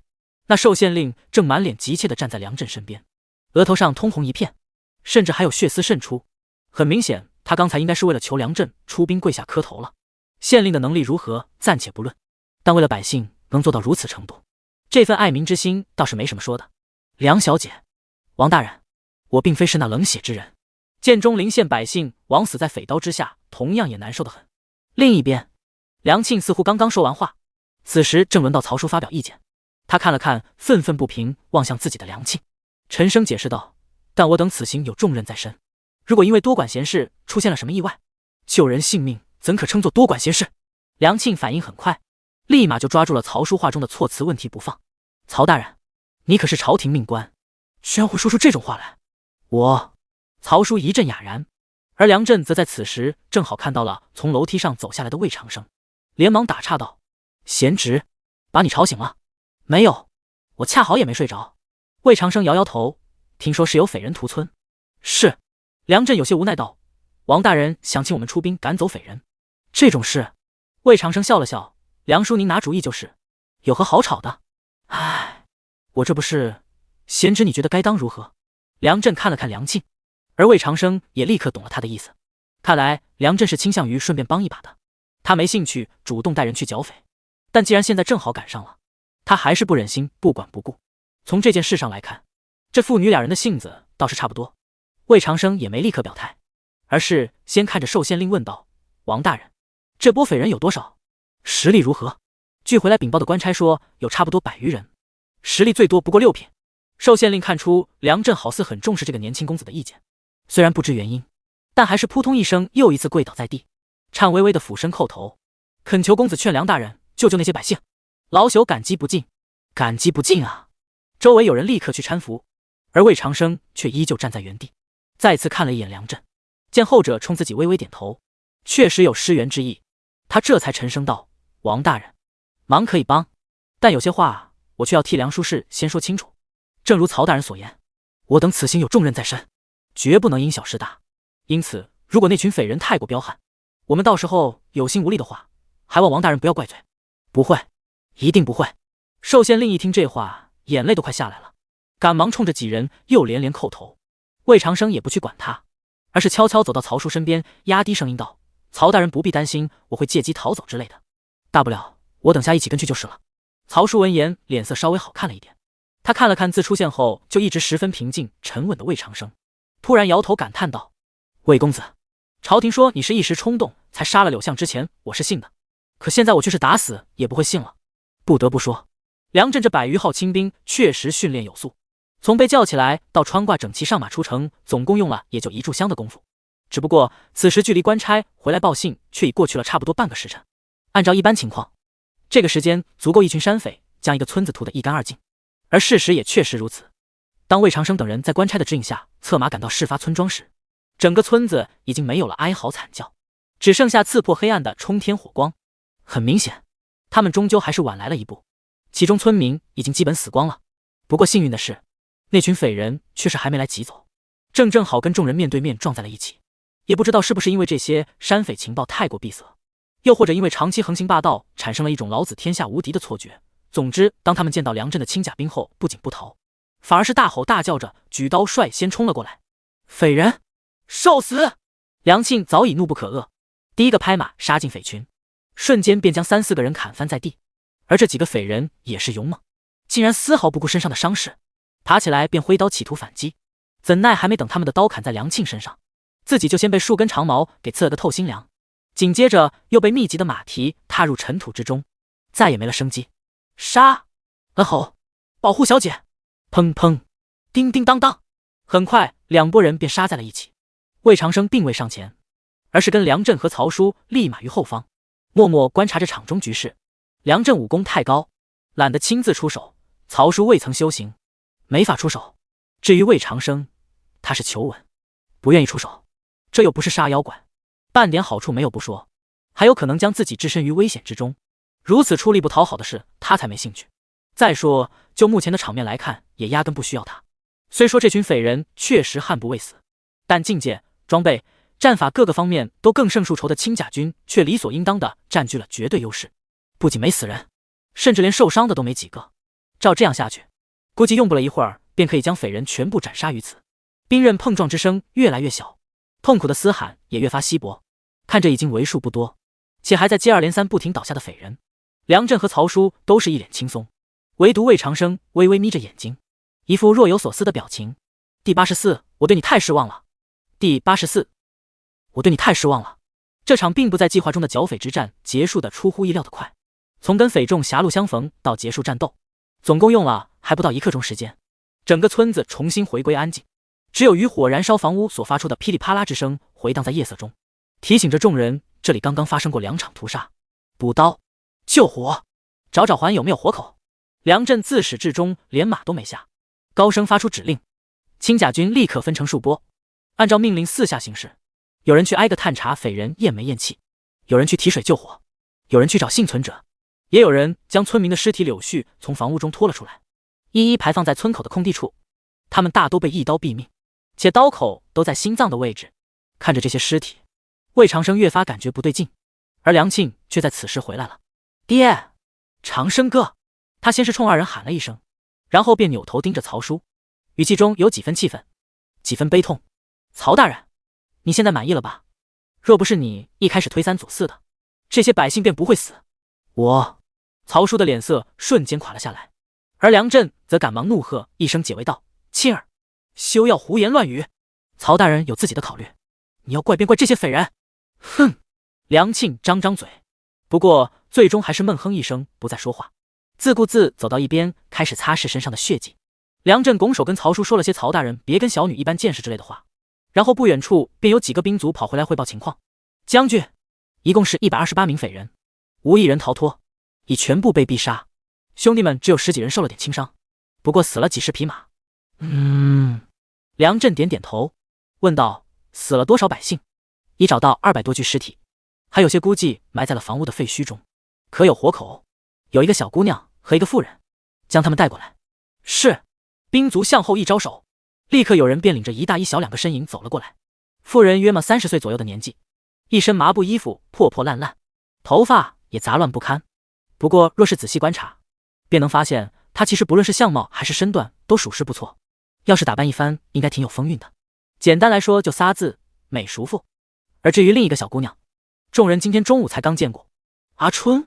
梁庆第一个反应过来，立刻跑过去弯腰问道：你家住在这里吗？阿春瞪大眼睛不说话，似乎是被吓得够呛。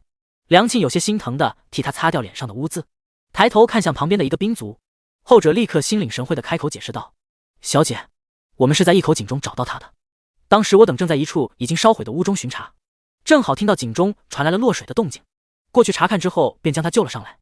估计他起初应该是攀着井绳藏在井里，最后体力不支才掉入水中。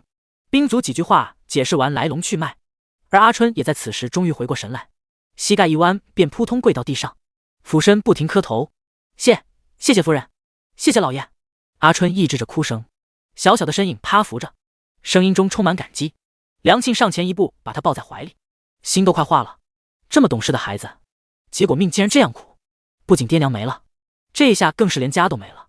阿春不哭，阿春不哭。梁庆一边拍着阿春的小脑袋，一边柔声道：你以后便跟着我们好不好？夫人愿意收留我。当然。梁庆笑着点点头。小丫头愣了片刻，突然眼泪就再次涌了出来，声音中满是激动和欣喜。谢谢夫人，谢谢夫人。夫人您放心，我吃的很少的，也会做很多活。阿春忙不迭开始介绍自己的优点，而众人听的则是心里有些酸楚。一个没有亲人，又刚从鬼门关上捡回一条命的小丫头，为了活命，像介绍货物一样推销着自己。这些兵卒中很多都有妻友，此时难免会想到，万一自己哪天死了，家中的妻儿不知又该如何活下去。有人黯然神伤，不过梁震此时却颇为苦恼，因为梁庆已经像这样收了不少丫鬟了。倒不是说梁家养不起这么多人，只是这毕竟不是个长久之计。天底下那么多可怜之人，总不能见到就收吧。可这种事他又拗不过梁庆，最后只好无奈地叹了口气，扭头看向那个妇人，随口问道：你又是如何活下来的？大人。妇人打刚才就一直在抹眼泪，如今听到终于问到自己，便立刻大声哭喊道：我方才一直躲藏在家中柴堆里，听到外面打斗声停了才赶出来，正好碰见了几位军爷。旁边几个兵卒点了点头，证明确实是这样。你家中其他人呢？梁震又问。死了，男人儿子都被那群剐千刀的匪人给杀死了。妇人悲痛欲绝地哀嚎道：只留下我一个女人，该怎么在这个世道上活下去啊？早知如此，还不如让那匪人将我也杀掉算了。如果说阿春给人的感觉是心酸和心疼的话，那此刻这个妇人便是凄惨了。如果村子中其他人没事还好，她一个寡妇或许还有些活路，但现在整村人都没了，她又已是这般年纪，恐怕除了流落进窑子之外，再无他选。众人又是一阵默然。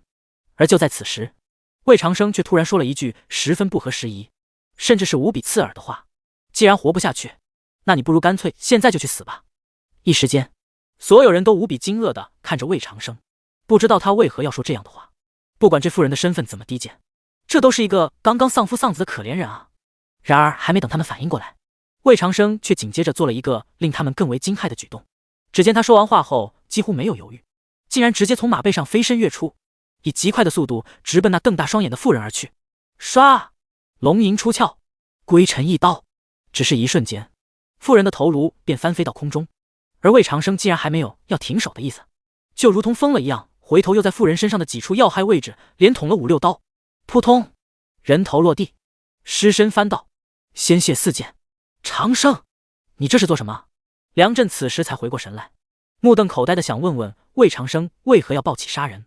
然而还没等魏长生回答，梁庆却突然冲过来，挡在那妇人千疮百孔的尸体面前，脸上写满了愤怒与失望。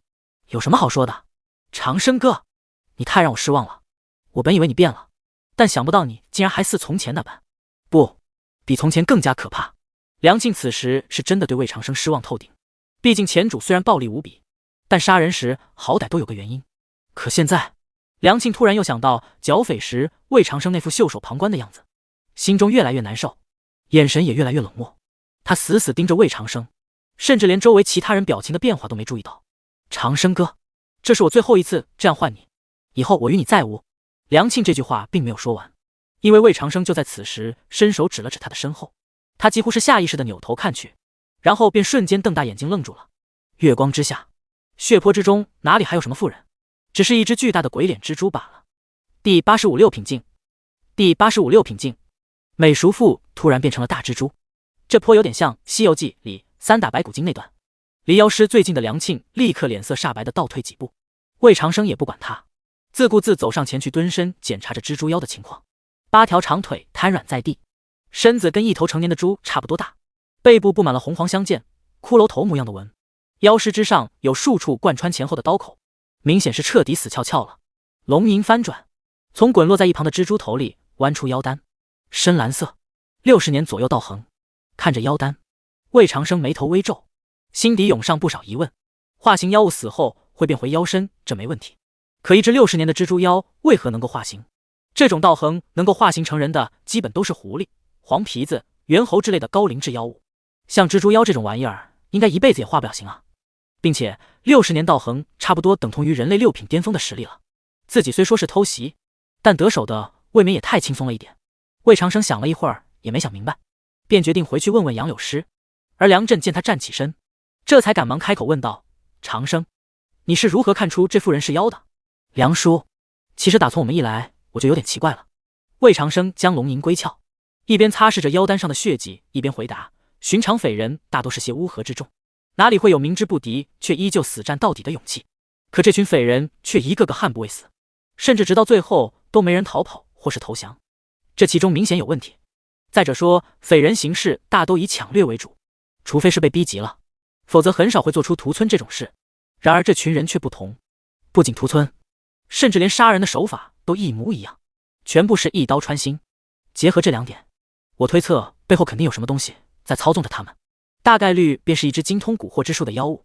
确实如此。梁震一边回忆，一边不住点头。而魏长生也在此时接着说道：至于是如何看出这妇人是妖的，其实我刚才也拿不太准，只是猜测而已。猜测？梁震赶忙问道：你是如何猜出来的？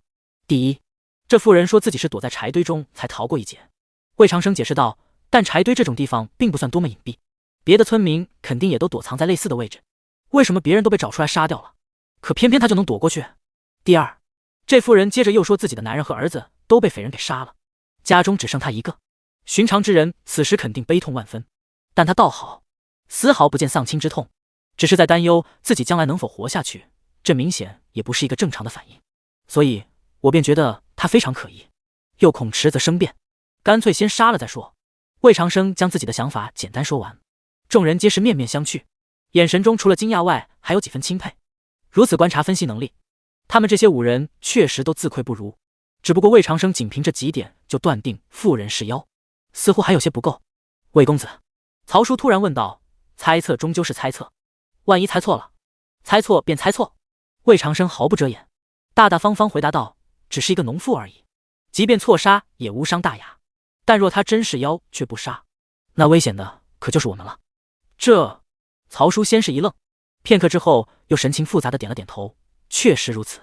此妖既然精通蛊惑之术，如果不死必成大患。公子心思缜密，曹某佩服。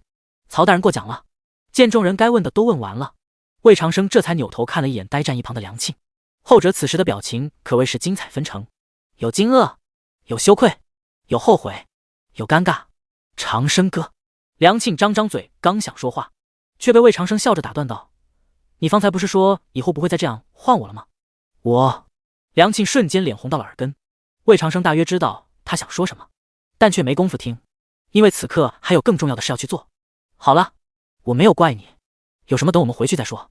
摆了摆手，魏长生不再去管窘迫到无以复加的梁庆，转身跟梁震正色道：“梁叔，此妖虽然已死，但这种以化形妖物的妖尸却必须谨慎处理，否则危害极大。”哦，梁震虽然杀过不少妖，不过化形成人的妖怪却也是第一次见，因此丝毫没有怀疑魏长生的话。贤侄，需要如何处理这妖尸？这个很复杂，一时半会儿说不明白。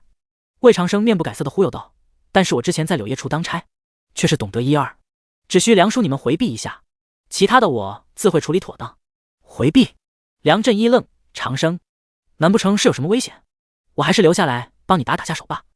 这……魏长生故意面露难色，倒是没有危险，只是这处理妖尸的手法乃柳叶处机密。明白了，既然如此，那我们便先去那边等着。梁震很上道，答应一声，便立刻带着众人离开，只将蜘蛛妖的尸体留了下来，目送一群人慢慢走远。魏长生等了一会儿，又十分谨慎地将妖尸转移到某个被烧毁一半的房屋之中，借着残垣断壁的遮挡，他这才开始运转射妖。吸气，呼气，吸气。几息过后，熟悉的乳白色雾气自蜘蛛妖尸之上升腾而起，这次的雾气要比魏长生之前见过的都浓，吸收速度也更快。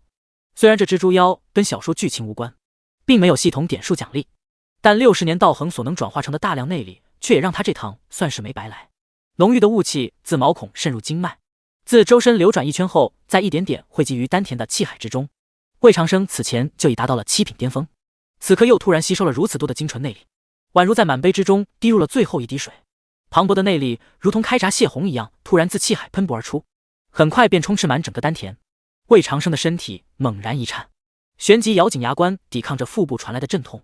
8条主脉，56条次脉依次全部打开，他整个人就像是身处在桑拿房中一样，汗水很快便将衣物全部浸透。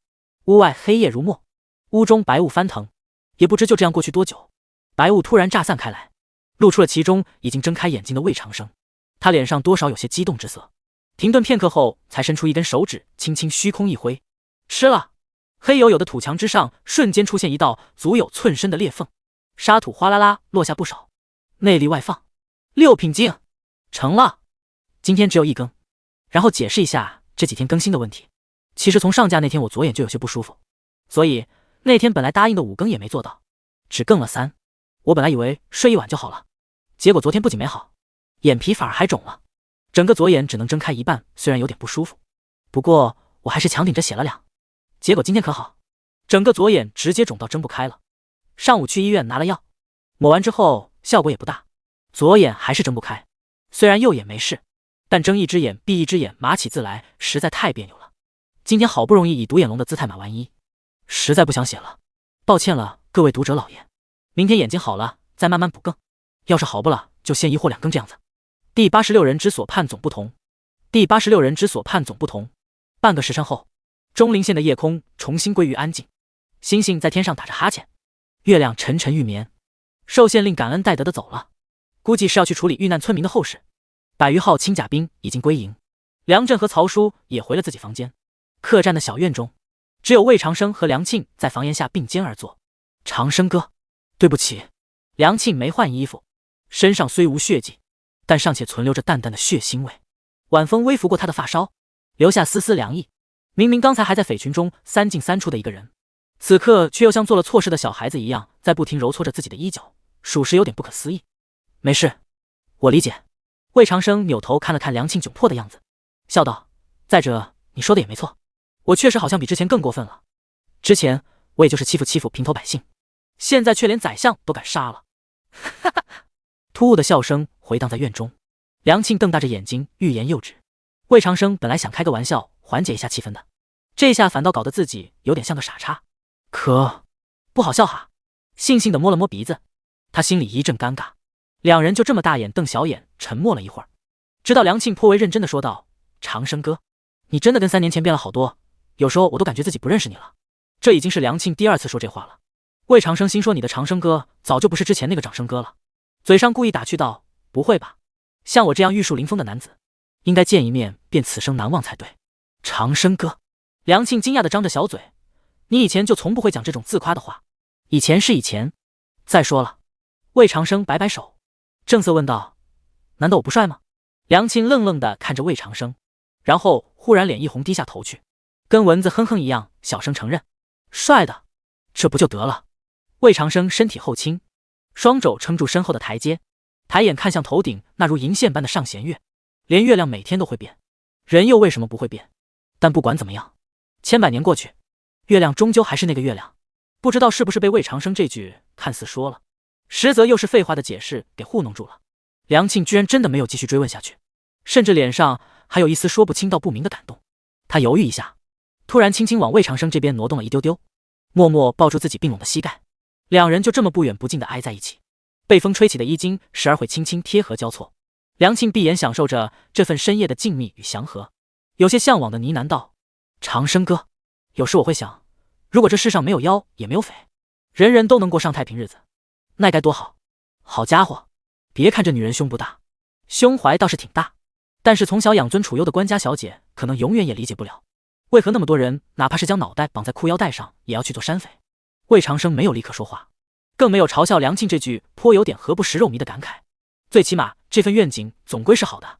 夜色凉如水，星月一张弓。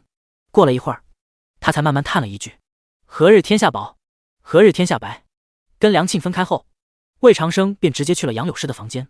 上半夜外面那么折腾，后者果然没睡着，此时正披着一件薄薄的斗篷靠在窗边看月亮。公子见魏长生进来，杨柳诗轻轻将木窗合上，扭头笑问道：“跟梁姑娘聊了些什么？”“家国大事。”魏长生白了他一眼，一屁股在桌子边坐下，招手道：“你过来。”公子。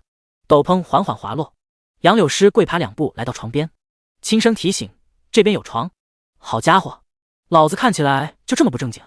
魏长生脸一黑，厉声喝道：“把衣服穿上，我有正事问你。”“杨柳诗愣了一下，看魏长生并不似在开玩笑，这才重新将斗篷披好。“公子想问什么？”“方才我们去剿匪，结果碰到了一只蜘蛛妖。”魏长生摸出那颗深蓝色的妖丹，随手丢给杨柳诗，将刚才发生的事情简单说了一遍后问道：“为何这蜘蛛妖才60年道行便能化形？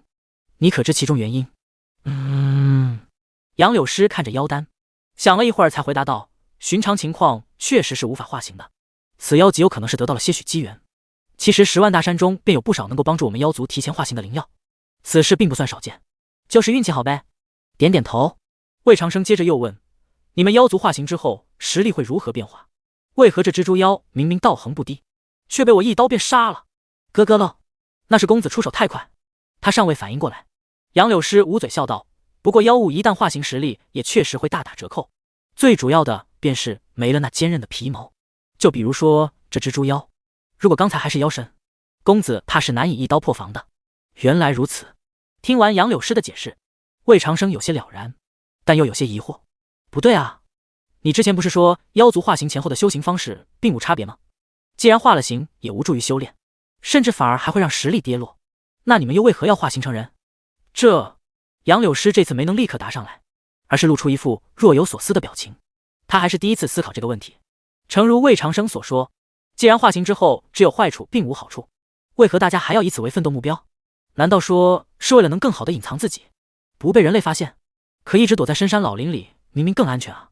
杨柳诗想了好一阵都没想出个所以然，但就在他摇摇头再次看向魏长生时，心中却突然有了一个模糊的答案。或许是想明白这人世间爱恨情仇的滋味吧。是吗？魏长生点点头，对此不置可否。那你都化形这么久了，现在明白了没？别的不敢说，但这情字……杨柳诗一边说着话，一边眉开二度，再次吞掉斗篷。奴家却已知道是何滋味了。死！看着面前似与月光融为一体的白一片，魏长生心底暗骂仨字：狐狸精！今天老子不光让你明白什么叫情，更要让你了解一下什么叫情趣。啪！弹指一挥，屋中的几盏烛灯应声熄灭。杨柳诗目光稍稍一滞：公子，你到6品境啊？嗨嗨。第87剿匪这种事我擅长。第87剿匪这种事我擅长。翌日，因为昨夜折腾了一晚，梁振决定多在钟陵县休整一天。魏长生对此倒无所谓，早上起床后便跑到县城中转了一圈，直到午饭时才准备回客栈。坐在马车上，他看着张三脸上的一条刀疤，百无聊赖地问道：张三，你之前犯了何事？共济会的成员全部来自大理寺的待审犯人，因此张三之前身上肯定也背着罪名。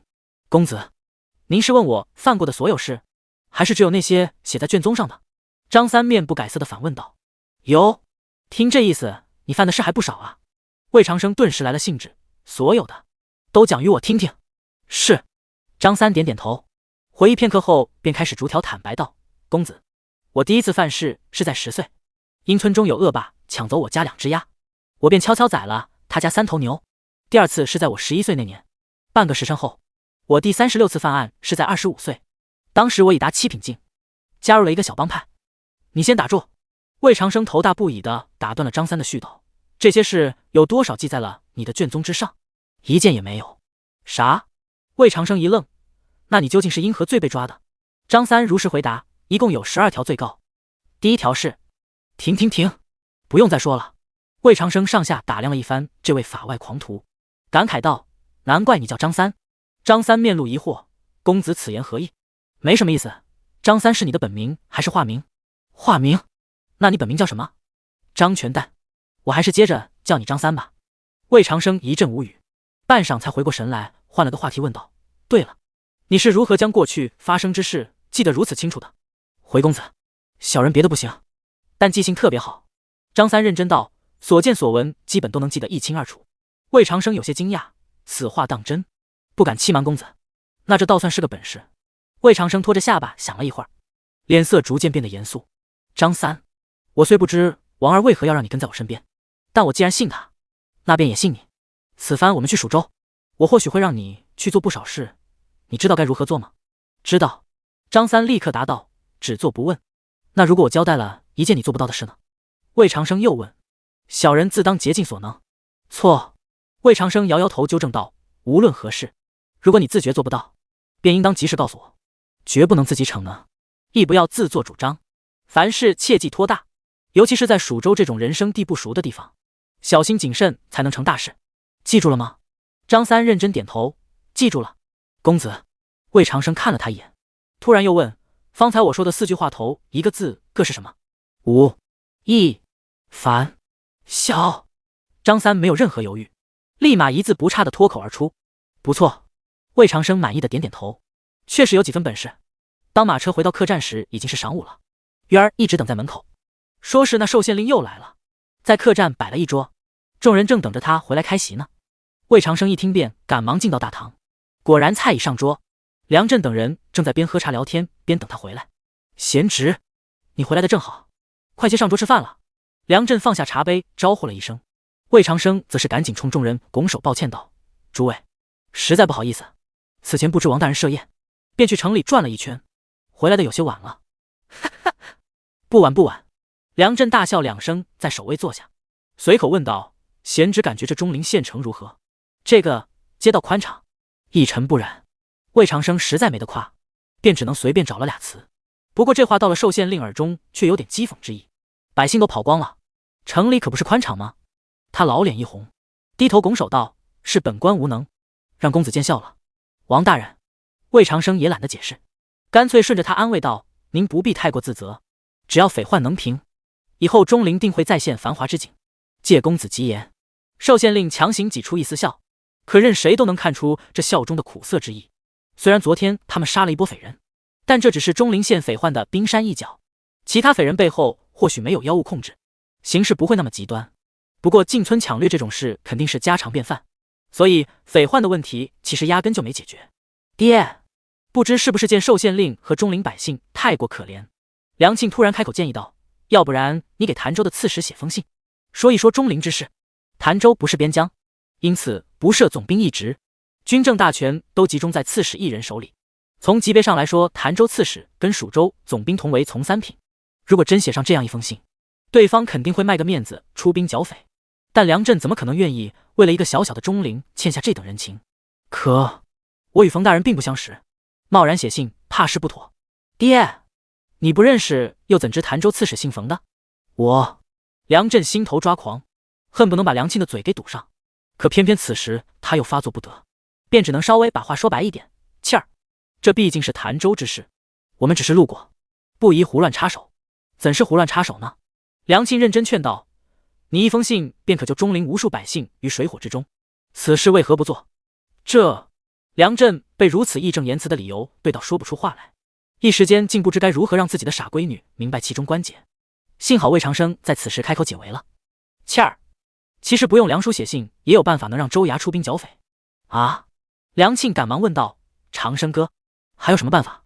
魏长生笑道：就是我昨日说的，只需中陵的富商大户愿意捐钱便行了。可是梁庆看了一眼寿县令，犹豫道：王大人不是说他们不愿意捐钱吗？那是之前。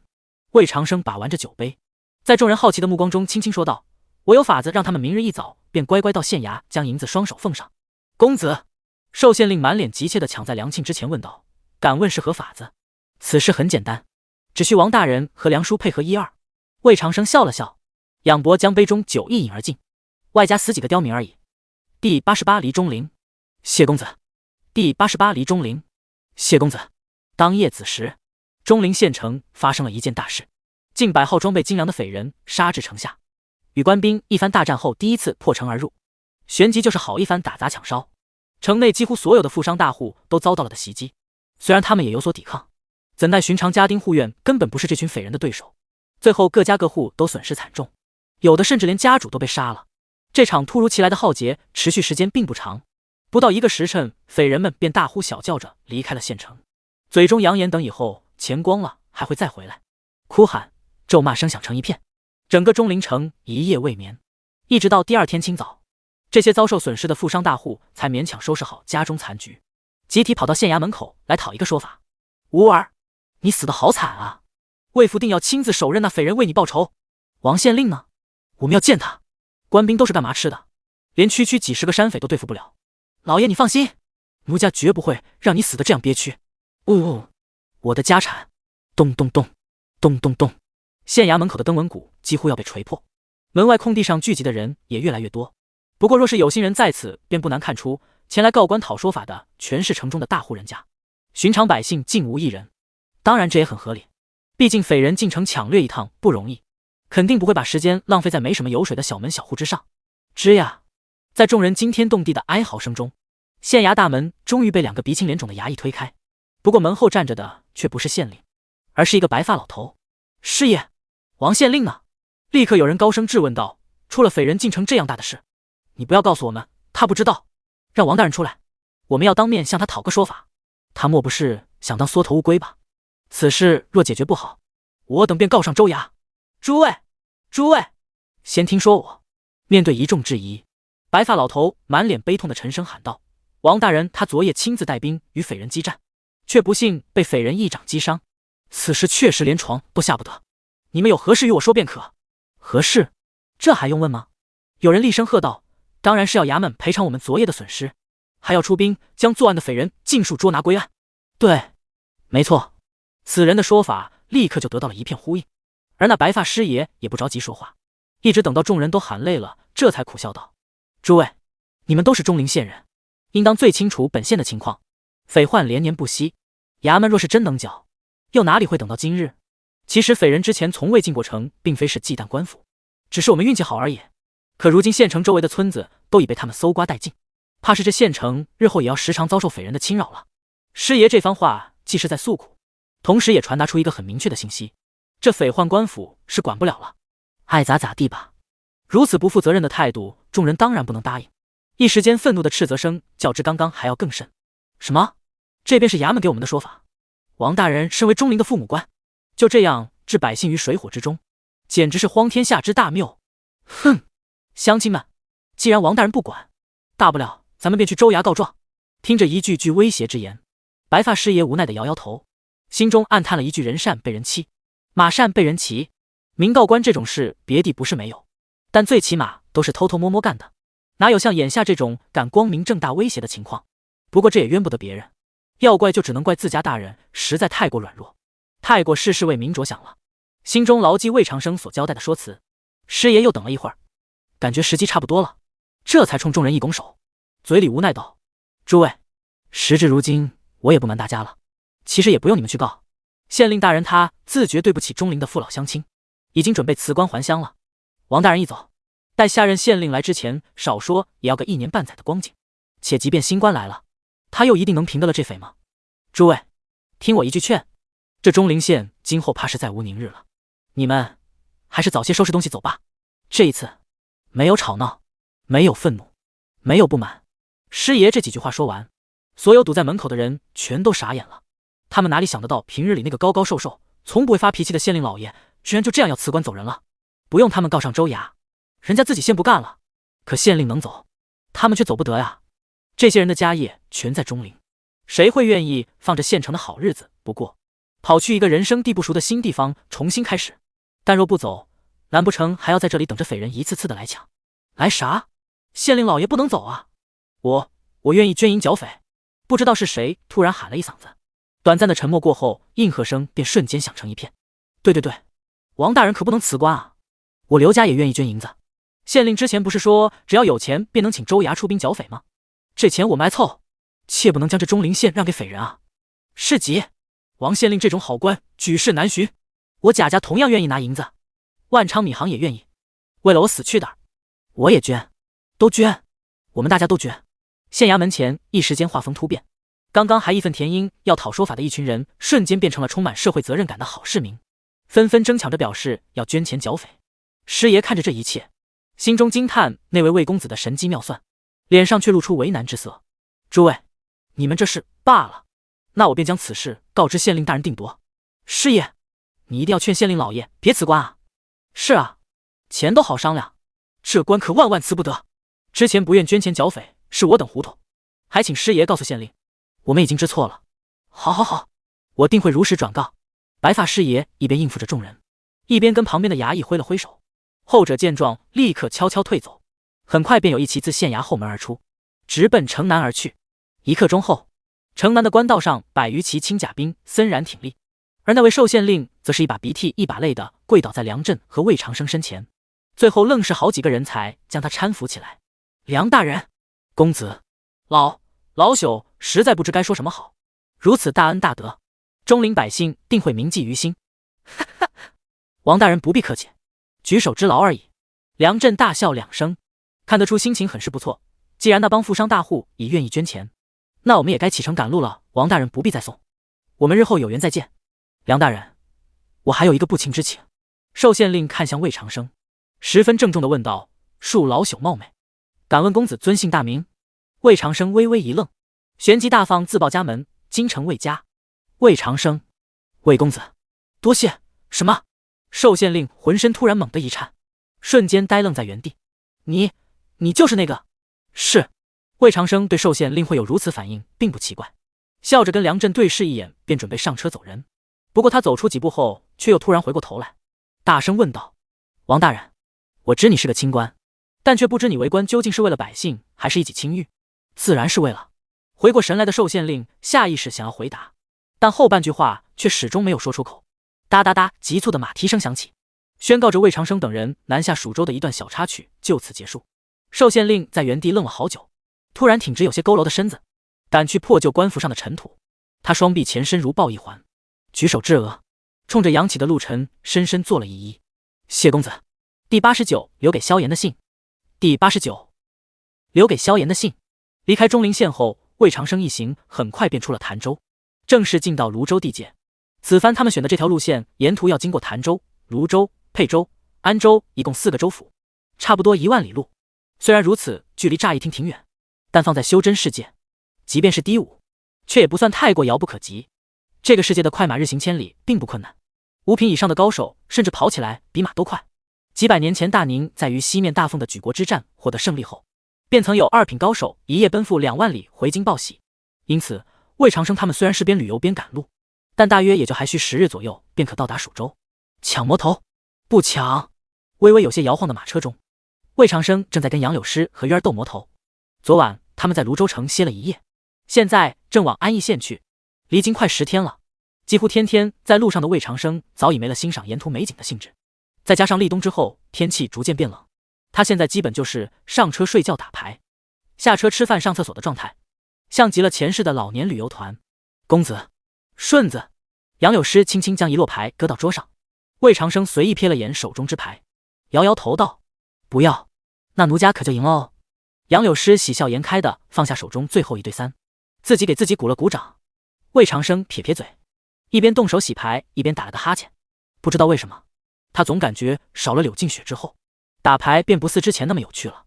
张三，你来打吧，我歇一会儿。把位置让给因为记性太好而很少有机会能上牌桌的张三，自己坐到车窗边，伸了个懒腰。老爷，喝茶。身边响起一个怯怯的声音，正是捧着茶盏的阿春。这小丫头被收留之后，本来是跟着梁庆的，但后来梁振觉得闺女的丫鬟实在太多，便给了魏长生。不过魏长生却不太适应被一个还不到10岁的小女孩伺候，正好杨柳诗此番来也没带侍女，他便干脆又给了杨柳诗。所以阿春现在其实是杨柳诗的小丫鬟。接过茶盏，抿了一口温度刚刚好的茶水，魏长生随口问道：“阿春，你爹娘是因何死的？”回老爷，我爹是进山打猎时被毒蛇咬死的。阿春咬着嘴唇小声答道：“我娘是之后害病死的。”魏长生将茶盏放回桌上，又问：“那时候你几岁？”6岁。你今年是9岁吧？是。那中间这3年你靠什么过活？村中的邻里见我可怜，有时会施舍我一点吃的。阿春纠结着小手，我偶尔也会采些山货进城去卖。这样啊。魏长生看了看阿春的小辫子，突然想到了衣食无忧的魏巧玲。我有一个妹妹，与你差不多大的年纪，她应该会挺喜欢你的。阿春不知道该怎么接这句话，便只好有点窘迫的低头不语。见他这副样子，魏长生只是笑笑，自顾自接着说道：“他有条特别笨的狗，叫大鬼。”狗？阿春嗫嚅道：“我之前也有一条狗，叫大黄。他后来怎么了？有一天自己跑走了，我找了很久都没有找到他。他当时很老了吧？”老爷您怎么知道？魏长生笑着摸了摸阿春的小脑袋，他是条好狗。哦。阿春不太懂魏长生的意思，不过还是点了点头。此时车外突然响起一阵声音：“魏公子，我们还有半个时辰就到安邑县了，当地县令设了家宴，将军让我来跟您说一声。”知道了。魏长生隔窗喊了一嗓子，而车内另一边的牌局也恰好在此时结束。毫无疑问，又是人形记牌器张三赢了。得知快要到地儿，3人也不继续打了，简单将牌收拾起来后便各自坐着休息。入冬之后天黑得早，现在才有时出，窗外就已是一片橘红。前世的科学研究表明，黄昏是人一天当中最容易产生思乡之情的时间段，因为这是回家吃饭的饭点。不过眼下车中几人却大都没有这方面的愁绪。杨柳诗是妖，张三是法外狂徒，阿春是孤儿，3人身份特殊，可能已经都快没有了故乡的概念。魏长生是穿越来的，真要思乡也是思前世那颗蓝蓝的地球，所以此时此刻恐怕也就只有渊儿真的在挂念着京城那栋大大的宅子和住在宅子里的人。公子，他悄悄挪动到魏长生身边，眼泪汪汪的小声说道：“我想夫人和秋云姐了。”不是，咱们满打满算才走了10天。魏长生先是有些无语，不过转念一想，渊儿从小就生活在魏府，从未出过远门，所以现在有点不适应倒也正常。想到这里，他便想开个小玩笑缓解一下气氛。可我的意思是，你哥这想他们，但他们可能压根就不想你呢。渊儿身子一僵，旋即哭腔更重了：“我不信，夫人和秋云姐一定也会想我的。”靠！怎么一点幽默细胞也没有？魏长生见自己的玩笑起了反作用，只好赶紧补救安慰道：“好了好了，别哭了，我跟你开玩笑呢。”渊儿顿时瞪大眼睛，很快就气鼓鼓地嚷嚷道：“公子，这个玩笑一点也不好笑，你就不想他们吗？”我。魏长生稍微愣了一愣，抬眼看向窗外那落于山间的夕阳。万里通秋雁，千峰共夕阳。说完全不想肯定是假的，不光柳静雪和秋云，还有徐清婉、魏巧玲等等。除此之外，还有一个最想的人，萧炎。魏长生是不可能将萧炎留在京城祸害魏家的。至于怎么样才能把他导到蜀州、京城、玄天会、青木堂口，萧炎穿过道道暗门进到密室之中，脸色很不好看。他最近一段时间的日子确实太不顺了。先是诱杀魏长生的计划失败，几乎损失了青木堂全部高手不说，他自己还被玄镜司接连围追堵截了10几天。虽然次次都能有惊无险的躲开，但其中过程却实在太过提心吊胆。其次便是魏长生居然莫名其妙跑去杀了他好不容易才搭上线的柳元山，并且竟然还活了下来，就离谱。萧炎感觉自打爹娘死后，他的运气就从来没有这么差过，因此现在对魏长生恨的是牙痒痒。魏长生，我一定要亲手杀了你！砰！一拳擂在墙壁之上，普通但不平凡的脸上满是狰狞之色。不过也就在此时，密室的房门却被突然推开，有一个大汉手中拿着什么东西走了进来。堂主，这有一封信，说是给你的。信？萧炎努力平复了下情绪，扭回头来，谁送来的？这我不知道，不过信封上的落款是谁？魏长生，第90顶级僚机魏长生，第90顶级僚机魏长生。密室中火光摇颤，空气几近凝固。什么？萧炎不可置信地伸手接过信封，看了看上面写的萧炎亲戚以及落款处的魏长生，深吸一口气问道：这信到底是怎么来的？是下午时被人用飞刀钉在堂口门上的。汉子咽了咽唾沫，如实回答道：堂主你那时又不在，我便先将信收了起来。好，这信你看过没有？萧炎一边拆信一边随意问道。没有。汉子表情淡定，但额头却渗出细密的汗水。萧炎看了他一眼，没有说什么，而是低头先去读信。整封信并不长，总共就1页纸，可就是这10几行字，却让萧炎反复读了好久，脸色更是变了数遍，从疑惑到震惊，到惶恐，再到阴沉。梦到射妖、剑妖罗盘、玄天剑自己的大小秘密尽数被写于信中，其中绝大多数他从未向别人透露过，哪怕一丝半毫，但现在却偏偏都被魏长生给说了出来。信的最后，魏长生还留了一句：我在蜀州等你。这句话的意思很明显，就是在逼自己去蜀州自投罗网。萧炎沉默了好一阵，轻轻将信装回信封，再次抬头看向对面的大汉。这信你其实看过了吧？咕嘟，汉子咽了口唾沫，挣扎片刻后终于抵挡不住压力，扑通一下跪到地上，连声哀嚎：堂主，我真不是有意要看的，当时我是怕这魏长生要对您不利，又恐有什么紧急之事，这才拆信看了几眼。您放心，我绝没将信中之事告诉任何人，我的忠心您是知道的，还望堂主饶过我这次啊！大汉哆哆嗦嗦的不停求饶，而萧炎则是低着头沉默不语。搁在身边的玄天剑不知何时已微微出鞘几寸。讲道理，这汉子所言应该为真，如果他不是真心效忠自己，此刻也不会冒着如此大的风险将信再送过来。但从理性上来说，又只有杀人灭口才是最稳妥的做法。铮，啪，一声清亮的脆响回荡在密室之中，黑剑归鞘。萧炎强忍住心头的暴力，慢慢将汉子从地上扶了起来。任大哥，我虽然才坐上这个堂主之位没多久，但也清楚谁才是值得信任之人，而我既然信你，那信中之事你便是知道了也无妨。堂主。大汉闻言瞬间抬起头来，脸上满是感动之色。我今后愿为您赴汤蹈火，万死不辞。任大哥，不必说这种话。萧炎苦涩的摇摇头，你先出去吧，我想自己待一会儿。是。汉子深深抱拳，不过走了2步后，却又突然回头问道：堂主，你真要去蜀州吗？萧炎犹豫了一下，表情有些不甘与无奈。他之前回京是因为有个算命道士说他在京城将会有一番大机缘，可如今机缘不仅没得到，甚至还数次险些丧命在魏家手中，就连柳静雪都背叛了自己，当真是赔了夫人又折兵。他本来还想找机会伺机报复一下魏家的，但又突然冒出这样一封信。萧炎此刻已经很明白，自己真正的死敌并不是下令杀害自己全家的魏贤志，而是那个仿佛知道自己所有秘密的魏长生。想到这，他终于轻轻点了点头。我再留在京城也无意义，有些事总要有个决断。那，大汉眼神认真，语气十分坚定，那我愿意追随堂主，同去蜀州。任大哥。萧炎一愣，旋即郑重回应道：你放心，你若不负我，我定不负你。泸州安邑县。就在萧炎依靠自己的人格魅力又收获了一名忠心耿耿的跟班之时，魏长生正在满桌山珍海味前推杯换盏，跟钟灵相比，安邑县简直可以称得上富到流油。这一点从两位县令府邸的豪华程度以及晚宴标准便能窥见一二。不仅飞禽走兽应有尽有，旁边甚至还有奏曲跳舞的清官助兴。梁大人，你们不妨在安邑多歇几日。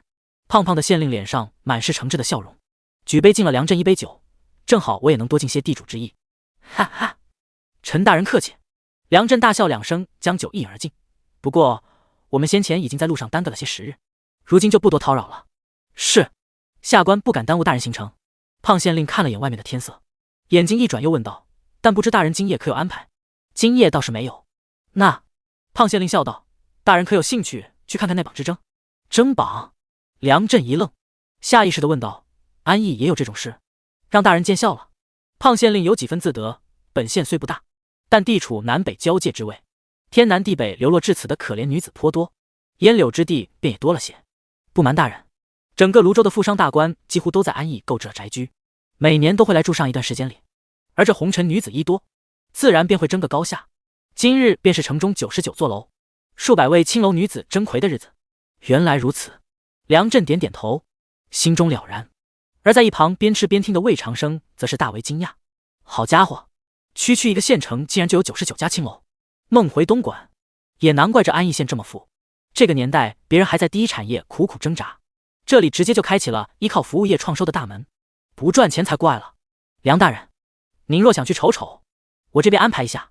见梁振露出些许向往之色，胖县令忙不迭小声保证道：自古美女配英雄，我相信今日决出的魁也定愿意陪大人共度一夜良宵。这……梁振听闻此言，恨不能现在就撂筷子走人。不过当他看到正一脸平静望向这边的梁庆时，顿时又有些泄气。去是肯定要去，但这话绝不能由自己说。可……贤侄，轻咳一声，梁振挤眉弄眼地问向魏长生：陈大人方才说的你也听到了，我是不愿意去的，但你若是想去看看热闹……梁叔，我想去。魏长生翻了个白眼，不过好歹没拆台。唉，梁振长叹一口气，好似被逼无奈一般点了点头。既然如此，那我便勉为其难陪你一起吧。第91评花榜。第91评榜。虚实，梁振终于如愿以偿地陪着魏长生来到了评榜现场。一座位于河边的绣楼，8条长长的红绸缎自楼顶一直拉到楼底，楼中灯火通明，楼外团锦簇，无数文人骚客、富商巨贾或坐或立于绣楼之中，热闹气氛称一句无以复加，不算过分。你当时选魁的时候有这等排场吗？魏长生一面东瞅西看，一面问向身边藏于面纱之下的杨柳诗。是的，自打那天魏长生提过一嘴之后，他就真弄了个面纱，每次去人多的地方时便都会带上。京城的排场自然要比这里足一些。杨柳诗笑道：不过此处也不差了，最起码这绣楼周围也算是凑齐了百宴。百宴是100种的意思啊？魏长生一愣，发现包裹绣楼的团好像确实团团品种不同。是呢，杨柳诗开口解释道：既然是要评魁，自然要摆争宴，不过大多地方的评会并凑不齐这样多种，大都只有几十种而已，因此这里能凑齐100种，虽然不少是无名也，但也实属不易了。好家伙，可是不容易。此时都已经立冬了，也不知道这些到底是从哪里寻来的。魏长生撇撇嘴，暗叹一句真尼玛会玩，又将视线挪到走在旁边的梁振身上。他此时正跟陪同而来的胖县令相谈甚欢，估摸着脑子里已经满是那尚未见面的小娘子了。在亲闺女已经知情的情况下，还要坚持出来体恤民女，魏长生着实有点佩服梁振。不过也知道古人在这方面确实有够宽容，男人逛逛烟柳之地，基本就跟前世去洗个脚一样，大部分女人还是能接受的。就比如说他自己，之前不也是经常当着柳静雪的面大摇大摆去找杨柳诗吗？评榜这个活动最初是源自于文人骚客的恶趣味，可能实在是吃饱了闲的没事干，这些流连往返于勾栏瓦肆的文人们，除了发泄欲望之外，还要兼顾发泄一下无处安放的诗才，于是便会写一些艳词来品评娘们的才貌。不过当经验愈加丰富之后，他们又开始不再满足于这种简单的评价方式，而是想要一种全面、客观、公正的评分制度。最后就模仿科举搞出了所谓的评榜。起初评榜只凭容貌，但这玩意儿萝卜青菜各有所爱，很难选出一个绝对的第一名。为了增加评选结果的信服力，后来便又加入了神态、言语、诗词歌赋、琴棋书画等等考察内容，难度丝毫不亚于前世的高考。好家伙，还真特么应了那句话360行，行行出状元。诸位老爷，奴家字写完了，还望莫要嘲笑则个。当魏长生等人在绣楼中的 VIP 位置坐下时，台上的女子也正好结束了才艺展示环节。诗、书、歌、琴、画，看来他抽中的是书。几个丫鬟上台，将他刚写好的字高高举起，台下顿时响起阵阵叫好声，同时还有10来多红牡丹被丢到女子脚下，估计这就是选票了。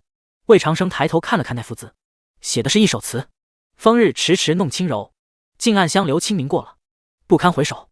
云锁朱楼午窗，睡起莺声巧。何处换春愁？绿杨营里，海棠之畔，红杏梢头。以魏长生的书法水平，自然无法评价这字究竟写得如何，不过看起来倒是颇为顺眼，便想着扔点支持。过来，给我拿10朵。挥手招来提着篮的小厮，伸手摸出1张100两银票。不过小厮报出的价格却让他愣了一下。公子，1朵50两，10朵便是500两。500两，好家伙，你怎么不去抢？这牡丹再怎么反季节，也不至于这个价啊。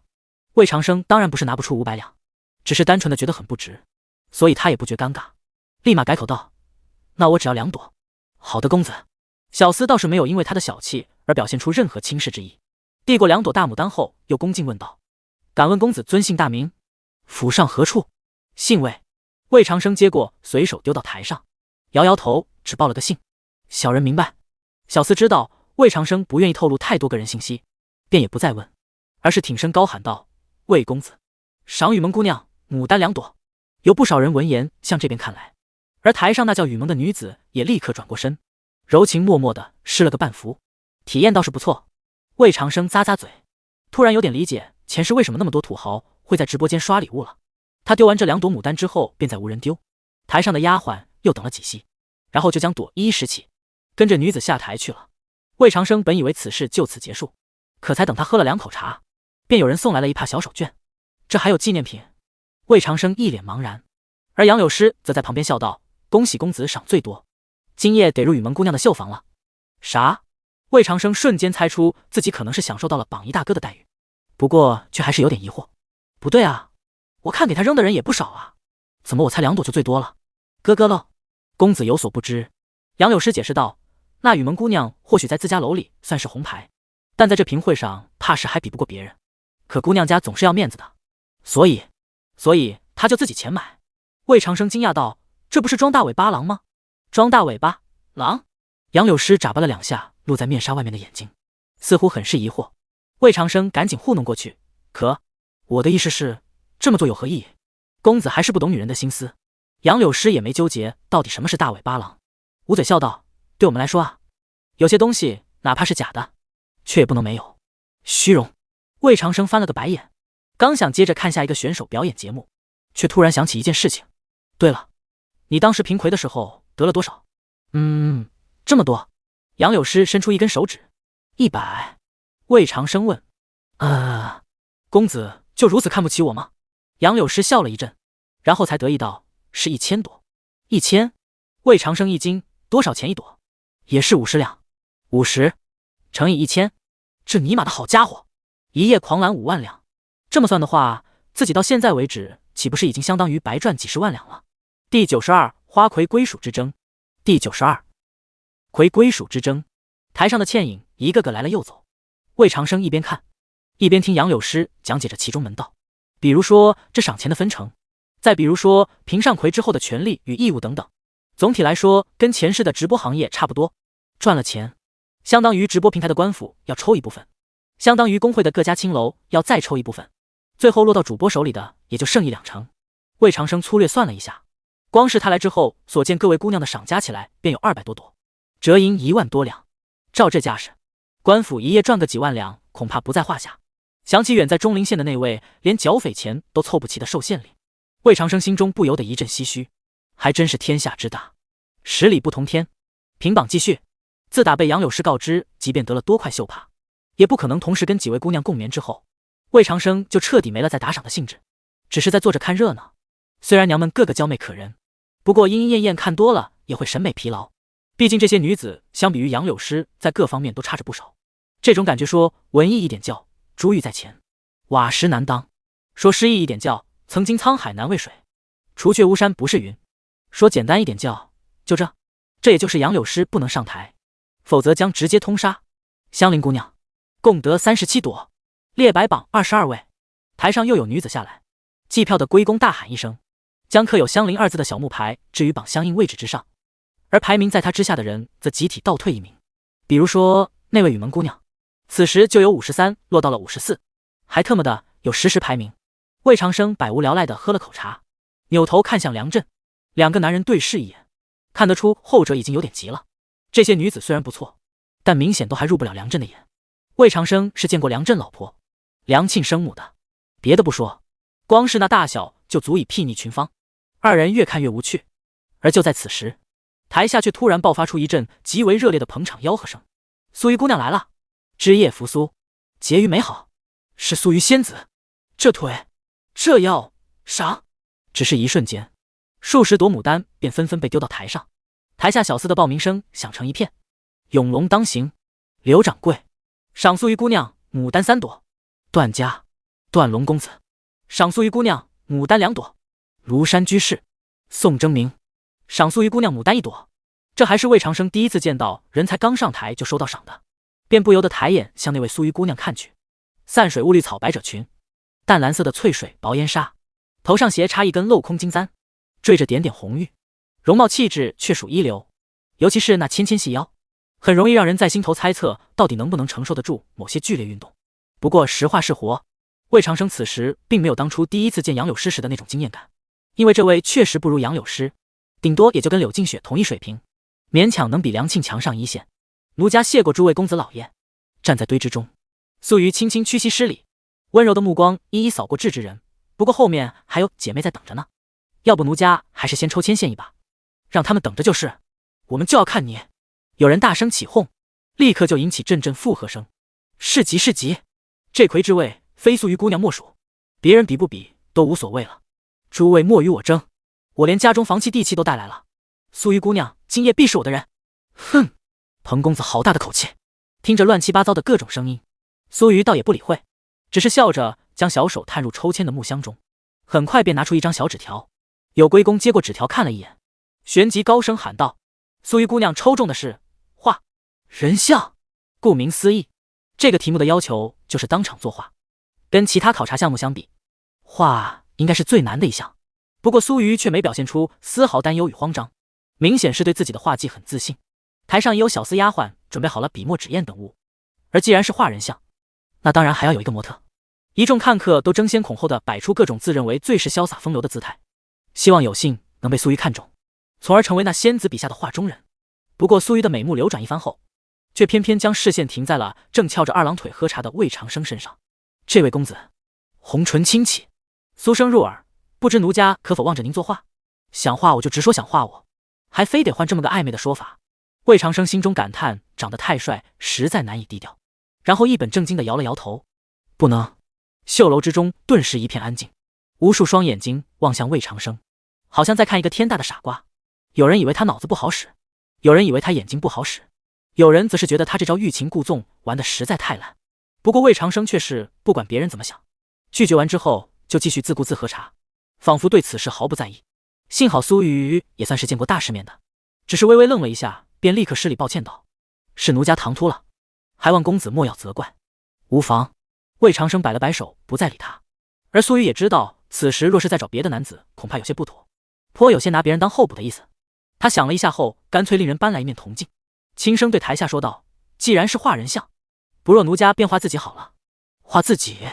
众人闻言皆是眼睛一亮，大声赞同道：这主意好，美人对镜画美人，妙啊！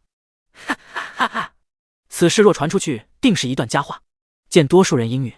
再加上画自己也不算违反规则。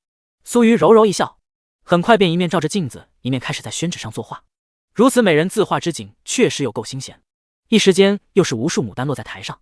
不过别人扔的再多，注定也是徒劳无功，因为苏瑜今晚早就被梁震给内定了。梁大人，您想丢多少牡丹尽管丢，买的钱全由下官包了。胖县令见时机差不多了，便招来几个提着篮的小厮，脸上满是讨好之色。当然了，安邑县衙作为本次评榜的主办方，丢几朵牡丹肯定不需要掏钱。他之所以这么说，只是想让梁振多承点情而已。陈大人，我也不懂这些。梁振心里跟明镜似的，不过面子上还是要装一装。不过这位苏玉姑娘的画技确实高超，倒是值得加赏1、2。至于多少吗？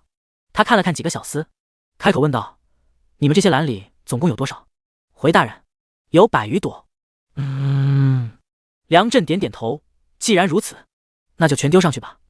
这几个小厮瞬间傻了眼，倒是那胖县令反应够快，立马催促道：“没听见梁大人怎么说的？还愣着干什么？”是。小厮们不敢抗令，立刻跑到台边，然后便在众目睽睽之下拖着篮向上一抖，100多娇艳欲滴的大牡丹漫天散下，仿佛落了一场雨。整个绣楼之中，所有人都目瞪口呆，甚至连苏玉都停下作画，张着小嘴惊讶地扭回头来。蜀州，梁大人，赏苏玉姑娘牡丹108朵。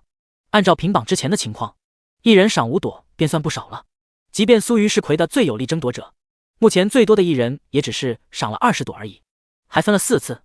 毕竟多赏一次便会多报一次名字，相当于多露了一次脸。可如今梁振一出手，就直接将这个记录提高了5倍，108朵，折5000两白银。在座的很多人倒是都有这个身家，可没人会为了睡女人这么多钱，更何况还只能睡一晚。短暂的沉默过后，绣楼中便爆发出一阵惊讶与议论之声，大都是在讨论这位须由县令亲自陪同的大人物到底是何来头。梁振对此倒不在意，依旧是泰然自若地坐在那里。反正只要胖县令不说，便没人能认出他是蜀州总兵。即使日后此事真的传开了，那也无伤大雅，顶多就是会被留在京城的夫人写信讥讽几句而已。魏长生看了看梁振淡定自若的模样，心想这恐怕就是直播平台的内部号了吧，也不知道会不会有上头的傻蛋跳出来对刷，而似乎是为了证明任何年代都有这种为了面子不要命的人。念头未落，他便看见又有几个小厮捧着篮直奔台前，几乎如出一辙的将所有牡丹一扫而空。安义彭家，彭本之公子，赏苏玉姑娘牡丹120朵。哗！台下又是一阵哗然，所有人的目光齐齐集中到一位身着白衣的公子哥身上。不过跟梁振的淡定相比，这位彭公子明显就是在强颜欢笑，脸色甚至有些煞白。魏长生并不清楚这个彭家有多少实力，但绣楼中却是有人知道。彭家就是做布匹生意的那个，我记得他家买卖不算多大啊。嗨，你刚刚没听彭公子说吗？他这次可是将家中的房契地契都偷偷带来了，发誓今夜定要入苏玉姑娘的幕帘。这彭家家主知道此事后，岂不是要被气死？谁知道呢？众人窃窃私语，看向彭本之的眼神并无钦佩，甚至多有不屑。而彭本之此时却早已顾不上别人的怎么看自己了，一双眼睛死死盯着梁振，似有些愤怒，却又好像有一丝求起之意。他已经山穷水尽，不仅动用了生意上置货的钱，甚至还将家中的房屋押出去几间。如果梁振再抬价，梁大人，要不您再赏几朵？胖县令遥遥瞥了一眼彭本之，扭头对梁振谄媚道：“依下观看，不如直接凑齐200只数算了。”那就依陈大人所言。梁振无所谓的点点头。很快就有几个小厮在彭本之绝望的眼神中，第3次向台上撒了几筐牡丹。众人对此已经麻木了。苏瑜更是愣愣地举着毛笔，不知道自己此时该说点什么。蜀州，梁大人，再赏苏瑜姑娘牡丹92朵，200朵，10000两白银，1000斤。扑通！伴随着这句吆喝，原本风度翩翩的白衣公子突然瘫软在地，周围有人好心将他扶起。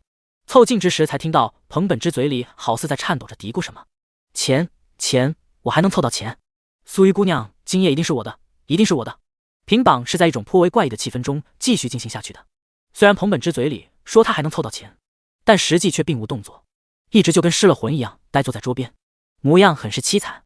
可能是受到这争榜风波的影响，苏瑜那幅自画像的后半部分明显水平有所下降，不过总体来说却依旧算是上乘之作，不难看出他确实还是有些本事的。至于他最后总共得了多少牡丹，476朵，断层位列榜首。谢诸位赏，谢梁大人，谢彭公子。苏瑜看了一眼依旧人不人鬼不鬼的彭本之，轻叹一口气，挪步下台。而之后的几位姑娘也知道自己已经毫无机会，于是便都主动压缩了登台时间，不到1刻钟就完成了全部正赛。回归数已十分明确，现在距离整场评榜结束仅剩最后一项流程摘。聚集了100种线的大团被送到台上，最高处便是那被誉为百之王的牡丹。苏瑜需要选一位男子上台为他将牡丹摘下，既寓意他得了这魁之名，又代表他已选好自己成为魁之后出夜的归属。客串主持人的老鸨逼逼了几句群芳竞艳、牡丹为首之类的废话，重新打扮过的美人也再次登场，一袭红裙拖地，宽大的衣摆上绣着华丽复杂的纹，长发盘成发髻，玉钗松松簪起，上面还插上一只金步摇。相比于方才素雅的装扮，苏瑜现在这身简直跟待嫁的新娘子差不多了。吸溜，绣楼中响起一片倒吸口水之声。老鸨特意等众人看了一会儿，才笑着说道：“苏瑜姑娘，快些将那意中人指出来吧。”是。苏瑜低了低头，慢慢将身子转向梁振的方向。这个结果是大家意料之中的。虽然没有明文规定说必须要选打赏最多之人，但人家既然钱最多，你要是还不让人家睡，那就未免太说不过去了。梁大人，台上的苏瑜已经开了口，梁振也微微坐直了身子。但就在此刻，却有一人不知何时走到了几乎快要晕厥过去的彭本之身边，忽然放声喊道：“苏瑜姑娘，且慢！”突如其来的变故瞬间吸引了众人的注意，很快就有人认出了说话之人是谁。宋征明，宋大家。什么？这便是那庐山居士宋征明？绝对错不了。他数月前在泸州城讲学时，我恰好见过。可他这是要干什么？这宋征明好似在泸州颇有名望，只是大家都不知道他为何突然打断了苏瑜。彭公子。宋征明看着彭本之，轻叹一声道：“哎，你我虽素不相识，但我10数年前却受过令尊的恩惠罢了。今日我便帮你一把，也算是还了这份人情。”宋征明这几句话说完后，众人都以为他要替彭本之掏钱，可文人的事，提钱就俗了。只见他突然从怀中摸出一张纸，然后向着苏瑜一字一句朗声道：“我将此诗代彭公子赠于姑娘，以抵千金。”剧情连贯，4500字2合1。今天募得了第93，我就是魏长生。第93，我就是魏长生，一诗抵千金。听到这句话，不仅彭本之傻了，苏瑜傻了，一众看客傻了，甚至就连梁振也皱眉向那宋征明看去。而后者也不愧是闻名整个泸州的大文士，面对此情此景丝毫不慌，继续对着苏瑜正色说道：“姑娘，此诗乃我方才有感而作，你若觉得可抵千金，那便请遂了彭公子的心愿；你若觉得不能，只当我从未讲过此言即可。”这苏瑜从未见过这种情况，张着小嘴，一时间不知道该回应点什么。毕竟诗这玩意儿又不是买菜可以称斤轮两，多少钱就是多少钱。宋征明嘴里说他的诗值千金，可不论这诗好或不好，总归也不能卖啊。他不知该如何处置，而别人却是看热闹，不嫌事大。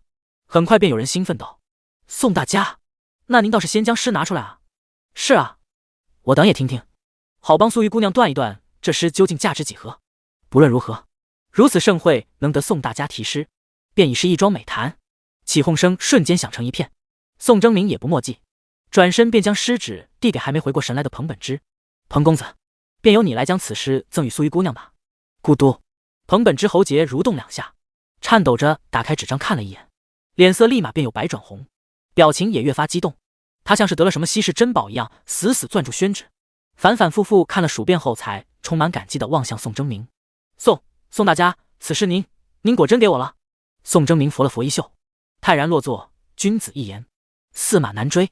谢宋大家赏识。”无数道急不可耐的目光中，彭本之先是冲宋征明深深一拜，然后又挺直身子，目光扫视一圈后，最终定在苏瑜身上。相比于刚才的失魂落魄，他此刻的状态就像是连干了5罐红牛，外加1瓶风油精一样，兴奋到了极点。“苏瑜姑娘，诸位，且听此诗。”台上台下瞬间鸦雀无声，只有彭本之颤抖且高亢的声音回荡其中：“落尽残红石土方，佳名唤作百王，尽夸天下无双燕，独占人间第一香。”一诗结束，全场稍顿片刻。好诗！有人率先喊了一嗓子，应和声很快便响成一片。确实如此，独占人间第一香，苏瑜姑娘或许可像那京城的杨柳诗一样，凭此句扬名天下呀！此句确实妙极，真不愧是宋大家。入耳之言大都是表示赞叹的，魏长生却没什么感觉。杨柳诗在旁边笑问道：“公子，你觉得这首诗如何？还行吧？”魏长生不置可否的点点头，这倒的确是他的真实想法。此诗要说有多么精妙，足以流传百世，这当然不至于，但有一说一，却十分贴合今晚的情景。更关键的是，整首诗以牡丹喻人，称苏瑜是天下第一香，算是把他吹捧到了一个很高的位置上。这对青楼女子的吸引力是格外大的。从苏瑜目前激动的样子来看，这女人还真保不准会因为此事改选彭本之。正如魏长生所料，苏瑜此刻确实很纠结。他能看出梁震身份不凡，但此事的诱惑力着实有些大，一诗抵千金。但是这个故事流传出去，就定将成为一段佳话。何况这首诗还极大的抬举了自己。对于苏瑜这种档次的红牌来说，钱挣得多少已经不那么重要了，更关键的是要给自己博一个好名声。只有他的名气越大，那些名门望族的公子们才有兴趣替他赎身，从而让他彻底摆脱这烟柳之地，回归到正常生活。想到这里，苏瑜终于是开口说道：“谢宋大家，彭公子赠诗，奴家很喜欢。不瞒诸位说，奴家自打前一阵听闻了那云想衣上享荣之后，便朝思暮想着自己有朝一日也能得这样一首传世好诗，想不到今日竟是如愿以偿了。”他这几句话其实颇有点商业互吹的意思。这首独占人间第一香虽说不错，但大家心里都明白，跟那手写杨柳诗的云想衣上享荣差距很大，甚至完全就是两个档次。不过此情此景也没人会跳出来唱反调，反倒是宋征明自己听闻此言后突然沉下了脸。哼，休要将我的诗与那诗作比，一个首任当朝宰相的罪大恶极之人，诗写的再好也是有才无德。这尼玛，这都能烫枪？魏长生一阵无语。同样被提到的杨柳诗则是在一边捂嘴偷笑。公子，看来这宋居士怕是柳家那头的呢。我当然知道。魏长生翻了个白眼，而台上的苏瑜此刻也颇有点尴尬。他窘迫的低头说了一句是奴家失言了，然后就再次看向梁震。梁大人，承蒙您如此看得起小女子，听这意思，这是已经决定要选彭本之，准备跟梁震道歉了。梁震的脸色自然很不好看，胖县令更是着急的不行。可俩人此时也不好说什么，毕竟众目睽睽之下，总不好强迫一个弱女子。不过魏长生却不一样，他本来就憋着火，再加上想顺便送梁震一个人情，因此当即出声打断道：“等会儿，就这破诗也值千金？”轰！就如同点燃了炸药桶，绣楼之中瞬间一片哗然，一波未平，一波又起。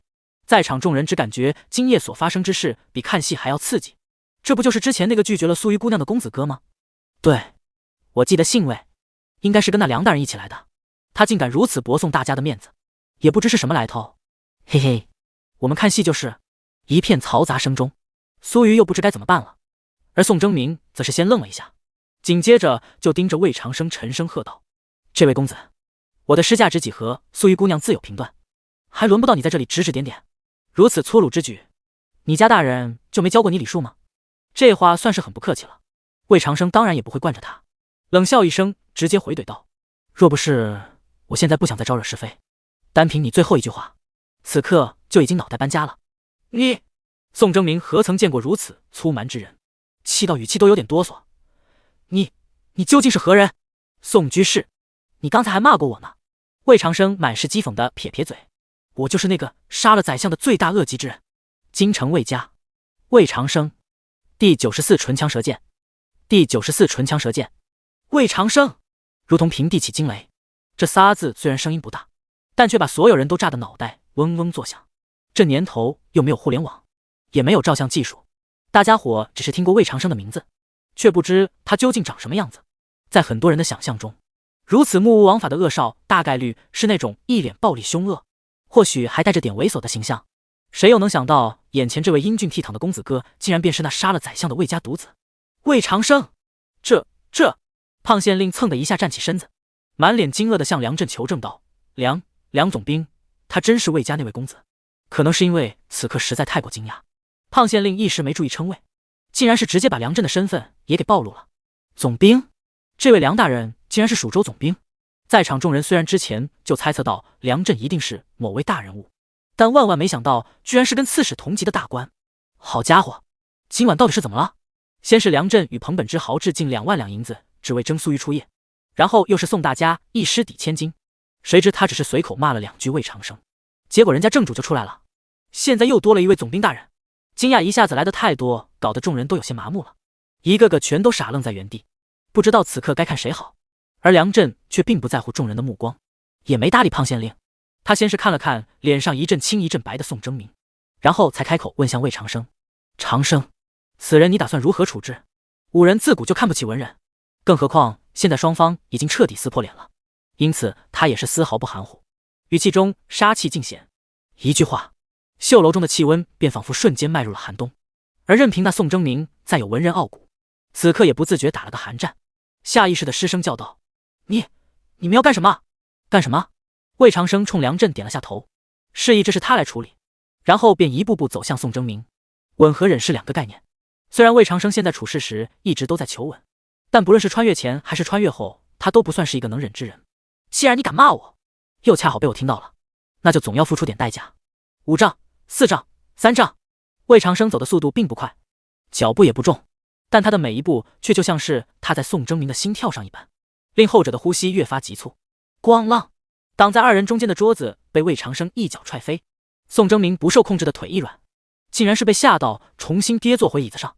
也幸好有这椅子，否则他这下有可能就直接瘫到地上了。早就躲远的众人看到这一幕后，表情皆变得有些诧异，可能是想不明白一个大文士为何会表现得如此懦弱。他们并无法完全感同身受宋征明此刻的压力以及内心的恐惧，毕竟很少有人能在自身性命难保时还可以面不改色。宋居士，咵嚓一声，魏长生踩碎一只茶盏，在宋征明身前站定。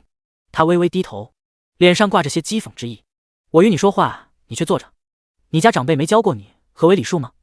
你气血上涌，宋征明的脸色瞬间便涨得通红，只是他哆哆嗦嗦半天也没说出个什么来，最后还是魏长生无趣的摆了摆手，接着说道：“算了，我没你这么多讲究，你愿意坐着就坐着吧。不过方才你当众骂了我，这事儿又该怎么办？”宋征明一阵语塞，他要是早知道魏长生就在这里，肯定打死也不会说那番话。不过眼下事态既然已经如此了，那摆在他面前的便只有2条路可选：委曲求饶，或者宁死不屈。前者他有一定几率活下来，但余生却注定再也抬不起头了，估计要被人戳着脊梁骨耻笑一辈子。至于后者，便只能赌魏长生不敢在众目睽睽之下杀自己，毕竟杀相风波未过。魏长生也亲口说过，现在不愿意招惹是非。再退一步讲，如果选第2条路，即便自己真死了，倒也算是留了个好名声。到底是人如狗活，还是以死明志？宋征明一咬牙，很快便有了决断。说出去的话，泼出去的水。虽然还是腿软站不起来，但他的背却是挺直了不少，死死盯着魏长生，正气凛然的大喝道：“骂便骂了，又能如何？我方才所言乃天下万民所想，你若是听不得，要杀要剐随便你，我绝不会皱一下眉头。”宋征明的此番表现终于令旁人心生敬佩，甚至连魏长生也稍微惊讶了一下。不过他很快就恢复到刚才那似笑非笑的模样，淡定道：“宋居士果然傲骨，不过却未免太自以为是了些。万民所想，你又如何代表得了万民？哼，公道自在人心，是非自有公论。”宋征明摁住椅子扶手，终于站了起来。魏公子不会还不知道自己在这天下百姓心中是何种人物吧？我还真不知道。魏长生笑了笑，不如我现在问问。问？宋征明愣住了。魏长生也不管他，而是扭头看向旁边一个看热闹的人，竟然真的笑问道：“这位兄弟，你觉得我是宋居士所说的那种罪大恶极之人吗？”啊！被问之人直接傻了，哪里敢说是，脑袋摇得跟拨浪鼓似的。当然不是。很好。魏长生满意的点点头，又问向第2个人：“你觉得呢？”第2个人直接选择装聋作哑：“公子，我压根就不知您做过何事，但俗话说面由心生，您长得如此俊朗，想必也定有高尚的品德。”魏长生笑容愈发浓烈，又问了几人之后，这才重新把头转向宋征明：“宋居士，这便是你所说的万民所想？”哼！宋征明冷笑一声，正气道：“他们无非是怕你而已。魏公子如此自欺欺人，又有何意义？”哦，原来是因为他们怕我，所以没说实话。魏长生脸上的笑容慢慢敛去，语气瞬间变得冰冷无比。那皇上呢？宋居士觉得皇上也怕我吗？你什么意思啊？什么意思啊？魏长生斜眼看过去，我杀柳相之事，皇上并非不知情。既然我罪大恶极，皇上为何不将我处死，也不将我关在狱中？若按照宋居士的说法，难不成是皇上糊涂了？你……宋征明哆哆嗦嗦指着魏长生，脸上毫无血色，而魏长生却不给他说话的机会，继续步步紧逼道：“我懂了，怕不是宋居士觉得自己比皇上更聪明，更明事理，一定是这样了。毕竟你刚刚也说了，自己所言可代表天下万民，连皇上都不敢说的话，宋居士却敢说，还真是厉害。小子实在佩服得紧。”魏长生说到最后，甚至还戏谑地冲宋征明拱了拱手。这个举动本来再平常不过，但此刻却就像一柄重锤，狠狠砸在宋征明的胸口。他只觉自己喉头微甜，旋即便是一口浴血喷出，噗，鲜血殷然，染红了纯白的纹饰袍。第95公子真是让人难以搞懂。第95公子真是让人难以搞懂。宋征明被气吐了血，不过还不至于就此丧命，只是瞪大眼睛，再一次跌坐回了椅子上。但不管他日后会如何，反正魏长生给他扣的这顶灭军之罪大帽子算是摘不掉了。众人怎么也没想到事情会是这样一种发展，全都愣愣地看着，直到梁震的大笑声自不远处响起。哈哈，好！梁震蹭的一下从座位上站起身，向这边走来，看得出确实很痛快。他甚至觉得魏长生的这番操作要远比一刀砍了宋征明来的还要爽。长生，咱们走吧。既然事情已经解决，梁震便喜滋滋的准备走人。谁料魏长生却是纹丝不动。梁叔，还有一事没办呢。梁震一愣，何事？当然是苏玉姑娘。梁震万万没想到，都这时候了，魏长生竟然还记挂着自己睡女人的事。虽然苏瑜现在肯定会选自己，可总有点仗势欺人的感觉啊。长生，此事……梁震有些犹豫，不过魏长生却笑着打断道：“梁叔，这本就是两码事。”梁震看了一眼一直傻愣在台上，此刻也不知作何感想的苏瑜，摇摇头道：“还是算了吧。”为何要算了？魏长生正色道：“就因为那手破尸。梁叔你从容数十年，为了天下安宁斩妖杀敌无数，如此英雄功绩，却抵不过一手血女子的俗尸。我不答应。”不是，这都哪根啊？梁震先是一阵无语，但同时又有点莫名的感动。确实，自己16岁便从容入伍，为了大宁出生入死这么多年，现在居然连个女人都睡不得了。睡，必须得睡。他当即不再拒绝。而魏长生也在此时继续说道：“再说不就是诗吗？我也有。既然宋居士觉得他的诗能抵千金，那我便赠梁叔一首，也好让宋居士评评能值多少钱。”别！大手一挥，立刻有梁震的亲兵从旁边将摆放着笔墨纸砚的桌子直接整个搬了过来。刷！魏长生毫不犹豫，提笔飞快地写好4句短诗，然后将纸递给梁震：“梁叔，此诗赠你。”好。梁震接过宣纸，本以为应该也是一首类似云想衣裳想容的抒情诗，可谁知，哈哈，好诗，这才是好诗啊！豪迈的笑声比这刚刚还要乘上几分。他脸上畅快的样子，怎么看也不像是装的。众人一阵不明所以，就连嘴角血迹未干的宋征明，此时也死死盯着那薄薄的宣纸，不知道魏长生究竟写了一首什么样的诗。不过大家虽然心里好奇的紧，但却无人敢催梁震，一个个都只是面面相觑的默默等着，直到笑声渐息，浑厚的声音缓缓将全诗诵出时，所有人的表情才开始逐渐变得精彩。有人激动到无以复加，有人惊讶的张大了嘴巴，有人则面露热血之意。男儿何不带吴钩，横刀立马12州，请君暂上凌烟阁，若个书生万户侯。毫无疑问，这首充满了对书生文士鄙夷之情的诗并不是写给苏瑜，而是写给宋征明听的。不过魏长生改了其中一句，原诗的第2句是收取关山50州，如今被改成了横刀立马12州。此12州指的是位于大宁边境的12个州郡，并不影响整诗的意境。宋居士，你听得懂这首诗不？待梁震诵完诗，魏长生笑着俯身看向宋征明，要不要我给你讲讲？你……宋征明瞪大眼睛，身体不住颤抖，看来是不懂。魏长生故作惊讶的摇摇头，自顾自解释道：“这首诗是说，男子汉大丈夫就应该多做些斩妖杀敌之事，而不是只会在这烟柳之地卖弄笔墨。不信的话，你可以去朝廷金表功臣的凌烟阁看看，数数其中又供着几位书生学士。大体就是这样。现在懂了吗？咦，宋居士刚刚不是还挺能说会道的吗？怎的现在又不说话了？要不我再讲得更直白一点？”魏长生凑到简直就要被气晕的宋征明耳边，小声说道：“我的意思是，像你这种伪君子，就不是男人。”噗嗤，血溅如注，激射半空。宋征明喷完这口血后，竟然真的一翻白眼晕死过去。梁叔，魏长生咂咂嘴，直起身子，对着还沉浸在淋漓失意中不能自己的梁震说道：“咱们现在可以走了。”好。梁震回过神来，扭头看向台上的苏瑜，后者此时早就吓得说不出话了。还是那胖县令反应够快，忙不迭催促道：“苏瑜姑娘，你还愣着做什么？还不赶紧跟梁大人走？”是。苏瑜连忙答应。可脚上就跟灌了铅一样，寸步难行。他求助似的四下望去，想要找人帮忙，不过那些丫鬟、老鸨早就躲到不知哪里去了。一时间，周身竟是空无一人。幸好此时有位戴着面纱的女子从台下上来，伸手轻轻拉了他一把。莫怕。杨柳诗扶住苏瑜，柔声笑道：“他们又不会吃了你。”苏瑜虽然知道眼前这位女子是陪魏长生来的，但听到这句话后，也确实瞬间放松了不少。最起码总算是能迈开步子了。他一边跟着杨柳诗走，一边小声道谢。苏瑜谢过，夫人。咯咯喽，我哪里是什么夫人？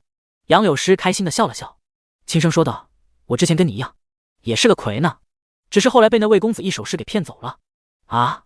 苏瑜一愣，下意识的问：“敢问姐姐是哪首？就是你羡慕的紧的那首？”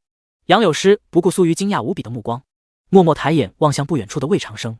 云想衣上想容，横刀立马12州。公子，总有一天我会搞懂你的。一炷香后，魏长生等人坐着马车，带着苏瑜回客栈去了。不过就在马车驶出一段距离之后，魏长生却像是突然想起了什么，大叫一声道：“坏了，我忘了一件事。”公子怎么了？杨柳诗本来正若有所思地看着他，这下也被搞得一阵紧张。忘了何事？雨蒙姑娘。魏长生的表情无比懊恼，忘了把她也带回去了，白白了我100两银子。杨柳诗，公子还真是难以搞懂呢。第96柳静雪的故人。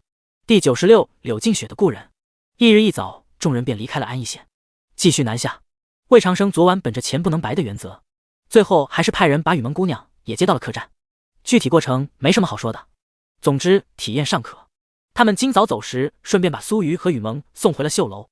期间还听说了2件事：一是那彭本之回家后被他爹活生生打断了腿；二是气个半死的宋征明昨夜好不容易醒过来之后，立马便被官府带走了。没有官身的文士，没人在乎。马车卷起烟尘，众人在胖县令如释重负的眼神中，终于消失在地平线尽头，只留下了昨夜那段一波数折的故事，以及一句“男儿何不带吴钩，横刀立马12州”。魏长生并未太将这一切放在心上。上车之后，又枕着杨柳诗的大腿睡了个回笼觉，然后起床开始打牌。梁振心情畅快，一边策马奔腾，一边喊着些4歌4号的调子，仿佛找回了于战场上奋勇杀敌时的感觉。梁庆气鼓鼓地从车帘中探出脑袋，时而看看自己得意忘形的亲爹，时而又望望不远处的黑色马车，似乎在犹豫着要不要找魏长生谈一谈。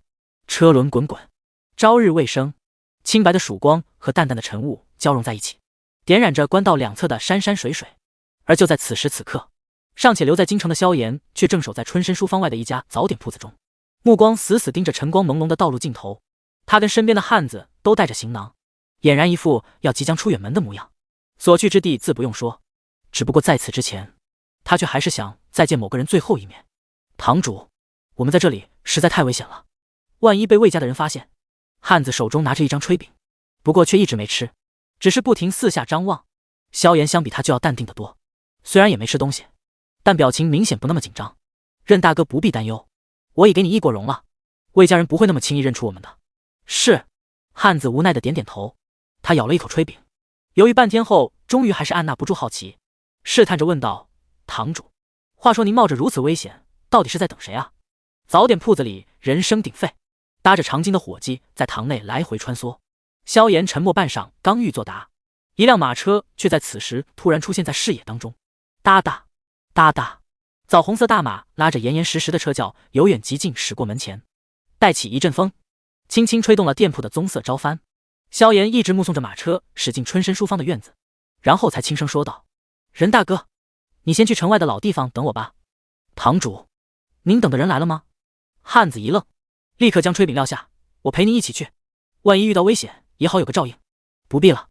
萧炎摇摇头，眼神有些忧郁，不会有危险的，那堂主自己多加小心。大汉虽然有些担忧，但他也不是那种扭捏的性格，稍微思索片刻，便拿起包裹低头离开了早点铺子。而萧炎目送他离开后，又在原处坐了好一会儿，一直等到街对面的春申书坊将写有书字的招幡挂出来之后，这才慢慢站起身子，冲旁边的伙计吆喝道：小二，结账来了。伙计似乎跟萧炎很熟，立刻跑过来，一边收拾碗筷，一边笑道：公子，今日你们是2个人，总共50文，给。萧炎随手丢了一小块碎银到桌上，剩下的是赏钱。啊！小二既惊又喜的赶忙将碎银握在手里，嘴中连连道谢：谢谢公子。谢谢公子。无妨。萧炎伸手拿起搁在旁边的包裹，笑道：你家枣粥的味道确实不错，以后有机会我还会再来喝的。公子。小二一愣，下意识地问道：您是要出远门吗？是啊。迎着朝阳，萧炎大踏步向春申书坊走去，只留下了一句多少有些莫名其妙的话：此番一去，怕是能回来的便只有一个了。李公子，我昨日就跟您说过了，只有买典藏版的《西游记》才可得那银燕，简装版是没有的。这位小姐，您可是来买书的？扑克牌不单卖的，不过您只要买本店任意一本书，我们便会赠您一副。郭老爷，《西游记》中部还有10日便印售了，还请您再耐心等些10日。虽然才刚开门没多久，但春申书坊的店铺中便已有了不少顾客，几个伙计在其中忙里忙外。若实在太忙，一个大户人家丫鬟模样的女子也会出来帮衬一二。此人当然是秋云。至于柳静雪，此刻正在后厅中给李阳展示麻将呢。如此情况便可碰牌，一对为将，如此便是胡牌了。李公子，麻将的规则大体便是这样，你懂了吗？差不多懂了。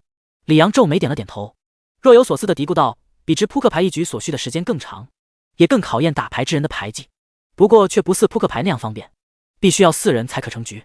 也不知魏兄是怎么想出这等游戏的。他一边琢磨其中门道，一边自言自语。差不多一炷香后，才想起旁边还有个柳静雪。啊，小嫂子对不住，方才我光顾着想这麻将了。没事的。柳静雪笑道：相公走之前让我只管将这麻将交给公子，说是你定能将其发扬光大。魏兄太看得起我了。李阳面露些许感动之色，小心将麻将收好。小嫂子，麻将之事我先回去琢磨琢磨，若有不懂之处还要再向你讨教。李公子千万不要客气。柳静雪轻轻喝了口茶，又跟李阳开始商量《西游记》和书坊的其他事情。春申书坊原本是李阳占股2成，魏长生占股8成，不过魏长生走之前，考虑到自己未来很长一段时间都无法再管书坊之事，干脆便又多给了李阳2成，剩下的6成也暂时划到了柳静雪名下。因此目前春申书坊纸面上的大股东其实是柳静雪，而之后他若是去蜀州，那这些干股便会再转给王二。魏长生能如此做，也算是挺信得过柳静雪了。李阳和柳静雪2人一面喝茶一面开股东大会，直到秋云突然推门走了进来。李公子，夫人。他看了看柳静雪，小声说道：外面有位男子找您，说是您的故人。第97到蜀州了。第97到蜀州了。正厅之中人来人往，柳静雪却并未发现有自己的故人。秋云，那位公子呢？他疑惑地扭头问向秋云，后者此时却同样丈二和尚摸不着头脑。咦，那人方才明明就在这里的啊。夫人，秋云姑娘说的没错，刚刚确实有位公子找您。旁边一个伙计作证道，不过我只是转了个身的功夫，他便不见了。不见了。柳静雪皱眉问道：那人长得什么样子？个子不高，但是挺精壮的，穿了一身布衣，眼睛不大，嘴唇有些薄。伙计努力回忆了一番，而柳静雪听了半天，却也不曾记得自己还认识这样一个人。她在嫁到魏家之前，基本都是大门不出二门不迈的状态，本就不认识几个年轻男子，就更别说什么故人了。难道是找错人了？可对方明明是点名道姓要见自己啊。那人说什么了没有？想了一会儿，柳静雪又问：没有呢。秋云如实回答：他只是问我柳姑娘可在这里，他喊我做姑娘。柳静雪一愣，秋云点了点头，我当时也有些奇怪呢，还在想他若真是夫人您的好友，又怎么会不知您已经出嫁了。听着秋云的话，柳静雪微微张了张嘴，突然冒出一个念头，此人该不会是萧炎吧？虽然魏长生之后从未再跟他提过这个男人的事情，但毕竟那晚萧炎并没死。柳静雪越想越觉得有可能，忙不迭又问向那个伙计：那男子的样子，你再仔细与我讲一遍。是。伙计见柳静雪突然变得如此紧张，便赶紧重复道：个子不高，眼睛不大，嘴唇有些薄。柳静雪一面听，一面企图与萧炎进行比对，但直至此时他才察觉到了一件事情，自己竟然已经有些记不清萧炎的模样了。秋云。沉吟片刻，柳静雪突然看向秋云，表情有些严肃，准备执笔。我要给相公写信。啊！秋云一愣，夫人，公子现在怕是还没到蜀州呢。柳静雪摇摇头，没事的，相公走之前说了，如果有紧急之事，便可以先将信寄到蜀州的梁府。紧急之事？秋云好似明白柳静雪为何要写信给魏长生了，当下也不再多问，立刻提裙去准备执笔。而柳静雪则是抬眼向四周看了一圈，甚至还跑到屋外左右张望了一番。街道上的行人熙熙攘攘，并无任何异样。柳静雪当然找不到萧炎，因为后者在听到他说出那句我要给相公写信之后，便转身离开了。萧炎今日来本是想看一眼柳静雪便走的，但最终却没忍住多听了2句话。早知如此，还不如不听呢。凭借着高超的易容术混出城门，在一处的茶摊边找到了早就等在这里的汉子。堂主，汉子牵着2匹马迎了上来。您来了。您见到那位想见之人了？没有。萧炎接过缰绳，嘴中冷漠地吐出3个字：他死了。汉子张大嘴巴，一时间不知道该说点什么。好半晌过后才试探道：堂主，我没事。萧炎摇摇头，翻身上马，任大哥，走吧。哒哒哒哒，马蹄声渐远，吹起一阵秋叶。2人很快便不见了踪影。5日后，就在萧炎和柳静雪的信一前一后直奔蜀州而来时，魏长生已经站在刻有蜀州2字的大界石前，摇头晃脑了。终于到了。自从在安邑县闹出那么大的动静之后，众人的行程便安稳了许多，再未发生过什么意外。如此情况下，他们赶路速度自然就大大加快，终于在离京半个月后进入了蜀州境内。长生哥，这界石足有3丈高。梁庆见魏长生仿佛对这界石颇有兴趣，便笑着在旁介绍道：据说其上的蜀州2字是先帝以剑刻成的。用剑刻的？魏长生好奇地伸手摸了摸石上的凹陷之处，啧啧称奇道：看这2字像是一笔而成，想不到有人对内力的掌控竟能达到如此精准的程度。长生哥却是猜错了。梁庆笑道：先帝刻这2字时并未用内力。没用内力？魏长生一愣，怎么可能？不用内力如何能刻得这样深？这便是此时的奇妙之处了。梁庆拔出随身佩戴的一柄匕首，灌注内力后用力向石面上一划，当一声脆响过后，石面上没有留下任何痕迹。看着魏长生惊讶的眼神，他颇为得意道：此石名为锁仙石，可屏蔽天地真气，若想在其上留下痕迹，就必须得以纯力为之。说罢，梁庆又再次挥动匕首，不过这次确实没用内力。吃了，匕首闪过，留下了一道微不可察的白痕。靠，这么神奇吗？魏长生一副刘姥姥进大观园的样子，竟然还有这种石头。长生哥，你要不要也试试？梁庆将匕首递过来，笑眯眯道：看看能留下多深的刻痕。这又有什么说法？魏长生不解。梁庆解释道：既然内力对此事无用，那便只能靠技法。一般来说，能够留下的刻痕越深，便说明此人对所习武技的领悟程度越深。很多人路过这里都会试上一试呢，但从未有人超过先帝的3寸之身。3寸？魏长生摸了摸梁庆留下的那道白痕，眼神有些古怪。那你这……长生哥，你莫要笑我。梁庆有点脸红，嘴里争辩道：这边已经算是不错了。就这还算不错？魏长生心里吐槽，但却没敢说出来。还是留条后路吧，万一等会儿自己要是连条白痕都留不下。虽然有这方面的担忧，不过魏长生还是觉得自己应该不至于这么拉胯。毕竟梦道练的就是实战和技法，再加上天级的刀法归尘刀，他还不信能比梁庆都差。那我也试试。掂了掂匕首，微微退远半步。魏长生也不墨迹，深吸一口气，旋即便在梁庆的目光中狠狠向石面一刀扎去。咔嚓一声闷响过后，梁庆就像是突然被施了定身咒一样，目瞪口呆的傻愣在原地。这个魏长生要稍微好一些，最起码此时还能说出话来。他伸手指指自己的杰作，咽了口唾沫问道：你不是说从没有人能刻3寸身吗？那这又是咋回事？梁庆完全没有反应，眼睛依旧死死盯着石面。只见那把匕首的刀刃已有一大半没入石中，只剩下了底端的一小节外加刀柄在微微颤抖。第98长生哥，你要坚强啊！第98长生哥，你要坚强啊！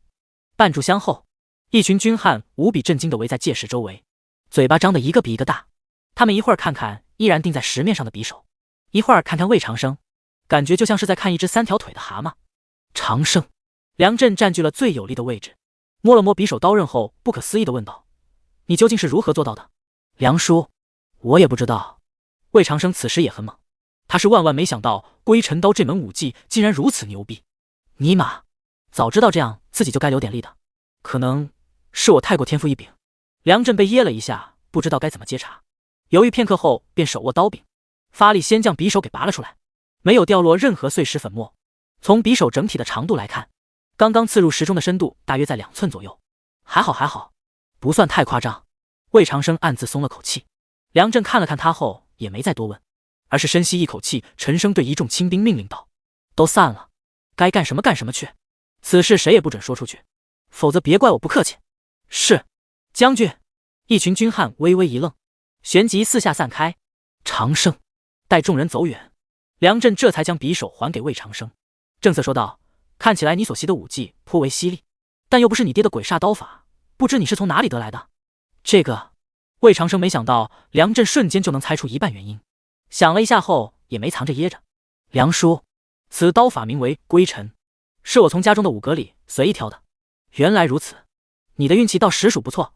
梁震点点头，又看了眼一脸向往的梁庆，接着说道：“可贤侄，我还有个不情之请。”不情之请？魏长生声音一顿，立马懂了，梁叔可是想让我将此刀法交给倩儿？是。梁震挠了挠头，好像是有点不好意思。我知此事有些强人所难，但是没事的，倩儿如果想学，我自然愿意教。魏长生笑打断道：“梁叔这一路上对我如此照顾，如此小事我当然不会推脱。”哈哈，好。梁震满意的大笑两声，梁庆的脸上此时也露出了惊喜之色。长生哥，你果真愿意教我？当然。那我们现在便开始吧，正好离吃午饭还有一段时间。啥？魏长生一愣，想不到梁庆的学习欲望竟然如此强烈。不过他很快也就理解了，这种感觉可能就跟前世网购完之后等快递差不多，恨不能下一秒便把心仪之物拿到手。行，那便听你的。魏长生点头答应，而梁庆闻言后则是立马迫不及待地拉住他的手，转身便往远处跑去。爹，我们去那边了，吃饭时再来喊我们。知道了。梁震看着两人消失在路边的树林中，心中对魏长生越发满意。长生这小子现在真是不错，既能文又能武，做事也够果决，关键是还有情有义。这么厉害的刀法，说教就教，一点都不含糊。只是不知道这样一个大人情自己该怎么还。算了，以后都是一家人了，还想这些做什么？俩人大婚的时候摆多少桌合适？嫁妆又该备点什么东西？老魏家世代单传，自己闺女要是能多给长生多生几个男娃就好了。梁震那边已经开始畅想魏长生跟梁庆的婚后生活，而这俩人此时则正在林中的一块空地上一本正经的上课。任何一门功法都不是说一上来就能练的，都需得先了解一下这功法的原理以及一些优劣之处。眼下魏长生就在给梁庆讲这些东西。这归尘刀最讲究一个发力的精准，出刀时的力量需要集中在一点之上。此刀法的好处就是并不太过依赖内力，只要练好了，即便是境界低微之人也能施展出巨大威力。缺点就是难练，每日须得至少挥刀练习万次才会有进步，且要日日如此。长生哥，梁庆听到这里突然疑惑道：“你也是如此做的吗？为何这半月当中我从未见你练过？”这个魏长生只是顿了片刻，立马正色道：“我平时都是等你们睡了之后才会起来独自练习，你当然见不到。”啊，竟然是这样！梁庆轻呼一声，脑海中浮现出一幅场景：朦胧的月下，夜风阵阵，魏长生站在空无一人的院中，一遍遍挥刀收刀，额头上虽有细密的汗珠，但眼神却无比刚毅与顽强。长生哥，他心头突然涌上一股敬佩与感动，轻轻低头说道：“以后我陪你一起。”啥？一起？魏长生闻言差点脱口而出一句：“大可不必。”虽然不知道梁庆为啥想跟自己双修，但反正自己是绝对不会闲的没事跟他一起练刀的。梦到他不香吗？1:5的时间流速，还能睡觉修炼两不耽误，不比苦哈哈的一刀一刀练强多了。可倩儿，想到这魏长生赶紧拒绝道：“你的好意我明白，不过我一般都是一个人练刀，等我把归尘刀的招式全部交给你之后，我们就还是各练各的，你有不懂之处再来问我就好。”梁庆蓦地抬起头来，表情有些不解，又有些委屈：“长生哥，你是嫌弃我吗？你想哪去了？我不是都说了吗？”魏长生慌忙劝道：“我只是习惯了一个人修炼而已。”习惯了一个人？梁庆愣愣地看着魏长生，又回想起那柄钉入戒时足有2寸深的匕首，即便这归尘刀法再如何厉害，长生哥也定是练了很久很久才能达到如此程度吧。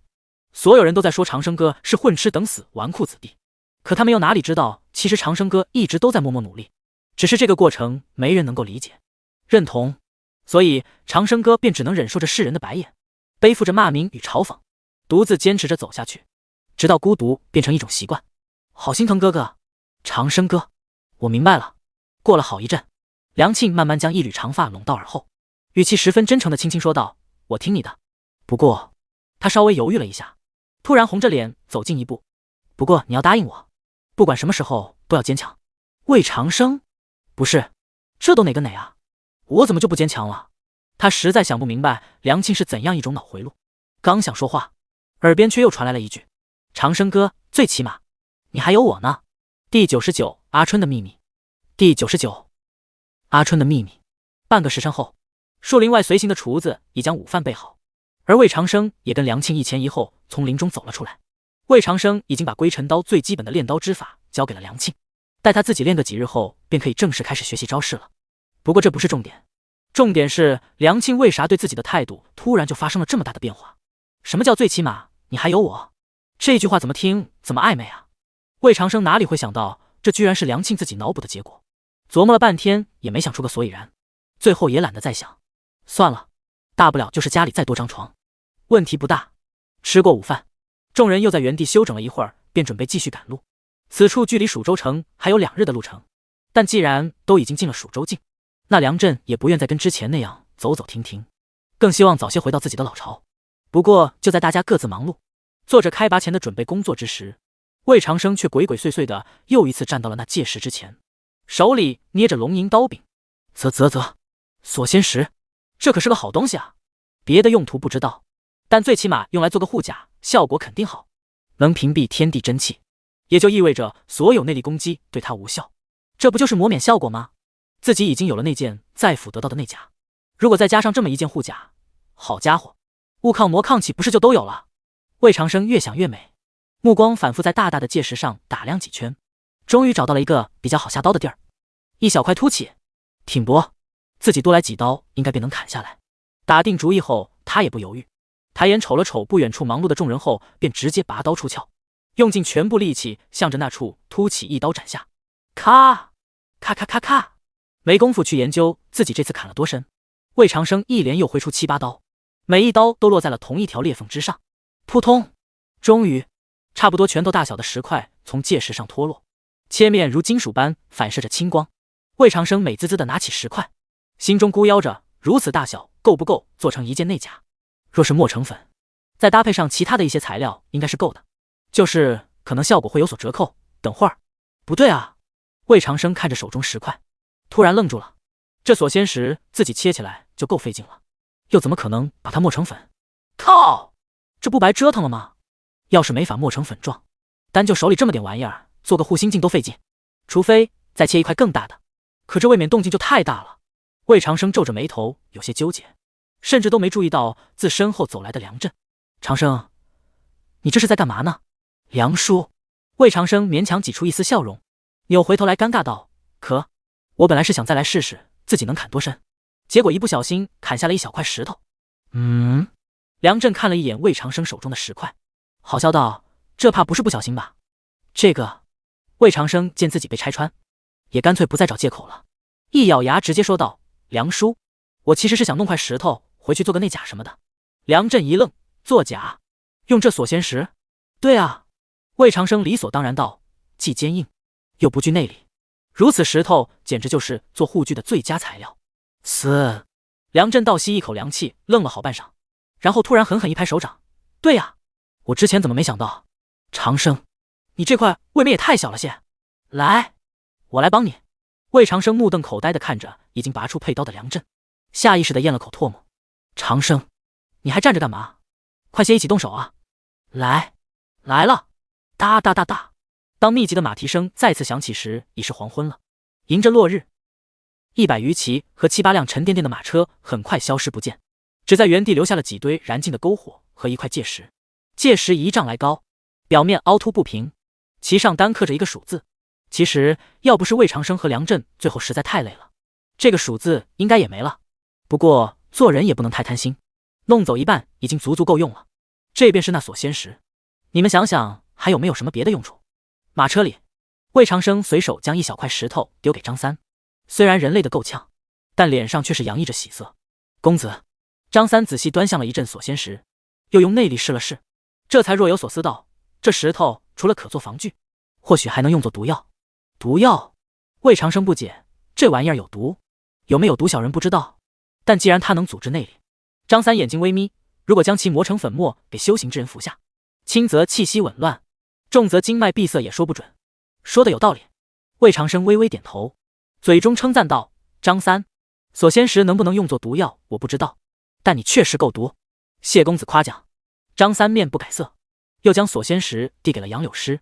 杨柳诗倒是没有这么阴毒的建议，只是觉得这东西或许可以做储物之用，来屏蔽一些质保自身所散发的天地灵气。这个想法也不错，果然还是人多力量大。魏长生满意的点点头，刚想把锁仙石拿回来，却突然发现坐在杨柳诗身边的阿春的脸色有些不对，是那种因为缺氧而导致的惨白。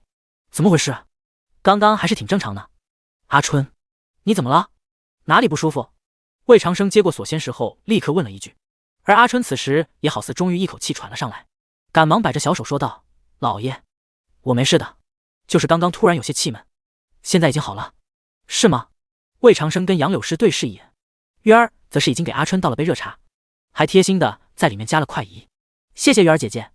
可能是感觉自己给大家添了麻烦，阿春很不好意思的低了低头，好半晌才捧起茶杯开始小口喝茶。看着脸色逐渐恢复正常的小丫头，众人都轻轻松了口气，唯独魏长生却突然皱了皱眉，慢慢又将那块锁仙石拿出来，直接摆到了阿春面前。就像是发生了什么奇特的化学反应，阿春的小脸几乎是一瞬间便又开始变白了。第100有徒弟了，第100有徒弟了。此情此景，任谁也能看出阿春有问题了。月儿满脸不解，杨柳诗秀眉微皱，张三已经一手悄悄摁住了刀柄。不过魏长生倒并不是太担心，虽然尚不知阿春为何会有如此反应，但结合上他之前的表现来看，他应该不会是妖，也不是什么返老还童的绝顶高手。之所以会有这个判断，感性一点来说，是因为阿春的眼神跟魏巧玲很像，都带着小孩子独有的那种清澈与纯真。理性上则是因为不论是狐妖杨柳诗，亦或是修行之人的自己和张三，在接触到锁仙石时都没有什么不适，这也就说明锁仙石对妖族和武人并没有明显的压制效果。阿春将锁仙石拿远了一些，魏长生轻声问道：你刚才是什么感觉？嗨。阿春努力平复了一下呼吸，有些害怕的回答：老爷，我喘不上气，好像嗓子被什么东西堵住了。喘不上气？魏长生思考一阵，又问：是一靠近这块石头就会有这种感觉吗？是。那现在呢？现在好一些了。阿春犹豫了一下，跟犯了错误一样小声承认道：可还是有些气闷。这是怎么回事？魏长生眉头紧锁，人的内力跟呼吸完全是两套运转系统，相互之间几乎不影响。这锁仙石能阻滞内力，可也阻滞不了正常呼吸啊。更何况阿春并未修炼过，经脉未通，体内压根就不会有内力。魏长生并不是那种会让一个定时炸弹留在身边的人，既然自己想不明白，那就只能问问梁震了。一炷香后，阿春又被折腾了一次。梁震一开始同样是面露疑惑之色，不过待他捏住阿春的手腕，感受了一番后者体内的气息之后，表情却瞬间变得惊讶。长生，阿春他或许是先天道体。先天道体？魏长生一愣，这是什么？是一种极为罕见的体质。梁震解释道：出生时便64脉全开，一呼一吸皆是在炼气吐纳。阿春可能是从小便习惯了这种呼吸方式，因此如今靠近锁仙石后才会有气闷之感。靠，还有这种体质？魏长生惊讶道：那修炼起来岂不是会很快？岂止是快，梁震的眼神里竟然有点羡慕之意，简直就是一日千里。听到这句话，众人的眼光一下子齐刷刷集中到阿春身上。小丫头并不太明白梁震说的是什么意思，下意识的往杨柳诗身后躲了躲，有些害怕的小声问道：夫人，我是不是跟别人不一样？阿春别怕。杨柳诗摸了摸他的脑袋，柔声安慰道：对你来说这不是一件坏事。阿春捏着衣角，犹豫着抬头又问：那我以后还能伺候夫人和老爷吗？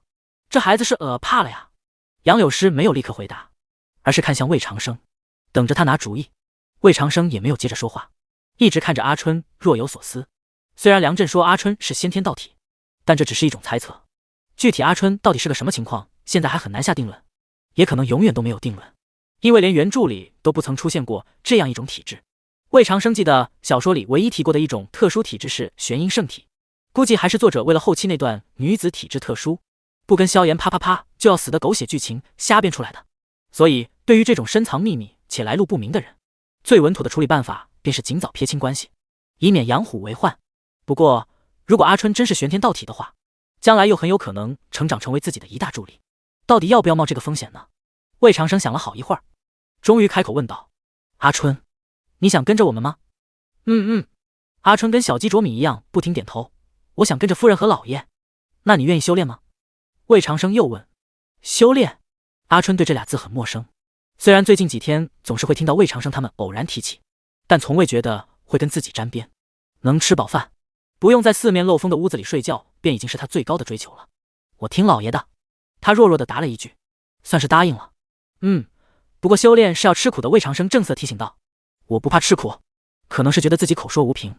阿春有些恐惧的看了一眼摆在桌角的锁仙石，犹豫片刻后竟然主动拿起来，颤抖着举到魏长生眼前。老爷，以后我要是不听话，或者偷懒，你就用这块石头罚我。阿春这句话因为气闷说得十分费力，不过他还是断断续续的坚持说完，然后便满脸祈求之色的望着魏长生。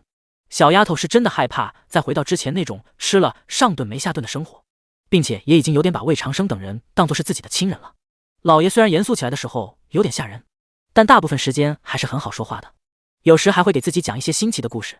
夫人不仅长得跟仙女一样，性子也很温柔。前2日路过沛州城时，还给自己买了好几件新衣服。还有不爱说话的张三叔和特别照顾自己的月儿姐姐。因为喘不上来气，阿春举着锁仙石的小手越发颤抖，只感觉手中的石块越来越沉。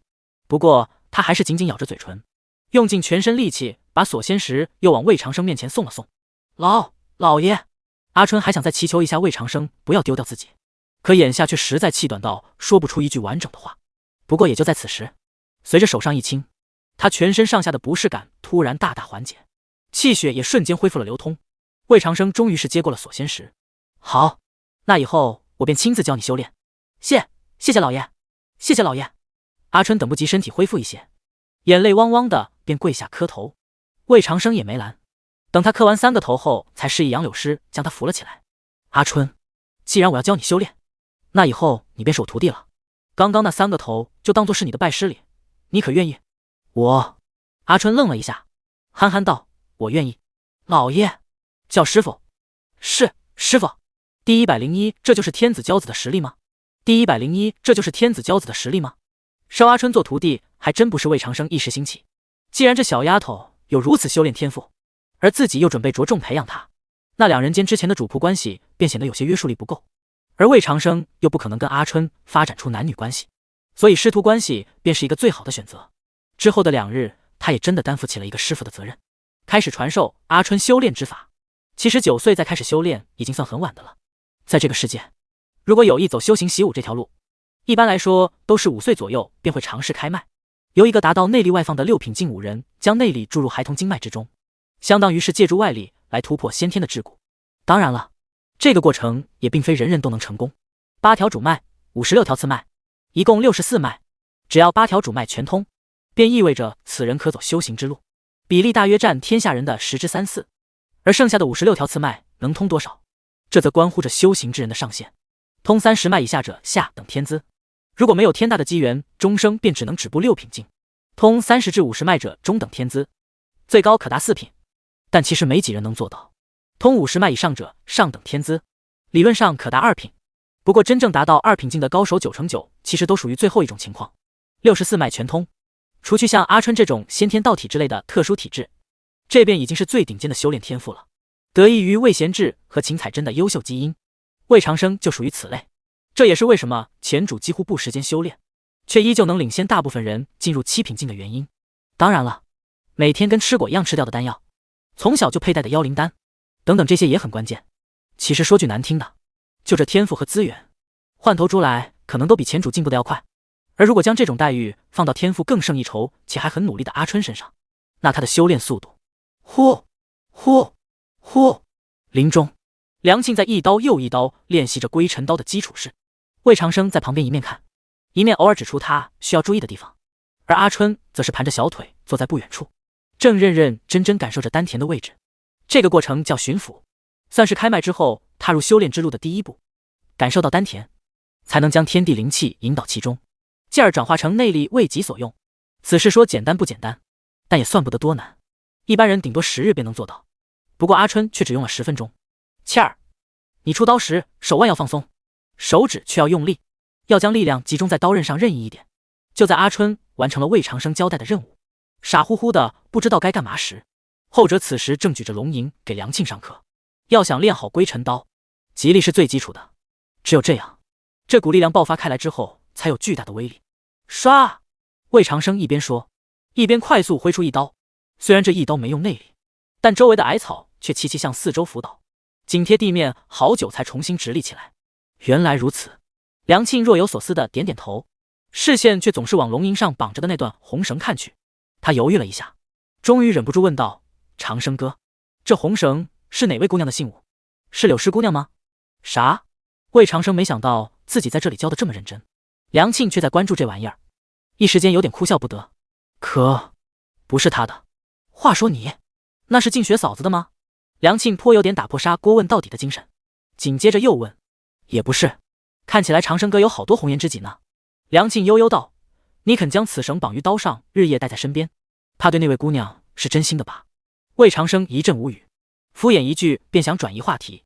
可当然是真心的，你还要不要练刀了？自然要练。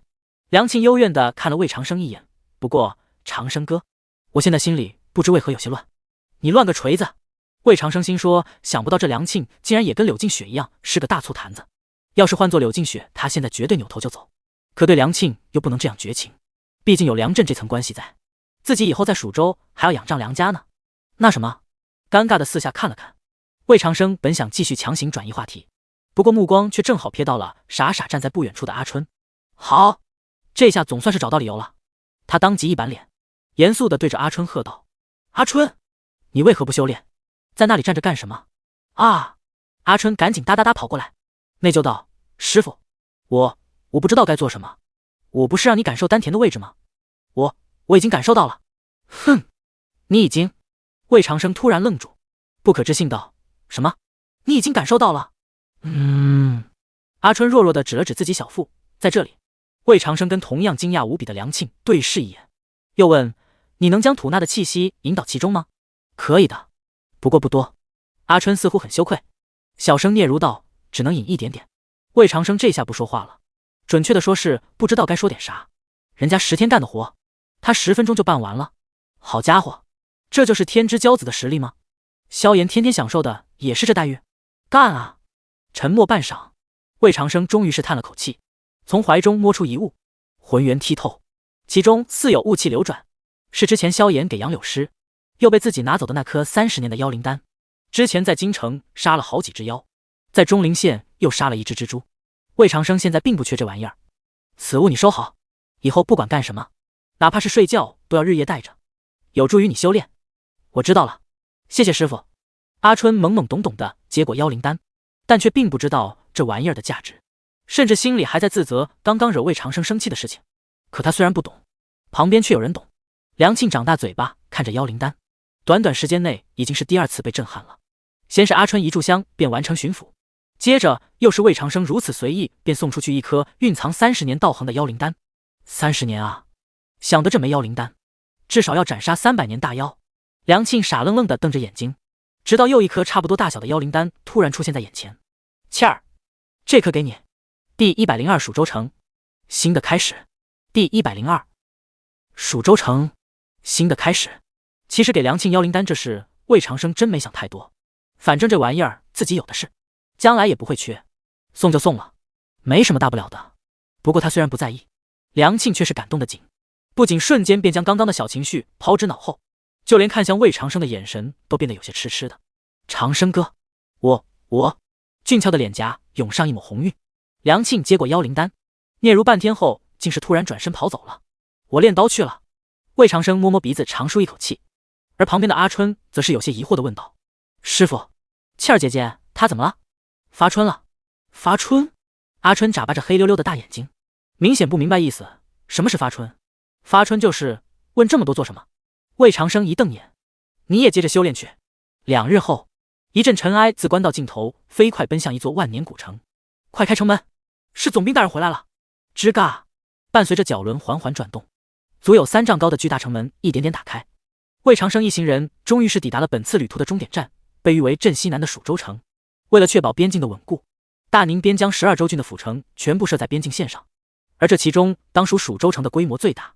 南靠神秘莫测的10万大山，西临大宁的附属国大黎，建成数万年来有4个王朝曾建都于此，人口最高峰时甚至超过如今的大宁京城。农耕细作与金戈铁马，风调雨顺与妖异横行，佛与道，礼与蛮，种种看似矛盾的要素在这个古城中交汇融合，最终形成了一种既温文儒雅却又彪悍尚武的奇特民风。这里有温柔似水的江南女子和名震文坛的名士大家，也有能征善战的蜀军和无数占山为王的山匪，明里暗里数不清的势力在此处盘踞，维持着一种微妙且坚固的平衡。长生，蜀州城还算不错吧？挺身于马背上，梁震笑着问向旁边同样没有坐车而改成骑马的魏长生，是不是跟京城是完全不一样的感觉？确实，看了看路两侧该干啥干啥，对他们毫不在乎的人群，魏长生不置可否的点点头，似乎百姓的胆子要大一些。确实如此，梁震解释道，蜀州城位置特殊，既要提防着10万大山中的妖怪，又与大黎的黎真一族时有摩擦，因此几乎所有的大户都养着私兵，多者甚至有1000余人。他们不太将官府看在眼里，长久以往便致使百姓也有些轻官。魏长生对此不太在意，甚至还觉得这不是一件坏事。自己现在离了京城，便就脱离了魏家最核心的权力范围，虽然无法再借家族之力，但也方便做一些之前不好做的事情。对了，梁叔，我初来乍到，你觉得有哪些人是要去拜访一下的？此事我早就替你想好了，等晚饭时再与你细说。一边看着城内街景，一边跟梁震有一搭没一搭聊着天。一行人很快便到了位于城北的总兵府，府邸很气派，除去刻有梁字的门匾有些新之外，其他的地方都很有历史感。也不知其中住过多少任驻守边疆的大将。其实魏贤志已经提前给魏长生在蜀州城置办了一栋小院子，不过眼下时间有些晚了，魏长生便先准备在梁府睡一晚，明天再搬去新家。晚饭没有什么好说的，毕竟这一路上众人并非是风餐露宿，沿途都有人好吃好喝的招待，不曾委屈半分，因此现在也不至于有那种终于吃上一顿好饭的感慨。蜀州气候阴湿，饭菜多辣，不过可能是害怕魏长生水土不服，梁震还是嘱咐厨子做了京菜，手艺不错，跟魏家厨子做出的味道差不多。魏长生吃得津津有味，鱼儿则是一面吃一面偷偷抹眼泪，很明显是触景生情，又在想念京城的人和物了。吃过饭，时间已至亥时初，又跟梁震喝茶聊了会儿天，魏长生便回到客房准备洗个澡，早点睡觉。梁府的仆人早就将热水准备好了，鱼儿正拿着舀子往木桶里添凉水，调试水温。看着他愁眉苦脸的样子，魏长生刚想身体力行的安慰一下，房门却是被突然敲响了。魏公子，这是刚刚义兵送来的信，说是京城寄来给您的。魏长生一愣，伸手接过信，只见信封上写着无夫卿见4个字，柳静雪写的，倒确实是他的笔迹。不过怎么这么快就写信来了？难道是出了什么事？魏长生心中疑惑，刚准备撕开信封一探究竟，旁边却是突然出现了一张满是急切的小脸。公子，是谁给你写信了？是夫人吗？是。那信里写的什么啊？我还没看呢，怎么会知道？魏长生哭笑不得地抖开信纸，从头开始读。鱼儿虽然不识字，但也不愿意离开，就这么在一边等着，直到看见魏长生一脸平静地将信放下，才赶忙问道：公子，夫人在信里说了什么？你快与我说说啊。也没说什么。魏长生笑道，就是问我们有没有到蜀州，他跟秋云都很记挂我们，信里还说他们在京城过得很好，让我们也要照顾好自己。哦对了，还特意嘱咐你要把我伺候好，是吗？鱼儿对这番话并无疑问，但又总觉得魏长生是在敷衍自己。公子明明读了那么长时间，怎地到头来只有这样2句话？他本想再问，不过还没等话说出口呢，便被魏长生指使着继续去准备洗澡水了。而就在鱼儿撅着小嘴走远后，魏长生脸上的笑容也瞬间消失不见，皱着眉头陷入了思考。柳静雪将那日春申书方之事都写在信上了，很明显，那个始终未曾露面的故人便是萧炎。只是他为什么要去看柳静雪？甚至连多等几日都不愿意，哪怕是冒着被发现的风险，也要整这么一出，搞得像是得了绝症的病人跟亲友临终告别一样。等会儿，告别？魏长生眼神一灵，瞬间想通了，一定是自己的那封信起了作用。萧炎决定提前来蜀州了。第104封信。第104封信。按照原剧情，萧炎不应该这么早来蜀州，此刻应该正跟柳家合谋对付魏家的事情，直到明年春天才换地图。当然，现在柳元山已经死了，萧炎自然也就断了柳家的助力。魏长生不知道萧炎选择提前来蜀州，到底是因为自己的那封信，还是因为剧情改变的蝴蝶效应。他其实懒得去想这个问题，因为没有意义。从成功娶了柳静雪，一直到杀掉柳元山，自己已经改变了太多剧情。蝴蝶扇动的翅膀终于演变成了风暴，每个人的命运都已经或多或少发生了变化，甚至走上了另一条路，并将发展成为完全不同的后续。这种情况下，原著情节的时间线已经对自己没有太大帮助了。预言家的金手指也慢慢变成了知密者，知道很多大人物的隐秘之事，这便是魏长生目前除了系统之外的最大依仗。而比如像萧炎将来要做什么这种问题，自己已经很难预判到了。唉，叹了口气，踩着木凳一步迈进大大的木桶之中，水温正好。鱼儿正跪坐一旁，举着木窑往自己身上泼水。魏长生一边泡澡，一边又开始思考萧炎到了蜀州之后的问题。自己被发配蜀州的事天下皆知，是不可能藏住的，所以敌暗我明的态势依旧不会改变。其实魏长生早就明白了一件事情，那就是依靠通缉、悬赏之类的手段想杀萧炎几乎是不可能的。毕竟天命之子，除非是遇到100%的必死之局，否则定能逃出升天。在京城时自己2次设局，可以说已经是把能做的全都做了，但最后却依旧让萧炎死里逃生了2次。而如今缺少了魏家的助力，自己再想主动找到这种机会势必会更难，恐怕只能是打防守反击了。先保证自己安全，然后尽快发展势力，等待萧炎出手，最后完成反杀。说实话有点冒险，但魏长生并不后悔把萧炎提前弄到了蜀州来，毕竟自己凭借着系统和知密者的金手指还能跟他斗一斗。而如果放任他在京城对付魏家，保不准等3年后自己回去时，整个魏家早就玩完了。走一步看一步吧。对未来有了一个大体的打算后，魏长生也多少放松了一点。不过下一刻却又突然脸色一变。玉儿，那个地方我自己洗就行。玉儿不解地仰头问道：怎么了公子？是我弄疼你了吗？魏长生一阵哑然，扭头看了看玉儿，他本来穿的就不多，此时身上的薄裙又有好几处被水打湿，尽显一片片大好风光。死！我能忍，我弟不能忍。扑通，伴随着玉儿的惊叫，木桶里荡出一大片水。夫人亲见。1个时辰后，水中嬉戏活动结束，魏长生已经穿好衣服，坐在桌前开始给柳静雪写回信。不过他才刚写好开头4个字就停了笔。柳静雪的身份是妾，从礼数上来讲，自己不能写无妻这种字眼，更不能写无妾，理应要用夫人这种指代范围比较广的称呼，但却总感觉别扭。古汉语水平堪忧的魏长生犹豫了半天，最终还是不再纠结这种事情，提笔继续写道：来信收到，我与玉儿离家后一路顺利，已平安抵达蜀州城，可书谨念。汝信中所写之事我已明了，不必忧虑，那人定不会再叨扰于你，只管宽心即可。望汝得闲时多训令吾妹，料理家务，书方之事可借由李阳打理，不必劳神过多。苦思冥想，搜肠刮肚的硬凑了100余字，魏长生终于如释重负的撂下笔，连检查都懒得检查，直接把信塞到信封里装好。墨迹了好一阵，才又苦着脸开始写第2封。这是给魏贤志和秦彩珍的。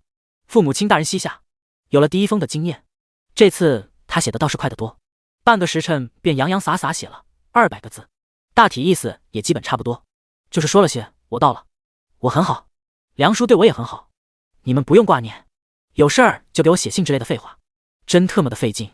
等有一天如果掌权了，一定全国大力推广普通话。连续文绉绉的写完2封信，魏长生暗骂一句，又拿起第3张信纸，开始给王二下指令。不过这次他是直接用的白话，具体内容就2字：要人。虽然梁振肯定会派人暗中保护自己，玄镜司在蜀州的分舵估计也有魏贤志早就安排好的人手，但考虑到自己将来要做的事情，这些人显然还是不够用。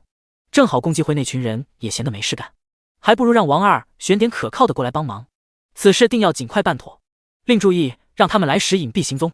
共济会之事，你可自己做主或与李阳商量，如果遇到重大情况，也可令人带信给我。一气呵成写完，窗外夜已深了，将第3封信单独放到一边，准备明天找梁振通过军方渠道寄走。魏长生终于深吸一口气，着手写最后1封，也是给徐清婉的信。今晚。刚提笔写了俩字，又停住，思考片刻后，将信纸揉捏成一团，取了一张新的，重新写道：婉儿。这个显得更亲密一点。魏长生满意的点点头，想要接着写，但笔尖却迟迟没有落下。自己到底该写点什么呢？我很好，不用挂念我，你要等着我，等我3年之后回去娶你。没有我的日子要照顾好自己。这些话好像可以说，但又没必要说。夜色正浓，群星静谧。魏长生想了很久，甚至连候在旁边的约儿都支着下巴睡着了。徐清婉可能是他穿越之后第一个得到这种待遇的女人，这可能是因为相比于柳静雪和杨柳诗，魏长生总觉得自己对小徐同志的感情要更纯粹一些。反过来，徐清婉对自己的感情或许也是这3女当中最纯粹的那一个。突然，魏长生将面前写着婉儿2字的信纸也丢到一旁，再次铺开一张新的，慢慢悠悠写下一首词：纤云弄巧，飞星传恨，银汉迢迢暗度，金风玉露一相逢，便胜却人间无数。柔情似水，佳期如梦，忍顾鹊桥归路，两情若是久长时，又岂在朝朝暮暮。犹豫了一下，又摸出几张银票，连同诗一起装进信封。有情，有钱，完美。第104新宅，寡妇，周牧。第104新宅，寡妇，周牧。翌日一早，吃过早饭，将4封信寄走。魏长生终于是见到了自己新家的样子。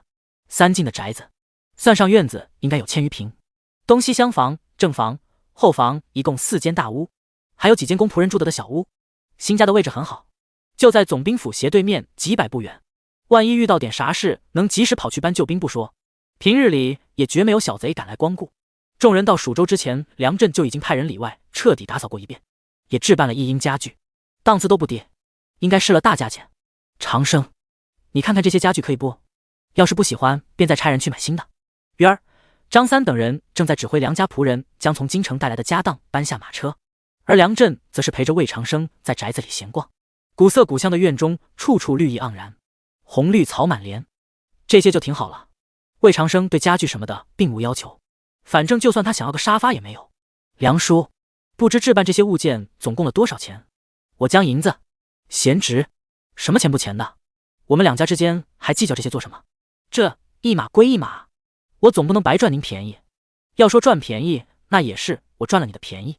梁震笑道：光是你给倩儿的那颗妖灵丹，就足够在蜀州买好几栋这样的宅子了。可倩儿从小与我一起长大，一颗妖灵丹算不得什么。魏长生摸摸鼻子，也不再提给家具钱的事，而是又随口问道：梁叔，不知隔壁那户住的是什么人家？这栋宅子处在胡同尽头，只有1户邻居，能住在这里的肯定不是平头百姓，但应该也不会是那种名门大户。果然，只听梁震立马介绍道：我已派人查过了，是一个带着儿子的寡妇，她男人原本是蜀州城挺有名气的镖师，只是前几年走镖时失踪了，据说是遇到了山匪，不过幸好他之前走镖攒了不少钱，还留下了旁边那栋宅子，倒也足够这对母子生活了。寡妇吗？魏长生看了一眼与隔壁相邻的院墙，心想这样一个邻居算是有好有坏，毕竟古人有云，寡妇门前是非多。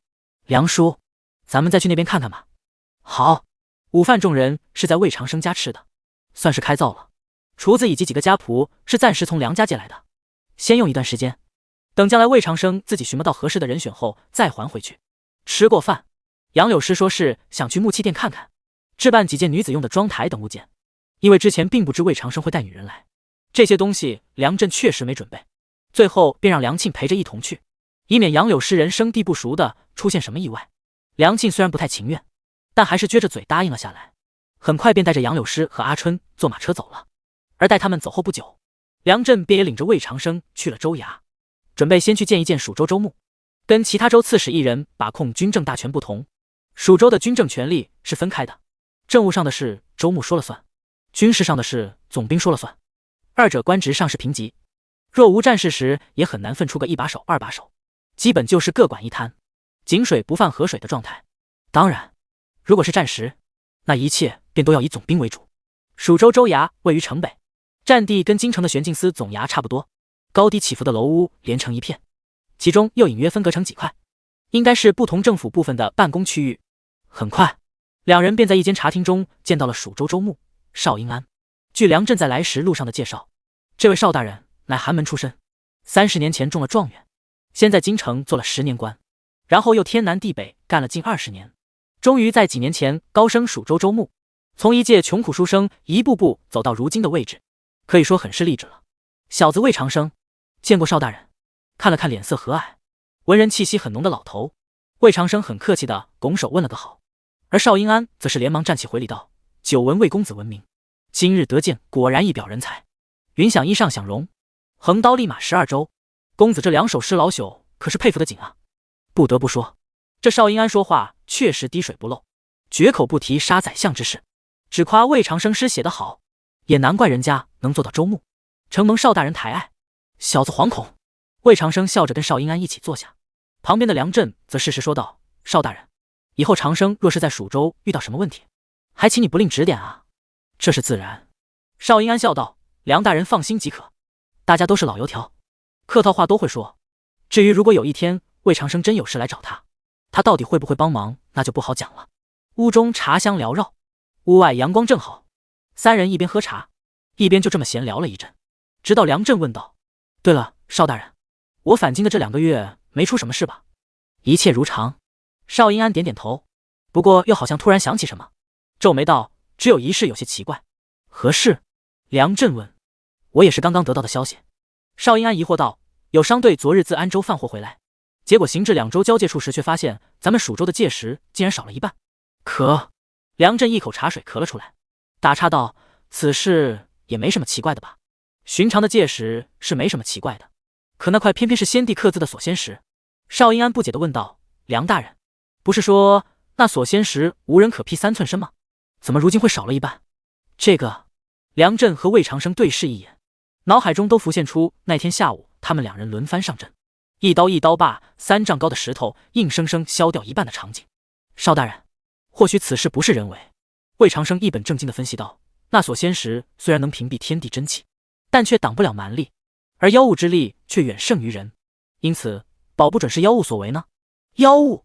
邵英安深以为然的点点头：“魏公子讲的有道理，我这就令人去通知柳叶处，让他们派人去调查1、2。”魏长生强忍住笑，主动请缨道：“邵大人，正好我等下也要去一趟玄镜司的蜀州分舵，不如便由我顺便将此事告知他们即可。”“如此更好，有劳魏公子了。”“您客气。”第105舔狗之王。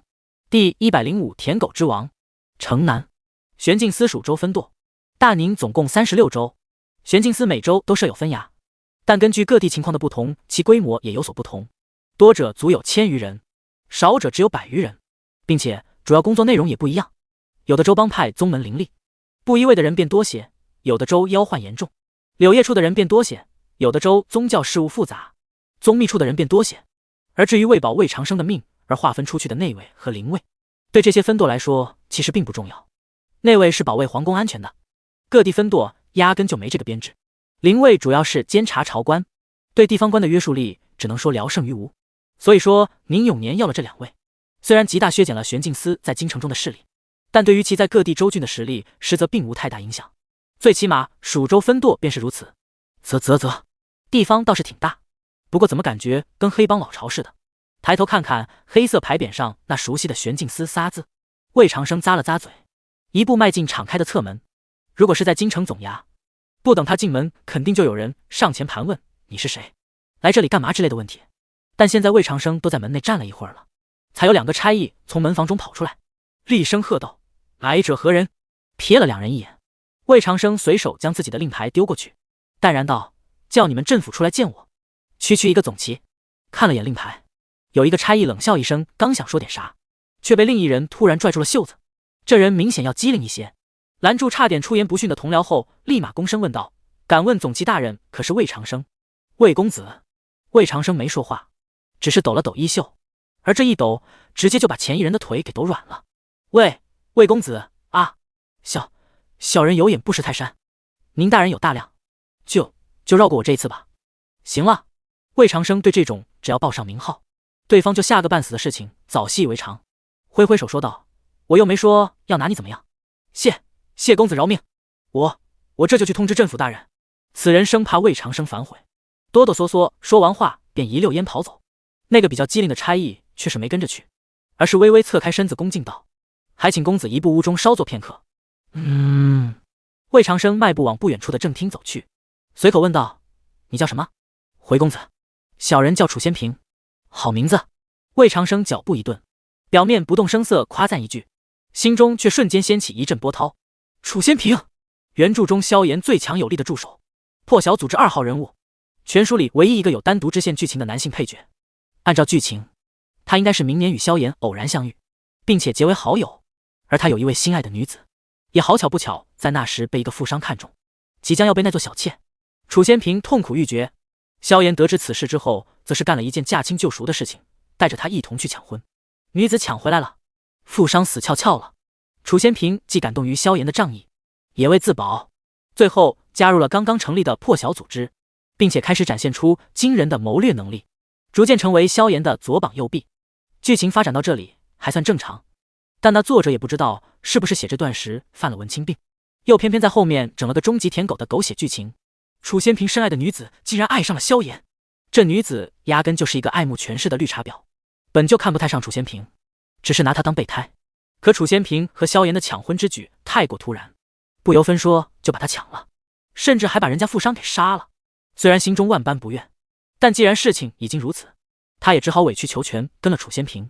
再后来就爱上了有主角光环加成的萧炎。萧炎作为一个正派角色，自然不可能夺人所好，而是选择将此事告诉了楚仙平。楚仙平悲痛万分，然后选择了原谅。他只是将女子送离了蜀州，最后还把全部家当双手奉上。至于萧炎，当然是因为自己光明磊落的行为，又收获了楚仙平的一片忠心。原著作者写完这段，订阅直接掉了一半，就连魏长生至今都记得，他当时还特意写了一条评论：舔狗之王。正厅之中，魏长生一边喝茶，一边看着站立一旁的舔狗之王，心中已经开始计划要怎么把楚仙平收为己用了。虽然有舔狗属性，但此人的谋略能力却属一流，并且还有系统点数可赚，值得自己费点功夫。楚兄，放下茶杯，魏长生笑问道：“玄镜司在蜀州的分舵有多少人？”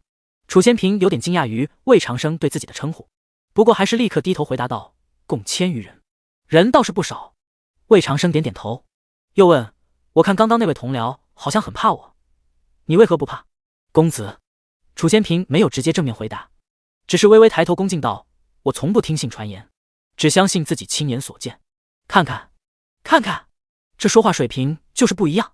不好意思了，萧炎，这等人才以后就是我的了。”魏长生满意的点点头，刚欲再说点什么，不过此时门外却突然传来一阵急促的脚步声，旋即就有3个中年人出现在眼前。魏公子，为首之人站定在魏长生身前，脸上满是紧张之色。我等不知您今日要来，未曾远迎，还请公子恕罪。国字脸，长胡，左手少一指。魏长生虽然没见过此人，但魏贤志却是给他看过画像，正是玄镜司蜀州分舵的镇抚陈伯，名字太特殊了，想不记得都难。陈大人，与下午见邵英安时那种客客气气的态度不同，魏长生此时的表情颇有点玩味。他既没起身，也没让陈伯坐下，指尖在杯沿上转了2圈后，才波澜不惊地问道：“我何时到的蜀州城？你可知道？”公子是昨日黄昏时到的。既然知道，原本淡然的语气突然变得阴冷。那你为何不主动来见我？第106，还是你了解我？第106，还是你了解我？对邵英安，我唯唯诺诺；对陈伯，我重拳出击。如此双标也是没办法的事。玄镜司的蜀州分舵是魏长生起步阶段最好的助力，也是他计划中势必要完全掌握的势力。因此，他必须要让陈伯明白一件事情：自己来了，蜀州分舵这1亩3分地的老大就该换了。陈大人，解释解释吧。魏长生直直盯着陈伯，又逼问一句，而后者也确实没想到，这位敢杀宰相的魏家独子，居然一来就要敲打自己。愣了一下后，才赶忙说道：“公子，昨日我怕您旅途劳顿，就没敢去叨扰。今日又逢您乔迁新居，我等便想着等晚些时候再去拜见公子。”行了，魏长生直接打断了陈伯的说辞。怕我旅途劳顿？糊弄鬼呢！要是换作魏贤志来蜀州，别说黄昏了，哪怕就是半夜到的陈伯，也绝对会屁颠上门求见。说到底，就还是不把自己放在眼里。陈大人，我想你应该很清楚，你不来，跟来了我不见你是完全不同的意思。是不是因为蜀州离京城太远，让你忘记这玄镜司姓什么了？公子。陈伯一瞬间冷汗涔涔，赶忙喊冤道：“下官对魏家忠心耿耿，绝无二心啊！”魏长生瞥了他一眼，没着急说话，而是手上微微用力，突然将茶盏扶下茶台，哐啷，精美的茶盏摔落在地后，瞬间四分五裂，茶水溅开一片。陈伯一个五品巅峰的武人，竟然被这点动静吓得倒退一步，身子甚至还不自主地颤抖了一下。屋中其他人也差不多类似的反应，皆是低着头大气都不敢出。魏长生目光扫视一圈，觉得应该差不多了。完全掌控蜀州分舵，肯定不可能凭自己几句话就一蹴而就，还需要徐徐图之。今天敲打到如此程度，正合适，再多就有点过犹不及了。想到这，他便慢慢站起身，语气又恢复了最初的平静：“陈大人，我回去了。哦对，还差点忘了一件事，刚刚我去见了邵大人，他说蜀州边界上的那块锁仙石少了一半，便托我知会你们一声，派点人去查一查是否为妖物所为。”“啊，是，我这边安排人手去将此事查清楚。”陈伯闻言忙不迭表态，不过魏长生却是摇摇头，随意道：“不用这么认真，此事不是妖怪做的。”“不是妖怪？”陈伯愣了一下，旋即明白过来，这事肯定是魏长生干的，如今算是在试探自己。“公子放心，此事我定会给州衙一个合理的解释。”魏长生惜字如金，最后又看了看地上粉身碎骨的瓷片，然后便往屋外走去。“陈大人，留步吧。”陈伯本欲跟上去，但听到这句话后，顿时又左右为难地停下了步子。一众人就这样目送着魏长生大摇大摆地离开。好半晌后，才有一个千户小声试探道：“陈大人，这位公子一来就如此行事，该不会是冲您来的吧？”“唉。”陈伯叹了口气，感叹道：“他不是冲我来，而是冲整个蜀州分舵来的。那咱们该怎么办？您拿个主意，我们都听您的。”陈伯沉默片刻，颇有些无奈地命令道：“让所有官职100户以上的兄弟都回来一趟。”“是。”说话之人的语气瞬间变得紧张。“陈大人，您该不会是想……我能想什么，又能做什么？”陈伯有气无力地摆摆手：“再去把咱们所有产业的账本拿来。”魏长生回到小院时，杨柳诗跟梁庆已经早就回来了，正在等他吃晚饭。“长生哥，我跟我爹说了，以后午饭和晚饭都在你这里吃。”饭桌边，梁庆伸手递给魏长生一双筷子，笑道：“反正我要跟你学归尘刀，跑来跑去的实在太麻烦了些。蹩脚的理由，两家距离不到300米，有什么麻烦的？舍不得我就直说呗。”魏长生看破不说破，一边吃菜一边跟约儿嘱咐道：“你抽空收拾一间屋子出来，气儿以后若是不想回去也能小住。”“知道了，公子。”约儿点头应声，而梁庆则是喜上眉梢，看架势好像恨不能今天就要搬过来。“长生哥，吃鱼。”夹了一块鱼肉到魏长生碗中，他美滋滋地解释道：“这是从城外的日月湖中捕捞上来的经纬鲤鱼，味道可鲜了。”“好。”魏长生举筷刚想吃，然而小碗却是被坐在另一边的杨柳诗轻轻拖走了。“公子，奴家帮你把鱼刺剔掉。”“哦。”魏长生点点头，梁庆则是瞪了杨柳诗一眼，旋即不甘示弱的又夹了一块鸡肉，一手虚拖着筷子，竟然是直接将肉送到魏长生嘴边。“长生哥，这鸡也不错，你尝尝。”看着近在嘴边的鸡肉，魏长生一阵哭笑不得，此时却又有一双筷子凑了上来。“公子，鱼肉剔好了，快些吃吧。”一左一右两双筷子皆不甘示弱。魏长生哑然片刻后，哪边也没吃，只是指了指面前的瓷碗。“可……那什么，我自己会吃。”二女对视一眼，纷纷将鸡鱼肉置于碗中，席间的气氛也变得有些微妙。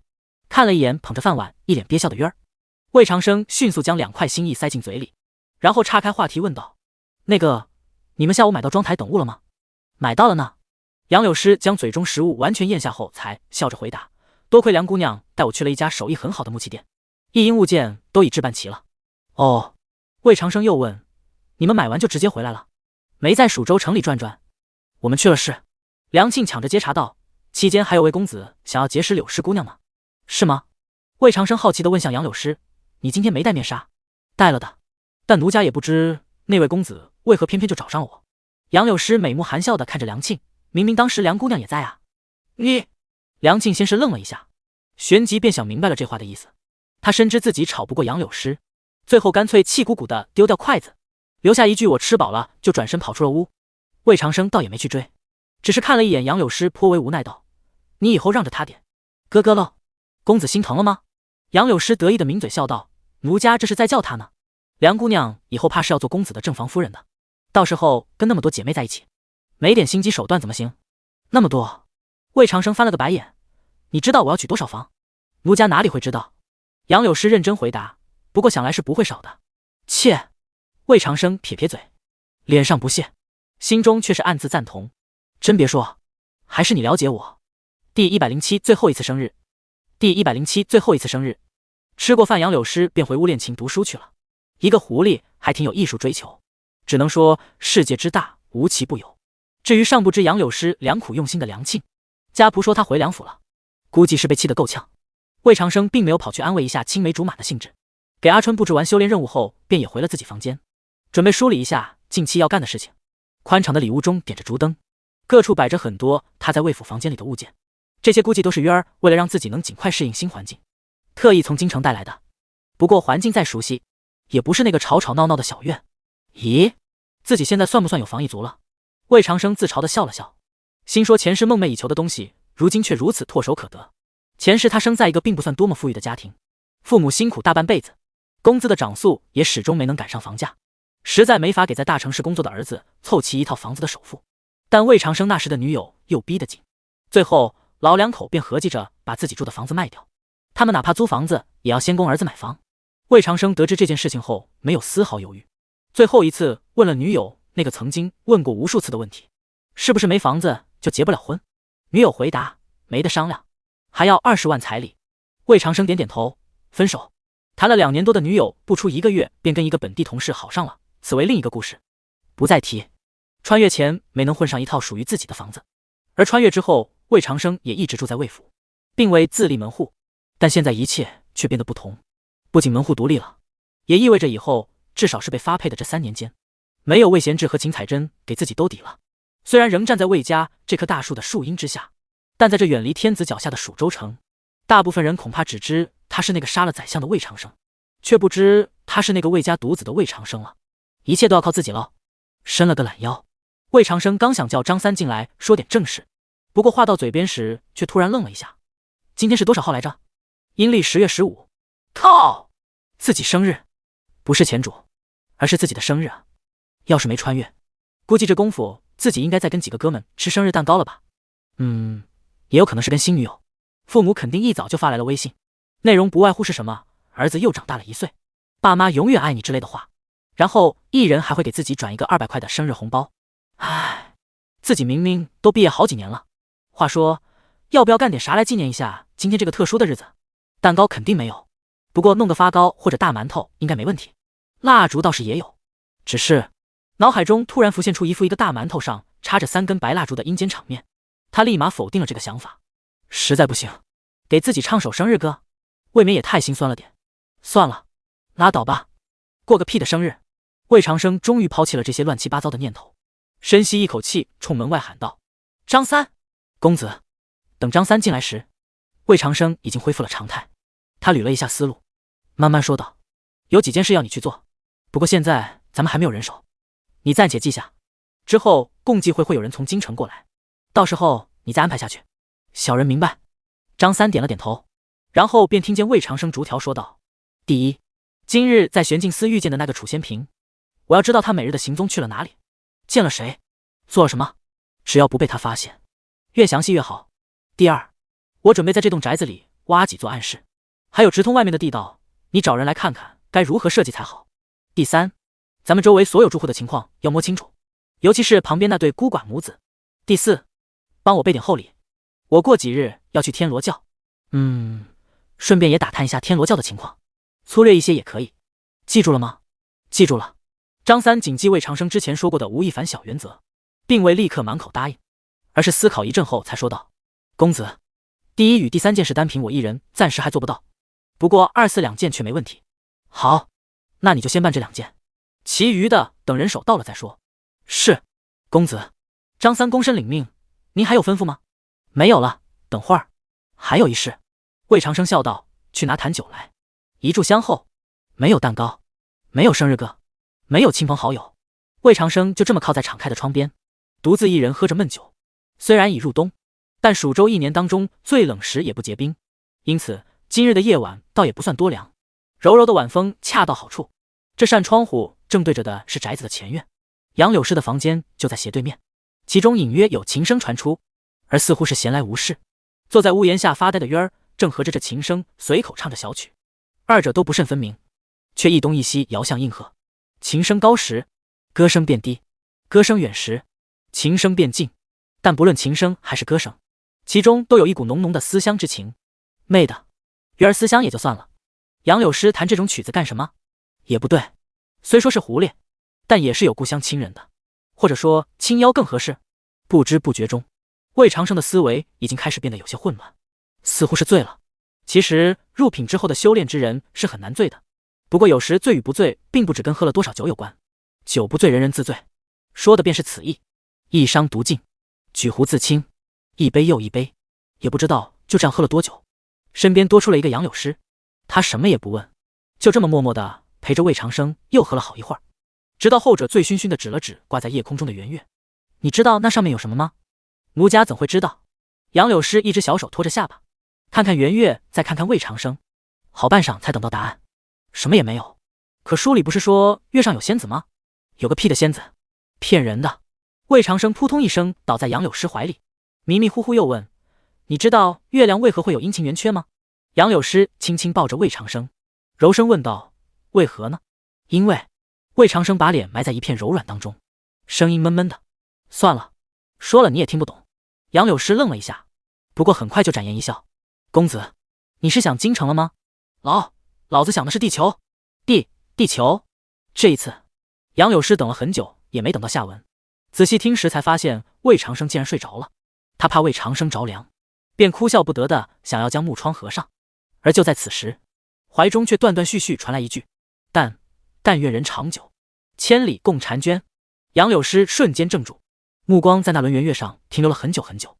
公子，以后每年今日，我陪你饮酒，不喝了。魏长生在睡梦中嘀咕道：我只醉此一次。第108大棒加胡萝卜。第108大棒加胡萝卜。翌日清晨，朝阳初展，映着院中老树，古质遒劲。魏长生睁开眼后，看了看躺在身边的杨柳诗，沉默中有些恍惚。昨夜是他2个月来第一次在入睡时没有进入梦到状态，也是第一次毫无防备的与女子同眠，没有宿醉后的不适，倒是挺轻松的。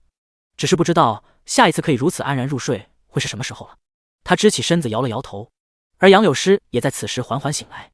公子，你醒了吗？你也醒了？呢。两人进行了几句废话交流，对视一眼后都觉得有些好笑。杨柳诗稍微挪了挪身子，靠在魏长生胸口娇嗔道：公子，昨夜你可险些要折腾死奴家了。折腾？魏长生一愣，我不是醉了吗？咯咯喽，公子想到哪里去了？杨柳诗轻拍着魏长生的胳膊笑道：我说的是替你宽衣擦身，服侍你睡觉。哦。魏长生也不觉尴尬，点了点头，心想酒后乱性果然只存在于电视剧里，否则都喝醉了哪里还有心思干那种事？位置能不能找准都不好说，除非是某一方蓄谋的。又在床上半躺了一会儿，拒绝掉杨柳诗来一场清晨运动的邀请，翻身下床穿好衣服，等俩人推门走出来时，正好碰见了等在外面的约儿和阿春。公子，柳诗姐姐。约儿当然知道杨柳诗跟魏长生有奸情，不过前者不像柳静雪一样有名分，严格来说地位其实跟他这个通房丫鬟是一样的，因此便一直以姐姐相称。你们起来了，我这就去准备温水。他赶忙跑进偏房去提煨在炉上的水壶，而阿春则是端着一个铜脸盆站在旁边等。不过这脸盆着实有些大了，与其说端，倒还不如说是捧着。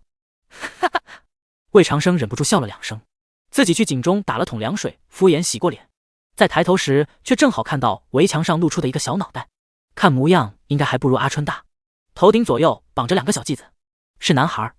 这就是旁边那家寡妇的儿子。魏长生冲男童笑了一下，后者倒是也不害怕，一双大眼睛中满是新奇之色。这栋宅子空了许久了，如今一下子搬进来这么多人，好奇是正常的。你叫什么？魏长生想了一下，然后慢慢悠悠走到墙边，仰头问道：今年多大了？男童歪着脑袋看过来，半晌过后才伸出5根胖嘟嘟的手指。是哑巴吗？魏长生顿了顿，而就在此时，隔壁院中也突然传来了一声呼唤。然而中年女子的声音，应该便是那位丧夫的可怜人了。听到母亲召唤，男孩一缩小脑袋，很快消失在墙后，紧接着就隐约有些你在这里做什么之类的动静。魏长生没兴致偷听人家教育孩子，摇摇头进屋吃早饭去了。想不到自己这邻居比想象的还要惨，不仅家里面没了男人，就连孩子也是个哑巴。如果换作是萧炎的话，估计又要收获一位风韵犹存、体贴贤惠的魏王人了。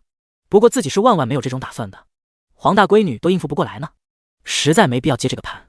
咦，话说张三也快40了吧？要是他愿意，自己倒是可以帮着撮合撮合。看了一眼正闷头吃饭的张三，魏长生心中不由得感叹一句，连员工的婚姻问题都帮忙解决，我可真是一个好老板。比起京城，蜀州城的市井气息似乎更浓一些。众人才吃过早饭，外面胡同里便响起了各式各样的吆喝声，都是些五行八作的贩夫货郎，针头线脑、柴米油盐、鲜果小食应有尽有。如果要买，便只需在屋中招呼一声，足不出户就能完成购物，应该算是代购的前身了。魏长生饶有兴致地坐在宅子大门口看了一会儿来来往往的货郎，还买了几串葫芦。这个时间的山楂已经有些老了，不过很便宜，一串只要5文铜钱，要了4串。结果他找了半天才发现自己身上最小价值的钱也是5两的小银元宝，最后还是鱼儿跑出来付了20文铜板。嘎吱，喜笑颜开的收了钱。小贩很快扛着草棍走远。蜜嘞，哎嗨，冰葫芦嘞，不甜不要钱，九腔18调，棕绳翘扁担。要是放到前世，这种大清早在小区门口吆喝叫卖的行为不被人报警扰民就算好的。只是此时虽然没有警察，但2架突然从胡同拐角处出现的黑色马车却将小贩吓了一跳。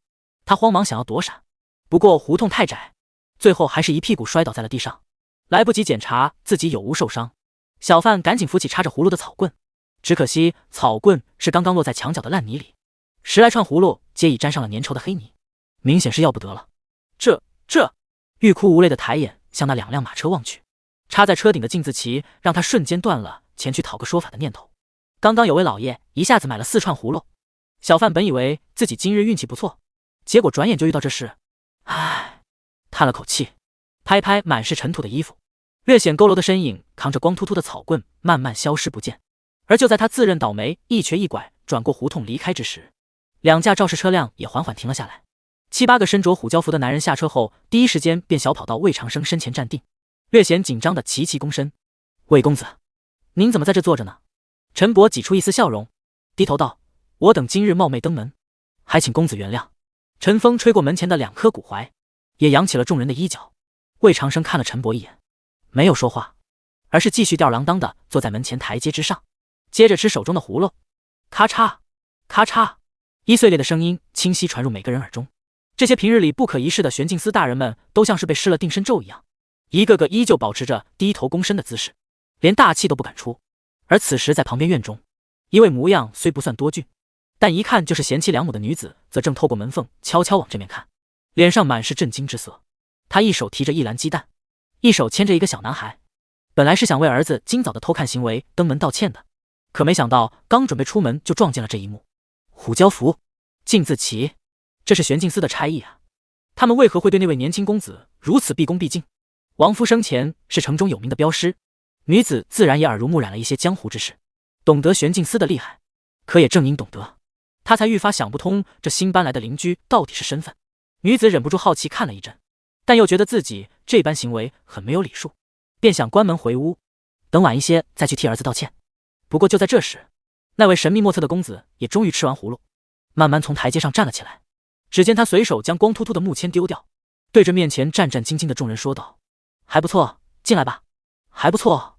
女子心头突然冒出一个有些莫名的问题，这是指葫芦的味道，还是……装潢简约不简单的正厅之中，约儿正在一一给众人奉茶，这本是很正常的一件事情。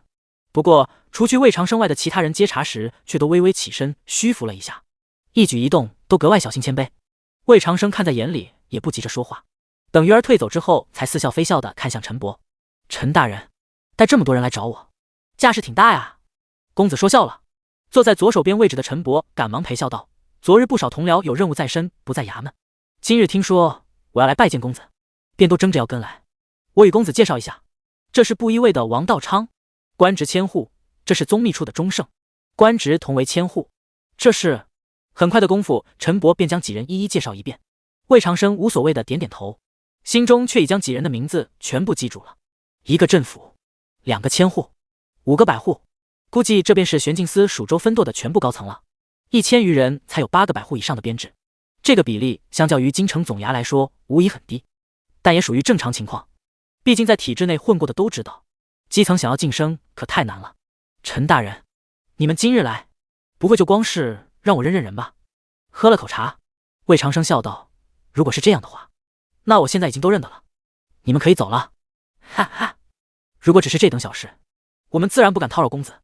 为了缓解气氛，陈伯十分僵硬地笑了2声，结果反而却更显尴尬。好在他脸皮够厚，笑过之后便冲着一人挥了挥手，后者立刻将一个大木箱搬到房间中央，掏出钥匙打开了箱盖。这个箱子魏长生早就注意到了，他本来以为是什么金银珠宝之类的，不过此时才发现里面装的居然是一卷卷账本。陈大人，此为何意？公子，这是玄镜司蜀州分舵入股所有产业的账目。陈伯随便拿起一本摆到魏长生眼前，有些肉疼地说道：“大部分都在蜀州城中，其他各县也有一些。”哦，魏长生眼睛一亮，饶有兴致地看了陈伯一眼，看起来不少啊。你与我说说都有什么？是。陈伯如数家珍般介绍道：“共有赌坊2间，青楼2间，米铺3间，当铺1间，珠宝斋1间。”陈伯的语速尚可，但说了半分钟还没说完，而魏长生则是越听越惊讶。好家伙，我直接一个好家伙，衣食住行，吃喝玩乐，真就全面覆盖了呗。虽然这其中大部分都只是入了几成股，但数量未免也太多了点吧。行了，打断了还在喋喋不休的陈伯，他直接问道：“你就告诉我，每年这些产业的纯利总共有多少？”差不多10万两。陈伯回答完后，生怕魏长生误会，又赶紧补充道：“不过除去上下打点之类的开销，所剩也不多，只是补贴一下司里的用度而已。”补贴用度，你也真敢说？差役的俸禄朝廷会给，这些钱赚来之后，除了会给手下人当奖金分点，大部分还不是进了你们几个的口袋。当然了，魏长生虽然这么想，不过肯定不会纠结这种事情，毕竟上贡的部分魏家拿了最大头，自己吃肉总不能汤也不让别人喝了。看了看面前的账本，魏长生没翻开，而是笑着明知故问道：“陈大人，看来你不仅武道上有所大成，就连经商也是一把好手。只是不知你为何要将这些账本给我看？自然是要将这些产业物归原主，交还给公子。”陈伯一脸正色：“物归原主？”魏长生好笑道：“我又未曾出过一分力，也未曾出过一分钱，哪里来的这种说法？公子此话差矣。”陈伯此刻倒是也不心疼了，语气无比认真：“整个玄镜司都属魏家，更莫说区区这一点店铺营生了。公子既是魏家之人，那当然是物归原主。话说到这种份上，基本就跟拳丸摊到台面上没分别了。”陈伯摆明是想通过交出财政大权的方式表忠心，以免性情乖张的魏长生真一封信告到魏贤志那里，把自己给撸掉或者杀了。而对于魏长生来说，他对于这些产业则是一点兴趣都没有。且不说不懂经商，更关键的是自己压根就不缺钱，自始至终也只是想把蜀州分舵的武装力量掌握在手中而已。至于这些武装力量的开销费，不管是朝廷俸禄也好，私产补贴也罢，他才懒得管。想到这里，魏长生终于是在一众人的目光中摇了摇头：“陈大人，这账本你还是拿回去吧。”公子，我们……众人万万没想到会是这个结果，一时间还以为是魏长生铁了心要搞他们，不由得大惊失色。不过没等他们说出点啥来，便听见魏长生接着说道：“诸位不必惊慌，事到如今，我便也与你们说实话。御下知道讲究个大棒加胡萝卜，大棒已经敲得差不多了，接下来是时候给点胡萝卜了。连贯剧情，2合1大。第109拿捏，第109拿捏。”说实话，听到魏长生突然冒出这样一句，众人皆是面面相觑的暂时闭上了嘴。陈伯犹豫着问道：“公子，不知您此言何意？”呵呵，魏长生笑了笑，看着陈伯反问：“陈大人，你已在蜀州待了快20年了，这镇抚之位也有近10年未动了吧？”是。陈伯苦涩的点点头，然后便听魏长生接着说道：“陈大人，诸位，你们皆有再向上走一步的机会。实不相瞒，我此番虽说是被发配来的蜀州，但实则却也肩负着家族重托，此事十分隐秘，家父不便直接告知诸位，你们只需知道关系重大即可。而想要做到此事，便必须要借诸位手中的力量，并非是我对蜀州分舵有什么想法，诸位可懂我的意思？”陈伯微微瞪大双眼：“公子，不知究竟是？”我说了，此事十分隐秘。魏长生抿了口茶，笑道：“不过你们放心，肯定不是让你们造反就是了。公子说笑了。陈伯讪笑一声，心里喜忧参半。听这意思，魏长生是要借他们的刀去做一些事，并且是没法摆到台面上讲的事情。虽说玄镜司这种事干得并不少，但魏长生毕竟是敢杀宰相的人，谁知道这一次又要闹出什么幺蛾子？而万一捅出的篓子太大，他们都要吃不了兜着走。不过有风险就有收益，诸位大人，还请助我一臂之力。魏长生颇为严肃地扫视了一圈众人，诚恳道：只要等愿意助我完成此事，3年之后，我保证每人至少官升2级。陈大人，到时你便也可与我一道回京了。回京？陈伯当然懂其中意思，不由得咕噜一下咽了口唾沫。这可是他朝思暮想的事情。为了防止地方宗族势力过大，大宁的地方众官全部要异地任职，所以他在蜀州这些年虽说过得挺舒服，但实际上早就待够了。他不是没想过调回京城，可每年交上去的调请统统都石沉大海，毫无回音，也让陈伯愈发无奈，一度以为自己就要这样在蜀州耗一辈子。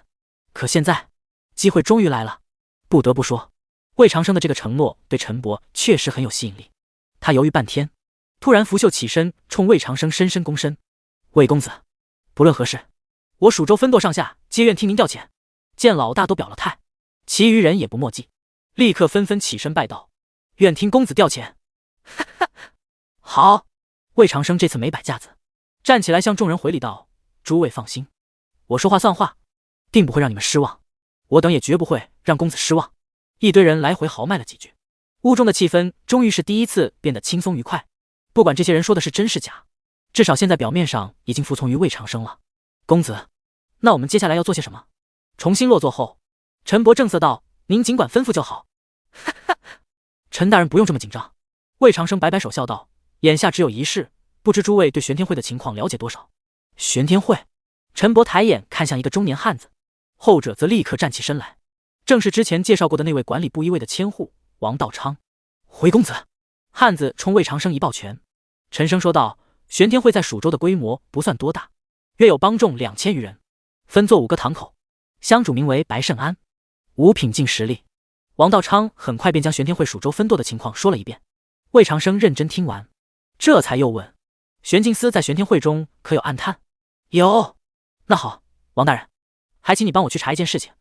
魏长生沉吟片刻，吩咐道：近几日玄天会中可能会有一个重要人物从京城来蜀州，名为萧炎。此人身高大约6尺，常配一柄黑色长剑，长相普通。稍后我将此人的画像拿给你，不过他大概率会用化名，也会易容。这萧炎十分重要，直接关乎着我所做之事的成败，还请王大人将他找出来。公子放心，我一定将这个萧炎揪出来。王道昌拍着胸脯保证一句，然后又试探道：不过公子是准备如何处置此人？只是监视，还是要抓回来或者杀了？快拉倒吧，就你们这群人，要是能抓住或者杀了萧炎，我脑袋拧下来给你们当球踢。只要能查出来，我就很知足了。魏长生心中默默吐槽，表情不变道：监视即可，切不可轻举妄动。下官明白。王道昌应声坐回到自己位置。众人又闲聊几句后，陈伯便准备告辞。除了那箱账本，他们此番来还带了不少金银珠宝，不过魏长生也都没要，只留下了几支代表最高警戒级别的赤红色令火，以备不时之需。看见此火，所有玄镜司的差役都要立刻赶往事发地点，作用跟总衙里的那块祖玉差不多。公子，那我们先回去了，您有事直接差人去司里知会一声即可。宅院大门口，陈伯等人对此次登门拜访的结果都很满意，脸上也没有了来时的那股紧张之色。好，我便不送了。魏长生站定脚步，然后又跟突然想起什么一样，随意说道：对了，差点忘了一件事。公子请讲。陈伯立马跟着停步。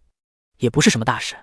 魏长生笑了笑，语气波澜不惊：陈大人，你们来时马车跑得太快，在胡同拐角那里撞倒了一个卖葫芦的小贩，你们可曾知道？这……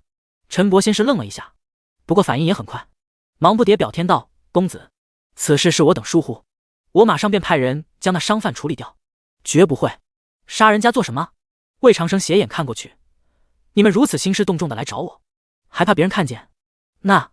陈伯眼珠一转，又懂了，感情杀人无数的魏公子，这是突然大发善心了。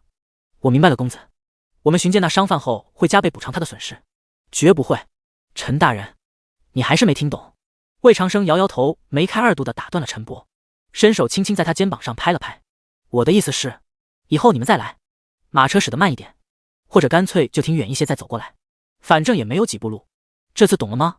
陈伯脸上的笑容瞬间僵住，身子仿佛都被魏长生给拍矮了一截。公子，我懂了。D110为了员工的幸福操碎了心。D110为了员工的幸福操碎了心。送走陈伯等人后，魏长生回屋看了一会儿蜀州的地图，然后又去检查了一下阿春的修炼情况。梁庆已经来了，带话说下午梁震要带自己再去见一位亲王。跟前世古代那些动不动就起兵造反的藩王不同，大宁的亲王虽然身份显赫，生活条件也是一等一的优渥，但其实苦逼得很，不仅没权没封地，甚至连京城都进不得，只能分散在全国各地养老，死后也葬不进皇陵，活脱脱就是当朝天子为了彰显自己宽宏大度的摆设。宁永年原本有14个兄弟，争位时死了一半，剩下7个。后来他成功登基，有2哥们不服，企图谋反，结果也以失败告终，提前一步跟他们的爹团聚去了。所以现在大宁有4位亲王，蜀州的这位封号为顺，也就是顺亲王。虽然没什么权势，但不管是混个脸熟也好，拜码头也罢，梁震既然要带自己去见，那就肯定有所考虑。魏长生当然不会有意见。下午走时，我爹会来接你的。我回去了。院中，梁庆明显还在为昨天的事情生气，嘴上说着要回去，不过身子却一动不动，摆明了一副求安慰的模样。魏长生估计此时自己要是说一句你回吧，这女人肯定还要更生气，于是便只好无奈地挽留道：留下吃午饭吧，昨天是柳氏不对，我已经批评过她了。梁庆忍不住翘起嘴角，积攒了一夜的委屈瞬间消散大半。那我的屋子收拾好了吗？收拾好了，正好让渊儿带你去看看。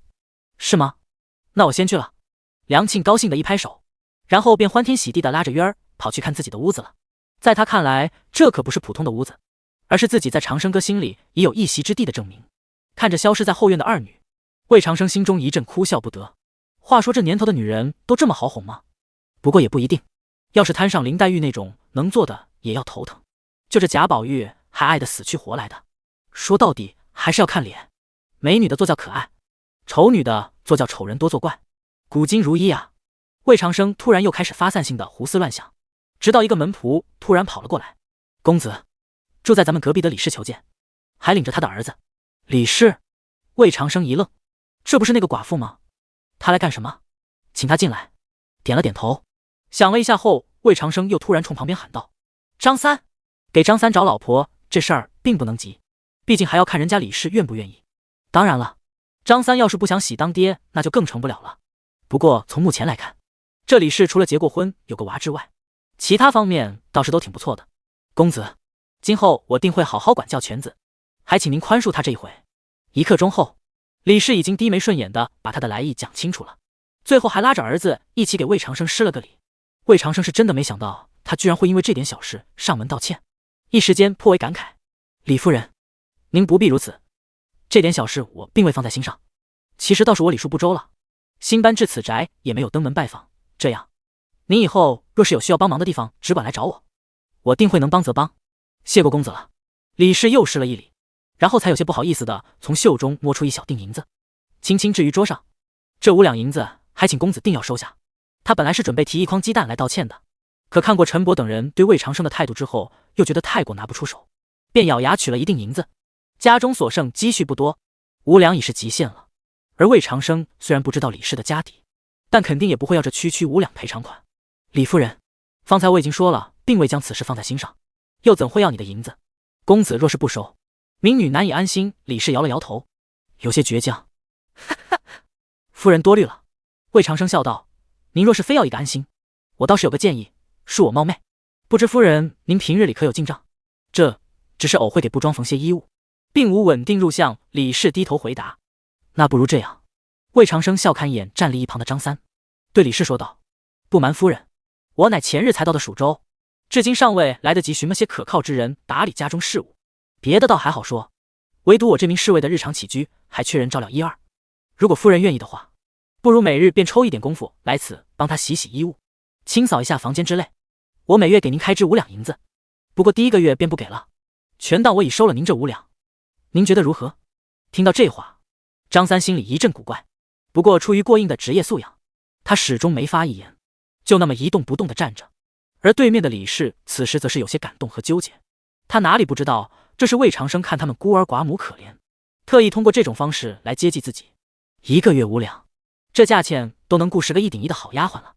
虽然自己曾经也属于被人伺候的那一方，如今要去伺候别人，总有些心理落差。但谁让家里的男人死得早呢？女本柔弱，为母则刚。看了看懵懵懂懂的儿子，李氏很快便抛弃了别的想法，膝盖一弯就想要跪。不过魏长生却是没让他跪，身形一闪，几乎是瞬间就扶住了李氏的胳膊，同时压低声音道：“夫人又不是做仆，不必跪。再说您儿子还看着呢。”李氏瞬间愣住，好半晌才无比感激的颤抖道：“谢公子，不必谢我，您帮我做活，我给您银子，公平的很。”魏长生笑着松开手，还不知夫人名字。回公子，奴民女名为素月。李素月。魏长生点点头，又问：“那您儿子叫什么？”犬子姓王，名冉。犹豫了一下，李素月主动补充道：“然而幼时害过一场病，烧坏了嗓子。唉，可怜他还这样小。”魏长生轻叹一口气，他可曾读书习武？李素月轻声回答：“读过半年书，但因讲不了话，先生说读了也是白读，便没再读下去。习武的话，就跟前世的社畜听到发工资了时的反应一样，才带李氏习武2字说出口。”小男孩的一双大眼睛瞬间就亮了。第111柔安公主。第111柔安公主。其实这个叫王然的小男孩，自打进门之后，就一直在偷偷的瞅于院中打坐吐纳的阿春，脸上满是憧憬之色，看起来是想习武啊。魏长生思考片刻，开口问向李素月：“夫人，可曾带他去开过脉？”这李素月犹豫半晌，才小声回答：“没有，我不想让然儿再走他父亲的路子。”魏长生瞬间懂了，或许在李素月看来，他王夫如果不修炼，便做不了镖师；如果做不了镖师，便不会遇上山匪，也就不会死。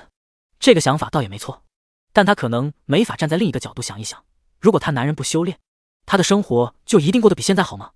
这就跟前世不少老婆会埋怨老公只知道工作，不知道时间陪自己是一个道理。很多事情本就不能兼得，得到一些东西就一定伴随着失去一些东西。魏长生并不是一个好为人师的人，所以此刻也没有跟李素月讲这些，只是点了点头：“我明白，如此倒也挺好的。我不求然儿能有多大出息。”李素月轻轻叹了口气，只愿他平平安安的就好。很快，李素月便带着儿子感恩戴德的走了，说是回去收拾一下，下午就要来上班。魏长生对此无所谓，反正他这么做也只是为了能给张三和李素月创造点接触机会，并没指望后者能真做多少活。可张三却是不知道原因，所以带这对母子一走，便忙不迭问道：“公子，我一个粗人，哪里还需要别人来伺候我？”魏长生没直接回答，而是笑问道：“你觉得李素月这个女人如何？”公子指的是哪方面？各方各面，小人不敢断言，不过目前看起来倒是一个贤妻良母。长相呢，也不错。魏长生点点头，笑容更甚：“张三啊，我听王二说你并未婚娶吧？”这张三瞬间愣住了：“公子，您不会是想……你意下如何？”魏长生不置可否的说道：“你年纪也不小了，总不能一直这样打光棍。要是觉得这李素月可以，便不妨多接触接触试试。当然了，你若是想找个黄大闺女也可以，以后我再帮你留意着就是。”张三万万没想到魏长生居然要给自己找老婆，一时间心中思绪颇为复杂。他作为一名法外狂徒，前半生基本在逃命与犯罪之中度过，直到被王二从大理寺里捞出来，加入了共济会，才算是过上了相对安稳的日子。而现在居然还有成家的机会。虽然窑子里的姑娘个个年轻貌美，技术超群，但娶媳妇这种事，张三依旧还是有些向往的。毕竟这种心灵上的寄托，对于他这种脑袋绑在裤腰带上的人来说，格外有诱惑力。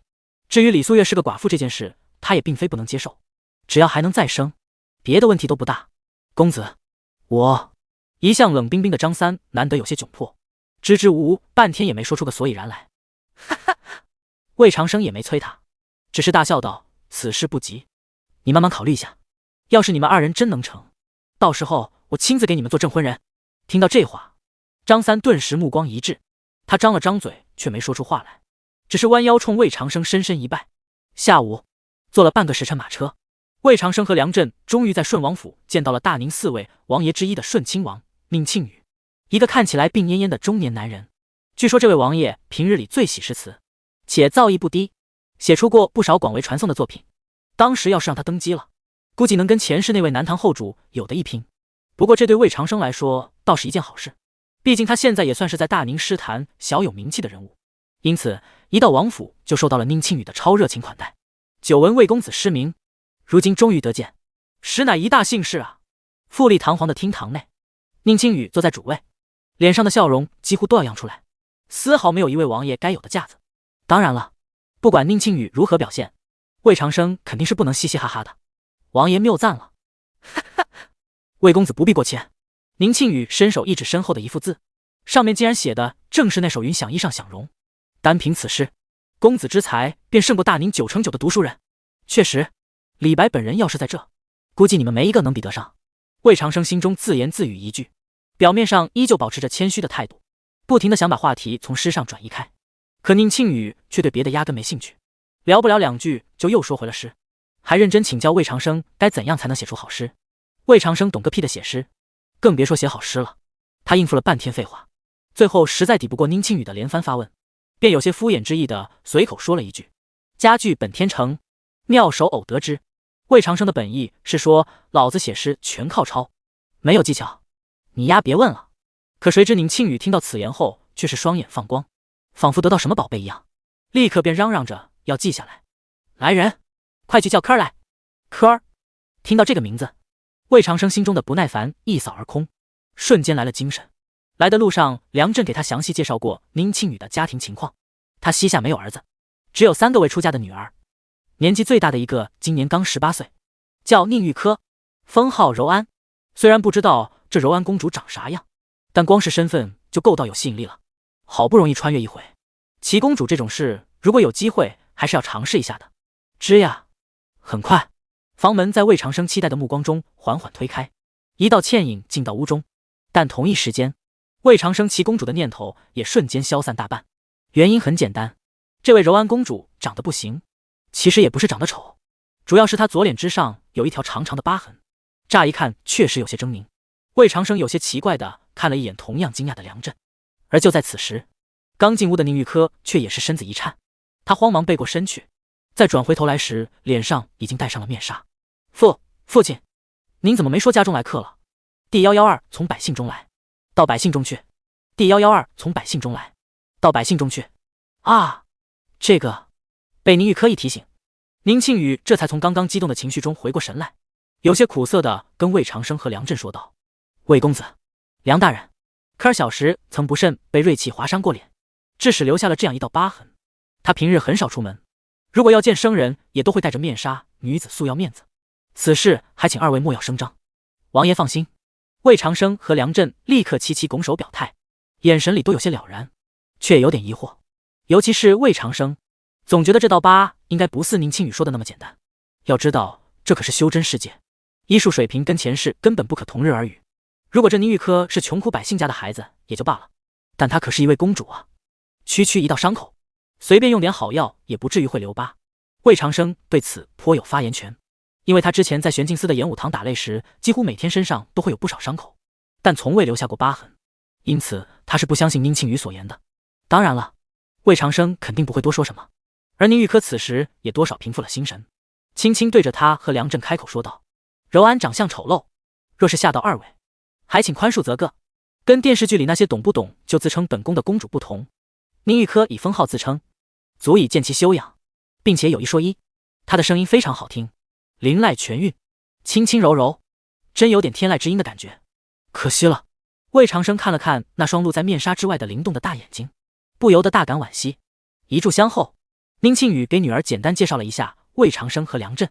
宁玉珂听到魏长生的名字时，眼神里则明显闪过一抹惊喜，只是很快便又被遗憾所取代。珂儿，刚刚魏公子又讲了一句佳句，你快些研墨，我现在便要记下来。宁庆宇此刻已经恢复了刚刚的兴奋劲，而魏长生也才搞明白他为什么突然要把宁玉珂叫来。感情这宁庆宇有个习惯，写字时必须得要宁玉珂在一旁研墨，讲究倒不少。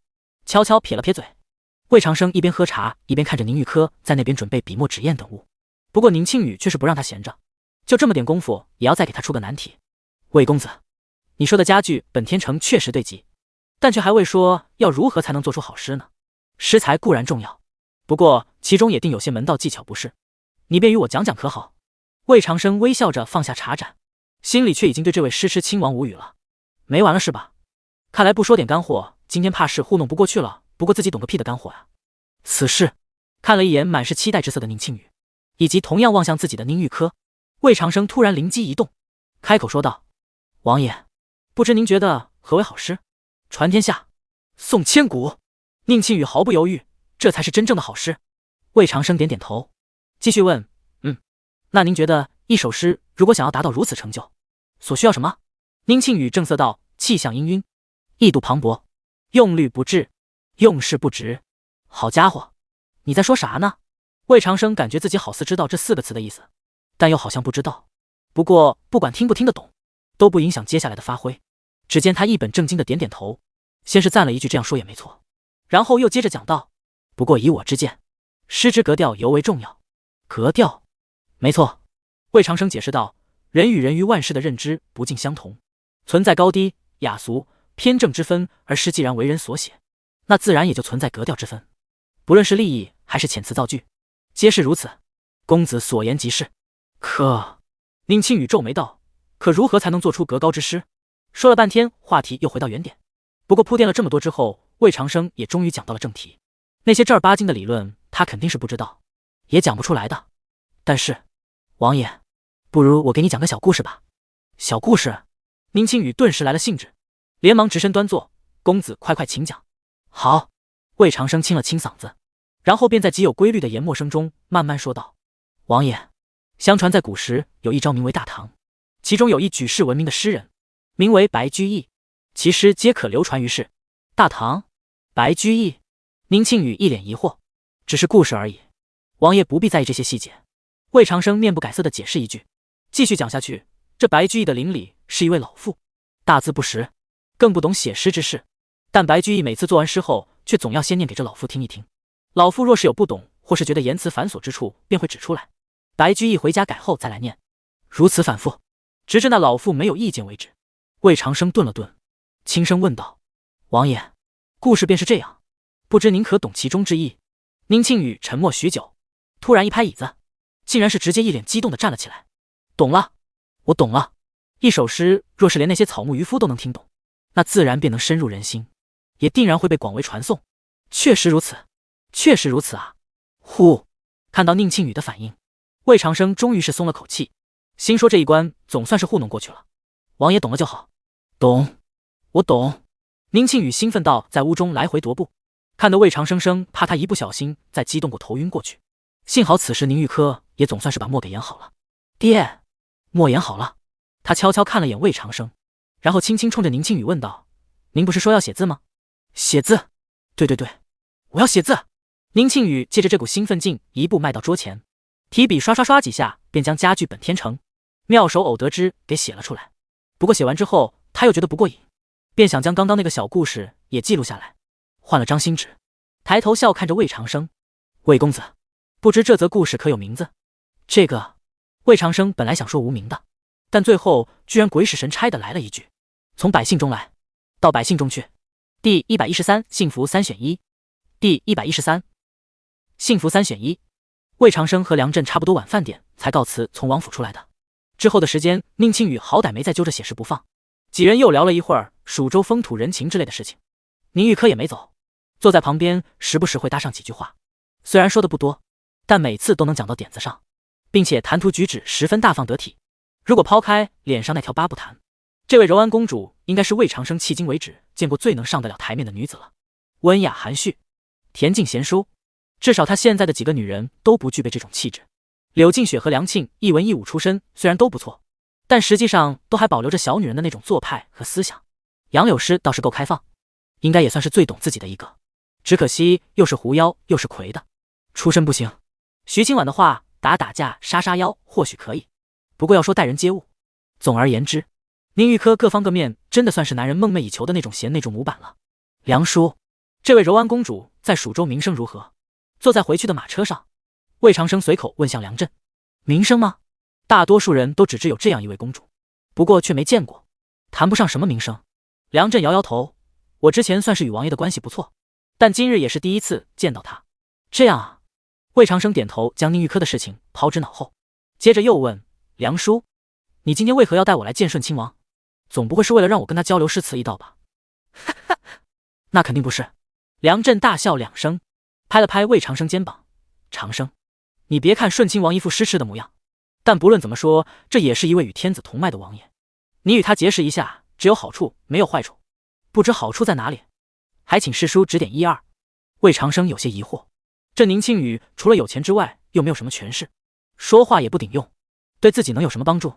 梁震没有正面回答，而是微微一笑后反问道，长生，这蜀州城鱼龙混杂，你觉得谁的命最尊贵？当然是顺亲王，那谁的命第二金贵？第二金贵。魏长生思索了一会儿，才慢慢试探道，柔安公主。对极，便是柔安公主，或者说王爷膝下的3个女儿。梁震说道，虽然另外2个小女儿没有公主封号，但也是宁家血脉，他们的命要远比我这个总兵或者邵英安一个州牧值钱的多。不是，梁叔。魏长生不解，可这些跟我有何关系？现在当然没关系，不过却可以让他有关系。梁震正色道，长生，你走之前，你爹反复嘱托过我，让我一定要保你在蜀州的周全。毕竟你杀柳元山一事，皇上虽然已不追究了，但那柳家之人怎会如此轻易的就善罢甘休？眼下只是因为风波未过，他们不愿意被人抓住把柄而已。再过一段时间，等此事逐渐平息之后，估计柳家便要想尽办法对你下手了。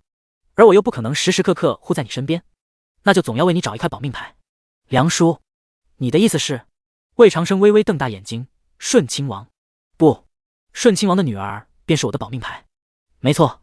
梁震严肃地点了点头，不管顺亲王一家如何无权无势，但有一点毋庸置疑，那就是除非皇上点头，否则绝无人敢要他们的命。你若是能娶了王爷3个女儿中的任意一个，柳家人再想动手，那便要好好掂量掂量能否承担得起这其中后果了。听完梁震的想法，魏长生一时间陷入了沉思。别说，还真他妈挺靠谱的。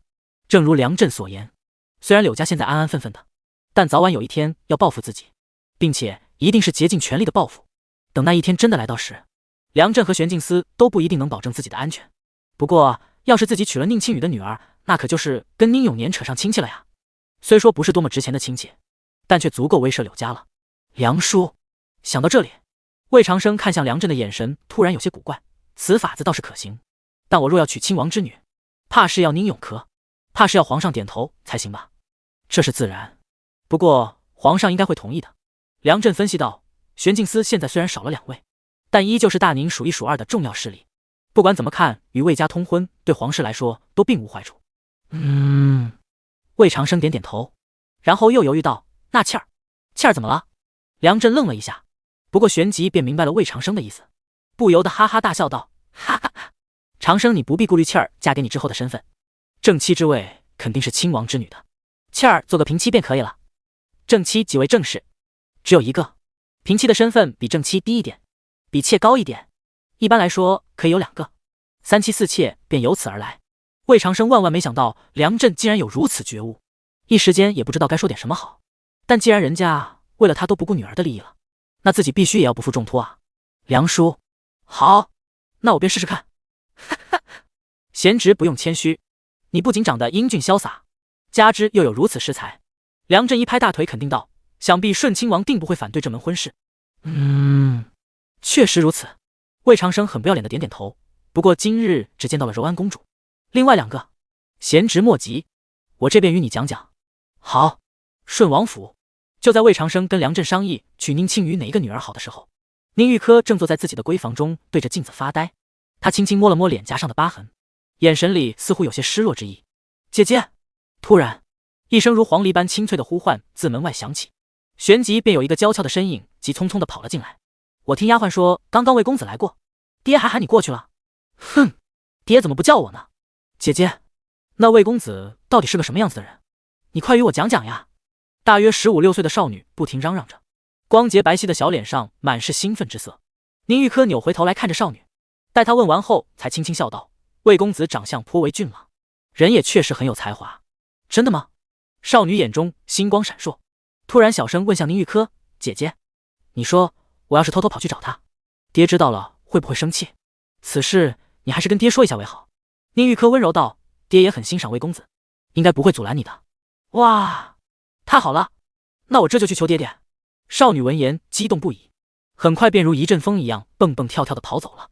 宁玉珂看看少女的背影，再看看铜镜里的自己，轻轻叹了口气。D114萧炎也到了，D114萧炎也到了。魏长生回到小宅时，天色已暗。李素月果然已经开始上班了，先是整整给张三打扫了一下午房间，然后还亲自下厨做了一顿十分正宗的蜀州菜，厨艺不错，众人吃的都挺香，就是渊儿觉得不太合口味。吃过饭，李素月便带着儿子回了家。魏长生照例指导了一下阿春修炼，又教了梁庆一式归尘刀。时间很快便至亥时，洗漱过后躺在床上，枕背间似乎还萦绕着杨柳诗身上的香气。靠，都一整天了，这味还没散，这么持久的吗？话说杨柳诗是狐妖，那她的体香是不是应该叫狐臭？魏长生突然被自己的想法逗乐了，翻了个身后又开始琢磨近期要做的事。关于娶公主这事的优先级并不怎么高，毕竟他跟梁震都觉得柳家近期应该不会有什么大动作。当然，为了以防万一，安保工作还是要到位。梁震那边有一波保护自己的暗哨，玄镜司也有一波，等共济会的人到了还有一波，3波人的严防死守之下，除非柳家直接请来顶尖高手，否则自己应该很安全。除了此事，最近还要抽时间去一次天罗教，见见自己压根都不知道长什么模样的外公。然后楚仙平那边也要早做打算，最起码先建立起初步的友谊，以免被萧炎捷足先登。说到萧炎，他应该也快到蜀州了吧，毕竟柳静雪的信已经到了3天了。萧炎如果是在寄信的同一天出发的话，应该不会比送信的一兵慢太多。也不知道那个王道昌靠不靠得住，能不能把萧炎给揪出来。想着想着，魏长生便不知不觉慢慢睡去。停了一夜的梦道也再次开始自动运转，因为近一段时间没怎么跟人交手，因此最近在梦道中他一般都是练习归尘刀，睡8个小时，梦道中40个小时，基本可挥15万刀，反正又没有体力消耗，进入状态后也不觉枯燥，练就完了。刷刷刷刷，一刀又一刀，一刀又一刀。就在魏长生在睡梦中不停挥刀之时，后院中的梁庆也在一遍遍重复着几乎相同的动作。他始终牢记着每日挥刀万次的标准，1日未曾松懈。